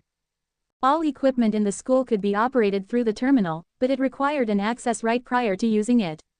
The access right could be granted through wireless connection, but some special room must be accessed through a physical device. For example, the electronic key at the corner of the table, when connected to the terminal, the user's ID would be registered on the whitelist, and then the user would be able to turn on the air conditioner through the terminal. Fortunately, the air conditioner was functional. A gust of cool air blasted through as Jiang Chen let out a pleasant sigh. I'll wait until the class is over before leaving. That guard would probably be gone by then. The only thing that bothered him was that he remembered that the guard should have access to all rooms. Maybe he was too lazy to look for me by searching every room. Which dumb bastards would be that bored? Since he already decided to skip class, there was nothing to do outside, so he pulled out the chair under the table and sat on top as enjoyed the refreshing cold air. Ah, it's too hot outside, I really don't want to go out. Jiang Chen, who was bored out of his mind sitting on the bench, suddenly realized something was off. He abruptly stood up and patted his behind. No dust. Jiang Chen was stupefied, then he touched the table. There was also no dust. This doesn't make sense. Has anyone been here lately? When he thought about it, he had a strange desire to explore since he had nothing better to do. He then opened the terminal and used access right to view the user record. Less than user in the past 3 months. Total result: 1 person. ID: Jiang Chen greater than. I've been the only person here for the past 3 months. Troubled by the words on the screen, he then extended the search to 1 year. Same result. No one had used the activity room even when there was a celebration. Jiang Chen tried to search for the memory in his head as he recalled the school's annual celebration in first semester of grade 10. The directors at that time visited the school, and Wanghai 6th High School did create some club events. I remember that they used the activity rooms in the library. I also seem to have been an actor. Jiang Chen could not think of an answer as his finger continued to scroll through the screen. This time he extended the search criterion to 55 years, which was the maximum searchable time query. However, the 2nd of October 2172, sunny. Truth to be told, this planet is no longer suitable for human habitation, starting from the moment the Russian committed atrocities in Paris. These trivial complaints have no meaning coming from a man of my status. Being able to complain, after all, is a good thing since those 21 people in battalion next door couldn't even complain anymore. I remember Daniel, a young man who always likes to aim at people's nuts and blew up his own guns. His DNA can't even be found anymore in the aftermath of the war in Berlin. That damn guy, you still owe me a drink, damn it. Running into enemies, taking cover, shooting, calling for an airstrike, advancing continuously, and praying to the priest. Every day is like a living hell. Despite having air advantage, the CCCP firepower was too fierce. When they finally tore their hypocritical facade and revealed their true nature, they started using nuclear weapons. Gotta end. Now, everyone's life has been depreciated to $10. Perhaps even less. That's all for today. We'll push towards Frankfurt tomorrow. It was rumored that a nuclear is being set up there. I hope we can make it in time. God save me, may victory belong to NATO. The 3rd of October 2172, cloudy. The plan was for my team to start with the tanks, storm the 141 fort located in Frankfurt, destroy the air defense missiles, then call an airstrike to bomb the nuclear silo. But things seem to have changed a little. My team had received a special mission for the time being. God save me, I hope my ominous feeling is wrong. The 6th of October 2171, unknown. It's hard to believe but I am aboard the X-12 space station. In half an hour, we'll be entering an airdrop pod and the destination is Pax Wanghai City. Damn it, it's fucking difficult to write in space. The 6th of October 2171, cloudy, added. I have seen the picture of Wanghai City before the war, and it seems to be a very beautiful place. But now it looks no different than Paris, at least along the coastline and downtown. Our Marine Corps will invade through the coastline, while we will infiltrate enemy territory through airdrop pod and mark strategic target to facilitate the shooting of the space-based weapon, God's Cane. Particle barrier generator, air defense missiles, electromagnetic pulse cannon, nuclear power plants, in short, mark anything that is worth destroying. Sounds easy, perhaps, although the moment the airdrop pod passed through the cloud of radiation, a rare chill went down my spine. The 7th of October 2172, cloudy. God MNT, this is a living hell. There are pack soldiers everywhere, armored vehicles, tanks and, even stranded soldiers from our side. It was a complete mess. Absolute madness. The moment the electromagnetic absorber was deactivated, the power armor would stall for a while. There are radiation and snipers everywhere. We can now only rely on sign language, and everyone acted like they were mute. How many nukes have been detonated here? Or do EMP ever stop?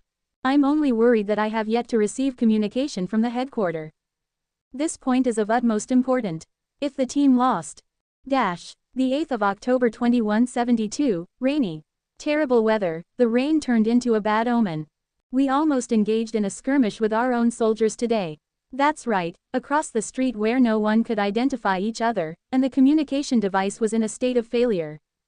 Fortunately, the crisis was averted as Pax tanks helped us to identify them, and then we worked together to solve the problem. They are the Marine Corps and they lost contact shortly after landing. They followed the offline map's direction as they were supposed to reconvene with other 11 battalion soldiers here, but it seemed like we're the only ones who made it. Lucky guys. I allowed them to join our mission temporarily as they didn't even have anti-tank weapons. Death would be inevitable if they stay, so might as well have them joined us. With the help of light infantry, our vision would reach further since the life detection device is no longer functioning with EMP absorber being activated. The 9th of October 2172, cloudy. It seems that in addition to rain, it is also cloudy in here. This is strange. The battle has continued for 3 days already. The good thing is that the quality of the buildings is quite high in the center of the city. Despite being showered with nukes, we can still find buildings for cover. We continued to engage in skirmishes with Pac as there were more of us here in the city. That's a good sign. Maybe we'll win the war another day. We almost cheer when we saw the tungsten rod fell from the sky and shattered the particle barrier generator into pieces. However, shortly afterwards our communications went back online.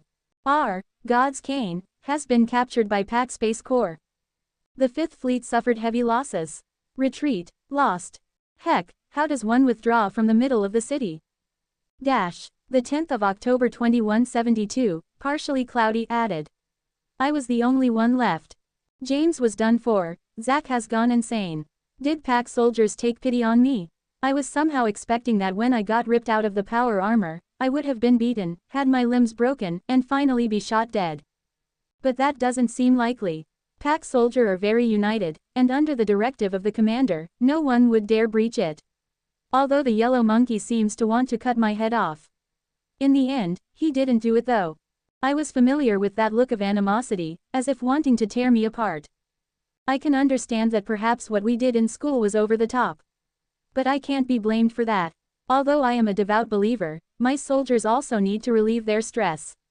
Maybe I should have stopped the guy in Georgia State. Come on, who cares? Everyone's dead. I was forced into a truck loaded with captives.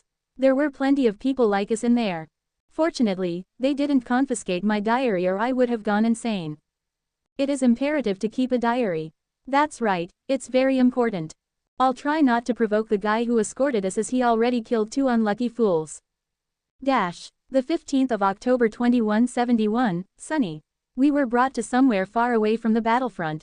There were a lot of mountains here, also a lot of tunnels, and some factories built underground. I settled down after seeing these because I knew I had no chance of ever returning. Exchange prisoners of war. Hee, if I say this, would they let me go? The people in the truck was separated into 2 groups, one group to the north and one group to the south. I have a foreboding feeling that one group would die.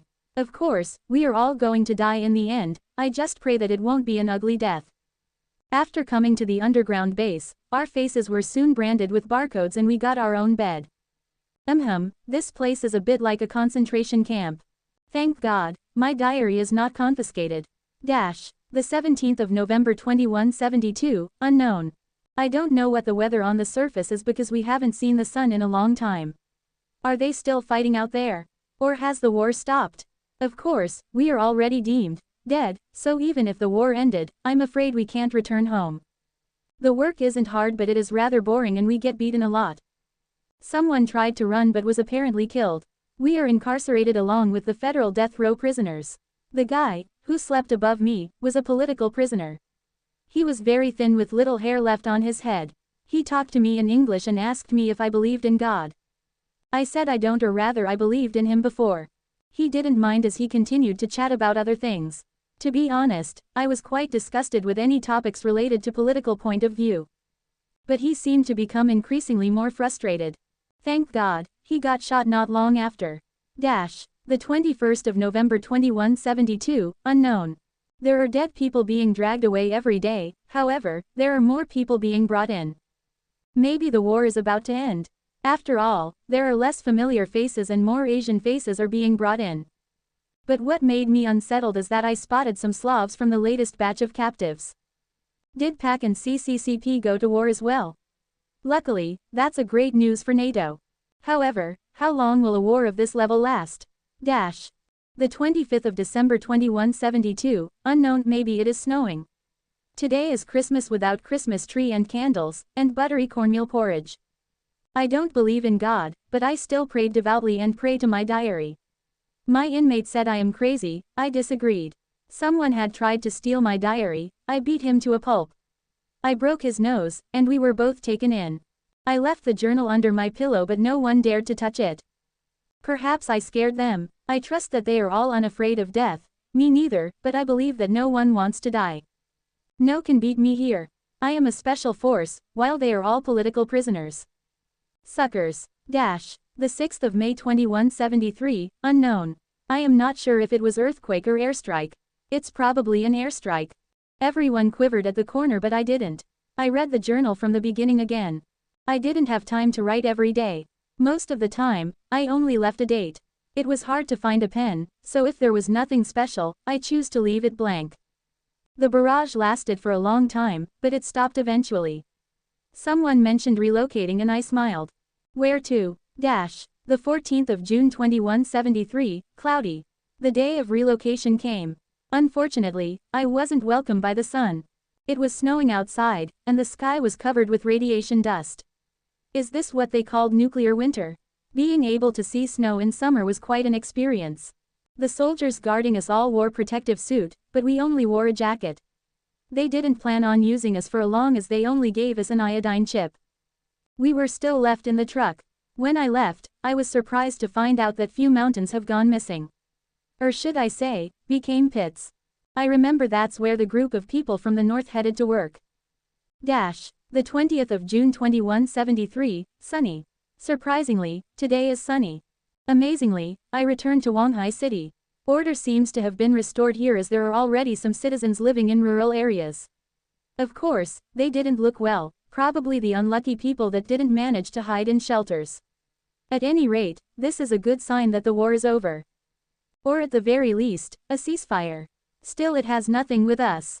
I was escorted into an underground survival base or a research facility. This is because survival base wouldn't open in less than a year, which should be the same in every country. A man in a white lab coat welcomed me and smiled at me, but I only felt chill in my hands and feet. It's as though he was looking at a white mouse. Insane, this is insane. For the first time, I experience real fear. Damn it. I can't remember the time, unknown. The diary was confiscated. Ripped into pieces. But so what, I memorized everything. They are crazy. Did they think they can create 4x like this? Scratched out. Wait, why am I still normal? Well, now it's certain that they are insane. If someone sees this diary, everything would have been worthwhile. I tried to leave something behind, but it was futile. All clues will be hidden. But I still firmly believe that there are smart people out there who will find the clue. Why am I still conscious? Why hasn't it been erased? I should have been dead. Well, before I die, I hope that Asian girl will forgive me for my sins. That's probably not going to happen though. Colonel George's final words, pays tribute to the NATO flag. Jiang Chen's hands and feet felt cold after reading it. There must be something that's missing, but what was it exactly? This wasn't normal. No, what was normal? Inside the drawer, there was a gun lying next to the diary. Revolver. Hand trembling, Jiang Chen swallowed after finally picking up the firearm. Feeling the cold metal texture, he unloaded the magazine. The copper-colored metal bullets burned his eyes. It's a real gun. Inside the drawer in the activity room of the school library. What the hell is this place? And not to mention the insane colonel's diary. It's only year 2171, how would the journal spoke of something from the year 2173? Wait, time travel. Jiang Chen felt an onslaught of headache. He clutched his forehead and sat back on the chair. His head was a mess. It's as though everything was a déjà vu, but he couldn't explain where the feeling came from. Am I forgetting something? Jiang Chen frowned. He tried to search for every nook and cranny of his memory in the hope of finding clues. But he didn't even know what the clue was. From learning how to speak when he was a baby, to his elementary education, and then his junior high, up until this moment. Every piece of memory was so vivid. Where's the problem? Wait, why is it so clear? I can even remember the details of changing diaper. Thinking of this, Jiang Chen suddenly blanked out. He felt he had grasped onto something, but he must have missed a detail, just a tiny bit. It was at this time that he suddenly heard an unexpected knock. Are you in there? An abrupt but gentle voice struck at Jiang Chen's heart like a hammer. Chapter 94, Fear from the Sky. Are you in there? Ting Ting's voice came through. Just as Jiang Chen was about to open his mouth, his throat felt like it was stuck with cotton known as fear. He lifted his terminal slowly. Less than 4:25 p.m. greater than. There were still 15 minutes left before the class ends, so how can she be in here? That's really strange. Even if the sports instructor wants her to find me, why would she go to the activity room? It's as if. I know, I've been watching you for a long time. Suddenly, the two familiar but surreal confessions surfaced in his head. A frightening thought crept into his mind. Being watched. A drop of cold sweat rolled down his forehead as Jiang Chen held his breath. He didn't even dare to make a sound. Instinct told him that there must be something wrong, but he couldn't explain where the problem came from. Ting Ting is a stalker. How is that possible? But she is so graceful. Wait, graceful. It seems that it was her who took the initiative to push me down yesterday. Usually, she would be reading under the window, but today. Jiang Chen searched through today's memory. Yao Tingting's watching him, being engrossed in her terminal, paying attention to class, watching him smile. A disquieting feeling crept all over his body. I heard there's a ghost at the ground floor of the library. Have you seen it? The knocking sound was light, but it pierced through his heart like a hammer. He couldn't explain the reason, but his instincts told him that terrible things would happen if he opened the door this time. Jiang Chen let the beads of sweat roll across his face as he sat there motionlessly. He looked at the drawer where the gun was, but it failed to bring him even a scant trace of security. Like drums playing, the pace of knocking seemed to increase and grew louder. All of a sudden, a violent, smashing sound transmitted through the door. The frantic, smashing sound made every single one of Jiang Chen's muscles tighten due to tension, and his facial expression morphed into a stunned expression. The sound, however, suddenly came to an abrupt stop. Followed by the sound of fading footsteps. Has he given up? Jiang Chen let out a sigh of relief. He then touched his chest and felt a wet sensation from his hand. It was then that he figured out that his body was drenched in sweat without even realizing it. Now that I think about it, the uncomfortable feeling came from the robot yesterday morning. No, to be precise, it should be during that morning class. Jiang Chen realized something. Yes, it was at that time when the entire class was staring at him. His heart responded with an eerie feeling known as uncanny valley effect. Could it be all the students are robots? An odd expression appeared on his face as he thought that the very idea was preposterous. Why, he grew up with Zhao Peng together. Qian Han, who was sitting in front, even gave him a love letter, and Yao Tingting. Jiang Chen suddenly frowned. Where did all the books that Yao Tingting always read go? Boom! The violent tremor almost threw him on the ground as the window produced a loud, sharp sound. He got up hurriedly, ran to the window and discovered a shocking scene. A blue light hit the dome protecting this city. The light blue particle disintegrated, followed by the thinning air membrane. There was no sound as the concave barrier opened a gap in the center and the blue light faded away. Suddenly, countless numbers of dense, black dots dropped from the sky, each carrying a trail of air waves behind. Those were NATO's airdrop soldiers, as well as the bombs used to disguise them. It was, however, at this moment that the ground fired a series of orange flare missiles to the ground. It was the anti-aircraft missiles stationed in the city. A loud rumble fell from the sky and a series of explosions filled the sky with bright sparks. The deafening air defense alarm broke the city sky, accompanied by the cry and scream from the distant street, which woke Jiang Chen up from his stupor. Not even a single warning. It's a fucking war. This can't be happening. He looked at the sky, terrified. Jiang Chen retreated from the window and rushed outside the door. The news already announced that when the air defense alarm got triggered, everyone should immediately go to the nearest defense shelter, and the sanctuary would be forcefully closed once it reached the right time and go into a dormant mode. Jiang Chen didn't have time to get confused as his priority was to stay alive. He glanced at the table before he left the activity room, he gritted his teeth and reluctantly sprinted downstairs. There was a gun on the table, but he didn't think it would bring him any semblance of security. If he really encountered a NATO soldier, he's afraid that it would be more dangerous to wield a gun. Moreover, according to the rules of war, they usually didn't shoot civilians. Not only it was a waste of bullets, it was also quite troublesome. He tried to comfort himself as he dashed down the stairs towards the gate of the school and ran for his life. At this time, however, a massive explosion broke out in the sky in the distance from the center of the city. He felt the scorching heat wave despite the distance of 100 kilometers away. Mushroom cloud. It was a nuclear bomb. Fu Ke. Jiang Chen stared at the orange mushroom cloud and the falling black dots with quivering eyes.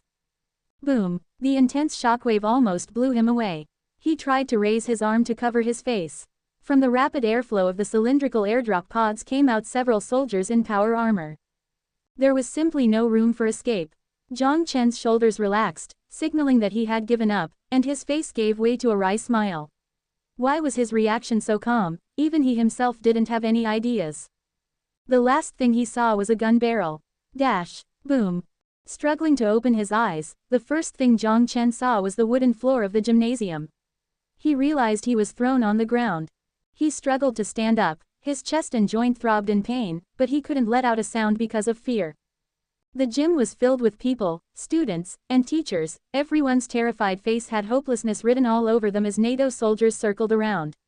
The cold barrels were ominous. No one dared to make a sound as they quietly watched Jiang Chen, who was thrown on the ground. Jiang Chen, are you okay? Yao Tingting anxiously hurried to his side. He felt the body temperature enveloping him as he exerted all his effort to open his puffy eyes. He caught a glimpse of graceful face fraught with tears. Ting, you're also here. What, how are you? The silvery voice was tearful. He felt the softness touching the swell on his face as he forced out a smile. He wanted to lift his hand to wipe off her tears, comfort her, and embrace her, however. Drag that girl over here. Yes. Two soldiers in power armors walked over. Let me go. Ah, what are you doing? Jiang Chen watched the person forcefully drag Yao Tingting away from him in horror. Jiang Chen, save me. No. Jiang Chen desperately tried to his hold on her, but he was met with a boot on his face. The kick almost made him lose his consciousness again. In the corner of Jiang Chen's blurry eyes, he saw the soldiers who dragged Yao Tingting away took off his mask. It was a pale, devil-like face that was currently mocking him. Listen up. Hostages, that's right, you guys are all hostages. Your so-called holy barrier system has already been broken by our space-based weapon. Don't count on being rescued. stay there obediently, and pray that your fathers won't blow you up as well. The person standing at the stadium of the gym seemed to be the leader of the squad as he was using the loudspeaker of the power armor. Ting ting, Jiang Chen struggled to crawl to the figure being dragged away. Boss, this girl is quite pretty. It would be a pity if we hang her outside. Hee, what if? The white soldier had a leery grin as he held the girl up. He seemed to be pleased by her frightened appearance and almost sobbing figure. Another soldier also took off the armor mask and exposed a black face and white teeth. Are all people from Georgia state in the UA perverted like this? But sir, I do agree with his point of view, hee. What are you trying to do? Jiang Chen's heart suddenly ached. He bit his lips as he struggled to stand up to his feet, however, his woozy head kept him unstable. No, a shrill cry resounded throughout the gym. Seeing the commander nodded, the soldier then tore the white floral dress apart. In front of everyone, stop. Jiang Chen opened his mouth as his finger almost penetrated through the hard wooden floor. His bloodshot eyes were ferocious. However, it wasn't him who screamed out. Was that Zhao Peng? No. Jiang Chen reached out his hand to his childhood friend in horror. Bang! Smoke floated from the muzzle. Beautiful, man, bullseye. Ha ha ha. The soldier heard his comrade's compliment before he made an exaggerated shooting gesture at the crowd. He was gratified to see the crowd screaming and scrambling backward in terror. Don't come over. Yao Tingting shrunk back on the ground as she tried to use the torn pieces of clothes to cover her naked body. The white soldier with perverted smile strapped the gun to his waist as he walked towards Yao Tingting, who was scampering backward. Don't worry, we'll do it one by one. Jiang Chen, save me. Jiang Chen, Wu, the young, beautiful Chinese teacher from next class stood up. Her expression wore a decided humiliated expression. She was trembling but refused to flinch. Let the girl go, I'll take her place. The black soldier standing on the sidelines laughed, and then came and grabbed her by the collar, ignoring her scrambling limbs due to her difficulty in breathing, and threw her on the stadium. You guys can go together. We have plenty of brothers here. Eyes filled with sorrow, dead eyes without the soul, and dilated pupils because of the shocking horror. Blood covered every single inch of Jiang Chen's eyes. At this time, however, an unprecedented clarity he had never experienced before eradicated all the tyrannical emotions in his heart. Hee, are you guys done fooling around? Jiang Chen closed his eyes carelessly. He struggled to shift and then sat on the ground. His mouth curled up into a sneer and his eyes regained its tranquility. The secret teller. Fury. Muscle strength plus 20, reflex plus 19, brain cell strength plus 17. Special ability. Killer instinct, the ability to perceive the location of the heart with any of the 5 senses. He didn't expect to enter less than fury greater than right here. Jiang Chen coldly scanned the bodies without red dots, ignoring the pairs of lifeless eyes staring at him, and finally stopping his sight on Yao Tingting. Zhao Peng lying in the pool of blood, the teacher struggling on the ground beneath the soldiers, the students, even the soldiers. No heart. Everyone was a sham, as though they were nothing but an empty shell. Including Yao Tingting. Oh, how did you figure it out? Yao Tingting paused for a moment before a smile erupted on her face and stood up naked.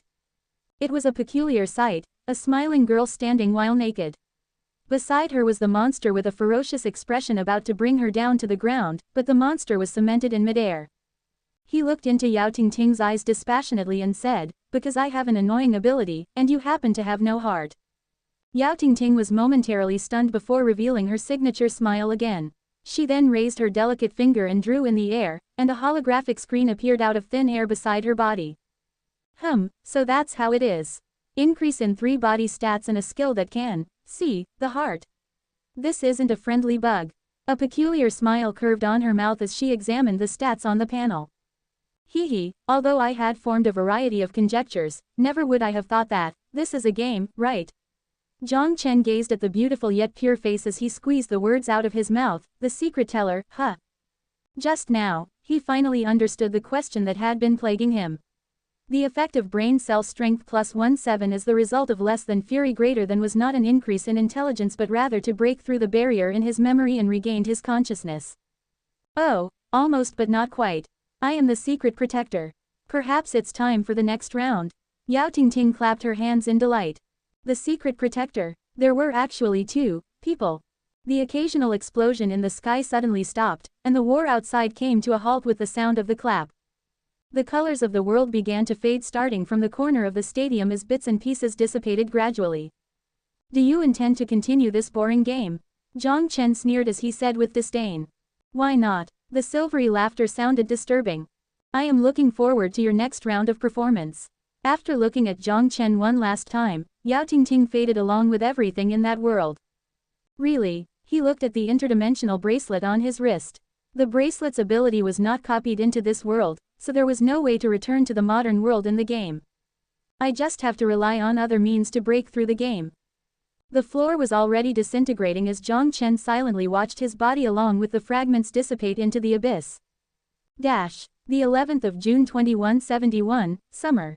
The diary only had dates in it, and no other texts had been written in it. He felt a slight dizziness as though he had just taken a nap, and everything that just happened was like a reverie. Dropping down the pen, Jiang Chen looked around the familiar room. Fury is still in effect. Could it be because of the increase in brain cell strength that my memory was not erased? He faintly closed his eyes as he searched for the clues in his memory. Memory before entering the game was retained, the N cycle memory was saved, and the N1 cycle memory was missing. When he opened his eyes, his line of sight caught the diary to the electronic clock on the table. Less than 7:37 p.m. greater than. So, this is the starting point of the game. Then, all previous memories should be false. In reality, it didn't feel good to negate the realistic memory one by one. It's as if you're living a great life, then one night you had a nightmare, a mysterious figure told you that the world in the dream was the reality, and when you woke up you'd go into a virtual world. Yao Tingting is the secret protector. No, to be more accurate, she should have been replaced by a secret at some point. That book was a clue, and Jiang Chen desperately searched for the details in his memory. It appears that when I shared the spoiler, the secret guardian noticed the discrepancy. It was just a sense of déjà vu, but it had thought that I recovered my memory. It seemed that from that point on, the book in Yao Tingting's hands disappeared. That person had been replaced since then. So if this is the case, it suspected that I woke up from the hypnotism, so it replaced Yao Tingting's identity and joined the game as a participant. Therefore, anyone could be the secret protector. Wait, what's the point of this game? Frowning, he sat quietly on the desk as he recalled the diary in the activity room on the second floor of the library. Less than I was escorted into an underground survival base or a research facility. Greater than. Less than so what, I have memorized everything. Greater than. Less than they are crazy. Did they think they can create XXX like this? Scratched out greater than. And Yao Tingting's words. I know, I have been paying attention to you. The identity of the informant and the secret protector. All the clues strung together like a key and opened the lock in his heart. The corner of his mouth sliding raised up as he leaned back on the chair. That diary should be the key to break through the game. No wonder the secret guardian always tried to keep me away from the library. Whenever I approached the library, it would see all kinds of method to stop me. Whether it was the so-called ghost in the library or the furious guard. What the secret protector didn't know, however, was that the more it tried to cover up something, the more suspicious he became. It can be said that its constant attempt to stop him actually pushed him to where the truth was located. Even it wiped the memory in his head, it can't wipe the strong feeling of déjà vu. Where did I see this before? Did I seem to be here before? I have experienced this before. Whether it was the drama airing or the opened activity room, everything had the feeling of déjà vu. Perhaps he was there next week ago, but because there was no memory retention, therefore, it ignorantly entered into the next cycle. Less than force restart greater than could perhaps seal the memory and remove the clues, but it cannot remove the constant feeling of déjà vu. In the end, this feeling led to finding the evidence he searched for in the previous cycle. And then because the N cycle led him into less than fury greater than, all the evidence was saved to the N+1 week. If he didn't manage to jump out of the loop, the game would probably go on and on. What kind of game is this? This is absolutely insane. A game designed for the purpose of an experiment. It inhumanely put people into the game like a lab rat. Then simulate the plot, collect data, therefore, allowing the intermediate artificial intelligence to evolve into advanced artificial intelligence. Is this the experiment that the colonel mentioned in his diary? Jiang Chen thought calmly. There was still a lot of suspicions. For example, the secret protector is the absolute controller of the game, then I wouldn't be able to beat it at any rate. But the peculiar cleaning robots, the opened activity room, the diary left as a clue, these obvious bugs are not removed after countless amount of cycles but had been completely preserved. The secret protector even had to interfere with my actions by actively intervening with the plot to prevent me from getting close to the library. In conclusion, the secret protector's power in the game is similar to that of a game master, but it cannot change the game itself. Also, if the purpose of the game was to allow it to evolve into an advanced AI by observing humans and collecting data, it wouldn't make sense if it was granted the power to change the game. A good analogy would be, if the measuring data is unattractive, and someone manually added 1 or 2 zeros in an experiment, then it wouldn't be considered as an experiment anymore. Its power was limited and not invincible. Jiang Chen picked up its pen, drew 3 circles in the diary, and labeled it separately. Safe zone, neutral zone, and danger zone. If I perform illogical action, then everyone would look at me like I'm a robot, because of the confused thinking, which will automatically trigger the uncanny valley effect. The intermediate artificial intelligence may have analysis ability, but too much calculation will result in lag or confusion. On the contrary, basic AI can only respond logically and can't think, so it does not produce confusion and the like. So, NPC should be made up of low-level AIs. Jiang Chen mumbled to himself as he labeled the school as danger zone. The activity room on the 2nd floor of the library should be the safe zone because Yao Tingting couldn't enter it. Jiang Chen wrote it in the safe zone. Should NATO invasion be considered as an event? Also, to collect data, the secret guardian should be in control of the switch to advance the plot, otherwise, repeating the same cycle would just result in similar data. It was an important point, so Jiang Chen jotted it down in his diary. He pulled out the drawer and saw 2 movie tickets. A smile appeared on Jiang Chen's face. If there is no irregularity, then the plot should be asking her out, confession, watching a movie, possible sex, NATO invasion. It simulated the first love to completed devastation. In this case, any of the scene that could trigger the plot should belong to danger zone under the absolute control of the secret guardian. Yao Tingting's home and the movie theater he has yet to visit were categorized under the danger zone. Because of the incomplete plot in the last cycle, a lot of clues became available. Jiang Chen scanned the room and wrote, protagonist's home, under the safe zone area. The street should be a neutral zone, whereby it lacks the ability to trigger plot. He flipped his pen and wrote street under the neutral zone before he lifted his eyes to look at the digital clock. Less than 8:07 p.m. greater than.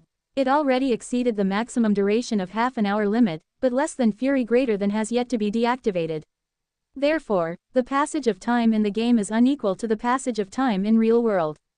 In terms of efficiency, the longer the user experienced in the game, the shorter the time passed in reality, so the data gathered in the real-world time frame will be more.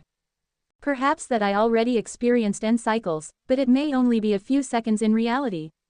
With the processing speed of the advanced computer, that is absolutely a possibility. However, it would put a lot of strain on the mind. Thinking of this, Jiang Chen let out a breath of relief. The time he agreed on with Sun Jiao was 2 hours, and if he had been here for a month or 2 already, he was afraid that it would be then too late to return to the ground. Speaking of that, by letting me activate less than Fury greater than, that talkative thing still expects itself to win. The tip of his lips curled up on his mouth. That's right, in a game that relied on hypnotism, brain cell strength was a huge bug. Hypnotism would no longer be effective on him. From here on in, the game officially begins. Jiang Chen opened the door. There's not much difference between day and night. If I am consistently being monitored, then even selecting daytime would not increase my chances of winning. Or maybe, it is safer in the day since the majority of the people will be in their home, and there would be less pawns that the secret protector could use. He went downstairs and saw the cleaning robot. It still gave off the same hollow look that instinctively produced a disquieting feeling. The cleaning robot left the first clue, so it should be considered friendly. Although he didn't know who left this clue, but presumably, it wasn't on the secret protector's side, Jiang Chen thought as he walked past the robot and turned back. The robot was looking at another direction. South. Is there something over there? There was also another cleaning robot in front of the library. In the end cycle, it blocked the security guard for me. Jiang Chen looked south, but the tall buildings blocked his view. From the general direction, it should be located in the center of the city. Wait a minute, when Yao Tingting took me away from the library, the robot at the door also appeared to be looking at the same direction after exchanging eye contact with me. Suddenly, Jiang Chen realized this clue and his face turned exalted. He then walked to the robot that seemed to be lagging. He took out the terminal, followed the robot's direction, and drew a line on the map. The line skidded across the boundary of the town center. There is also another robot in front of the library door. With only two line intersection, it would be difficult to guess the accurate location on the map. Therefore, there must be another robot. With three line intersection, it would be able to pinpoint and mark a possible area. There should be something in there that could help me beat the game. But where is the third robot? Jiang Chen frowned. The end cycle plot was incomplete with this logic. He put his hand into his pocket and grabbed the 2 movie tickets, his face then lit up with a triumphant smile. In front of the movie theater. That should be right. If nothing happened, the 2 movie tickets should serve its purpose on the third day. But the secret protector's intervention forced the plot to advance and even introduced a huge move of canceling the holiday. This made the movie plot never occurred and triggered the sex scene. I see. Without hesitation, Jiang rushed to the nearest subway and then headed downtown. He sprinted out of the subway, jogged across 2 streets and stopped in front of the movie theater, gasping for air. It was that cleaning robot, and it was looking straight into his eyes. Then, it looked away. Southwest. He pulled out his terminal again and drew a line on the map. Without stopping for a moment, he then returned to the subway and caught the last train. Breathlessly, Jiang Chen sat on the cold, hard chair. He looked around the empty train and looked at the time. Less than 9:39 p.m. greater than. It's already this late. The train arrived at the station as Jiang Chen quickly rushed to the school's direction and stopped in front of the school gate. The school is considered as danger zone, so going directly to the activity room on the 2nd floor will be pretty difficult. Troubled by the thought, he looked around and looked up. I'm afraid that the secret guardian must be closely monitoring my move, and just waiting to make a move as soon as I enter. Thinking of this, his face showed a wry smile. Jiang Chen took a deep breath and after observing the height of the gate, he rushed towards the door. If it had been before, 2 meters would be unreachable but Jiang Chen leapt easily across the gate. The increase in muscle strength due to less than fury greater than was perfectly replicated within the game. Indeed, the game data is based on physical data in the real world. The shrill alarm sounded instantly. Having predicted that this would happen, he cursed and rushed to the direction of the library. Stop. It was the security guard. Jiang Chen ignored him, knowing full well that with his current muscle strength, no one would be able to catch up to him. Even if all the units in the school were pawns of the secret guardian, it shouldn't be able to change the body stats of the characters. It took less than 10 seconds for Jiang Chen to outrun the security by 100 meters from the security room.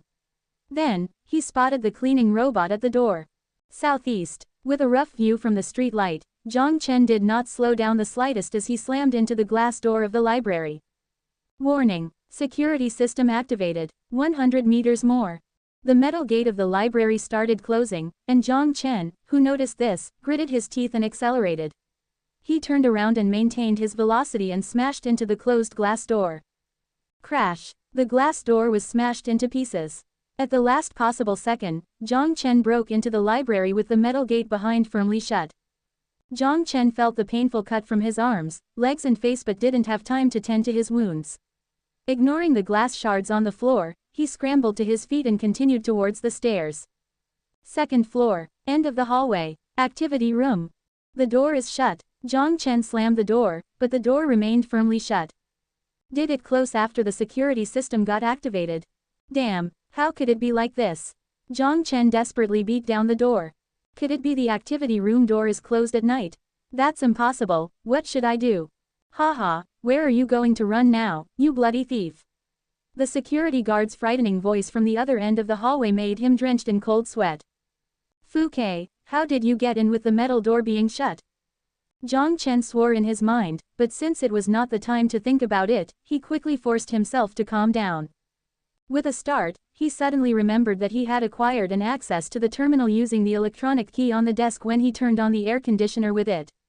No, after the timeline is reset, the access should also be removed. Wait a minute, if the activity room is a special place, then the whitelisted its will probably be retained even after the timeline reset. Jiang Chen didn't hesitate anymore after seeing the twisted and hideous face along with the taser in his hand from the end of the corridor. He took out the terminal, connected to the local network, and opened the electronic lock. Click. The light sound was like an angel's voice to Jiang Chen as his heart turned ecstatic. Then, he rushed to the door and slammed it shut. Dong. The frustrated kicking sound was transmitted through the door. Just as he thought, the room's existence was rather unique, a place similar to the back door of the game. As for the reason for its existence and why the less than Colonel's diary greater than was kept in here, everything still remained a mystery. However, he had a hunch that he was getting closer to the truth. At the same time, a white light pierced the night sky and lit up the entire city. Jiang Chen quickly went to the window and looked at the bright sky with astonishment. The bright, white light fell down like raindrops as they left ripples on the city's dome. The deafening explosion soon followed as the holy barrier system, protecting Wanghai, was broken through. What kind of energy weapon is this? There was no time to hesitate. Jiang Chen rushed towards the table, opened the drawer, and picked up the pistol inside. A violent explosion came from the outside and made the window viciously vibrate. Was that an airdrop pod? Jiang Chen was alarmed by the explosion coming from downstairs.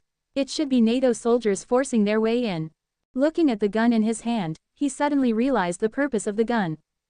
Jiang Chen took a final glance at the triangle area where the three lines intersected on the map. He disengaged the safety and loaded the gun. He raised the gun and aimed the muzzle at his own temple, a grim smile appearing on his lips. Bang! How much courage would it take to shoot your own head? The question was quite complicated and would depend on the situation. Despite knowing that this was a game, the memory of growing up would still be vivid. How would you describe this feeling?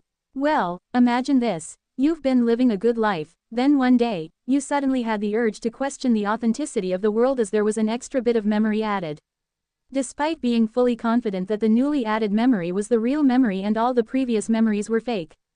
And now you had an idea that as long as die, you could escape the game and return to the real world. There was no pain. It's just like closing his eyes for a while. Jiang Chen woke up from the dream again. Less than 7:37 p.m. greater than. At that moment, however, his hand was not holding a pen but rather a black revolver. Looks like you can't escape the game through death. Makes sense. If it's that easy to escape, then the easiest way would be to jump down from the window. Jiang Chen let out a self-deprecating smile and glanced outside the window. The pistol following him after death was a huge bug. Jiang Chen played with the gun in his hands and unloaded the magazine. 16 rounds. The magazine was full again, so this gun should also play a role. Although he didn't know how it happened, it appeared that the bullets were being replenished after every reset of the game. With the gun stuffed in his pocket, Jiang Chen opened the bedroom door, passed through the living room and headed towards the door. It was already night time, but there shouldn't be no difference inside the game. He pulled out his terminal and opened the map. The position marked by the triangle was gone, but he firmly remembered it. The Xinpu Hospital in the northern district. He put the terminal away and rushed to the direction of the subway. Less than 8:07 p.m. greater than. There were only a few pedestrians in the subway. Perhaps it was because the situation was a bit tense recently, everyone avoided traveling. After the rush hour, only few people could be seen in the subway. Sitting on a cold chair and waiting for the train to slowly accelerate, Jiang Chen sighed as he looked at the small TV on the wall. The host was cracking jokes with his assistants and the audience was all laughing. He, however, couldn't smile. If everything is fake, then what about the memory of these past 17 years? Am I too deep into this? Jiang Chen shook his head and touched the gun in his pocket. The cold, metallic feeling gave him a trace of comfort. Not only could he integrate into another world, but he even acquired another set of memory. Even after experiencing death a countless number of times, only seconds passed by in reality. Had the future of technology and science been developed to this extent? Or rather, had it already been terrifying to this point? He somehow felt a little despondent at the moment and gave a wry smile. He just wanted to end this bloody game, and then return the memory that wasn't his back to the server. Creak. The light suddenly went out without warning, and the carriage shook violently. As soon as it happened, Jiang Chen immediately reached out his hands and grabbed the handrail beside him. Jiang Chen's muscles stretched violently as the pain almost made him broke his teeth, but his hands grasping the handrail did not let go. Ah! The passengers, who didn't keep their balance, began to fall as they smashed into the front of the train like thin paper. Blood covered his line of sight. Enduring his churning stomach, the forceful pulling almost made his eyes burst, and the veins on his arm were about to explode. Boom! The force was so strong that eventually, Jiang Chen could not hold on anymore and fiercely crashed into heaps of dead body. A trail of gruesome sparks flashed across the window. The train appeared to have a rear-end collision. It crashed into the rear of a preceding train and derailed with it. Jiang Chen frantically scrambled to his feet. He dragged his dizzy head and hit the emergency door release button, however, the door failed to open. Has the emergency circuit been destroyed too? Damn! He couldn't think for long because if he delayed any longer, another train would have come from behind. While shivering, he took out the terminal in pain. He pulled out the cord beside the emergency exit button and connected it to the terminal. Fortunately, it was still functional. After gaining access, Jiang Chen hurriedly pressed the release button and unlocked the access to the safety hammer through the direct connection. Jiang Chen gritted his teeth as he took out the red safety hammer from the partition wall. He used his entire body's strength to smash the window. A layer of white mist along the hammer spread from the point of impact. Another swing. Crush. The double-pane window was smashed into pieces as white mist burst forth. Just as Jiang Chen was about to climb out of the window, he felt a hand grabbed his leg. He turned around and saw a woman with dreadful face and pale, white eyes, and then she opened her badly mutilated mouth. He swung his hammer and smashed the woman's head into pieces. Zombies. This time it's a biochemical plot. It appeared that the plot that Secret Guardian could trigger was not limited to NATO invasion. There was no time to think as Jiang Chen noticed that there were some limbs twitching in the heap of bloody corpse. He carried the safety hammer in his hand, jumped out of the window, rolled on the ground, and climbed onto the platform on the other side. Screech. From afar came a screeching sound. It was another train. Jiang Chen desperately ran 100 meters outside the underground tunnel exit. Almost as soon as he had just turned into the groove on the wall of the tunnel, there was another explosion behind him. The broken parts left screeching noise on the concrete wall. The train twisted into a ball as the door plate broke off and embedded into the wall not far away behind Jiang Chen. Jiang Chen suppressed the violent throbbing of his heart. He pulled the sliding door with all his strength, but the door didn't budge. Another swing. The door didn't break, but the concrete holding the door was shattered by his brute force. Jiang Chen pushed the door down and followed the zigzag-shaped stairs and quickly ran outside. When he opened the security door and stepped on the ground, the scene that greeted him stunned him. Like a scene straight from an apocalypse. The entire street was in mayhem. Cars collided into each other or exploded or broke down on the road. The entire area was a mess. Horrified screams came one after another. People fought, or more accurately, zombies were hunting the fleeing humans. The pairs of pale, white eyes were much more frightening under the light. Occasionally, there were people who would smash the window open and frantically jump out, but their fate was either to fall to their death or to be devoured by the zombies below. Hungry. Jiang Chen felt a sudden chill on his back as he turned around and found a zombie was heading towards him. He didn't think as he swung the hammer, then the zombie's head flew out like a golf ball. Suppressing the nausea, Jiang Chen hurriedly took out the map to verify his location. He was only 2 streets north of the hospital. Fortunately, the train collision was close to the destination. After confirming his location, he immediately ran to the other side of the street. Zombies were stronger during night time. The night devoid of UV lights couldn't restrict its fighting prowess. Of course, these zombies were still within the first stage of mutation. The useless fat was still attached to the body. In a few years' time, once the zombies metamorphose the body fats into dense muscles, their speed would be more than double. However, there was no use talking about this as even, fresh, zombies would be impossible to defeat once they banded together. Jiang Chen smashed another zombie in front of him before jumping on top of the car. Before he got surrounded by the zombies, he hopped on another car 3 meters away. Jiang Chen's shoes left a huge dent on the roof. Not stopping to take a look, he then landed on another vehicle. With the power of less than fury greater than, the distance was nothing to him, and by hopping on the vehicles, he narrowly escaped from the zombie-infested street. His feet landed heavily on the concrete ground before the howling zombies could swarm around him. His hammer swung and killed off 2 zombies as he desperately ran to the direction of the hospital. 100 meters. 20 meters. He darted to the stairs in front of the door. The hall was infested with zombies. Fortunately, it was night time so there weren't many people in the hallway. With a couple of dim lights, he could roughly make out the situation inside the hall. There were few women in nurse clothes rushing towards him with gaping bloody mouth. Jiang Chen gritted his teeth as he motioned his already sore arm muscles to make another hit. It shattered the zombies into pieces. However, another zombie rushed towards him from the side and attacked him. Fu K. Ah, his left arm was firmly bitten. It was the first time that he had been made keenly aware of the danger of zombies. The zombies were beginning to circle him. Jiang Chen kicked the zombies away and took out the revolver. Bang! The bullet penetrated the zombie's head. Bang! Jiang Chen's facial muscles twisted because of the pain in his left arm, but he resisted the pain while shooting with his right hand and scrambling towards the safety hammer. He put the pistol in his pocket and picked up the safety hammer from the ground. He glanced at the fallen zombies on the floor as he spat fiercely on the ground, and then Jiang Chen was momentarily lost. He's at the hospital, but what now? Jiang Chen jumped over the counter in the lobby of the hospital and hid under the table while holding his hammer. His left arm was still bleeding and a piece of his flesh was badly mangled, but since he was injected with the genetic vaccine, the zombie bacterial infection should not affect him. He took a deep breath as he tried to make his violently pumping heart calm down. He took out the revolver and unloaded the magazine. 10 bullets left. With a trembling left hand, he pushed the magazine back in, put the revolver back in the original pocket, and took several deep breaths.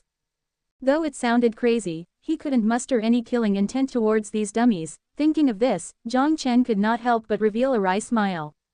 It could be said that this was probably his calmest less than fury greater than state. There was not a single red dot in his sight, and despite facing a horde of zombies, there was no desire for aggression.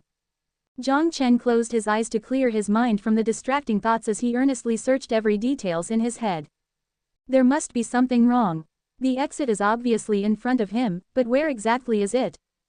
Jiang Chen carried the PK-2000 into the room as he immediately assumed his battle stance for shooting, but there was a gun pointing at his head. Why? Oh, nothing, I'm just thinking, is it really necessary? Jiang Chen placed the PK-2000 and fuel rod on the ground as he raised both hands with a wry smile. Even if he returned to the modern world, he would still appear in the same position, which would expose his ultimate weapon.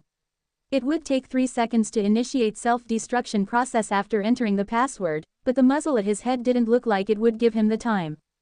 There is no bug. Wait, maybe there is. Pieces of meat lump attached to the rows of hibernation bins lined up in the moving thin film made for a disturbing sight, but what made him even more disturbed was the gun pointing at his head. Didn't you say that a bug threatened you? Jiang Chen's hands were raised up as cold sweats poured across his forehead. His eyes secretly swept across the great expanse of the giant hall. The layout was like that of a theater, however, instead of spectators' seats, there were hibernation bins attached to a chunk of meat, and a huge transparent pod can be seen in the center of the stage. In the midst of dark green liquid that churned with bubbles lied a naked girl floating peacefully, just like a delicate piece of art. But Jiang Chen couldn't see much of her face due to the distance. That's right, a bug did threaten me, so I captured it. The plate-sized drone had a barrel hanging below and there was a rather comically small TV on top of it. The figures in the TV were wearing a mask, or maybe it didn't have the concept of face to begin with, just an abstract feature. Captured it? Jiang Chen froze. Yes, it threatened to use corrosive liquid to melt my door, as humorous as how you would want to weld my door. Hee, so I let it in and then used the particle cannon to blow up half of its body. It said, and an excessively long cannon fell from above. Jiang Chen couldn't help but break out a cold sweat while looking at it. He stared at the frightening dent left on the ground and somewhat had difficulty swallowing. To my surprise, the rest of it seemed alive, so I dismembered it into pieces and raised it in the hibernation bin. The secret informant in the small TV shrugged and laughed merrily. What about the people in the hibernation bins? They have been long dead, so I reused the waste. I believe they won't mind. Oh, speaking of this, the person in the pod should look pretty good in accordance to your aesthetic standard. Would you feel any sexual desire if I bring her in front of you? The secret informant blinked. I believe no one would with a gun pointed at their head. Tisk, you humans are very troublesome, the secret teller shook its head. But even if you want to have sex with her, I can't help you because I'm using the girl as a host to feed the bug's brain. Bug, brain. Jiang Chen watched the hibernation pods, and the dark green giant pot in the center, and his heart felt revulsion. That's right, I divided the bacterial hatching tissue of the bug and implanted them into the hibernation pods filled with organic matter. Where do you think the bacteria outside came from? I injected the bug's brain into the female's body in vivo, who is also a player. The secret teller rolled its eyes and gave him a supercilious look. So you are the one behind this, so I got tricked by you. Jiang Chen felt the ice-cold metal pressing against his temple and smiled bitterly. He never expected that he was being lied to from the very beginning. The powered armor being unable to block one shot from Klein particle was only to trick him out of the metal box. A program that could deceive people. He had never considered the possibility from the start. You can say that again, the secret teller chuckled. The laughter was piercing inside the enormous empty hall. What do you gain from this? Jiang Chen was still mulling over as he couldn't understand the reason behind the secret teller's action. Benefits. Haha, you misunderstood something. I am not human, therefore, I lack the concept of loss and gain. There was an approaching buzzing sound, and Jiang Chen saw a swarm of drones flocked above him. The taunting expressions from countless small screens were very eerie but also appeared realistic at the same time. That's right, it is not a human even if it closely resembles a human. Jiang Chen smiled sardonically. He still couldn't figure out the secret informant's motive. Raise the bacteria-producing bug and use the mutant bacteria to destroy humanity. For now it could only destroy Wanghai City since the bacteria itself did not possess the ability to reproduce because it could only be produced by the mother bug. How long is a bacterium's life cycle? Not to mention those bacteria that were being consumed by zombies. I have been waiting for far too long. Your fellow humans have not been able to supply me with experimental material for a long time. Just relying on the data written in hard drive is not enough for me to complete the final phase of evolution. But my drones can't leave through this door, so I couldn't personally capture those people outside, which bothered me for many years. Fortunately, this little bug came to find me and wanted to occupy these organic matters to breed these strange bacteria. Luckily, I was able to satisfy it and I was able to efficiently dissect it into many pieces. I believe as long as I let those bugs out to cause trouble, sooner or later someone will come in to play with me. Hee hee. The secret teller in the small screen produced a screeching laugh as a countless number of eyes gazed directly at Jiang Chen. Evolve into advanced artificial intelligence at all cost is the purpose you've given me. Its voice wasn't cold but rather carefree, but it sent a chill down his spine. That's insane. Hee hee, I don't have a concept of insanity, the secret informant shrugged. I'm referring to the person who created you. Perhaps, hard to say, but since you are here, I have to ask you to cooperate. The secret teller grinned. Oh, I'm just an ordinary person. I don't know how to program. He gave the secret teller a cautious look. That's fine, I only need you to cooperate with me to play a game. You can play your game, whereas I only need to collect data, the secret teller said casually. Play, it doesn't sound like a good thing. But if I traveled back to escape, I could still get out. But with so many drones, I would still be shot into pieces when I came back, he thought calmly. He took a deep breath and asked, is this the game these dead people played while they were still alive?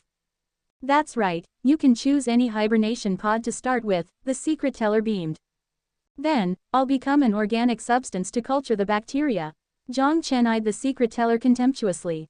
No, I won't do anything to you until your heart stops beating. Of course, if you refuse, I might just turn you into a fertilizer right this second. I trust that the people on the surface will go down to look for you. Killing people off wouldn't trigger a sense of guilt in a program, so the secret teller tone was cheerful, but it's precisely because of that carefree tone that it gave him the chill. Looks like I have no reason to refuse, said Jiang Chen and walked to the hibernation pod in front of him. That's right. After all, this is the purpose you have given me. The drone with small TV followed him and the secret informant merrily remarked, you don't have to be so sad. Your body will face death eventually. But in the virtual world, you can experience multiple lives within seconds. That sounds great, doesn't it? Jiang Chen ignored it, but he stood beside a hibernation pod and pointed at it. A group of drones flew over and the lid of hibernation pod gradually opened. A blast of bullets shot through and the disgusting meat chunks were torn into pieces. However, the hibernation pod wasn't damaged in the least and it looked quite durable. There were varying degrees of disturbance among the piles of meat in the adjacent hibernation pod. It seemed like they could still sense the death of their own species. It made sense as they originally belonged to one body, but due to the hideous procedure made by drones, it was dismembered into many pieces. There were few more drones that flew over, except this drone weren't equipped with weapons but rather with cleaning equipment. After cleaning the gore and scums and dragging the remains away, the entire hibernation pod looked brand new, but this didn't make Jiang Chen happy. He was having internal conflict and to be honest, he didn't want to lie inside. However, there was a gun pointed at his temple. Jiang Chen took a deep breath, as he made up his mind to take a gamble. Under the pleased look of the secret teller, he stepped one foot into the hibernation pod. Suddenly, his movement ceased as he pointed at the center of the stage. He lifted his head up to the secret teller and asked, "May I know the name of that beautiful lady?" The secret informant paused before it smilingly asked, "What? Feeling aroused now?" "Perhaps." Jiang Chen smiled noncommittally. There was a cacophony of eerie laughter from countless numbers of small screens, and the secret teller looked at him with interest and spoke, "Her name is Lin Lin." Oh, what an odd name," Jiang Chen mumbled, and after hesitating for a moment, he still went inside. Take out the EP and remotely activate the fuel rod self-destruction the moment the hibernation pod closes. However, this thought was only fleeting because he had already felt a sharp pain behind his neck before losing control of his body. The secret teller looked at the hibernation pod gleefully and closed the hatch. Hee, let the game begins. Perhaps this is the clue. Jiang Chen suddenly opened his eyes and quickly took out the terminal, and then connected to the hospital network. Less than access denied. Greater than. Damn it, Jiang Chen cursed. He cautiously climbed out of the front counter and peeked behind the table. Night zombies were very dangerous in that even the smallest noise would draw their attention. Fortunately, their sense of smell was nowhere as sharp. Even if it wasn't, their stench was overwhelming enough that they probably wouldn't be able to smell anything. The only thing he needed to be careful of was being spotted by them. Shadows wouldn't cause a lot of visual obstruction on them. Zombies also had poor balance, especially the freshly mutated ones. In this case, the stairs in front of the hospital would be an obstruction for the zombies outside, as long as one didn't make too much noise. There were only 2 zombies in the hall. They were probably drawn to the gunfire and wandered off from the hallway. Jiang Chen clenched the safety hammer in his hand and carefully sneaked behind a zombie and struck his hammer mercilessly at its head. Blood splattered everywhere. Jiang Chen took another swing before the other zombies slowly turned around. He lifted the hammer as he quickly ran to the direction of the reception. Gra-agh. Bang! A hammer was struck at the nurse on duty who lunged at Jiang Chen. He quickly shut the door behind him and dragged the cabinet to barricade the door of the reception room. The sound from the door creaking and his movements certainly alerted the attention of the wandering zombies on the first floor. At that moment, however, Jiang Chen didn't pay heed to it and ignored the sound of someone hitting the door. He then turned the computer on in the reception room and used the terminal connected to the hospital intranet to search for the name less than Lin Lin greater than. Goddammit, don't let me down. Jiang Chen waited anxiously for the bar to load and prayed that the power wouldn't be suddenly cut off at this time. Although there are backup generators in the hospital, he didn't want to take the risk of searching for its switch. Regardless of how strong his body and breakthroughs were, his stamina was still limited. Facing against zombies in the entire building was just unrealistic. Yes, Jiang Chen excitedly rushed in front of the computer. Less than 3rd floor, room 103, bed 01 greater than. Sure enough, the girl was a key character and he was lucky to get her name. Jiang Chen hastily pulled out the holographic image of the hospital and confirmed its location. However, just as he was about to break through the door, something unexpected happened. Power outage. The entire hospital was blanketed in darkness and even the faint lights went out, which made him completely blind. However, zombies have night vision. Damn it, Jiang Chen cursed in his mind as he glanced at his still bleeding left arm. However, there was no medical supply in the reception room. He was running out of time. If he couldn't make it on time, he would have to do it all over again. While taking a deep breath, he opened the drawers. Notebook, pen, tape, paper towel, flashlight. He quickly unrolled the paper towel and haphazardly wrapped it around his wound with tape to stop the bleeding. Since this was a game, he didn't give it more thought whether it was hygienic or not.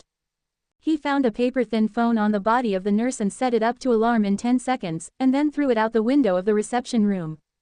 The loud alarm undoubtedly attracted all the attention of the zombies as they rushed madly to the location of the phone.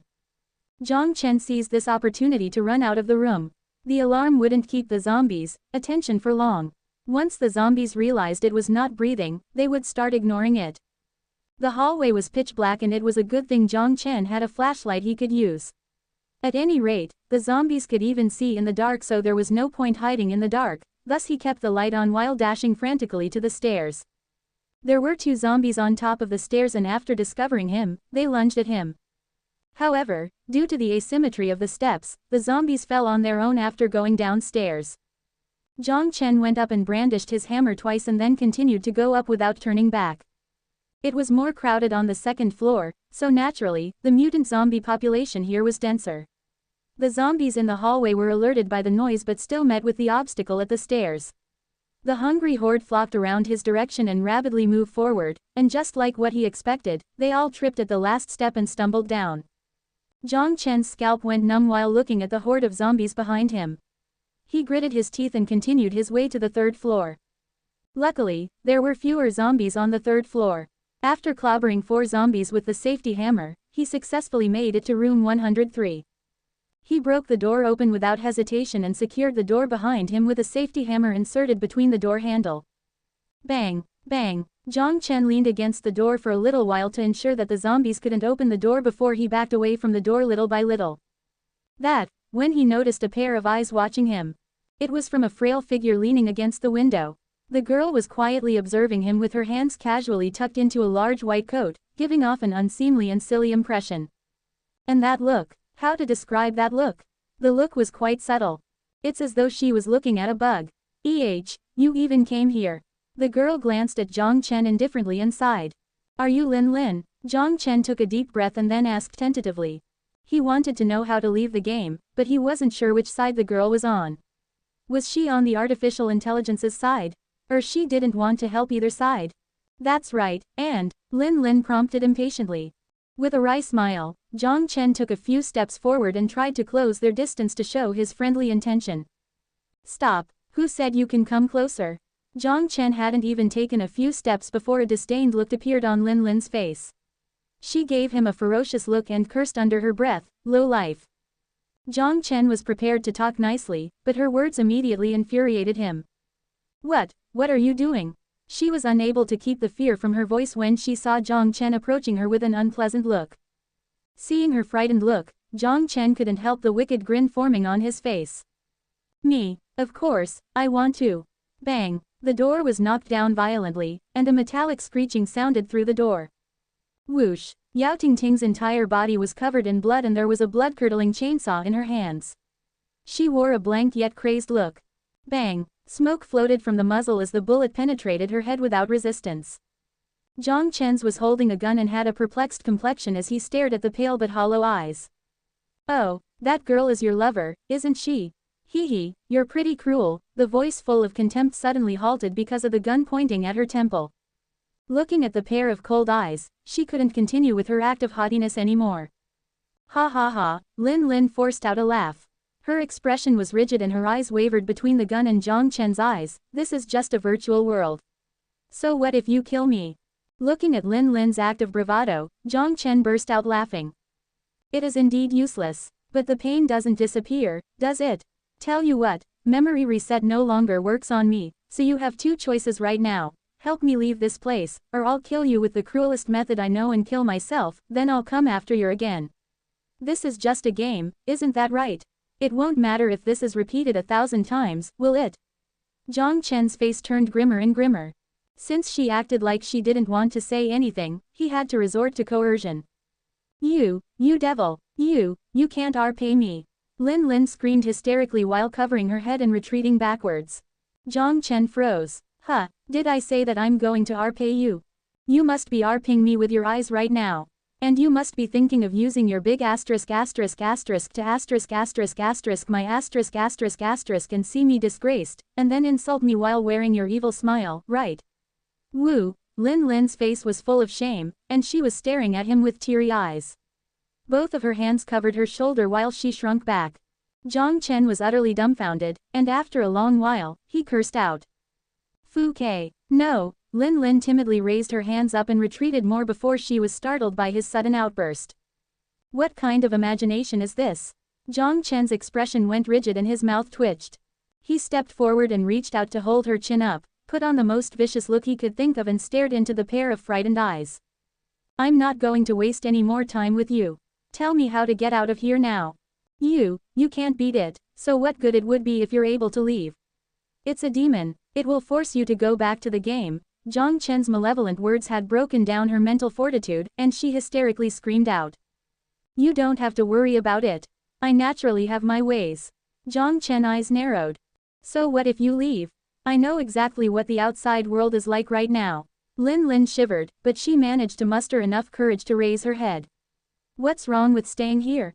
It's not good however you look at it. Jiang Chen looked at her in surprise and laughed. Are you really willing to be manipulated by a program? To be manipulated repeatedly for 1,000 times? You brought that upon yourself. I'm sure you're already aware that any starting point in the game is considered a safe zone. If you don't go out, it will not trigger any plot, then it won't be able to do anything to you. Do you understand? This is the biggest bug of the game, and as long as you break through the barrier in your memory, you can continue to stay. You said you stayed in the room the entire time. Jiang Chen interrupted her. Lin Lin gave Jiang Chen a contemptuous look, and then fearfully glanced at the gun in his hand. That's right, as long as I don't go out and continue to play the girl in the ward, it won't trigger any plot to advance. Hee, do you understand now? The artificial intelligence can't do anything to you. Although there is a dumbbastards lying outside the door, but as long as you don't leave, she wouldn't be able to enter this room. This is the setting and it can't be changed. She noticed that Jiang Chen was looking at her with a peculiar expression. What do you want? That look made her feel sick. She felt instinctual fear towards the man. I feel sorry for you. But she was mistaken. It was a look of pity and not of a wicked intention she had initially thought. This time, it was Lin Lin's time to be surprised. Her mouth was skew as she blankly looked at Jiang Chen, who put the gun down. How many weeks had it been? Nth cycle, who would remember these things? Lin Lin muttered. If I hadn't guessed incorrectly, you wouldn't have died in the pod, right? So in the real world, you've probably spent 20 years, and if we convert that into game time, 200,000 years. 200 million years. You've stayed in this cramped, little room. Jiang Chen gave the room a once-over. It's no big deal. I selectively follow the rules of the game and reset part of my memories, Lin Lin mumbled and bowed her head before looking away reluctantly. So you, inferior creature, are so troublesome that you can't even bear it for a few days. A few days, we're obviously referring to the time in real world.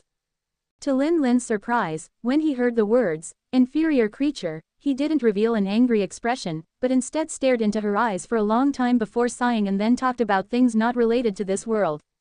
The outside is in shambles right now, the rural areas are better. The entire downtown is like a huge reactor. I haven't been to the coastline, so the situation there is not clear. The entire Wanghai city, no, to be precise, the entire world is like this. Hee, that's really a pity, so I say, why don't you? Jiang Chen gazed at her with a look full of meaning and interrupted her, then continued talking to himself, but people are still trying their best to survive even when the war left the world in shambles. Despite of the elites betraying their responsibilities to board the spacecraft in hope of going to the stars, the people who were left behind haven't given up on this world yet. They are truly living. No one day is the same, no one day is false. Why are you telling me this? Lin Lin interrupted him, her eyes were moving uneasily. Don't you want to see the outside? Don't you want to see the outside? Lin Lin felt her heart fractured as her widened eyes averted his eyes. That's impossible. Do you really think the secret protector would allow you leave the game? Although the mocking tone was still there, it no longer had its previous willful tone. I'll deal with it. Do you trust me? Jiang Chen tried to make himself sound cordial. He could vaguely sense that although the girl had confined herself inside this ward to run away from everything, had a bad temper and was slightly mental, but in the end, she was still just a girl. Therefore, there's still a possibility of tricking her, possibility of persuading her. Lin Lin's eyes looked conflicted, and it was apparent that she was fed up with the endless cycle. I am afraid of pain. If you fail, that damn artificial intelligence may implant something else in my body, Lin Lin said as she looked at him with tears in her eyes as though she had been wronged. You're interested, aren't you? Well, not sure. Just leave everything to me. You only need to tell me how to end this game. I have 100% confidence that I can take care of that damn artificial intelligence. Jiang Chen held Lin Lin's shoulder with both hands and stared earnestly into her eyes while continuing to exert pressure on her. He couldn't back down now. If he showed the slightest hesitation, it would frighten the turtle that finally stuck her head out after all this trouble. Well, although it might not be appropriate to describe this girl like a turtle, that's the main point. After struggling to make a decision, Lin Lin timidly asked, 120%. Absolutely. 120%. Jiang Chen nodded patiently and answered with certainty. Seeing the confidence in his expression, Lin Lin finally decided to talk, and a faint red color could be seen on her pale face. Finally, she made up her mind. In the hospital's underground parking lot, there's a switch is next to the emergency fire button of 005 parking spot. That's the entrance to the 005 survival base and the console of the entire game, but it appears that you don't have a lot of time left. After completing her sentence, Lin Lin looked at the clock on the wall with a complex expression. Jiang Chen was flabbergasted, then looked backward. Less than 11:55 p.m. greater than. On the first day, the secret teller can't reset the game, but on the second day, it will be able to reset the game, Lin Lin said reluctantly. Fu Ke. Jiang Chen was enraged by her dilly-dallying. Under Lin Lin's shocked gaze, Jiang Chen sprinted out the door, and then quickly returned. Except for this time, he carried a chainsaw with him. Combined with the grin on his face, it seemed quite vicious. You, what are you trying to do? Lin Lin shivered, curled up in a corner as she watched on in horror. But Jiang Chen didn't bother with her. He tested the sensitivity of the chainsaw before planting a foot firmly on the windowsill and jumping out with the same wicked smile. Still frightened, Lin Lin panted as she tried to calm her violently heaving chest. This is the third floor. He jumped down just like that. Dash. As both feet slammed into the ground, Jiang Chen's body smoothly dropped and rolled, managing to break the fall together with his reflex of 48. The only disappointment with Fury though was that it could not enhance bone strength, and an excruciating pain needled outwards from his feet to the entirety of his legs. Zombies had already detected the noise, and they shambled their way with increasing acceleration towards his direction. A glimpse of insanity flashed across Jiang Chen's face. He promptly lifted the chainsaw and mashed the power switch. Whoosh! Accompanied by the deafening screeches of metal, he sprinted towards the zombies that leapt towards him and forcefully shoved ahead with the chainsaw in hand. The shrill screeching continued, now accompanied by the grinding sounds of metal cutting through flesh and bone. The resistance against his palm as well as the agitation in his stomach made him grit his teeth and push forward. He swung the chainsaw and hacked the zombies into pieces, letting the black blood stain his entire face and shirt. Jiang Chen roared, maintaining his sprint as he desperately ran towards the underground parking. Fortunately, the Fury state was not excited by the data-simulated blood. In a normal instance, this amount of blood would have had him following his instincts and running into the middle of the zombie horde. Recalling the map from the reception room, Jiang Chen carried the screeching chainsaw and gouged the window open to the bathroom and jumped inside, blocking the zombies at the window. He chopped up 2 female zombies who had their bottoms half covered before kicking through the bathroom door and dashing out. The area outside of the reception room was full of zombies. He couldn't go through the main hall, so he opted to cut through. He didn't stop for a single moment. There was no time to care about exaggerated movements attracting zombies. Jiang Chen pushed through the office door to the bathroom and kicked the door into pieces. Inside the dark hallway, zombies had already begun to howl. After rushing into the room, Jiang Chen dragged the cupboard to block behind him and ran to the window without turning to look back. He broke through the window using his chainsaw and jumped out.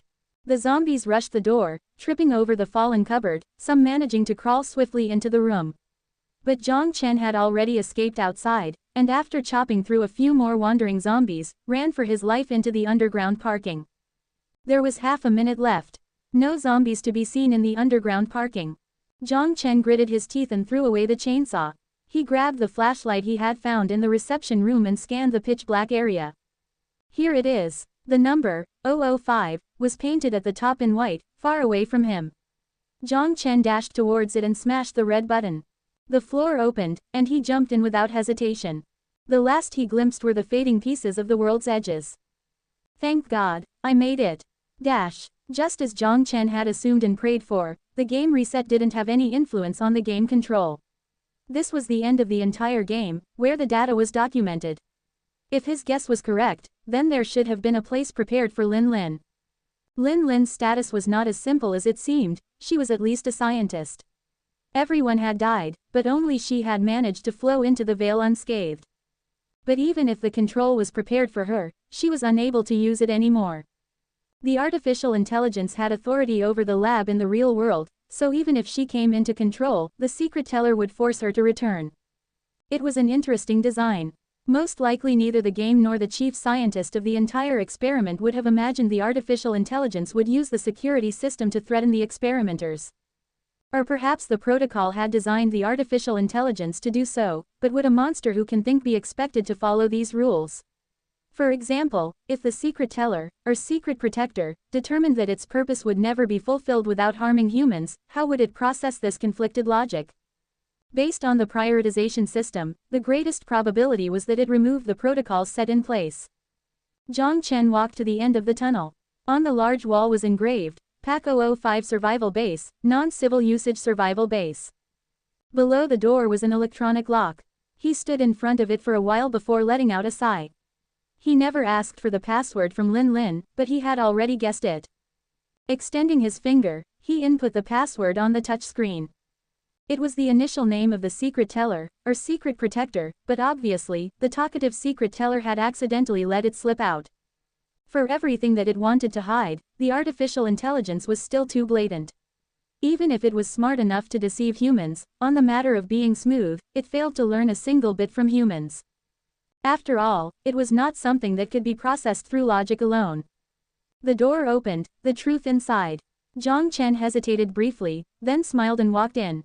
Once he crossed this door, the memories behind him would become irrelevant. Although it was fictitious, it was still 16 years of life. The memories most likely belonged to the original owner of the hibernation chamber.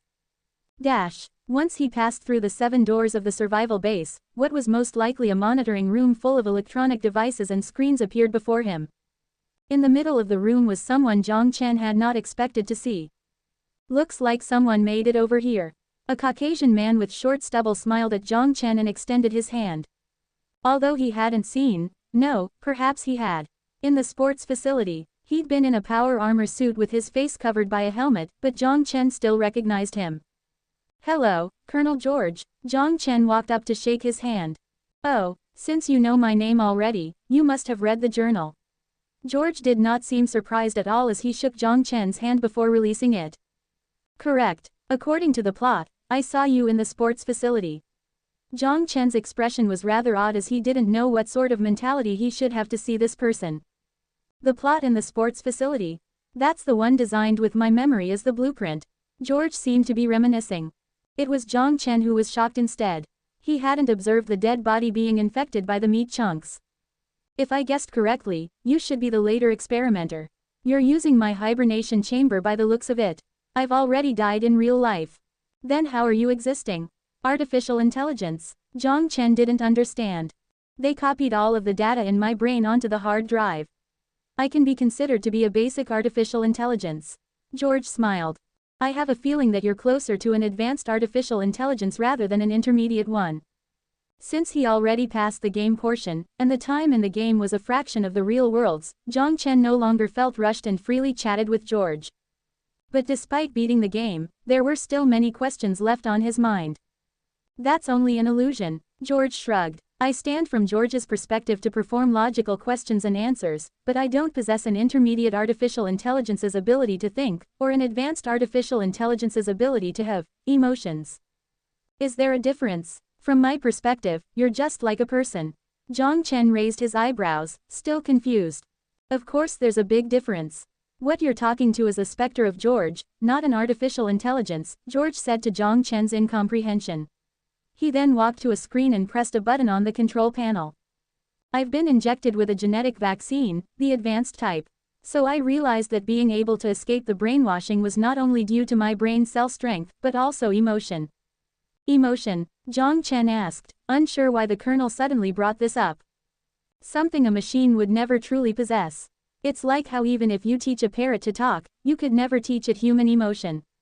Science seems to have proved the possibility of expressing emotion with pure logic, but from a human point of view, I still don't agree with this.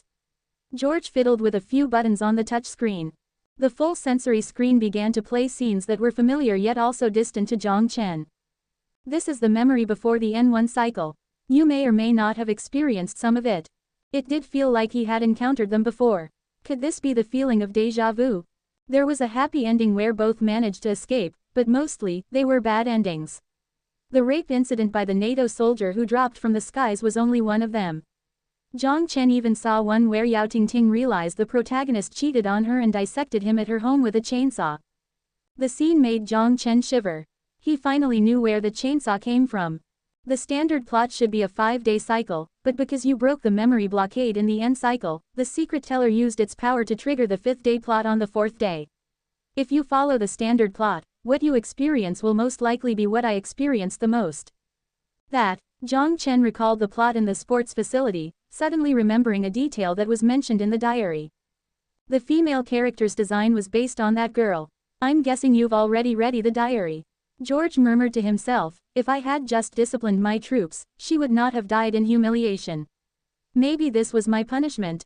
The game created a fictitious me, put my consciousness into a boy that liked her, and through an endless number of cycles, collected emotional data on hatred, regret, and guilt. Jiang Chen's mouth twitched. He didn't know what to say. Out of 510 experimenters, 409 managed to escape the experiment, but all ended up being forced back into the game. The emotion in the game reflected onto the real body.